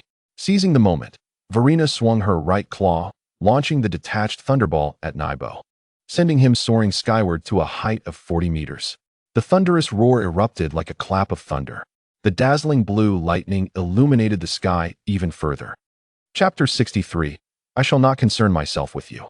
The sound of the tearing thunder resonated throughout the land, causing the trees on the ground to bend and tremble under the force. As the echoes of thunder lingered in the air, Carly suddenly unfurled her wings. The tips of her right claws were adorned with a crystalline layer resembling rubies, its surface ablaze with a fiery glow. With a slight backward momentum, she ascended above Naibo, her claws swiftly retracting, leaving behind 4 10-meter-long trails of flame in the sky. From these fiery marks, a shadowy figure sprang forth. Hurtling towards the red birch forest beside Valina, it was none other than Naibo. A mere 10 meters ahead of Valina, the shadow descended, and with a resounding boom, The ground erupted in a plume of yellow-gray dust spanning 5 meters. A blue claw lifted high above Nibo, coalescing into a massive black cloud approximately 20 meters in size. Encircled by crackling blue lightning, thunder rumbled, and as Valina's words fell, the ominous cloud unleashed a 10-meter-wide, serpentine bolt of blue lightning. Though it appeared erratic, the lightning struck true, landing squarely on Nibo's skeletal form, which had only just risen from the ground. Amidst the blue lightning, a skeletal figure emerged, its feet slightly elevated, chest raised toward the heavens, and missing a left arm. The black robe adorning its frame was torn asunder by the electric fury, gradually disintegrating into wisps of dark gray. At that moment, a blinding red light ignited the sky, its searing intensity causing the very air to shimmer with distortion. This was the culmination of Carly's long-accumulated flame breath. The heat radiating from her caused the leaves of the nearby red birch trees to wither instantaneously, Hongdo observed. His vertical pupils constricting sharply due to the substantial loss of blood, his gaze dimmer than usual. Lowering his head to inspect his right claw, he noticed the green grass within a 3-meter radius had been stained red. By the heavens! Is this my own blood? He exclaimed. He raised his left claw to cover the wound on his right, channeling ice elements. The chilling aura surged back to his mind. Gradually, the dragon blood ceaselessly oozing from his right claw began to congeal, forming a layer of crimson ice upon the surface before he finally lifted his left claw. Having completed this, Hongdo gazed once more towards Carly in the distance. She expelled a flame capable of incinerating all, hurtling directly towards Nibo concealed within the forest below. The dragon breath seemed to morph into a ferocious red beast, devouring the red birch forest, igniting a fierce blaze within a 100-meter radius in mere moments. Yet, as the flames struck the ground, Carly's jaws snapped shut with a resounding crack, causing her vertically slit pupils to instinctively dart towards Hongdo. The ferocious red beast faded along with her presence, yet the forest below continued to burn. He stood momentarily stunned, turning to survey his surroundings. Unbeknownst to him, a dark figure loomed atop the riverbank to his right, most of its form obscured by a flowing black robe. Beside it stood a one-armed malevolent swordsman, bound by chains exuding a faint black-purple malevolence, while in its left hand, it clutched a gnarled black staff. Nibo writhed in agony, seemingly striving to break free.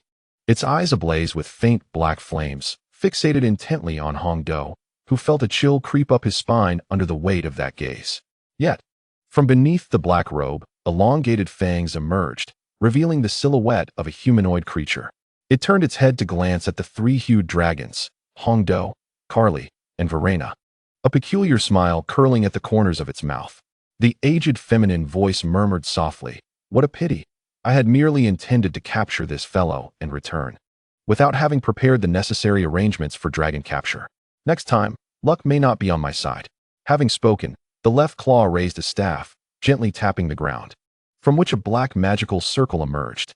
Moments later, the two vanished without a trace, leaving only a lingering aura of darkness.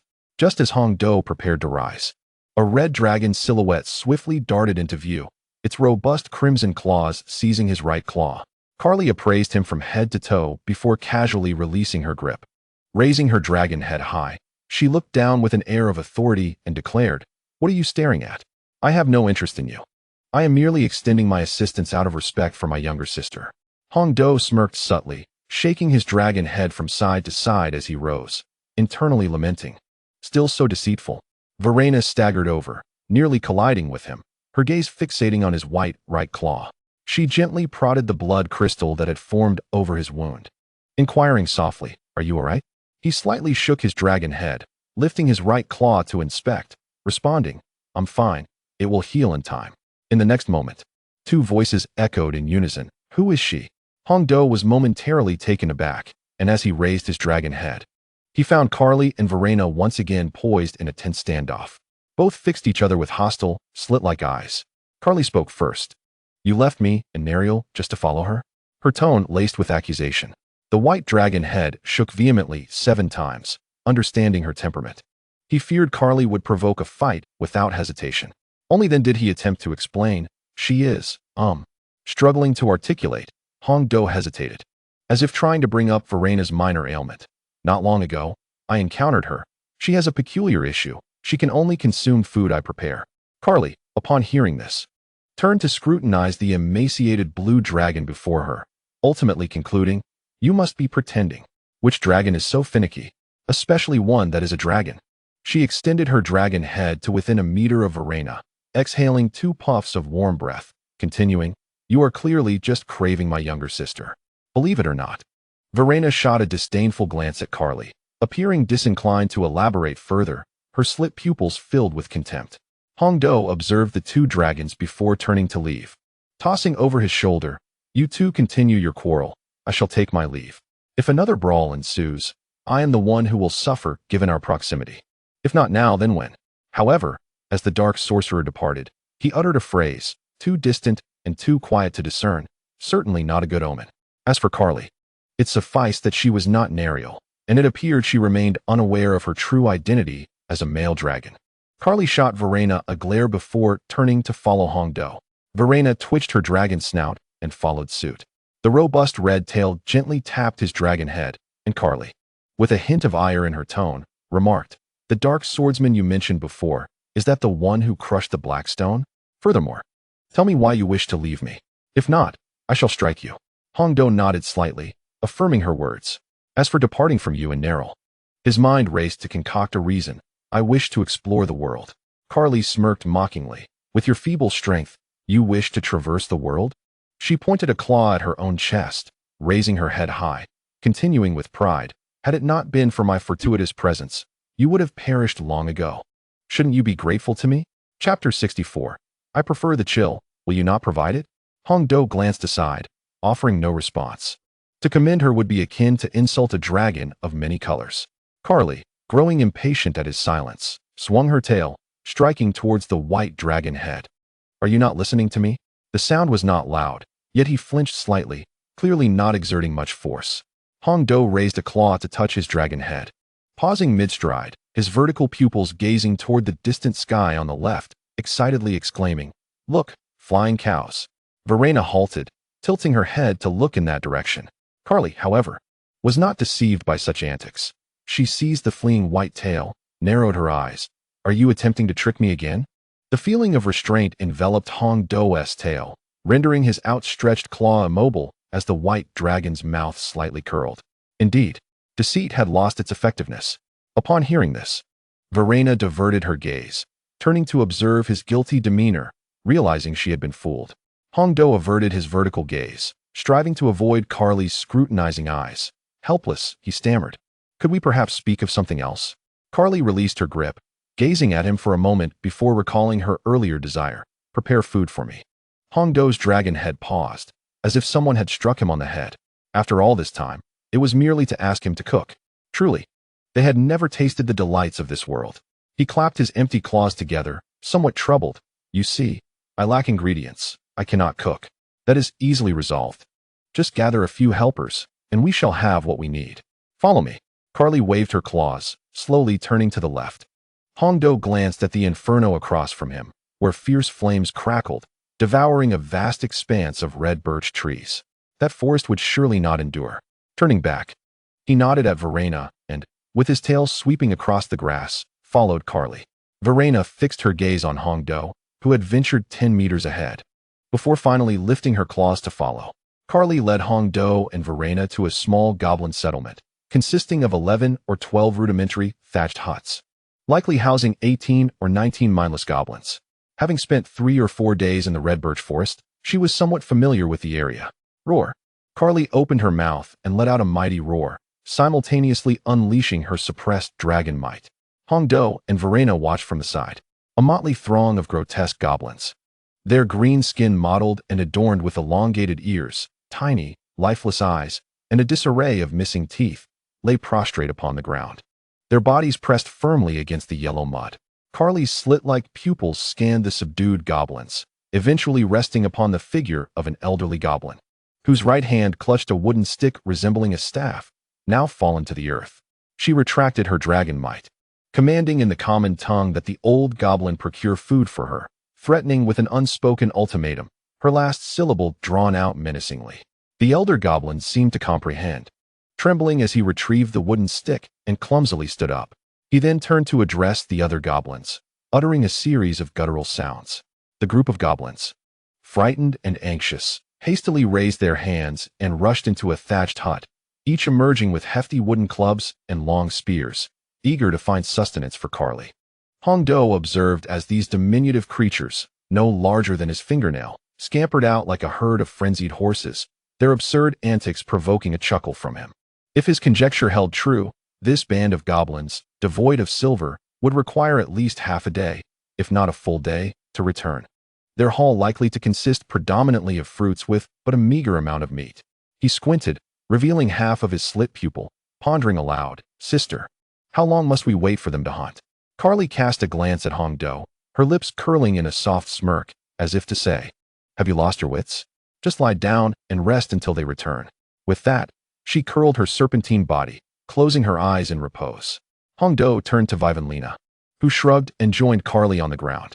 He glanced back at Carly, seriously questioning whether he truly was foolish. Yet, among the multitude of dragons and creatures he had encountered, only Carly ever labeled him as such, while others had not, leaving him perplexed. As he mused, a pang of discomfort arose, akin to the feeling of discrimination, as he observed the differences between himself and the dragons, albeit not drastically apart. "Oh well, I suppose I can afford a moment's respite," he thought. Hongdo's slit pupil swept the surroundings, and with a powerful flick of his tail, he struck down a nearby tree, the confined space insufficient for him to lie comfortably. 5 trees were severed mid-trunk, their roots splintering into wave-like tips as they toppled backwards, crashing into other treetops with a resounding thud. After surveying the area and deeming it adequate, he pressed his claws against the ground and gradually lowered his dragon form. Curling his body partially, he placed his dragon head between his forepaws, his elongated tail resting upon his left claw, and slowly closed his eyes. The afternoon sun began its descent, yielding to the rise of the moon. Hongdo shook his head, raising his brow, as warmth enveloped his back. A heavy sensation pressing down upon him, as if something substantial lay atop him, causing a slight discomfort. He opened his eyes, revealing a pair of vast, luminous golden slit pupils in the darkness. The first thing that caught my eye was a robust crimson tail, which bore a few patches devoid of its vibrant red scales. Raising my gaze backwards, I was suddenly startled. A menacing dragon head, adorned with fierce crimson scales and lips slightly upturned, had appeared behind Hongdo. Its body pressed firmly against his back. The tail, too, lay heavily upon him, serving as the source of the weight he felt upon his body. Speechless, Hongdo rose to his feet, the crimson tail gracefully sliding off his dragon form as he moved to a more spacious area. As he curled up upon lying down, just as he was about to close his eyes, Carly, who had been peacefully asleep, opened her eyes and awoke, noticing the white dragon's silhouette had vanished. She lifted her head and spotted Hongdo lying on the right. With an impatient flick of her tail, supported by her 4 muscular claws, she approached him, questioning, "Sister, do you find me displeasing?" Upon hearing her voice, Hongdo opened his eyes. Carly slowly made her way over, draping her tail over him before she too settled down beside him. "Why do you cling to me?" Hongdo inquired, puzzled. Carly felt the cool sensation of her tail against his back, the familiar scent of osmanthus wafting through the air, causing her lips to curve into a smile. "I enjoy the coolness," she replied, closing her eyes. "Is that not acceptable? We are both female dragons, after all, and I shall not devour you." Hongdo's mouth parted in surprise, and after a moment of hesitation, realizing he could not outmatch Carly, his eyelids fell once more. Chapter 65. You truly embarrassed the dragon clan. Hold on. Just as Hongdo intended to close his eyes again, he opened them instead, gazing at the massive red creature beside him. Carly seemed to be in a state of confusion, wondering if it was her who was bending the truth. After all, she was male. How peculiar it was, and he could only imagine the chaos if others were aware of this situation. Hongdo shifted his vertical pupils to the other side, where a slender blue dragon, measuring 20 meters in length, rested quietly on the ground. Well, Harkis was being eyed by 3 metallic dragons, and he too found himself under the scrutiny of 3 multicolored dragons. There was no need to elaborate on Verena. She was bound to take notice sooner or later, especially since her behavior had been odd since their first encounter, like that peculiar remark she made after eating. Although he hadn't caught the entirety of it, the first half certainly pertained to him, suggesting she had been prepared all along. Casting these thoughts aside, Hongdo closed his eyes once more, surrendering to sleep. Sister, wake up quickly. I am hungry. Carly squatted before the white dragon, her muscular crimson claws nudging Hongdo's head. Behind Carly was Verena, who had noticeably regained some weight, sprawled on the grass, compressing the blades beneath her. Awakened by the commotion, Hongdo lifted his eyelids, the delicate pink membrane unfurling. Through his drowsy vision, he discerned a massive creature, 20 meters long, its body cloaked in thick crimson scales. Clearing his throat to alter his voice, he raised his head, his tone still fogged by slumber. Where is the food? Carly stepped aside, revealing a deer carcass, riddled with numerous wounds, quietly lying on the ground, accompanied by a few round fruits in shades of red, green, and black. Hongdo's dragon head swung vigorously. One must admit, this goblin had likely hurled a dozen spears at the deer, resulting in such a multitude of holes. With its front claws propping up its upper body, it squatted and twisted its dragon form before standing up to prepare the meal. Familiar tasks ensued: snapping branches, building a fire, and setting up a cauldron. The responsibility of igniting the flames had been passed from Hawkes to Carly. A large block of ice was gathered and tossed into the cauldron with a resounding thud, cleansing the pot with the icy chill. As the processing of the deer's innards and head commenced, marking the official beginning of the meat preparation, the sizzling sound echoed as Hongdo tossed in the halved fruits. But just as it was about to proceed to the next step, it caught sight of the wound on its right claw. Oh dear, how could I have forgotten this? Raising its left claw, it deftly flicked away the blood crystal that had covered the injury, which landed with a crash against a thatched hut, instantly flattening the goblin inside into a green pancake.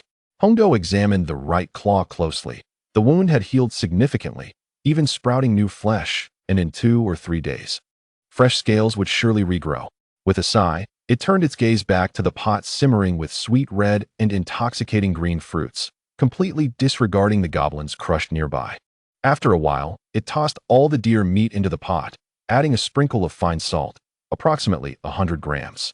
Carly waited for about 13 minutes, the familiar aroma swirling around her nose, causing the tip of her tail, which hung on the ground, to gently sway. Finally, the meal was ready. Hongdo observed the pot filled with yellowish-white deer meat and fruits devoid of any blood. Plopping down, it lifted its gaze to Carly, signaling that they could eat. Upon hearing this, Carly raised her robust claws and plunged them into the large iron cauldron, scooping up a generous portion of deer meat and fruits. Without hesitation, she opened her mouth wide and quickly chewed, swallowing after just 5 or 6 bites. About 10 meters away, Valina squatted on the ground. Her slender blue tail curled to the left, eyes fixated on the cauldron, reflecting the rapid movements of red claws as they scooped up handfuls of meat. Hongdo caught a glimpse of Valina out of the corner of its eye. It wasn't that he was unwilling to share, but rather, Carly's nature would never allow it. Save for Neriel and himself. In her younger dragon days, Carly was somewhat more lenient, but as she aged, her possessiveness over her belongings grew increasingly pronounced. After 2.5 minutes, Carly contentedly extended her pink tongue to lick her lips, savoring the familiar taste of the food prepared by her sister. Hongdo rolled its eyes and conjured a square block of ice, for meters in size, tossing it into the pot, a vision of a green dragon flickering in its mind. Sister, how have the others been lately? It inquired softly of Carly. I'm not sure. I've been away from the territory for quite some time. Ever since you left. Her behavior has been rather peculiar, Carly replied, nodding her dragon head, thoughtfully recalling, as if concealing something, especially concerning you. Hongdo lowered its head in surprise. It hadn't anticipated Neriel would deduce its identity so swiftly. As for why he did not simply capture him and take him back, it was likely too late. If it had been a day or two, Nair would indeed have been able to catch up, but after 4 days, that was no longer possible. After pondering this, Hongdo lifted his dragon head and continued to inquire, then why did you leave the territory? Because of you. Callie fixed her gaze upon him. What? Hongdo stammered, quickly correcting himself. Why? Upon uttering this, his golden slit-like pupils narrowed into thin lines as he scrutinized Callie, silently praying, please, do not cause any trouble. Callie squinted her eyes, regarding him with disdain, and after a moment, she finally spoke. What a disgrace to dragons. Hongdo lowered his dragon head, raising his right claw to clean the grease from the large iron pot, feigning busyness. Unbeknownst to him, he had unconsciously begun to use the word what due to its frequent repetition, forming a habitual response. As for the phrase "because of him," Hongdo was certain that Callie was not referring to his concealed identity as a male dragon.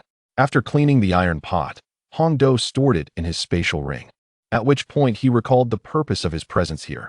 "By the way, sister, do you know where the human kingdom is?" "The kingdom? Why do you ask that?"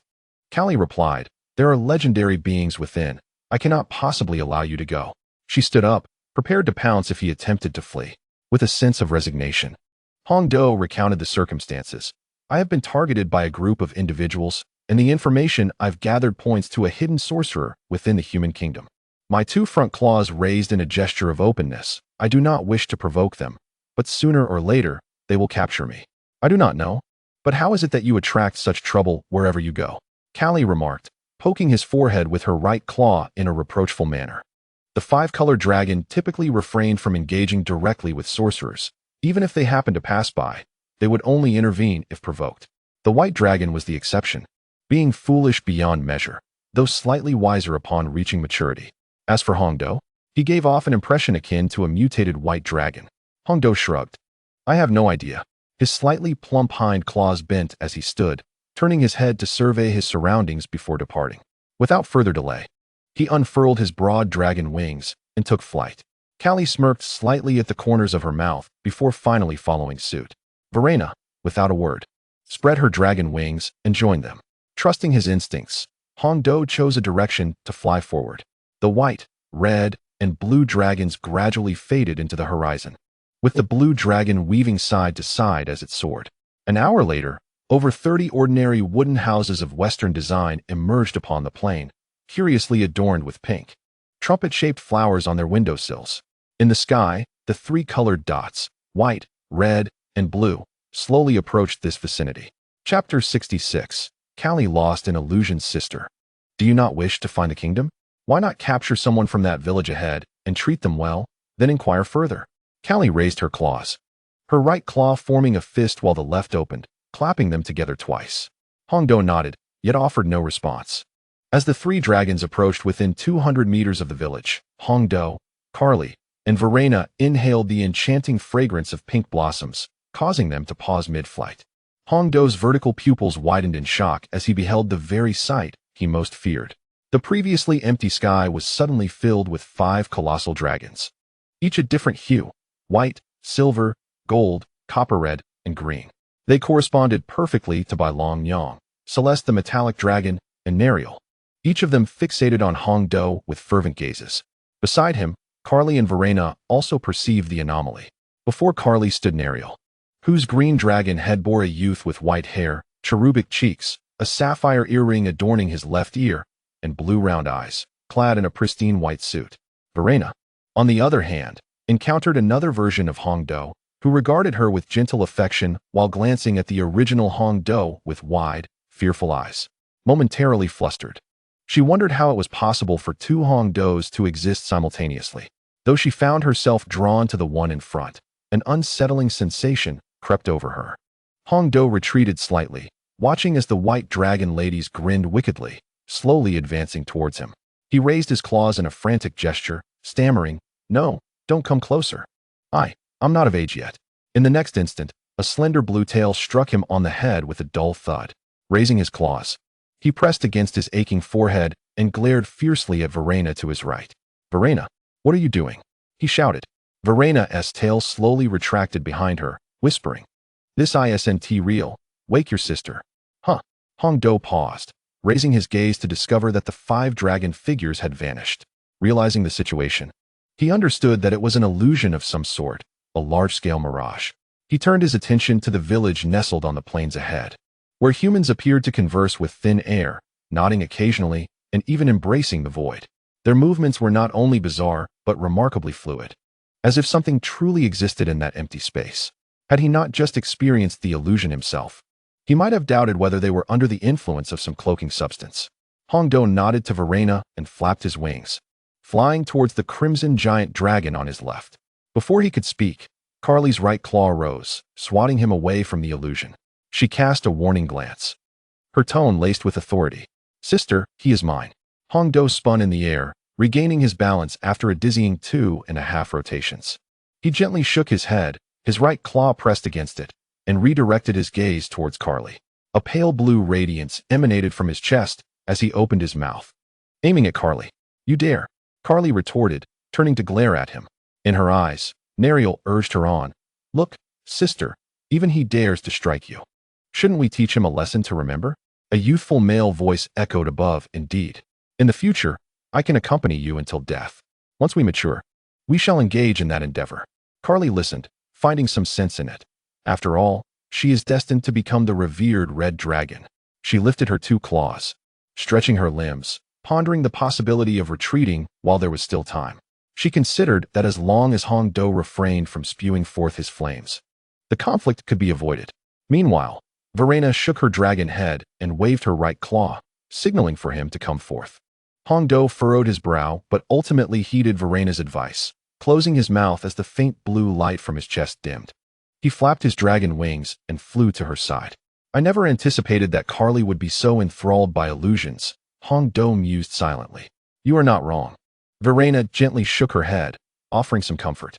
"But what have you witnessed?" Hong Do hesitated momentarily. Should he speak the truth? What if it led to exposure? No, he thought. He could simply alter the gender of the white dragon he had seen. "I beheld 5 male dragons, each adorned with mischievous grins." "How greedy," Verena remarked, a playful smile gracing her lips as she turned her gaze toward the distant village. She gestured with her claw, indicating the source should be just ahead. "Clearly, your sister has taken the illusion to heart. If we wish to rescue her, we must enter and seek the truth to shatter the illusion." Hong Do glanced back at Carly, then turned forward with a resigned sigh, realizing there was no other choice. The 2 dragons pivoted and soared toward the village, leaving Carly to mutter to herself in solitude. As they drew nearer, Hong Do and Verena experienced an anomaly. They began to perceive the previously non-existent entities. The elements within were quite intricate. For instance, at the village entrance, a man was engaged in conversation with a serpent-like creature. Initially, it appeared innocuous, merely the man speaking to himself. Hong Do blinked, recalling something, and turned to Verena. "Can't even your platinum tier discern anything?" "It's not that I see nothing," Verena replied, her slitted pupils fixed on the pink flowers adorning the village window sills. "Do you see those flowers?" Upon her words, Hong Do looked toward the windows of the houses within the village, observing the blooming pink trumpet flowers.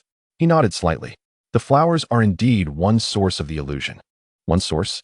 Hong Do raised his right claw to scratch his dragon head, sparks of flame cascading down. Verena nodded and continued, "Indeed. Relying solely on those flowers could not create an illusion extending nearly half a kilometer. There must be other elements at play, such as a magic circle." Descending at the village entrance, they encountered a wooden sign for the flower village. Hong Do and Verena emanated white and blue light, transforming into human forms as they stepped inside. As they gazed into the street, the individuals who had previously been invisible now fully materialized, resembling genuine living beings. Hong Do glanced around, noting that the windowsills were entirely adorned with the pink flowers. As they walked, he contemplated that since they could see the illusions of these people, perhaps they could also perceive Carly's. He turned to Verena and inquired, "If we were to call Carly here, would we not also be able to witness her illusion? There is no need to delve deeply into this cursed place." Verena felt the same, turning her gaze back to Carly. Little did she know that upon looking, she was at a loss for words.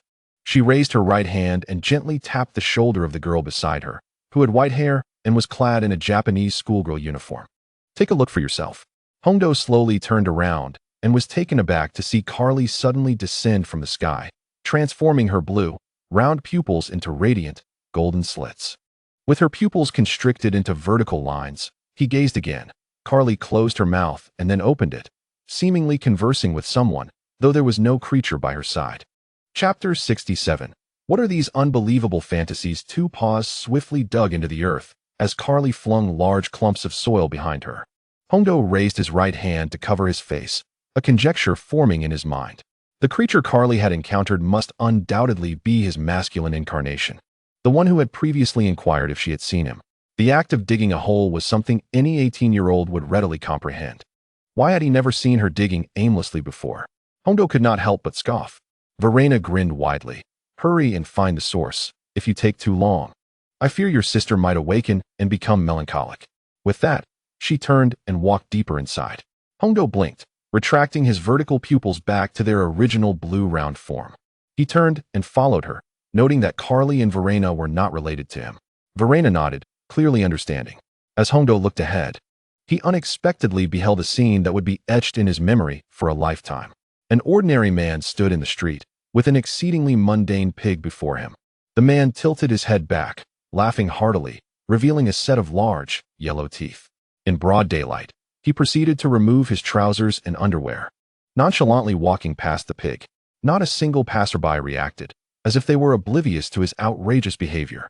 Hongdo raised his hands to cover his eyes, twisting his body in place. My eyes. My eyes.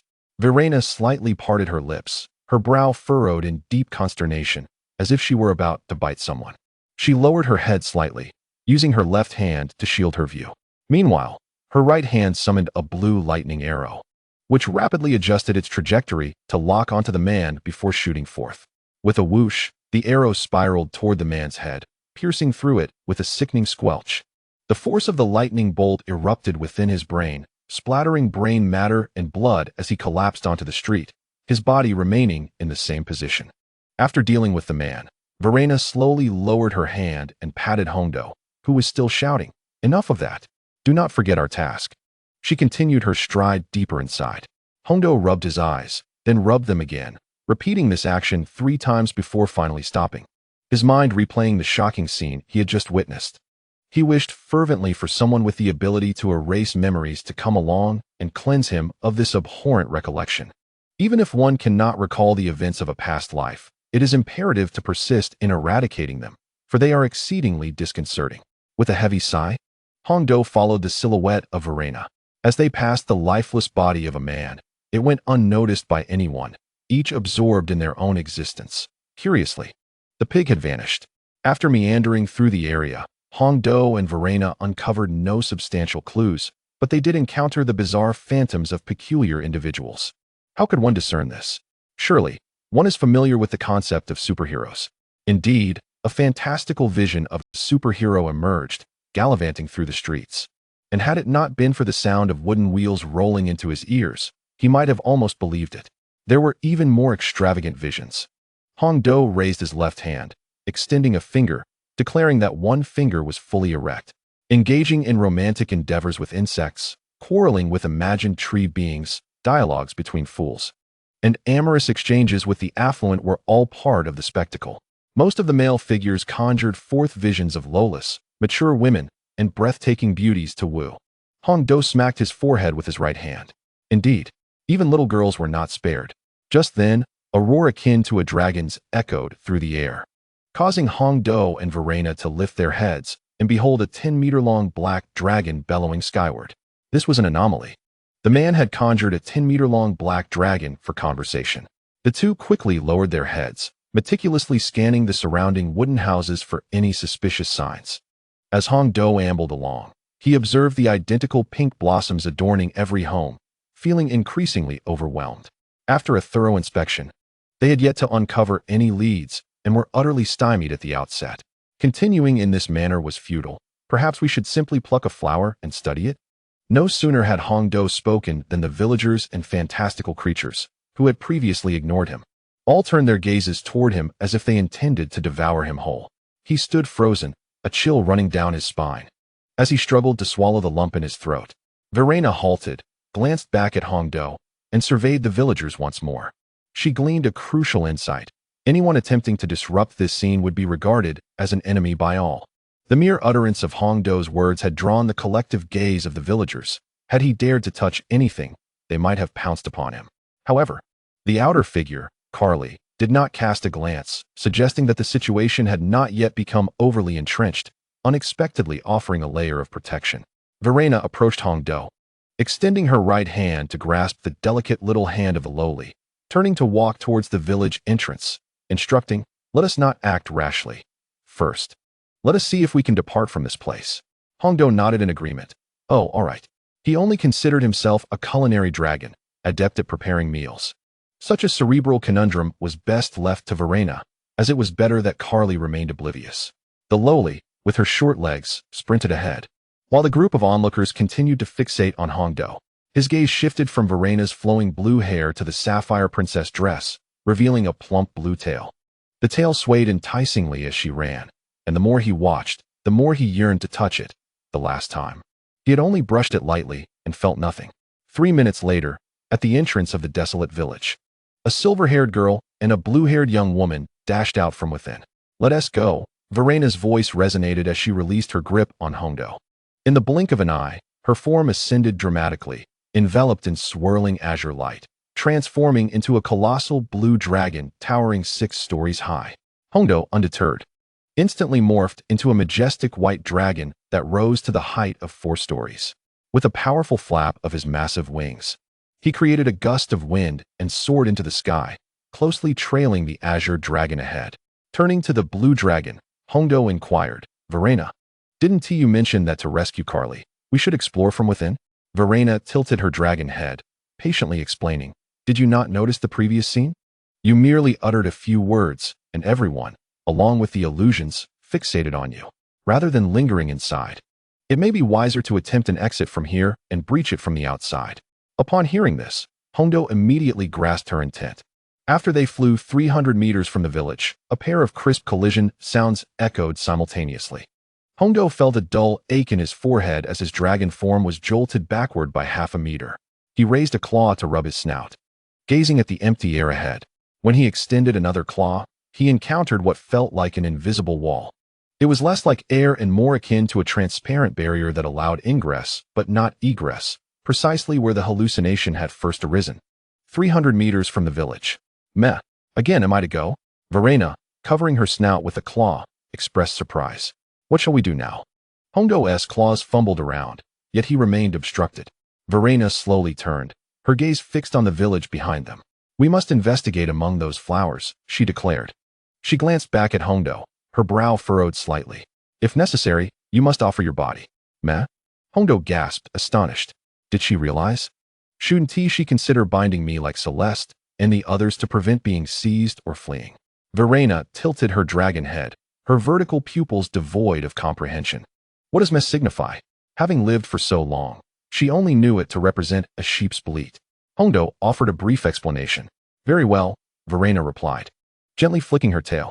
"When I say to surrender your body, I mean you should divert their attention by plucking those flowers, allowing me to examine them." With that, she turned and flew back toward the village. Now, Verena's flying skills were completely mastered. She no longer swayed side to side as she had in earlier flights, resembling a potential crash. Hongdo pondered thoughtfully. Wasn't she essentially asking him to act as bait, drawing attention while she focused on studying the pink flowers? However, wouldn't directly uprooting them be more expedient? After all, it was merely a matter of a few dragon breaths. Hongdo gently waved his claws. Verena shrugged her shoulders nonchalantly, expressing indifference. "If you do not wish to save Carly, then one might as well give it a try." She gestured towards the village's main entrance, approximately 300 meters away, suggesting that one could rouse her to ensure her safety. Hongdo turned his gaze towards a dark, sloping underground cavern, its entrance measuring 24 meters in diameter. A throbbing headache struck him. He realized he should have inspected his appearance more thoroughly at that moment to prevent the current predicament. The deed was done. Was there truly time for a powerful being to assist him in traveling back to Slap himself? Now, he could only heed Verena's plan. Very well. What must be done? Verena leaned her dragon head closer to Hongdo's elongated white ear, whispering a few words before withdrawing, a soft chuckle escaping her lips. Upon hearing the plan, Hongdo's complexion drained of color, his oval vertical pupils narrowing to slits. Was he truly to venture to Carly and test his luck? Verena hummed thoughtfully, her gaze drifting into the village as she continued. Perhaps she might have some insight and break free from the illusion? Hongdo inhaled deeply, apprehensive of Carly's potential reaction.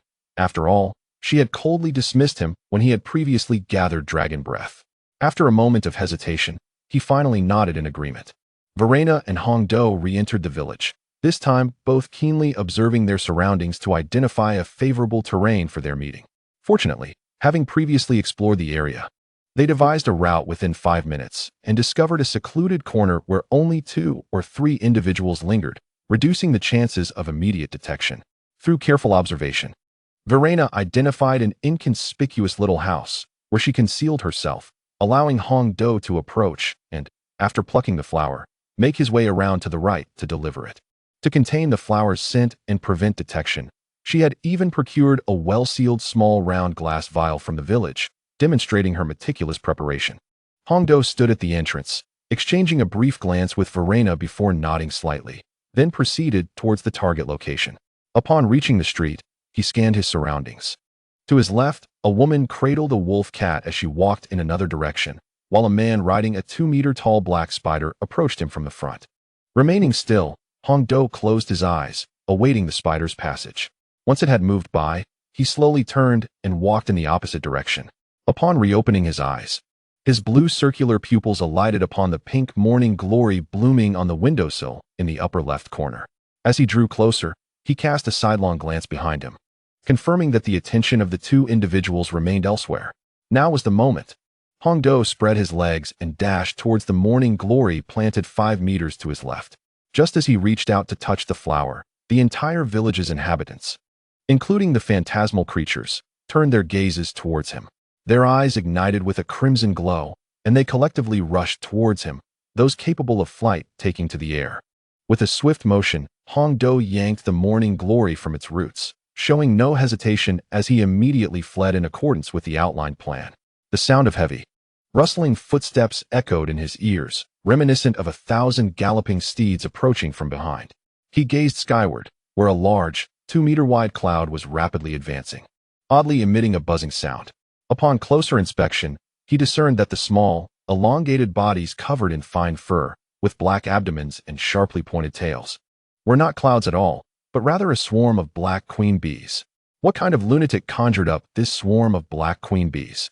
Hong Do could not help but exclaim. Suddenly, a cloud of dust arose ahead, revealing the villagers. He twitched his lips, shifted his left leg, lowered his body, and summoned white scales on his right hand to grasp the ground. With a swift motion, he slid into a narrow alley on his right, where the surface he touched blossomed with ice roses. The villagers behind him stepped onto the icy flowers, which promptly encased their feet in frost. Ice bloom. Roses formed from condensed ice elements grow where the caster touches. Anyone other than the caster who touches them will be instantly frozen and trapped. This was the magic he had mastered from absorbing the frost bloom, possessing dual forms and proving to be a highly practical control spell.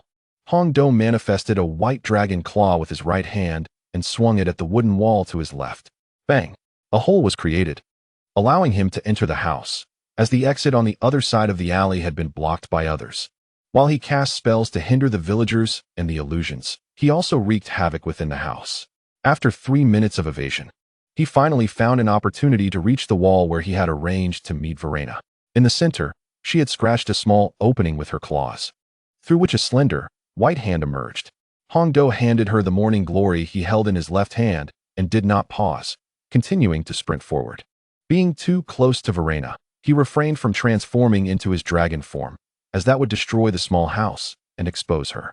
Sensing the object in her grasp, Verena swiftly retracted her hand, stuffing the flower into a bottle, sealing it tightly. As a precaution, she summoned lightning to encircle the lid, concealing it within a great storm. Waiting for the footsteps outside to fade, Verena manifested blue dragon wings and burst through the rooftop, soaring directly into the clouds. At that moment, Hong Do's body radiated a brilliant white light, and with a resounding crash, the surrounding 3 houses crumbled to mere paper. Chapter 69, Embrace Again, and ascend to heaven. The fierce, menacing head of the white dragon slowly lifted. A mighty roar echoed forth. This was not Hong Do's call, but that of the imagined 10-meter black dragon. He dismissed it, as the massive wings behind him unfurled. These illusions lacked any true power, and whether they could even strike was another matter entirely. The gusts from his flapping wings swept the crowd away as he ascended towards the cave located before the village entrance. Soon, Hong Do landed at the cave's mouth, adjacent to a small hill of gray, damp mud. He gazed into the dimly lit, slanted tunnel, riddled with claw marks, and sighed deeply before stepping inside. The cavernous passage, twice his size, occasionally echoed with sounds. Neril, why have you lingered for a moment? Is something amiss with the third sister? I shall not intervene, and you? What is your name? You remain in your dragon form. The voice belonged to Carly, who was murmuring to herself within. Hong Do descended slowly, utilizing the dragon clan's innate night vision. In the circular chamber, approximately 50 meters wide, he observed Carly squatting to the right, her gaze fixed on the empty air ahead. She seemed to sense Hongdo's presence and turned her head toward the entrance. He approached her and spoke, "Sister, do you recall our gathering of dragons?" Carly blinked, pondering what she had just witnessed. Hongdo had directly passed through Neril and the white-haired youth, a human male dressed casually with a sapphire adorning his left ear. She raised her claw to touch her dragon head, reminiscing. 3. Indeed. By the way, have you inquired about the kingdom? Hongdo slowly crouched, his white dragon tail twitching behind him. You remember, then. Carly glanced around, her brow furrowed in confusion. Is something wrong? Nothing is wrong. Can you still see them? Hongdo smiled. To Carly, his laughter seemed perplexing. Why was he amused? Did them refer to Neril and the human male? But how had Hongdo traversed past them? Carly's slit pupils widened in realization. The third sister. With a sudden leap, she enveloped Hongdo with her forelimbs, her body radiating a faint chill. It is my fault. I should not have allowed you to depart with that wretched blue dragon. Indeed, Carly believed he had perished, which explained why he could pass through Neril and the other. Hongdo paused, exclaiming, "What nonsense! How could you say he is dead? He is perfectly fine here." Suddenly, he found it hard to breathe as Carly tightened her embrace, her scales grinding against each other. He felt the pressure constricting his chest, making it difficult to draw breath. Let go. Quickly. I am not dead yet. He raised his claw to push Carly's dragon head away, warning, "If you hold on tighter, I truly will die." His hoarse voice echoed through the cavern. And upon hearing it, he felt a wave of dread. Carly, upon hearing his plea, awkwardly opened her mouth and loosened her grip, stepping back a couple of paces with her 4 powerful claws.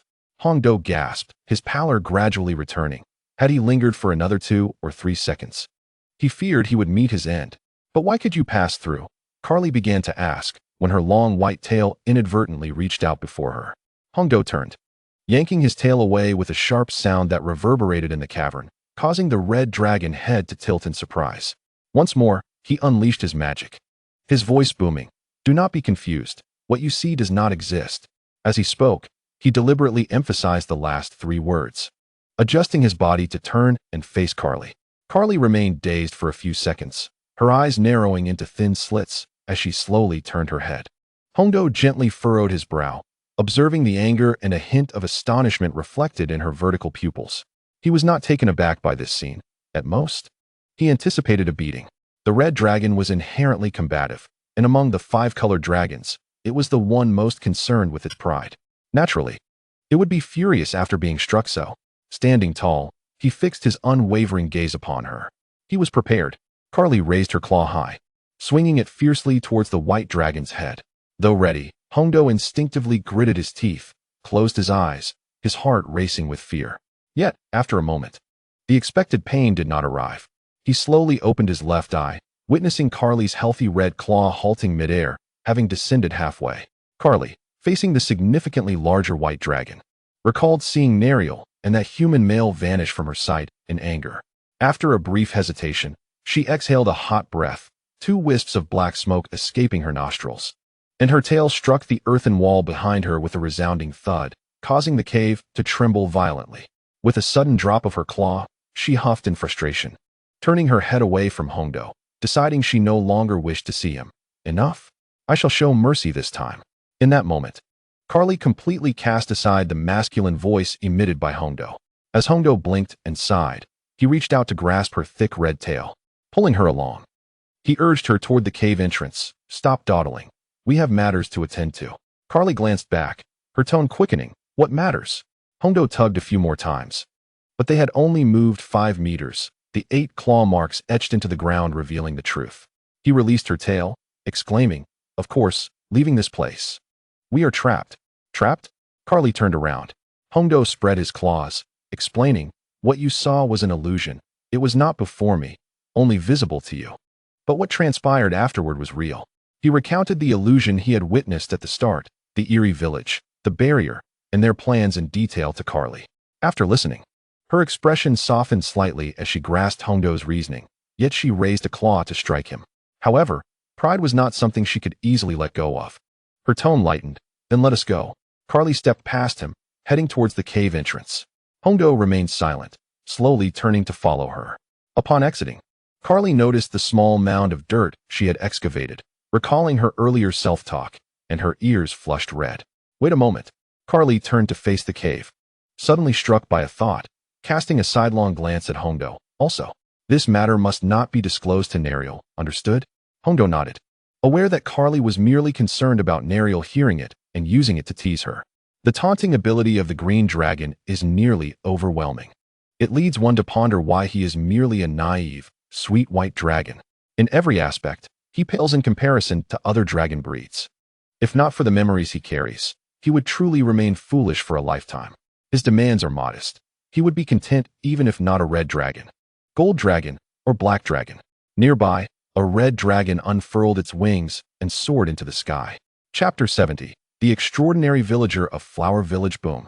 A thunderous roar reverberated within the barrier for a moment, as the cave behind Hongdo was struck by Carly's ferocious dragon charge, collapsing in on itself. Dust and smoke billowed, revealing a blurred dragon silhouette standing in the vast pit below. Once Carly had managed the situation, she turned and approached Hongdo. With distinctly muscular red claws raised, she pointed towards the clouds, asking if the blue dragon named Verena was still lingering above. Hongdo tilted his head to gaze at the slowly drifting white clouds. She had only ascended moments ago to take a look. His white dragon wings unfurled, resembling a fierce beast, and when he flapped them, the grass beneath him bent low. Rustling and buzzing filled the air as immense clouds of dust were stirred up. The sound of numerous footsteps and flapping wings reached the ears of Hongdo and Carly. Still pursuing? This is excessive, Hongdo remarked in exasperation as his dragon form ascended to 5 meters. Carly glanced at him, smirking and saying, "Sister, the flower you plucked might be the very lifeblood of those people." A crimson glow emanated from Carly's chest, and her slit pupils focused on the crowd ahead. The fearsome dragon had opened its jaws, flames gathering between 2 rows of sharp teeth. Hongdo felt the temperature around him rise, and he ascended to 200 meters, the flying illusions trailing closely behind him. These creatures clung to him like a stubborn adhesive, if not for Carly's earlier display. He truly would not wish to squander time here. With this time, he could assist Leah's subordinate in reclaiming their status, thus earning gold that would be far more rewarding. Upon this realization, Hongdo's white-scaled chest glowed with a blue light, and with a snap, he opened his mouth, gathering frost within.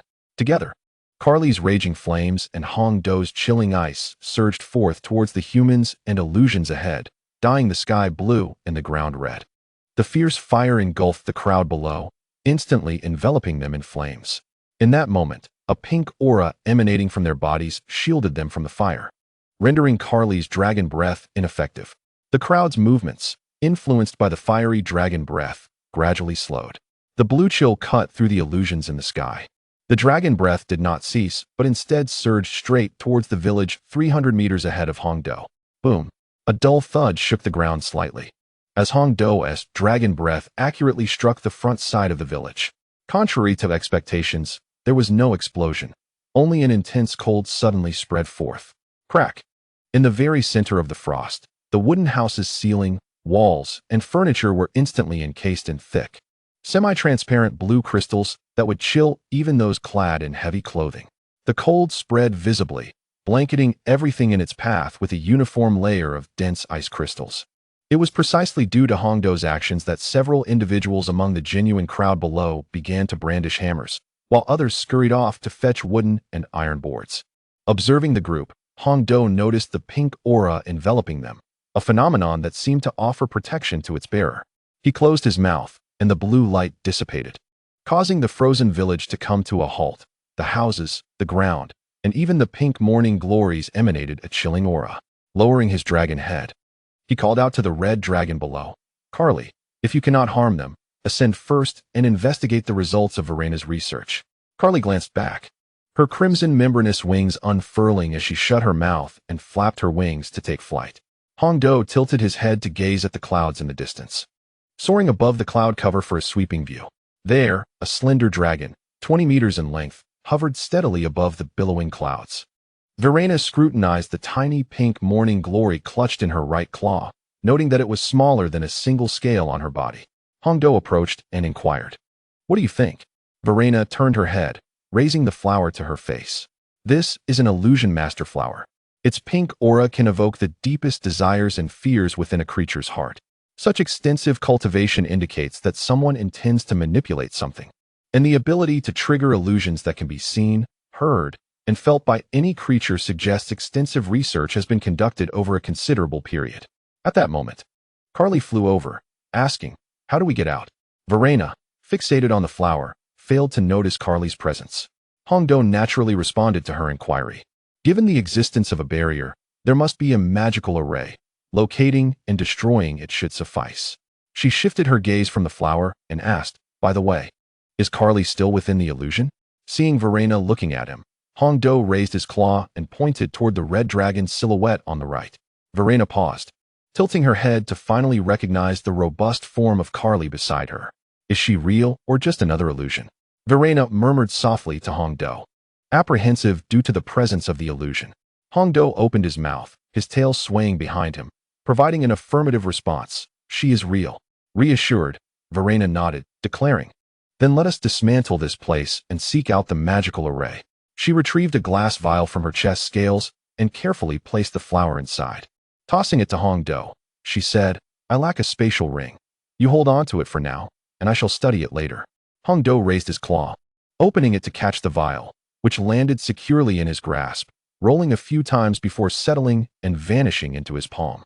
"What do you intend to study this for? You're not planning to use it to enchant dragons, are you?" he asked, perplexed. He did not perceive the study of such a thing as beneficial, but rather dangerous. After all, no one could guarantee that once thoroughly researched, one would not fall victim to it. If the setup was meticulous, the consequences could be unforeseen. Verena flashed a mischievous smile. "Guess." Carly waved her right claw, chiming in, "I suspect it's to enchant herself and indulge in fantasies of being surrounded by little male dragons." Hongdo turned his head to glance at Carly, narrowing his eyes. His golden vertical pupils filled with disdain. "Surely, that is merely your own imagination, isn't it? Just recently, you were fantasizing about his human form. And while conversing with an illusion is one thing, you were even contemplating striking this dragon." Verena remained silent, merely smiling. Hongdo sighed, conceding, "Very well. I shan't attempt to guess." Verena pointed downward, suggesting, "Shall we descend to locate the magic array?" Hongdo nodded, leading the way down, only to shoot back up moments later, his face pale. Carly and Verena exchanged puzzled glances, their mouths agape, ready to inquire why he had descended only to return immediately. Hongdo interrupted. "The moment I broke through the cloud layers, I spotted a massive iron platform below. It was a colossal crossbow, standing 4 meters tall, with a sharp iron arrow aimed directly at me. What kind of absurd speed is that?" Resolutely, he ascended again, reasoning that the range was likely insufficient for it to fire. Hongdo raised a claw to shield his dragon head, glancing at Carly and then at Verena, a cold smile curling his dragon lips. "It appears that only the two of you can venture down. That group below has set up a giant crossbow, seemingly intent on killing me." Chapter 71. The little sorcerer, behaving like a ball. Carly seized Hongdo with a claw, puffing out her chest. "Fear not. I shall protect you." Hongdo rolled his eyes. Verena began her descent, her slender blue claws emerging from the clouds. Her vertical pupils scanned below, immediately spotting the massive crossbow on the ground. How strange, she wondered. Why can they not see the dragon, yet are directly aimed at Hongdo? Ascending once more, Verena opened her claws to Carly and Hongdo, proposing, "Let us descend and destroy that contraption. 3 heads are swifter than 2. All right, I shall heed your counsel this once." With that, a crimson figure surged down first, Carly transforming into a red missile from 3,000 meters high, plummeting toward the crossbow with great speed. Hongdo and Verena stood rooted in place until a thunderous boom echoed from below.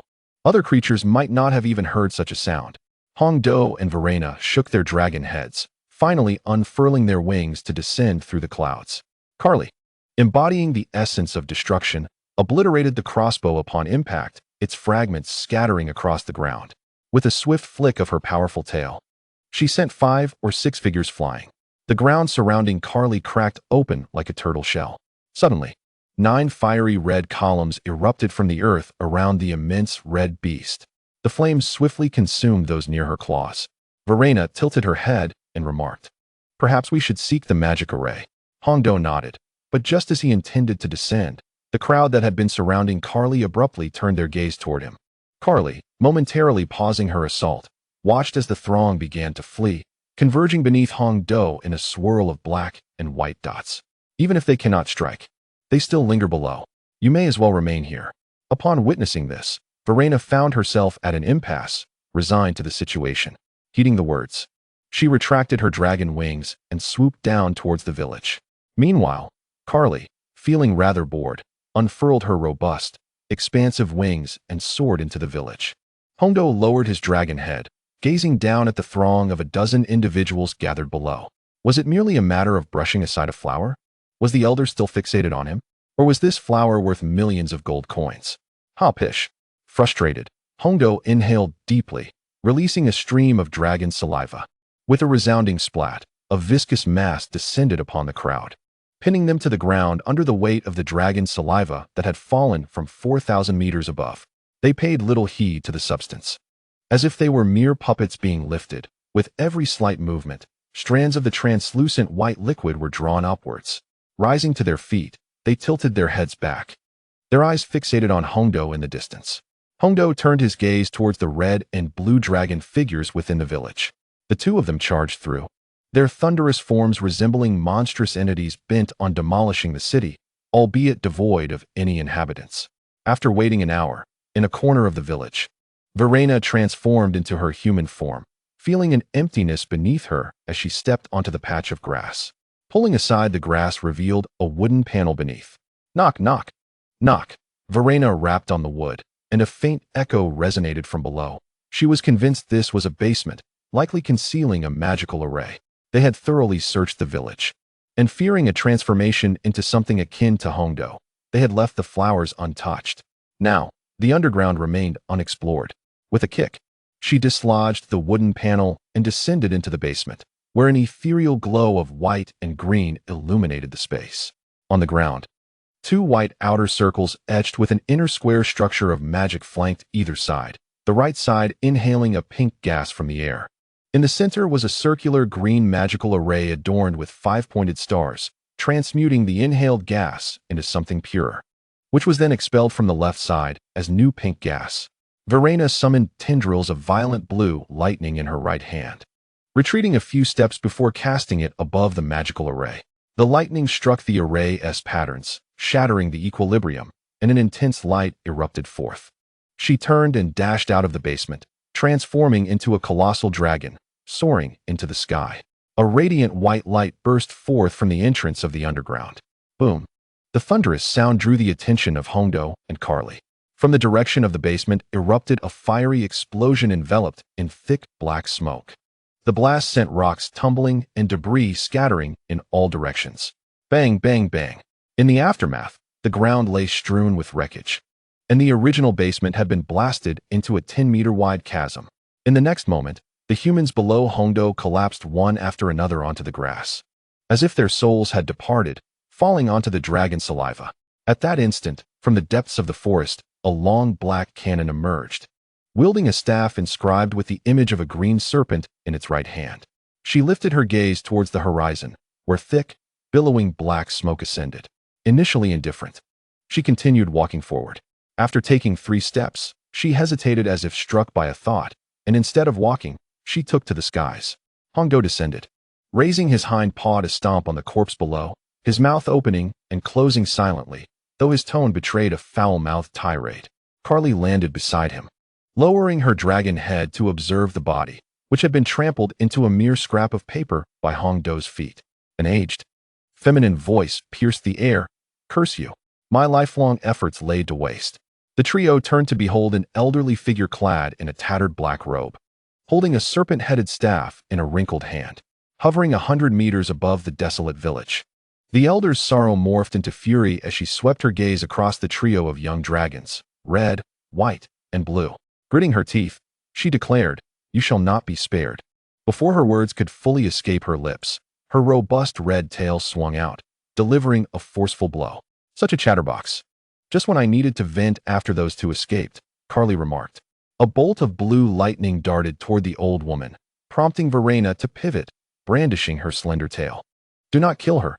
I have questions to ask." With a swift motion, The elder retaliated, her red tail once again lashing out.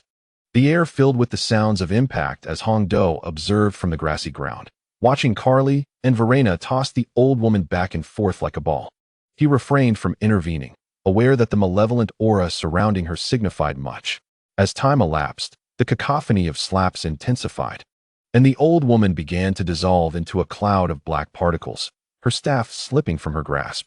Hong Do approached the fallen staff, extending a paw to lift it, weighing it curiously. Will this taint me with evil?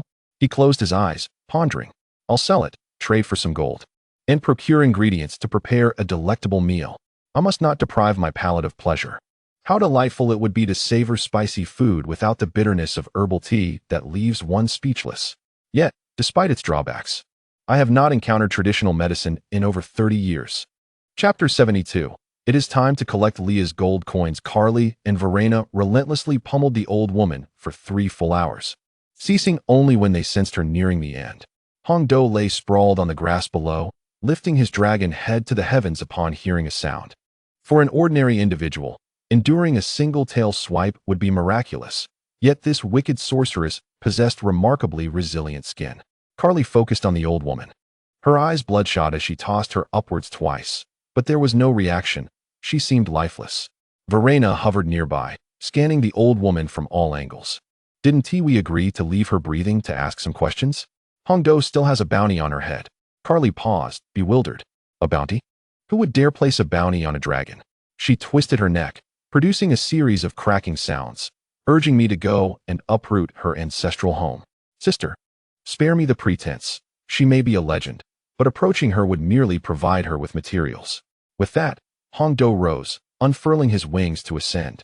Carly cast a sidelong glance, claw pointing accusatorily, scolding. Isn't it your fault? You ventured out and stirred up these entities. Hong Do retorted. I haven't even seen a ghostly shadow, and yet have been inexplicably targeted with a bounty. Carly's mind raced, jokingly suggesting, is it possible that you have caught someone's eye? As the words left her lips, a sharp pang struck her heart. Verena interjected, defending Hong Do, stating that he was merely under the watchful gaze of an evil master. As for the intent, it remained unknown, but it certainly was not a good sign. Upon hearing this, Carly raised her dragon head slightly, her eyelids drooping, yet leaving a narrow slit to observe Hong Do. She remained silent, her tail flicking impatiently behind her. Hong Do, oblivious, raised a claw, pointing at the elderly woman with the robust red claws, asking, is she dead? Carly offered, do you want her? Hong Do stepped back several meters, dismissing her age. Who would want her? Burn her, Verena suggested.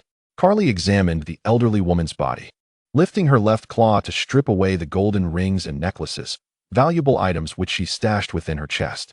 Subsequently, she raised her claw and hurled it into the sky, opening her mouth to unleash dragon breath, the flames instantly engulfing the figure. In no time, the black silhouette disintegrated into swirling black ash from the flames. Hong Do conjured a green serpent-headed staff, measuring nearly 1.7 meters, questioning its utility. Verena glanced over, gently nodding her dragon head. It can be useful. However, the 3 of us can only enhance our magical power by a mere 0.5. The difference is negligible. With a sigh, he lowered his slender dragon head, eyes closed, gently shaking it. Let us just sell it, Hong Do grimaced. He had expected something of greater worth. Yet it merely augmented magical potency by 0.5. This evil master is rather weak, isn't he? The previous evil swordsman with platinum low tier had withstood the full force attack of a platinum mid-tier dragon. However, the malevolence emanating from the elderly woman was not as potent as that of the evil swordsman, whose sword alone was suffused with a dark aura. The first time he spoke normally, before joining the ranks of the evil masters. The second time, his speech became intermittent. His form was half skeletal, tainted with a considerable amount of pure black malevolence. The third occasion, which was not long ago, he uttered only the phrase about killing the white dragon. His body now entirely skeletal, and the dark malevolence had increased significantly. Let us go, let us find a town and gather some supplies. Carly extended her claw, tugging at Hong Do's tail, urging him forward. Hong Do recoiled slightly, turning his head to look at Carly, who grasped his tail, filled with confusion, questioning. Why are you pulling my tail? You're too slow, Carly retorted. Hong Do protested. It's rather absurd. He merely dazed for 2 seconds. Whereas the slowness in that? Clearly, it's her own desire for gold. Behind, Verena glanced at the departing white and red figures, flashed a dragon's grin, and then turned to follow. Hongdo flicked his tail, shaking off the bulging red claws, and soared alongside Carly, tilting his dragon head to observe the robust form to his left. "Sister, I have a question," Hongdo inquired with curiosity. "What illusions did you see?" "Well," Carly hesitated for a moment before replying, "I won't tell you. Let me guess. Is it the male dragon that Nariel asked me about long ago?" Upon finishing his sentence, Hongdo's gaze shifted to Carly's dragon head, scrutinizing her expression. Upon hearing this, Carly's golden slit pupils momentarily widened in surprise, but she quickly regained her composure. Predictably, she shook her head, stating, "That's not the case. I only saw Nariel in you." Hongdo diverted his gaze, having concluded that the illusion conjured an image of Nariel and his own male youthful form, a genuine self alongside a fictitious version, revealing the true nature of the threat. Carly turned her gaze away, stammering, "I didn't mean to." Hongdo nodded slightly, tacitly acknowledging this haphazardly woven excuse. He refrained from pressing further, fearing that should the conversation continue, Carly might inadvertently question the masculine tone of his own voice, leading to an awkward predicament. For instance, like Haki's, who is surrounded by female dragons daily. How stifling that must be. He wished to continue his carefree existence for decades to come. His primary objective now was the gold coins in Leah's possession. Previously, his strength had been insufficient, but that was no longer the case. With Carly on his left and Verena on his right, the two platinum-hued dragons were undoubtedly mesmerizing to behold. Yet wait, wouldn't their presence lead to competition? After all, they had both offered assistance, and a share was only fair. As for the division among the chromatic dragons, it was futile to contemplate. The powerful would claim it all, and even a single coin would be considered magnanimous. No. After everything was settled, he needed Leah to discreetly hand him his share, or perhaps employ a slight deception, as the wealth of a duke was hardly negligible, and it would be unacceptable to admit otherwise. After flying for 2 hours, the sky gradually dimmed, and the sun, having completed its daily duties, had long since set. Suddenly, a sharp sound pierced the air, slicing through the sky above the small grove. 3 distinctly different shadows darted by, one white, one red, and another blue, their massive forms eclipsing the sun. Hongdo peered down at the ground, and suddenly, his slit pupils contracted sharply. A creature resembling a chicken, yet several times larger, was stalking a yellow deer through the forest. With a red-crowned head, green feathers, a 2-meter-tall body, and a tail resembling that of a snake. It was unmistakably a chicken snake. Ha! Oh heavens, has it finally revealed the chicken feet to me? After 30 years, he had finally seen a chicken, albeit one quite different, and with a slight toxicity to its flesh. However, this was not a significant concern. Merely cooking it would reduce the toxicity. And given the inherent resistance of dragons to venom, he felt confident in his choice. The white dragon, with its maw agape, displayed an expression of excitement, its slit pupils intently fixated on the running cockatrice below. Chapter 73. Delicious? Or bitter? Nearby, Carly, intrigued, followed its gaze, spotting a large green chicken. "What is there to laugh at?" Carly lifted her dragon head, perplexed, and asked, "What are you grinning about?" Hongdo countered, "Would you like to taste something delectable?" Hearing this, Velina lowered her dragon head, observing the cockatrice darting through the forest. She shook her head, dismissing the notion that such a creature was palatable. Why not try it and see? With that, Hongdo retracted his white membranous wings and dove straight toward the cockatrice. He resembled a colossal white meteor, plummeting rapidly toward the ground. Boom! A resounding thud resonated through the forest for a moment, as the earth fractured, creating a spiderweb-like crater. As the dust settled, a large white-scaled claw gripped the body of the cockatrice, leaving only its crimson comb exposed. It opened its beak, emitting an enraged screech. Caw! Hongdo raised his left claw, the sharp tips glinting coldly under the moonlight. With a swift motion, he effortlessly sliced through the neck of the cockatrice. Scarlet blood gushed forth, saturating a portion of his white claw, while droplets of red splattered around. It tilted its head back, screeching again as the surrounding leaves trembled slightly from the sound. After its anguished cry, the cockatrice's eyes rolled back, and its head thudded back into the pit. Hongdo stored the cockatrice in his spatial ring, lifting his dragon head high, his fierce slit pupils scanning the area. One was insufficient. 3 dragons would soon finish it off, clearly not enough to satisfy their hunger. His dragon wings unfurled dramatically, and he soared back to the side of Carly and Valina. 1,000 meters above, looking at the two dragons, he remarked, "One is too little. Shall we search in 3 different directions and regroup here?" Valina paused for a moment, recalling from her inherited memories that this creature was bitter to eat. Considering Hong Do's culinary skills, she nodded in agreement.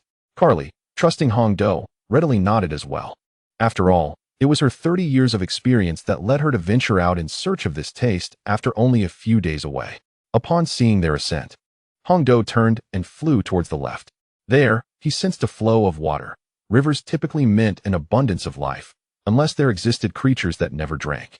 Carly glanced at the diminishing white figure of Hong Do before turning forward to depart. The slender blue dragon had observed the 2 dragon shadows, and Valina, with no other choice, opted to head to the right, as the path behind them was retracing their steps, unnecessary to revisit. The wide river could easily accommodate a 23-meter giant dragon, and as Hong Do flew above, his slit pupils scanned the surroundings. He soon realized that this was the very river above the red birch forest waterfall. To his surprise, it stretched far longer than anticipated, likely winding its way toward another vast ocean. The forest was exceptionally tranquil under the cloak of night, with only the nocturnal predators traversing its depths at this hour. A glance around revealed only the slow movement of insects, with no sign of the desired prey, Kuin. The dragon wings behind him flapped as Hong Do continued to soar forward, scanning his surroundings while pondering what to prepare for dinner upon his return. Salt-baked chicken, he mused. But he had used an excessive amount of salt, and the fine salt was exorbitantly priced. It seemed imperative to discover a method for producing fine salt in the future. Hong Do parted his lips and let out a soft sigh. Had he known in his previous life the importance of mastering salt production and other such skills, he would have seized the opportunity, thinking that a mere handful of packages could be sold on the street for a modest profit. Upon reflection, he realized that he was entirely inept at making fine salt. Although his culinary skills were not of the highest caliber, they sufficed in this realm, especially considering that the higher-tier creatures offered a different kind of deliciousness. After flying for several minutes, Hong Do spotted a 1-meter-long coxcomb snake curled up beneath a tree, resting. With the ferocity of a descending dragon, he swiftly captured it with his claw and stored it within his spatial ring. Ascending once more, he continued his search. One question lingered in his mind. Why was this creature located in such isolation? Having traveled so far, he had yet to encounter a single tribe, nor even the common cattle or sheep. Was it truly the case that nighttime was meant for scavenging? He had flown several kilometers without sighting any ordinary creatures, aside from insects. Raising his white claws, Hong Do scratched his dragon head, sending sparks flying. Enough of these perplexing thoughts. He resolved to inquire with Verena upon his return. In the shadowy underbrush of the forest, a massive crimson beast lay sprawled out. Its fearsome dragon head rested carelessly on the ground, with curling horns that embodied the will of destruction, and its cranium towered above the surrounding trees, which were as thick as bowls. Suddenly, a slender paw, covered in ocean-like scales, landed before Carly. The other paw slowly descended, releasing 2 cold coxcomb snake corpses. Verena turned her head to survey the forest, her gaze falling upon the red behemoth before her, and she inquired with curiosity, "Has Hong Do not returned yet?" No sooner had she spoken than a massive white shadow emerged in the distance. In 2 or 3 minutes, Hong Do returned, landing beside Carly and the other companion. Retracting his dragon wings, he glanced over, noting that they had each caught 2, which should suffice for their meal. His long tail flicked behind him. With a resounding crash, trees fell in the wake of his tail, the noise echoing through the stillness of the night. As the dust settled, Hong Do turned around and used the severed tree trunks to construct a fire pit. Then, he conjured 4 3-meter-long rectangular ice pillars, placing them at the corners of the fire, before finally retrieving a pot to set atop. Turning to Carly, he found her already understanding his intent, as she gradually raised her massive dragon form with her 4 claws. Moving to the side, she exhaled 2 small flames from her nostrils. The crackling fire ignited instantly as Hong Do tossed a 5-meter square ice block into the pot.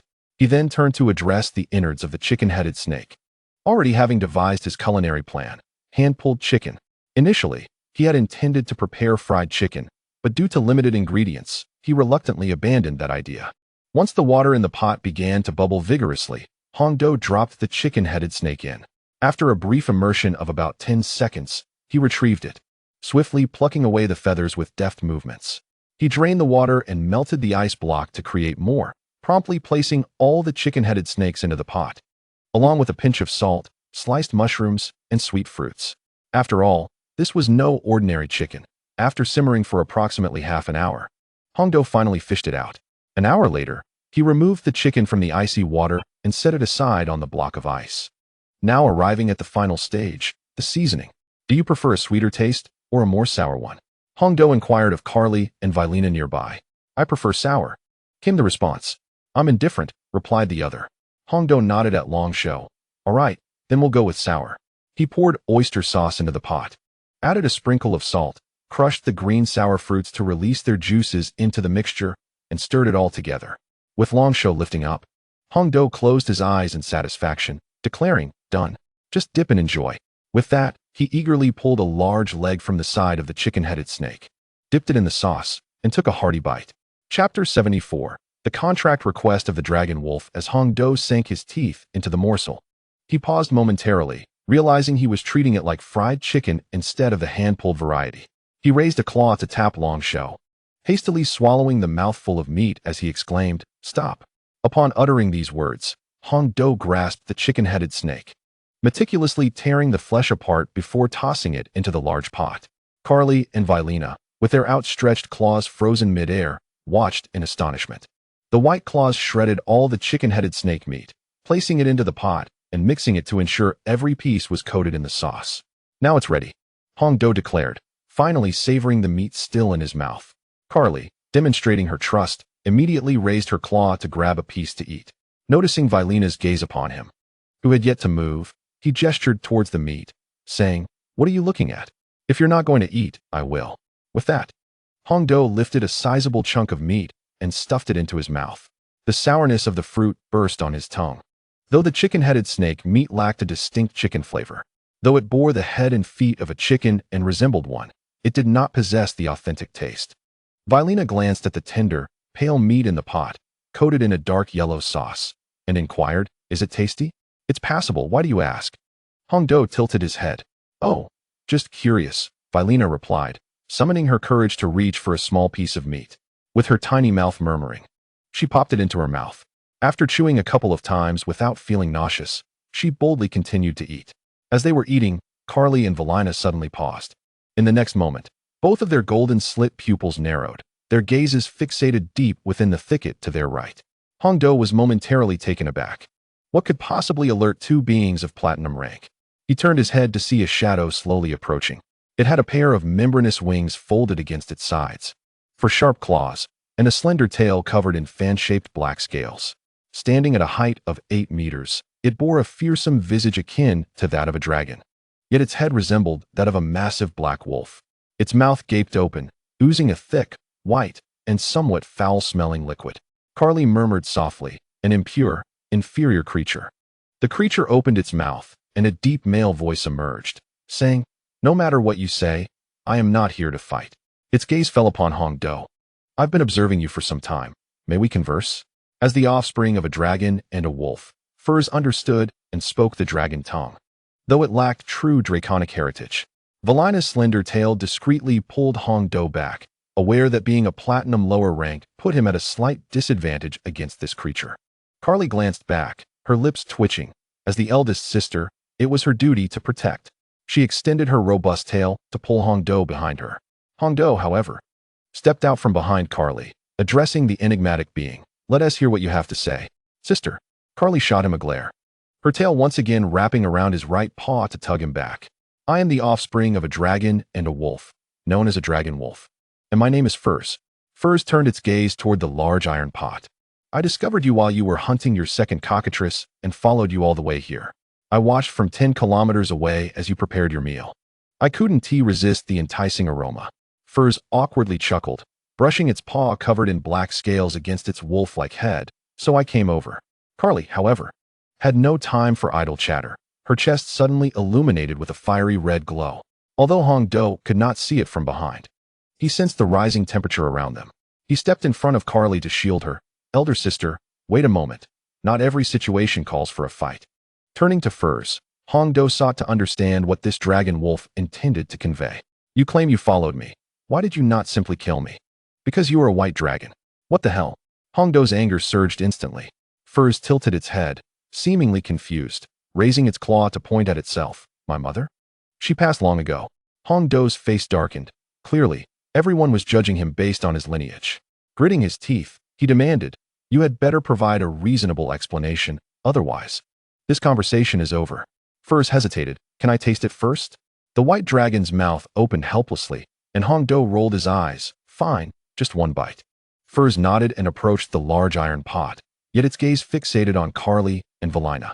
It feared that these two dragons would not hesitate to strike, especially the red dragon, who, upon seeing the meat in the pot, had her eyes light up and raised her small black claw to pick out a substantial piece of chicken.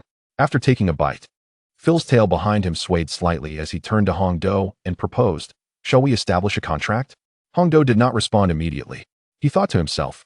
Knowing there was only a single bite, he deliberately chose a large piece. How cheap. He inwardly cursed before speaking. What kind of contract? A lifelong pact, Phil's replied. Grasping a chicken steak, he raised his right paw, gathering fire elements in his palm. A contract formed from sparks of fire, inscribed with several lines of draconic script. With a gentle flick, the contract flew before Hongdo. Lowering his dragon head to examine it, he noticed that Carly and Valina had leaned in closer. With just a glance, he absorbed all the content, surprised by its simplicity.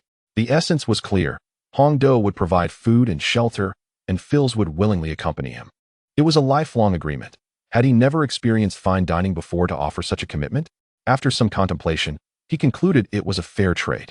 Just as Hongdo raised his paw, ready to finalize the deal, a voice interrupted him. Don't sign, Valina frowned and admonished. Hongdo's paw halted midair as he turned to Valina, questioning, why not? Isn't it quite favorable? More strength doesn't seem like a drawback. He lowered his tone as he continued. It merely states companionship, but it doesn't guarantee obedience. Valina, exasperated, retorted, moreover, what do you intend to do with him? With his paw lowered, Hongdo pondered. He realized that having Phil's was indeed of little utility and would only add another mouth to feed. With Carly and Valina by his side, he could hold his own against any adversary unless they were legendary. Yet, he needed to enhance his strength. How could a proud dragon allow a female dragon to protect him for life? Additionally, Nariel had a premonition that she would seek him out. As for how to locate her, Carly had mentioned that the scale she left behind was with her. However, someone else might be interested in it, and currently, it could still be a novice. After these thoughts, the dim glow of his golden vertical pupils regained their brilliance. Hongdo lifted his dragon head and declined. I am willing to sign, but not this version. With a sweep of his paw, the contract returned to Phil's. Phil's devoured the large chicken steak, his pink tongue licking his lips clean, and raised his paw to wipe away the residual juices. Chapter 75. The contract is established. Staring at the contract, Phil's paused momentarily before looking up at Hongdo, perplexed, and asked, isn't this solely beneficial to you? It essentially means gaining a powerful ally. I said I am willing to sign, but the focus is not on me. Phil's mind raced with confusion. What did it mean that he could sign? What did it mean that the target was not himself? Could these two concepts coexist? Observing Phil's silence, Hongdo gently stroked his head. Soon, Phil's realized something and quickly spoke. What I mean is, I can sign, but the one you wish for me to assist is not you, but a human girl. Essentially, you would have me act as her steed, aiding her in battle, travel, and so forth. Ultimately, you must ensure my obedience. What? Beside them, Carly widened her eyes, her claws pressing firmly against his dragon head as she exclaimed, did the girl save your life? And you repay her with this wretched thing? Once she matures, she may very well turn against you. Phil shook his head, asserting, no, while I may not possess the arrogance of a mighty dragon, to be reduced to a mere steed for an ordinary human would be a profound humiliation. Say that again. Who is being arrogant? Carly glared fiercely at Phil's.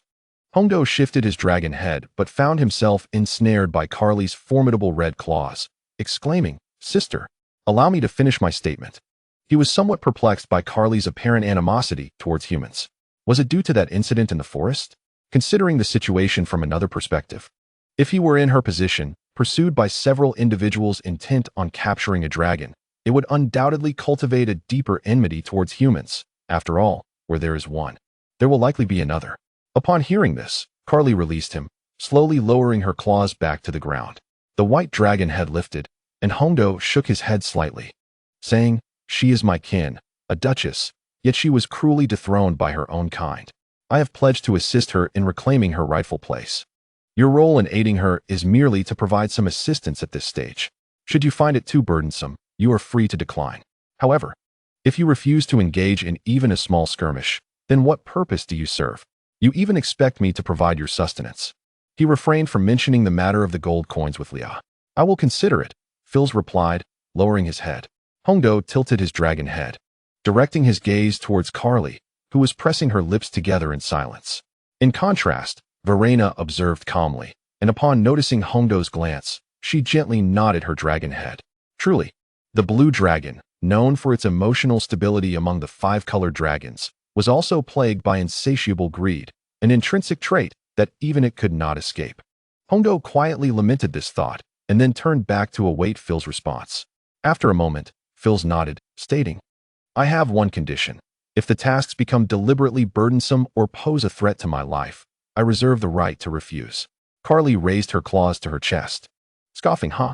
Do you think you are worthy of negotiating terms with us? Accepting your participation is already a generous concession." Hongdo's right eyelid twitched as he turned his dragon head, remarking, "Sister, it sounds as though you wish to treat others as mere slaves." Carly had many admirable qualities, yet her excessive pride as a five-colored dragon was a flaw. One could only imagine how merciless she would be if her lineage were of a more brutal nature. It was indeed a privilege for them. Carly disdainfully lifted her dragon head, her powerful tail sweeping the ground behind her. Hongdo grinned, turning away and no longer engaging, then looked at Phils and nodded his dragon head, indicating agreement.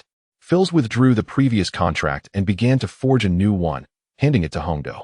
At that moment, Verena leaned closer to Hongdo, whispering, "Draft the terms, and include a clause protecting yourself from any backlash of the contract." She then withdrew her head. Hongdo considered her advice and nodded, pushing the floating contract back, saying, "Very well, I shall draft the contract myself." The contract composed of Martian entities fell back before Felis, who paused momentarily, reluctantly retracting his claws. "Very well." An icy blue radiance illuminated the surroundings as Hongdo closed his slit-like pupils, forging a contract under the existing rules, now infused with a clause of obedience, ensuring that the master would not suffer backlash. With a flick of his claw, the contract landed before Felis. His eyes narrowed as he scrutinized the stipulations inscribed upon it. Having lived for a century, he was not one to be careless. Otherwise, he would not have ascended to such supremacy. Upon the arrival of Hongdo, Carly, and Verena overhead, he discerned their presence, realizing that he had pursued Hongdo due to his own lower realm. Yet, after 100 years of consuming raw sustenance, he found himself somewhat weary of it, and upon spotting the fresh delicacies being prepared, he was keen not to miss the opportunity. To put it bluntly, he was merely a gluttonous draconic wolf. After thoroughly examining the contract, Felis confirmed that there were no discrepancies in the rules. He raised his claw and inscribed his true name in the lower right corner beneath Hongdo's name. Once completed, the contract transformed immediately into two luminous points, swiftly merging into the foreheads of both Felis and Hongdo. Hongdo felt a new contract quietly hovering in his mind, adorned with the very words he had just drafted. Now, with an additional platinum tier assistant at his disposal, he could only hope that the mother dragon would not become complacent. As for Leah, he wondered if she had her own aid. Otherwise, matters could become rather cumbersome, as everything would fall upon him as the host. Was he truly worthy of being a duke? Approaching the large iron pot, Hongdo extended his claw to seize some coxcomb snake meat and began to feast. Verena, seeing that the matter was settled, also raised her claw to partake in the meal. Originally a trio of dragons dining together, they were now joined by a half-dragon, half-wolf creature. After finishing their meal, Hongdo conjured ice, which he melted with fire, then plucked a long branch from nearby, cleaning it simply before stowing it away in his spatial ring. "I must seek out a suitable subordinate. Perhaps she knows the whereabouts of the kingdom." Turning, Hongdo's gaze fell upon Carly, and he inquired, "Carly, will you accompany me?" Carly glanced at Verena and then at Felis. Noticing that Hongdo had first addressed her, she instinctively felt that he perhaps placed greater importance on her. For reasons unknown, warmth spread within her heart, a sensation she had never experienced before. She raised her fierce dragon head, adorned with crimson scales, and declared, "Of course I shall go. I fear you may fall victim to others." "Then let us proceed," Hongdo said, taking a few steps forward, his dragon wings unfurling and flapping twice. Behind him came Carly's reproachful voice. "Are you not going to ask them?" The white dragon wings ceased their flapping as Hongdo turned to look. Carly pointed her claw at Verena and Felice. Hongdo replied candidly, "There is no need to inquire about them. They are solely interested in consuming what I prepare. They will undoubtedly follow wherever I go, rendering further discussion unnecessary." "Oh," Carly responded dismissively. After a brief pause, Hongdo wondered at her expression of jealousy. Did she already know?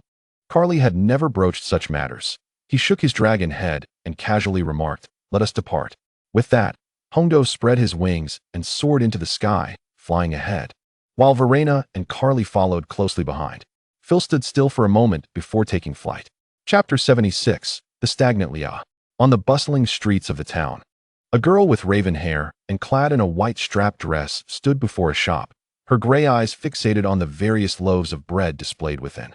Inside, a slender middle-aged man retrieved a square, fluffy white loaf from behind the counter and placed it on the surface.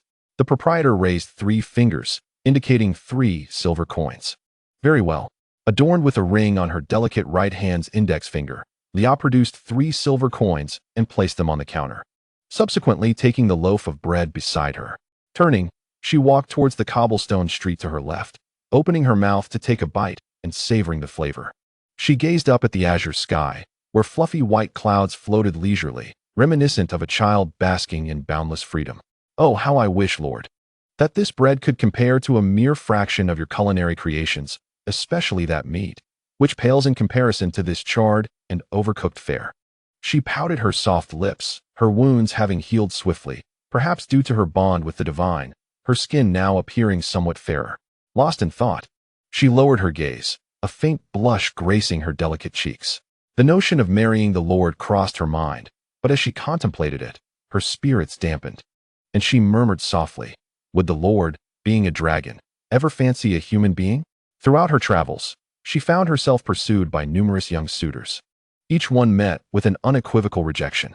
Having once belonged to the nobility, she was well aware of certain truths, such as the fact that most men are rather boorish.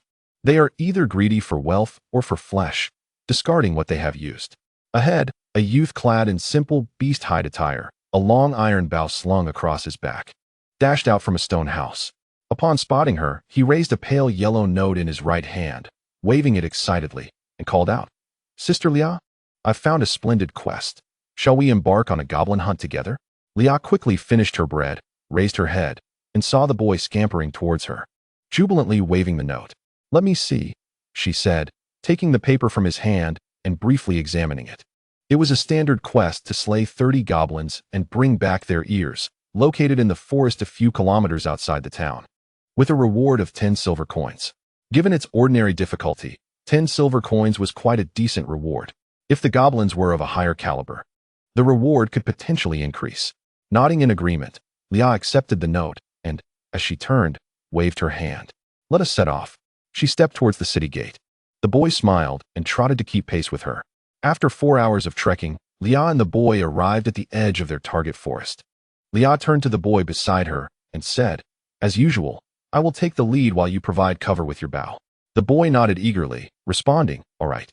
"Sister Lia," as he raised his hand to retrieve the iron bow from his back. Lia conjured a sword, its hilt intricately carved with the visage of a great dragon, emanating a faint chill of frost. With measured steps, she ventured into the depths of the forest.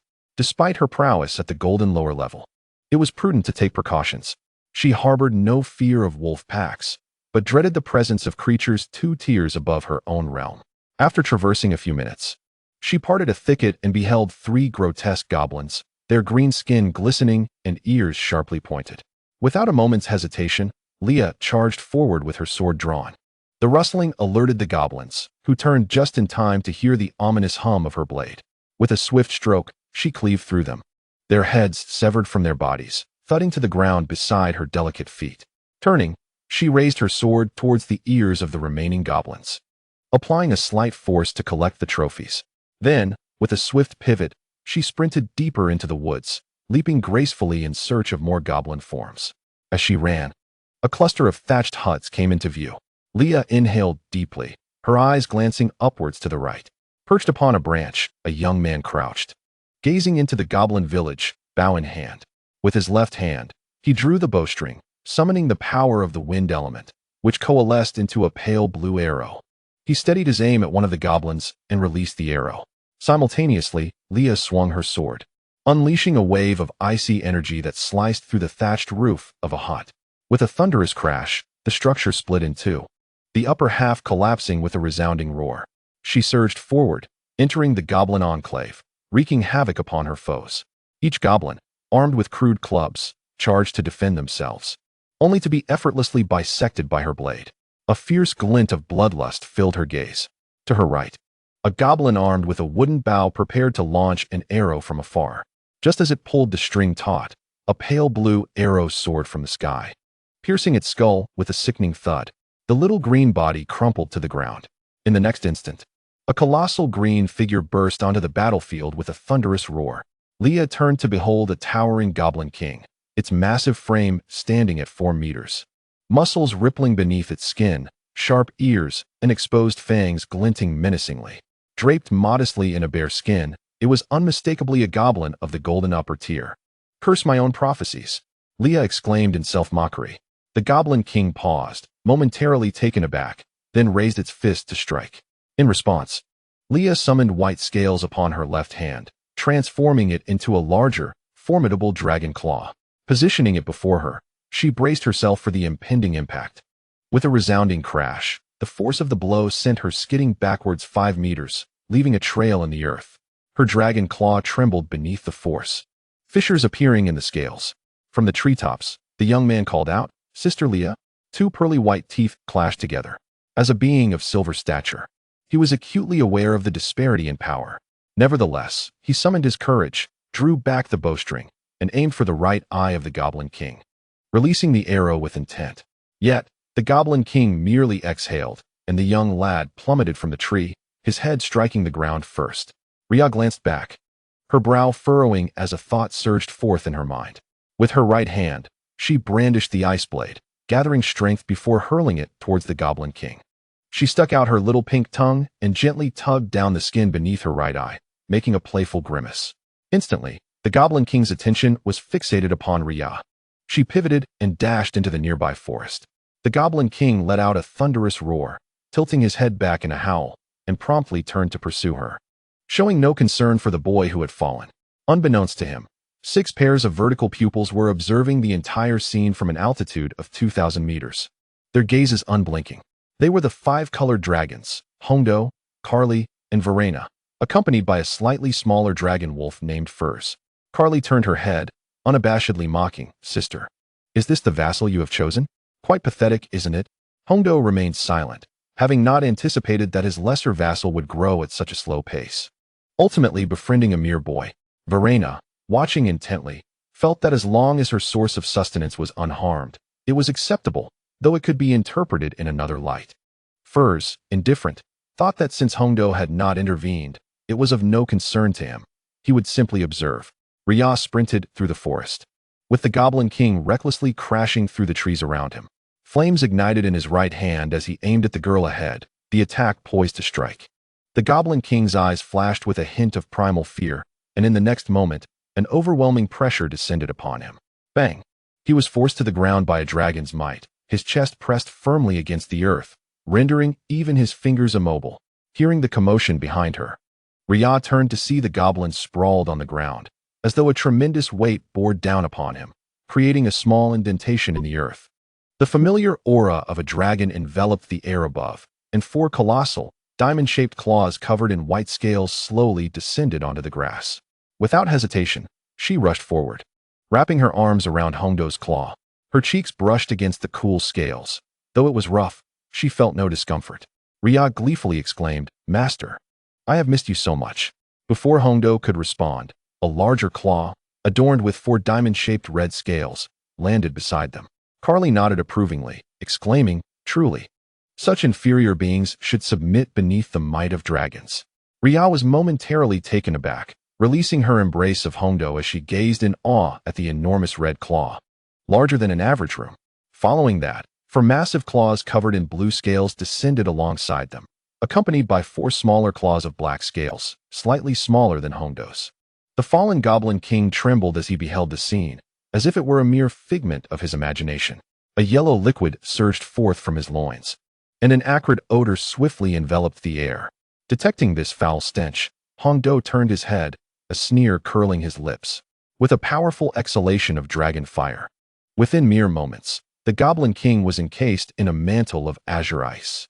Leah gazed upwards at the Mother Red Dragon, then glanced at the Mother Blue Dragon, her head slowly bowing, the light in her eyes dimming. Leah, after all this time, your power has scarcely grown, and you possess no allies. Hongdo turned his head back, lowering it to regard the young girl. Leah cast her gaze downward, raising her fingers to touch each other. Master, I have lost my title as a duchess. I am devoid of wealth, and my strength is merely mediocre. Naturally, no one would seek to collaborate with me. She lowered her hands, lifting her head with sincerity in her eyes. However, I have uncovered something noteworthy. There are individuals who have deliberately placed a bounty on you and that previous black dragonling. After a brief pause, she continued, do you recall the scene from when we exited the inn? At that moment, several ornate carriages passed us by on the street, and this matter was among them. Hongdo closed his eyes, reminiscing and affirming that such an occurrence had indeed transpired. What? The inn? At that moment, Carly seized upon those two pivotal words. Turning to Hongdo with a hint of disdain, though her eyes betrayed a spark of inquiry. As Hongdo turned to respond, he felt a sharp jab at his right flank. He turned his head once more. Verena cautiously interjected. Did you stay at the inn with her because you have feelings for her? Hongdo paused, tilting his dragon head to observe Carly before returning his gaze to Verena. He pondered her implications. Was there truly any affection involved? The mere mention of the inn undeniably conjured certain thoughts, and his dragon persona felt utterly shattered.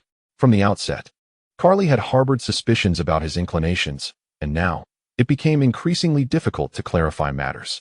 After a moment's hesitation, he resolved to be honest. Hongdo nodded, feigning a raspy response. Yes. At this admission, the air fell silent, save for Leah's indifferent shrug. Carly took 2 steps back, her slitted pupils avoiding direct contact. Meanwhile, Phil stood by, taking in the unfolding drama with keen interest. Observing this, Hongdo lowered his head, reflecting on his regret, not for admitting his deception about his affections, but for failing to acknowledge his feelings sooner. Had he done so, the mother dragon would not have drawn near, but rather would have distanced herself. His slender tail, overcome with excitement, swayed gently. Phyllis, noticing the flickering tail, tilted her head in curiosity. Her gaze settled upon Hongdo's face, composed as if she were unfazed by the revelation of his inner thoughts. Surveying the entirety of the white dragon's form, she noted that he was larger than the average young female dragon, having lived for a century and witnessed several white dragons. Leah, who is that boy? Hongdo inquired, disregarding Carly's and the others' judgments, lowering his head to ask. Oh, as I strolled down the street one day, I chanced upon him being bullied by 2 individuals. Witnessing his plight reminded me of my own days spent in the basement. Without hesitation, I intervened and, upon testing his capabilities, discovered his exceptional talent for marksmanship. I decided to keep him close, as it was nice to have someone to alleviate my boredom. Suddenly recalling that the young lad was still at the goblin tribe, I exclaimed, "Wait for me. I shall fetch him." I turned and dashed back in the direction I had come from. The small figure vanished into the underbrush. Minutes later, a rustle of footsteps approached. A girl in a white sundress, clutching a simple beast-hide garment in her right hand and a sturdy iron bow slung across her back, appeared before me. I released my grip and patted the boy on the shoulder, instructing him to introduce himself. With trembling legs, he leaned closer to my ear and whispered, "Sister, did you not say there was only one amiable white dragon? Why are there so many? Oh dear, they must be my master's friends. There's nothing to fear." I reassured him, gently smoothing my hair. "If I meant you harm, I would have done so already. Fear not." He looked up at Hongdo, his right hand pressed to his chest. "I am Elle, saved by Sister Leah, and I hope you will allow me to remain by her side." Observing Elle's quivering legs, Hongdo's lips curled into a bemused smile. Closing his eyes, he communicated with me through our shared consciousness. "Leah, are you aware that he harbors feelings for you?" The voice echoed in my mind, leaving me momentarily stunned. I closed my eyes in disbelief. "Master, please do not jest. This is not amusing. Whether I jest or not, you shall soon discover the truth. Has he not gifted you something? I was momentarily at a loss for words, but after a brief pause, I replied, he once gave me a small flower. Hongdo opened his eyes, observing the boy who seemed on the verge of panic. I grant my consent. L's eyes sparkled with joy, and his trembling ceased as he bowed deeply before the towering white dragon. With a flicker of her eyelids, I noticed L's complex expression beside me. By the way, you mentioned that the Duke with the patterned insignia is nearby, correct? Hongdo inquired. No, I replied. Do you know where the kingdom lies? I nodded. I do, but it is somewhat distant. It is situated within the cliff valley, approximately 4,000 kilometers away. Hongdo sighed. Very well, let us first resolve your matters. Pointing to Phil's behind him, he continued, Phil's will serve as your temporary mount from now on. He possesses the strength of a lower platinum tier and will assist you as long as your requests are reasonable. Really? Is that true? I gasped, my eyes wide in disbelief as I gazed at the magnificent creature, a blend of dragon and wolf. I leaped towards Phil's, inspecting his form closely, only to realize a concern. Master, how do I mount him? Hongdo casually replied, jump on, climb up, however you prefer.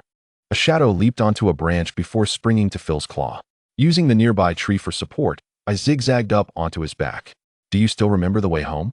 Hongdo glanced over. Of course. Lead the way.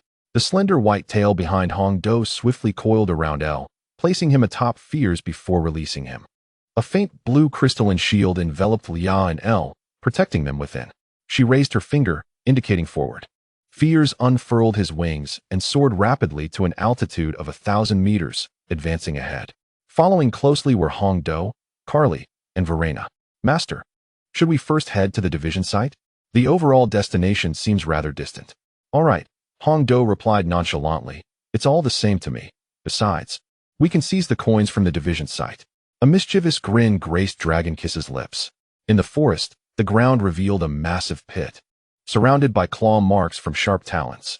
Suddenly, a gigantic, leaf-shaped green claw emerged, followed by a dragon horn, head, body, and tail. It was a youthful green dragon, measuring 19 meters. Nariel lifted her claw to inspect the dragon's head, rotating it to gauge its features. The platinum mid-tier had not anticipated the immense energy contained within this wind crystal, which had taken a colossal dragon several months to absorb. She murmured to herself before extracting a white scale from her chest's plates. It is time to bid farewell, my dear third brother. However, I must first summon a mage from the city to deduce the location. Replacing the white scale, she spread her dragon wings and ascended into the air, heading towards the white palace etched in her memory. Navigating through a small forest, Nariel descended at the entrance of the familiar hall, which remained as empty as before. The floor reflected shadows, indicating that her subordinates had shown some sense, refraining from premature actions and ensuring the space was clean. Though I am already halfway through my youth, I have yet to amass my first treasure as a dragon. But once I locate Hongdo, I shall delight in ridiculing those dragons without a noble lineage. Ha! A peculiar laugh escaped her lips. The subordinates trailing behind Nariel watched her retreating figure, the echo of her wicked laughter ringing in their ears, leaving them hesitant to speak or think further. They understood the importance of obedience, 3 times emphasized, and their duty to maintain order within the forest. Furthermore, as Nariel's realm advanced, they too would correspondingly elevate their own. Her laughter abruptly ceased, and her golden vertical pupils turned icy. She needed to act swiftly. Aware that Hongdo was disguising himself as a mother dragon for the sake of his physical form. The fear was not of the unforeseen, but rather the possibility of other dragons discovering this and becoming clingy or even imprisoning him. With this thought, the image of Hongdo's white dragon mother surfaced in her mind, causing her lips to twitch. At that moment, he had just hatched, his scales a delicate pink. The disguise of a mother dragon was undoubtedly taught by her, as a normal dragon could not fully comprehend the inherited memories or the rules of the world in such a short time after birth. She spread her membranous wings and ascended to an altitude of 2,000 meters. Crossing a river and 2 patches of forest, she reached a nearby town, hovering in the sky while her golden vertical pupils surveyed the humans below. Minutes later, her gaze fixed upon a woman adorned in a purple sorceress gown, her realm positioned at the high gold tier. You shall do. As her words faded, Nariel transformed into a colossal figure of magic, plummeting downwards. Boom. The town was instantly shattered, a massive crater forming as debris and fragments of houses were sent flying in all directions. What was happening? Those closest to the impact perished instantly, while others, caught unawares, collided with buildings, their bones fracturing in multiple places. They cried out to those farther away, "Help! Save me!" A green claw seized a woman shielded by a cyan barrier, and she quickly unfurled her dragon wings, soaring into the sky. The enormous emerald creature emerged from the billowing smoke, and only then did the townsfolk realize they were under assault by a dragon. She had taken someone with her. Neryl grinned, relishing the anguished cries of the people. Yet, she had pressing matters to attend to. She turned her back on the distressed crowd and immediately ascended into the distance. After flying several kilometers to a secluded valley, she descended gracefully, her vast wings folding beside her as she released the woman from her grasp. The circular shield surrounding the woman dissipated. A cold voice pierced the air, asking if she would pursue a magical array. The woman remained silent, merely casting a glance. Refusing a toast only to drink the penalty. A pure azure wind needle, a mere millimeter in size, coalesced beside Neryl's claw. The woman's feet were suddenly ensnared by a gust, rendering her immobile. Neryl maneuvered the wind needle to the woman's face, slowly penetrating her tiny thumbnail. The agonizing sensation surged into her brain, and the woman threw her head back, revealing a set of yellowed teeth. The wind needle pierced the cells beneath her nail. 1, 2, 3 seconds elapsed, and tiny black spots began to emerge beneath the surface, cells utterly destroyed. The screams did not cease. Tears of pain welled in her eyes. A massive green claw lifted, and Neryl yanked a strand of gray hair from the woman's head. If you refuse, then your parents, your brother, your sister, or your dearest ones need not exist either. I grant you 10 seconds. Her golden slit pupils gleamed with a chilling intensity. 10, 9, 8, 7, 6, 5, 4. I promise you. The woman gasped, enduring the sharp pain in her nail. A wise choice. Neryl waved her claw, the magic dissipating in an instant. Let us begin. The woman collapsed to her knees, desperately supporting herself with her hands, her eyes bloodshot. Her chest heaved violently as she gasped for air. Neryl watched coldly. Her sole desire was to locate the white dragon from her memories and ascertain his well-being. After a brief respite, the woman shakily rose, first casting a healing spell on herself to alleviate the pain in her fingers. Summoning her staff from thin air, she meticulously etched 2 circles into the grass. A larger circle enveloping a smaller one, the initial form of a magical array. The challenge lay in inscribing the final magical runes, accompanied by the incantation. After an hour of engraving, the magical array was fully formed. The woman, parched and weary, spoke. Place the items of the one you wish to track in the center. Chapter 79. Superfluous Actions. Neryl extracted a white scale from her chest, scrutinizing the intricate patterns of the magical array before delicately placing it at the center. As she opened her mouth, the woman began to softly chant an incantation. Initially, there was no discernible change, but midway through her recitation, a wisp of white smoke began to rise from the core of the scale. Upon the completion of her spell, the smoke suddenly pointed in the direction of Hongdo's location, gradually shifting as it did so. Realizing the probable direction, Neryl retracted her claw, reclaiming the white scale, while simultaneously sending a gust of wind that pierced through the woman's head, deftly removing the spatial ring from her hand. She lifted her verdant dragon head, gazing towards the direction indicated by the smoke, her expansive dragon wings unfurling as she soared towards it. A grin spread across her face. Third brother. Sister will be there soon. I hope you remain plump and rosy. A day later, in the forest, surrounded by ancient birch trees, a town was being constructed. At an altitude of 3,000 meters, 4 irregular black dots approached rapidly. Hongdo paused momentarily, his golden vertical pupils scanning the 12-meter high stone city wall, upon which a massive iron ballista was mounted. A town? Indeed. Only a family could build such a grand abode. Lia spread her arms wide, gesturing dramatically. Elle couldn't help but exclaim, Sister Lia, you truly are the daughter of a duke. Hongdo turned to the menacing crimson dragon head to his right. Eldest sister, could you perhaps retract those imposing dragon horns? Provide a reason, or else it's a moot point. Such ignorance. Only in that manner can those inferior beings comprehend the arrival of noble dragons. Carly's dragon head rose proudly. We could seize gold coins. Agreed. Carly nodded instantly. Without a moment's hesitation, her eyes gleaming with the allure of shining gold. Hongdo rolled his eyes at the stone palace that loomed in the center of the town. He felt somewhat impoverished. It lacked the wealth of the snow-laden town, yet unlike the latter, this place boasted a massive ballista.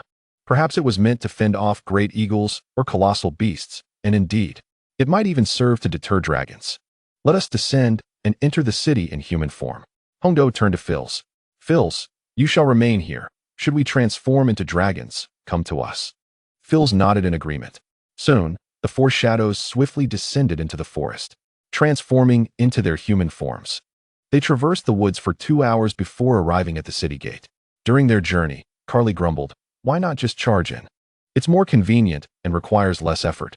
Why go through the trouble of entering this way?" Hongdo concocted a simple excuse to placate her. "What manner of folk are you?" 2 men clad in iron armor shouted at the city gate. Their long spears crossed to obstruct their path. Lia stepped forward assertively. "I am here to reclaim what is rightfully mine." The guards exchanged glances, and the one on the right scoffed. "Huh? Your possessions?"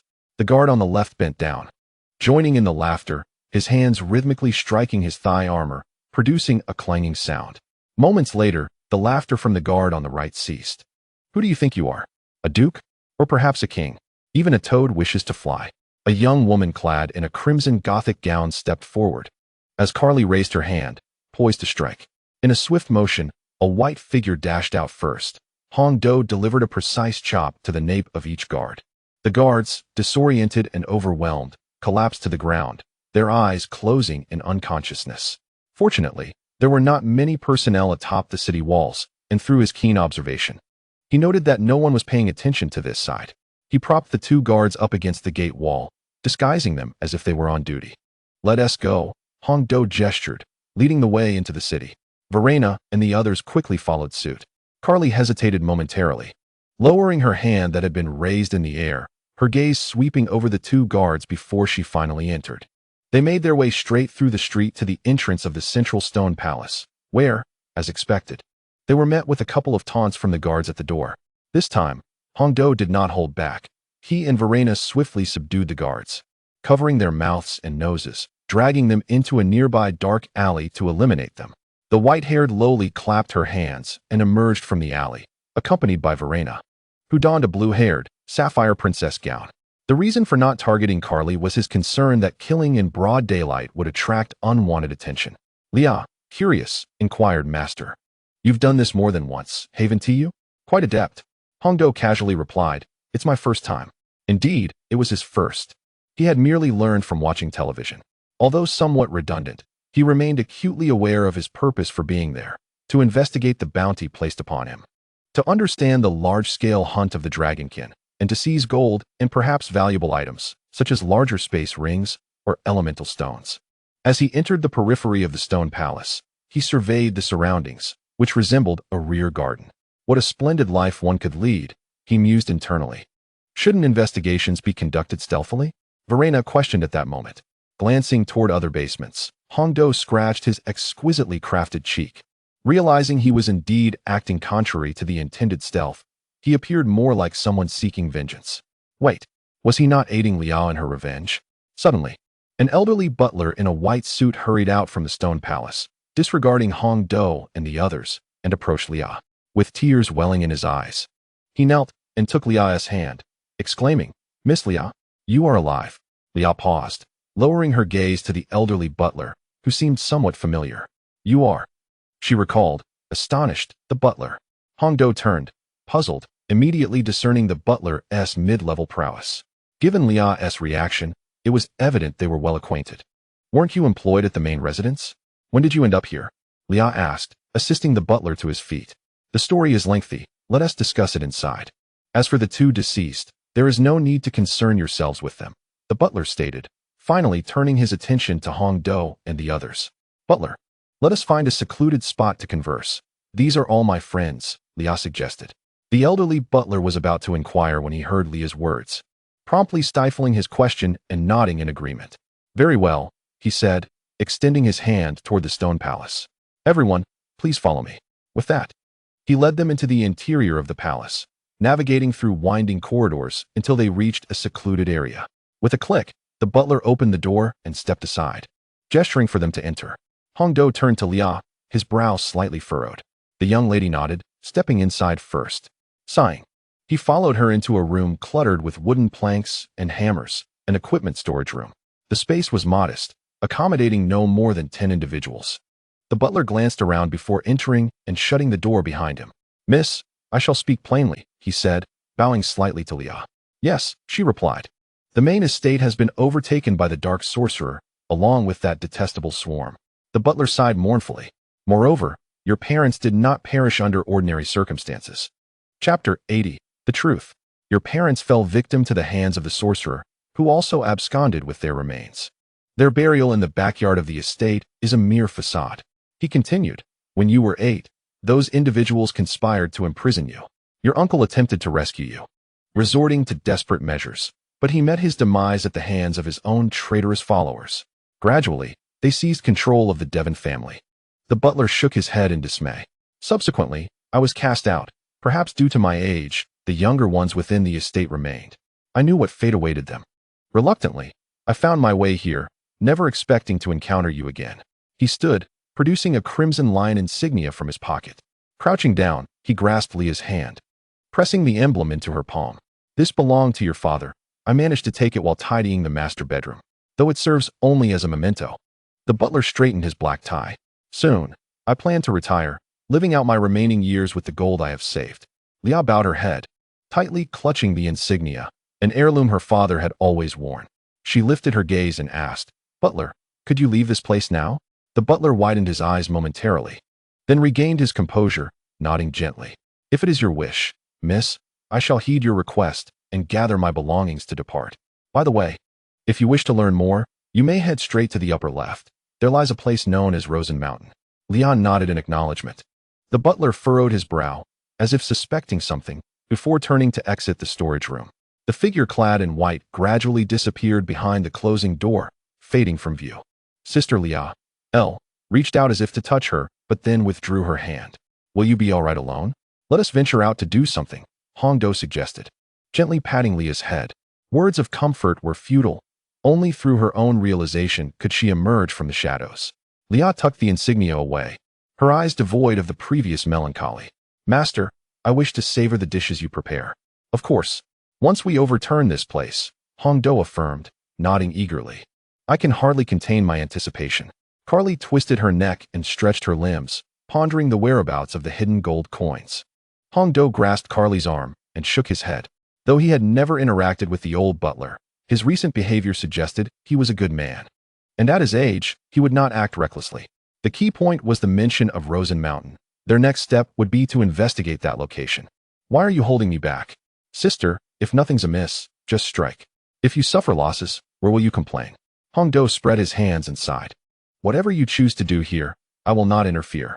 Upon hearing the first part of his statement, Carly clenched her fist, ready to deliver a blow to Hongdo to remind him who the true elder sister was. However, as she absorbed the latter part, she relaxed her grip, folding her hands beneath her ample bosom, tilting her head slightly as she mumbled, "Now that's more like it." Hongdo squinted, turning his gaze toward the serene and composed Verena, who had remained quiet throughout. Since Carly's arrival, Verena's words had diminished significantly, with Carly speaking on her behalf. Her natural inclination to speak less had resulted in noticeable growth in the dragon she had been nurturing. Within a month, he anticipated witnessing the robust blue dragon. The chubby tail peeking out from beneath Verena's skirt swayed gently, and Hongdo found his gaze irresistibly drawn to it. Although he was not particularly fond of dragon aesthetics, there was an undeniable urge to reach out and touch. When their eyes met, Verena smiled and subtly flicked the tip of her tail. Hongdo diverted his gaze, scratching his white hair to ease the awkwardness, slowly realizing that Verena's demeanor had become rather peculiar. Suddenly, an unseen force seemed to point towards him, as if probing his presence, only to vanish moments later. This sensation could signify only one thing: someone was searching for him. After being scrutinized by the legends of Dragon Island for several days, he recognized that feeling all too well. Yet, this recent sensation felt distinctly different. After some contemplation, he deduced, albeit with a slight headache, that it was likely Neriel who had initiated contact. A mask of anguish appeared on his face as he realized he would soon experience the torment of Harkis. The thought of Harkey's reminded him of the teleportation array belonging to Jego, leading to a sudden hypothesis. Had Harkey's been transported back to Dragon Island? That would certainly be interesting. It had been less than 10 days since the dragon had departed, and he would return to encounter those 3 juvenile female dragons. Outside, the sound of footsteps resonated continuously. After a 10-minute wait, the white-haired girl sat alone on a wooden plank.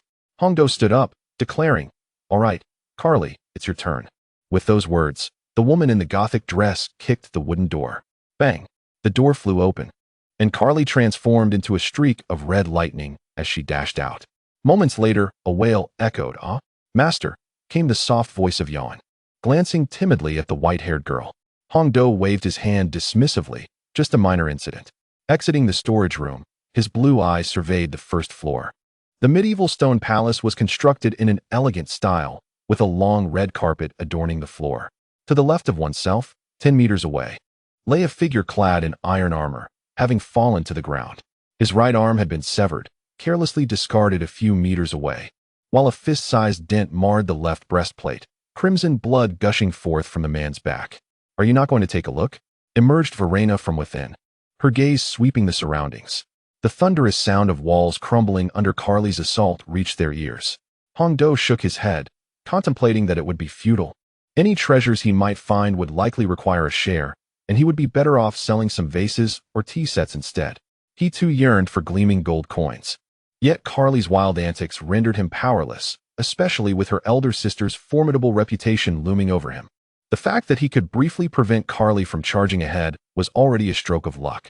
If it were that other red dragon, she would have lunged in a heartbeat, heedless of the consequences.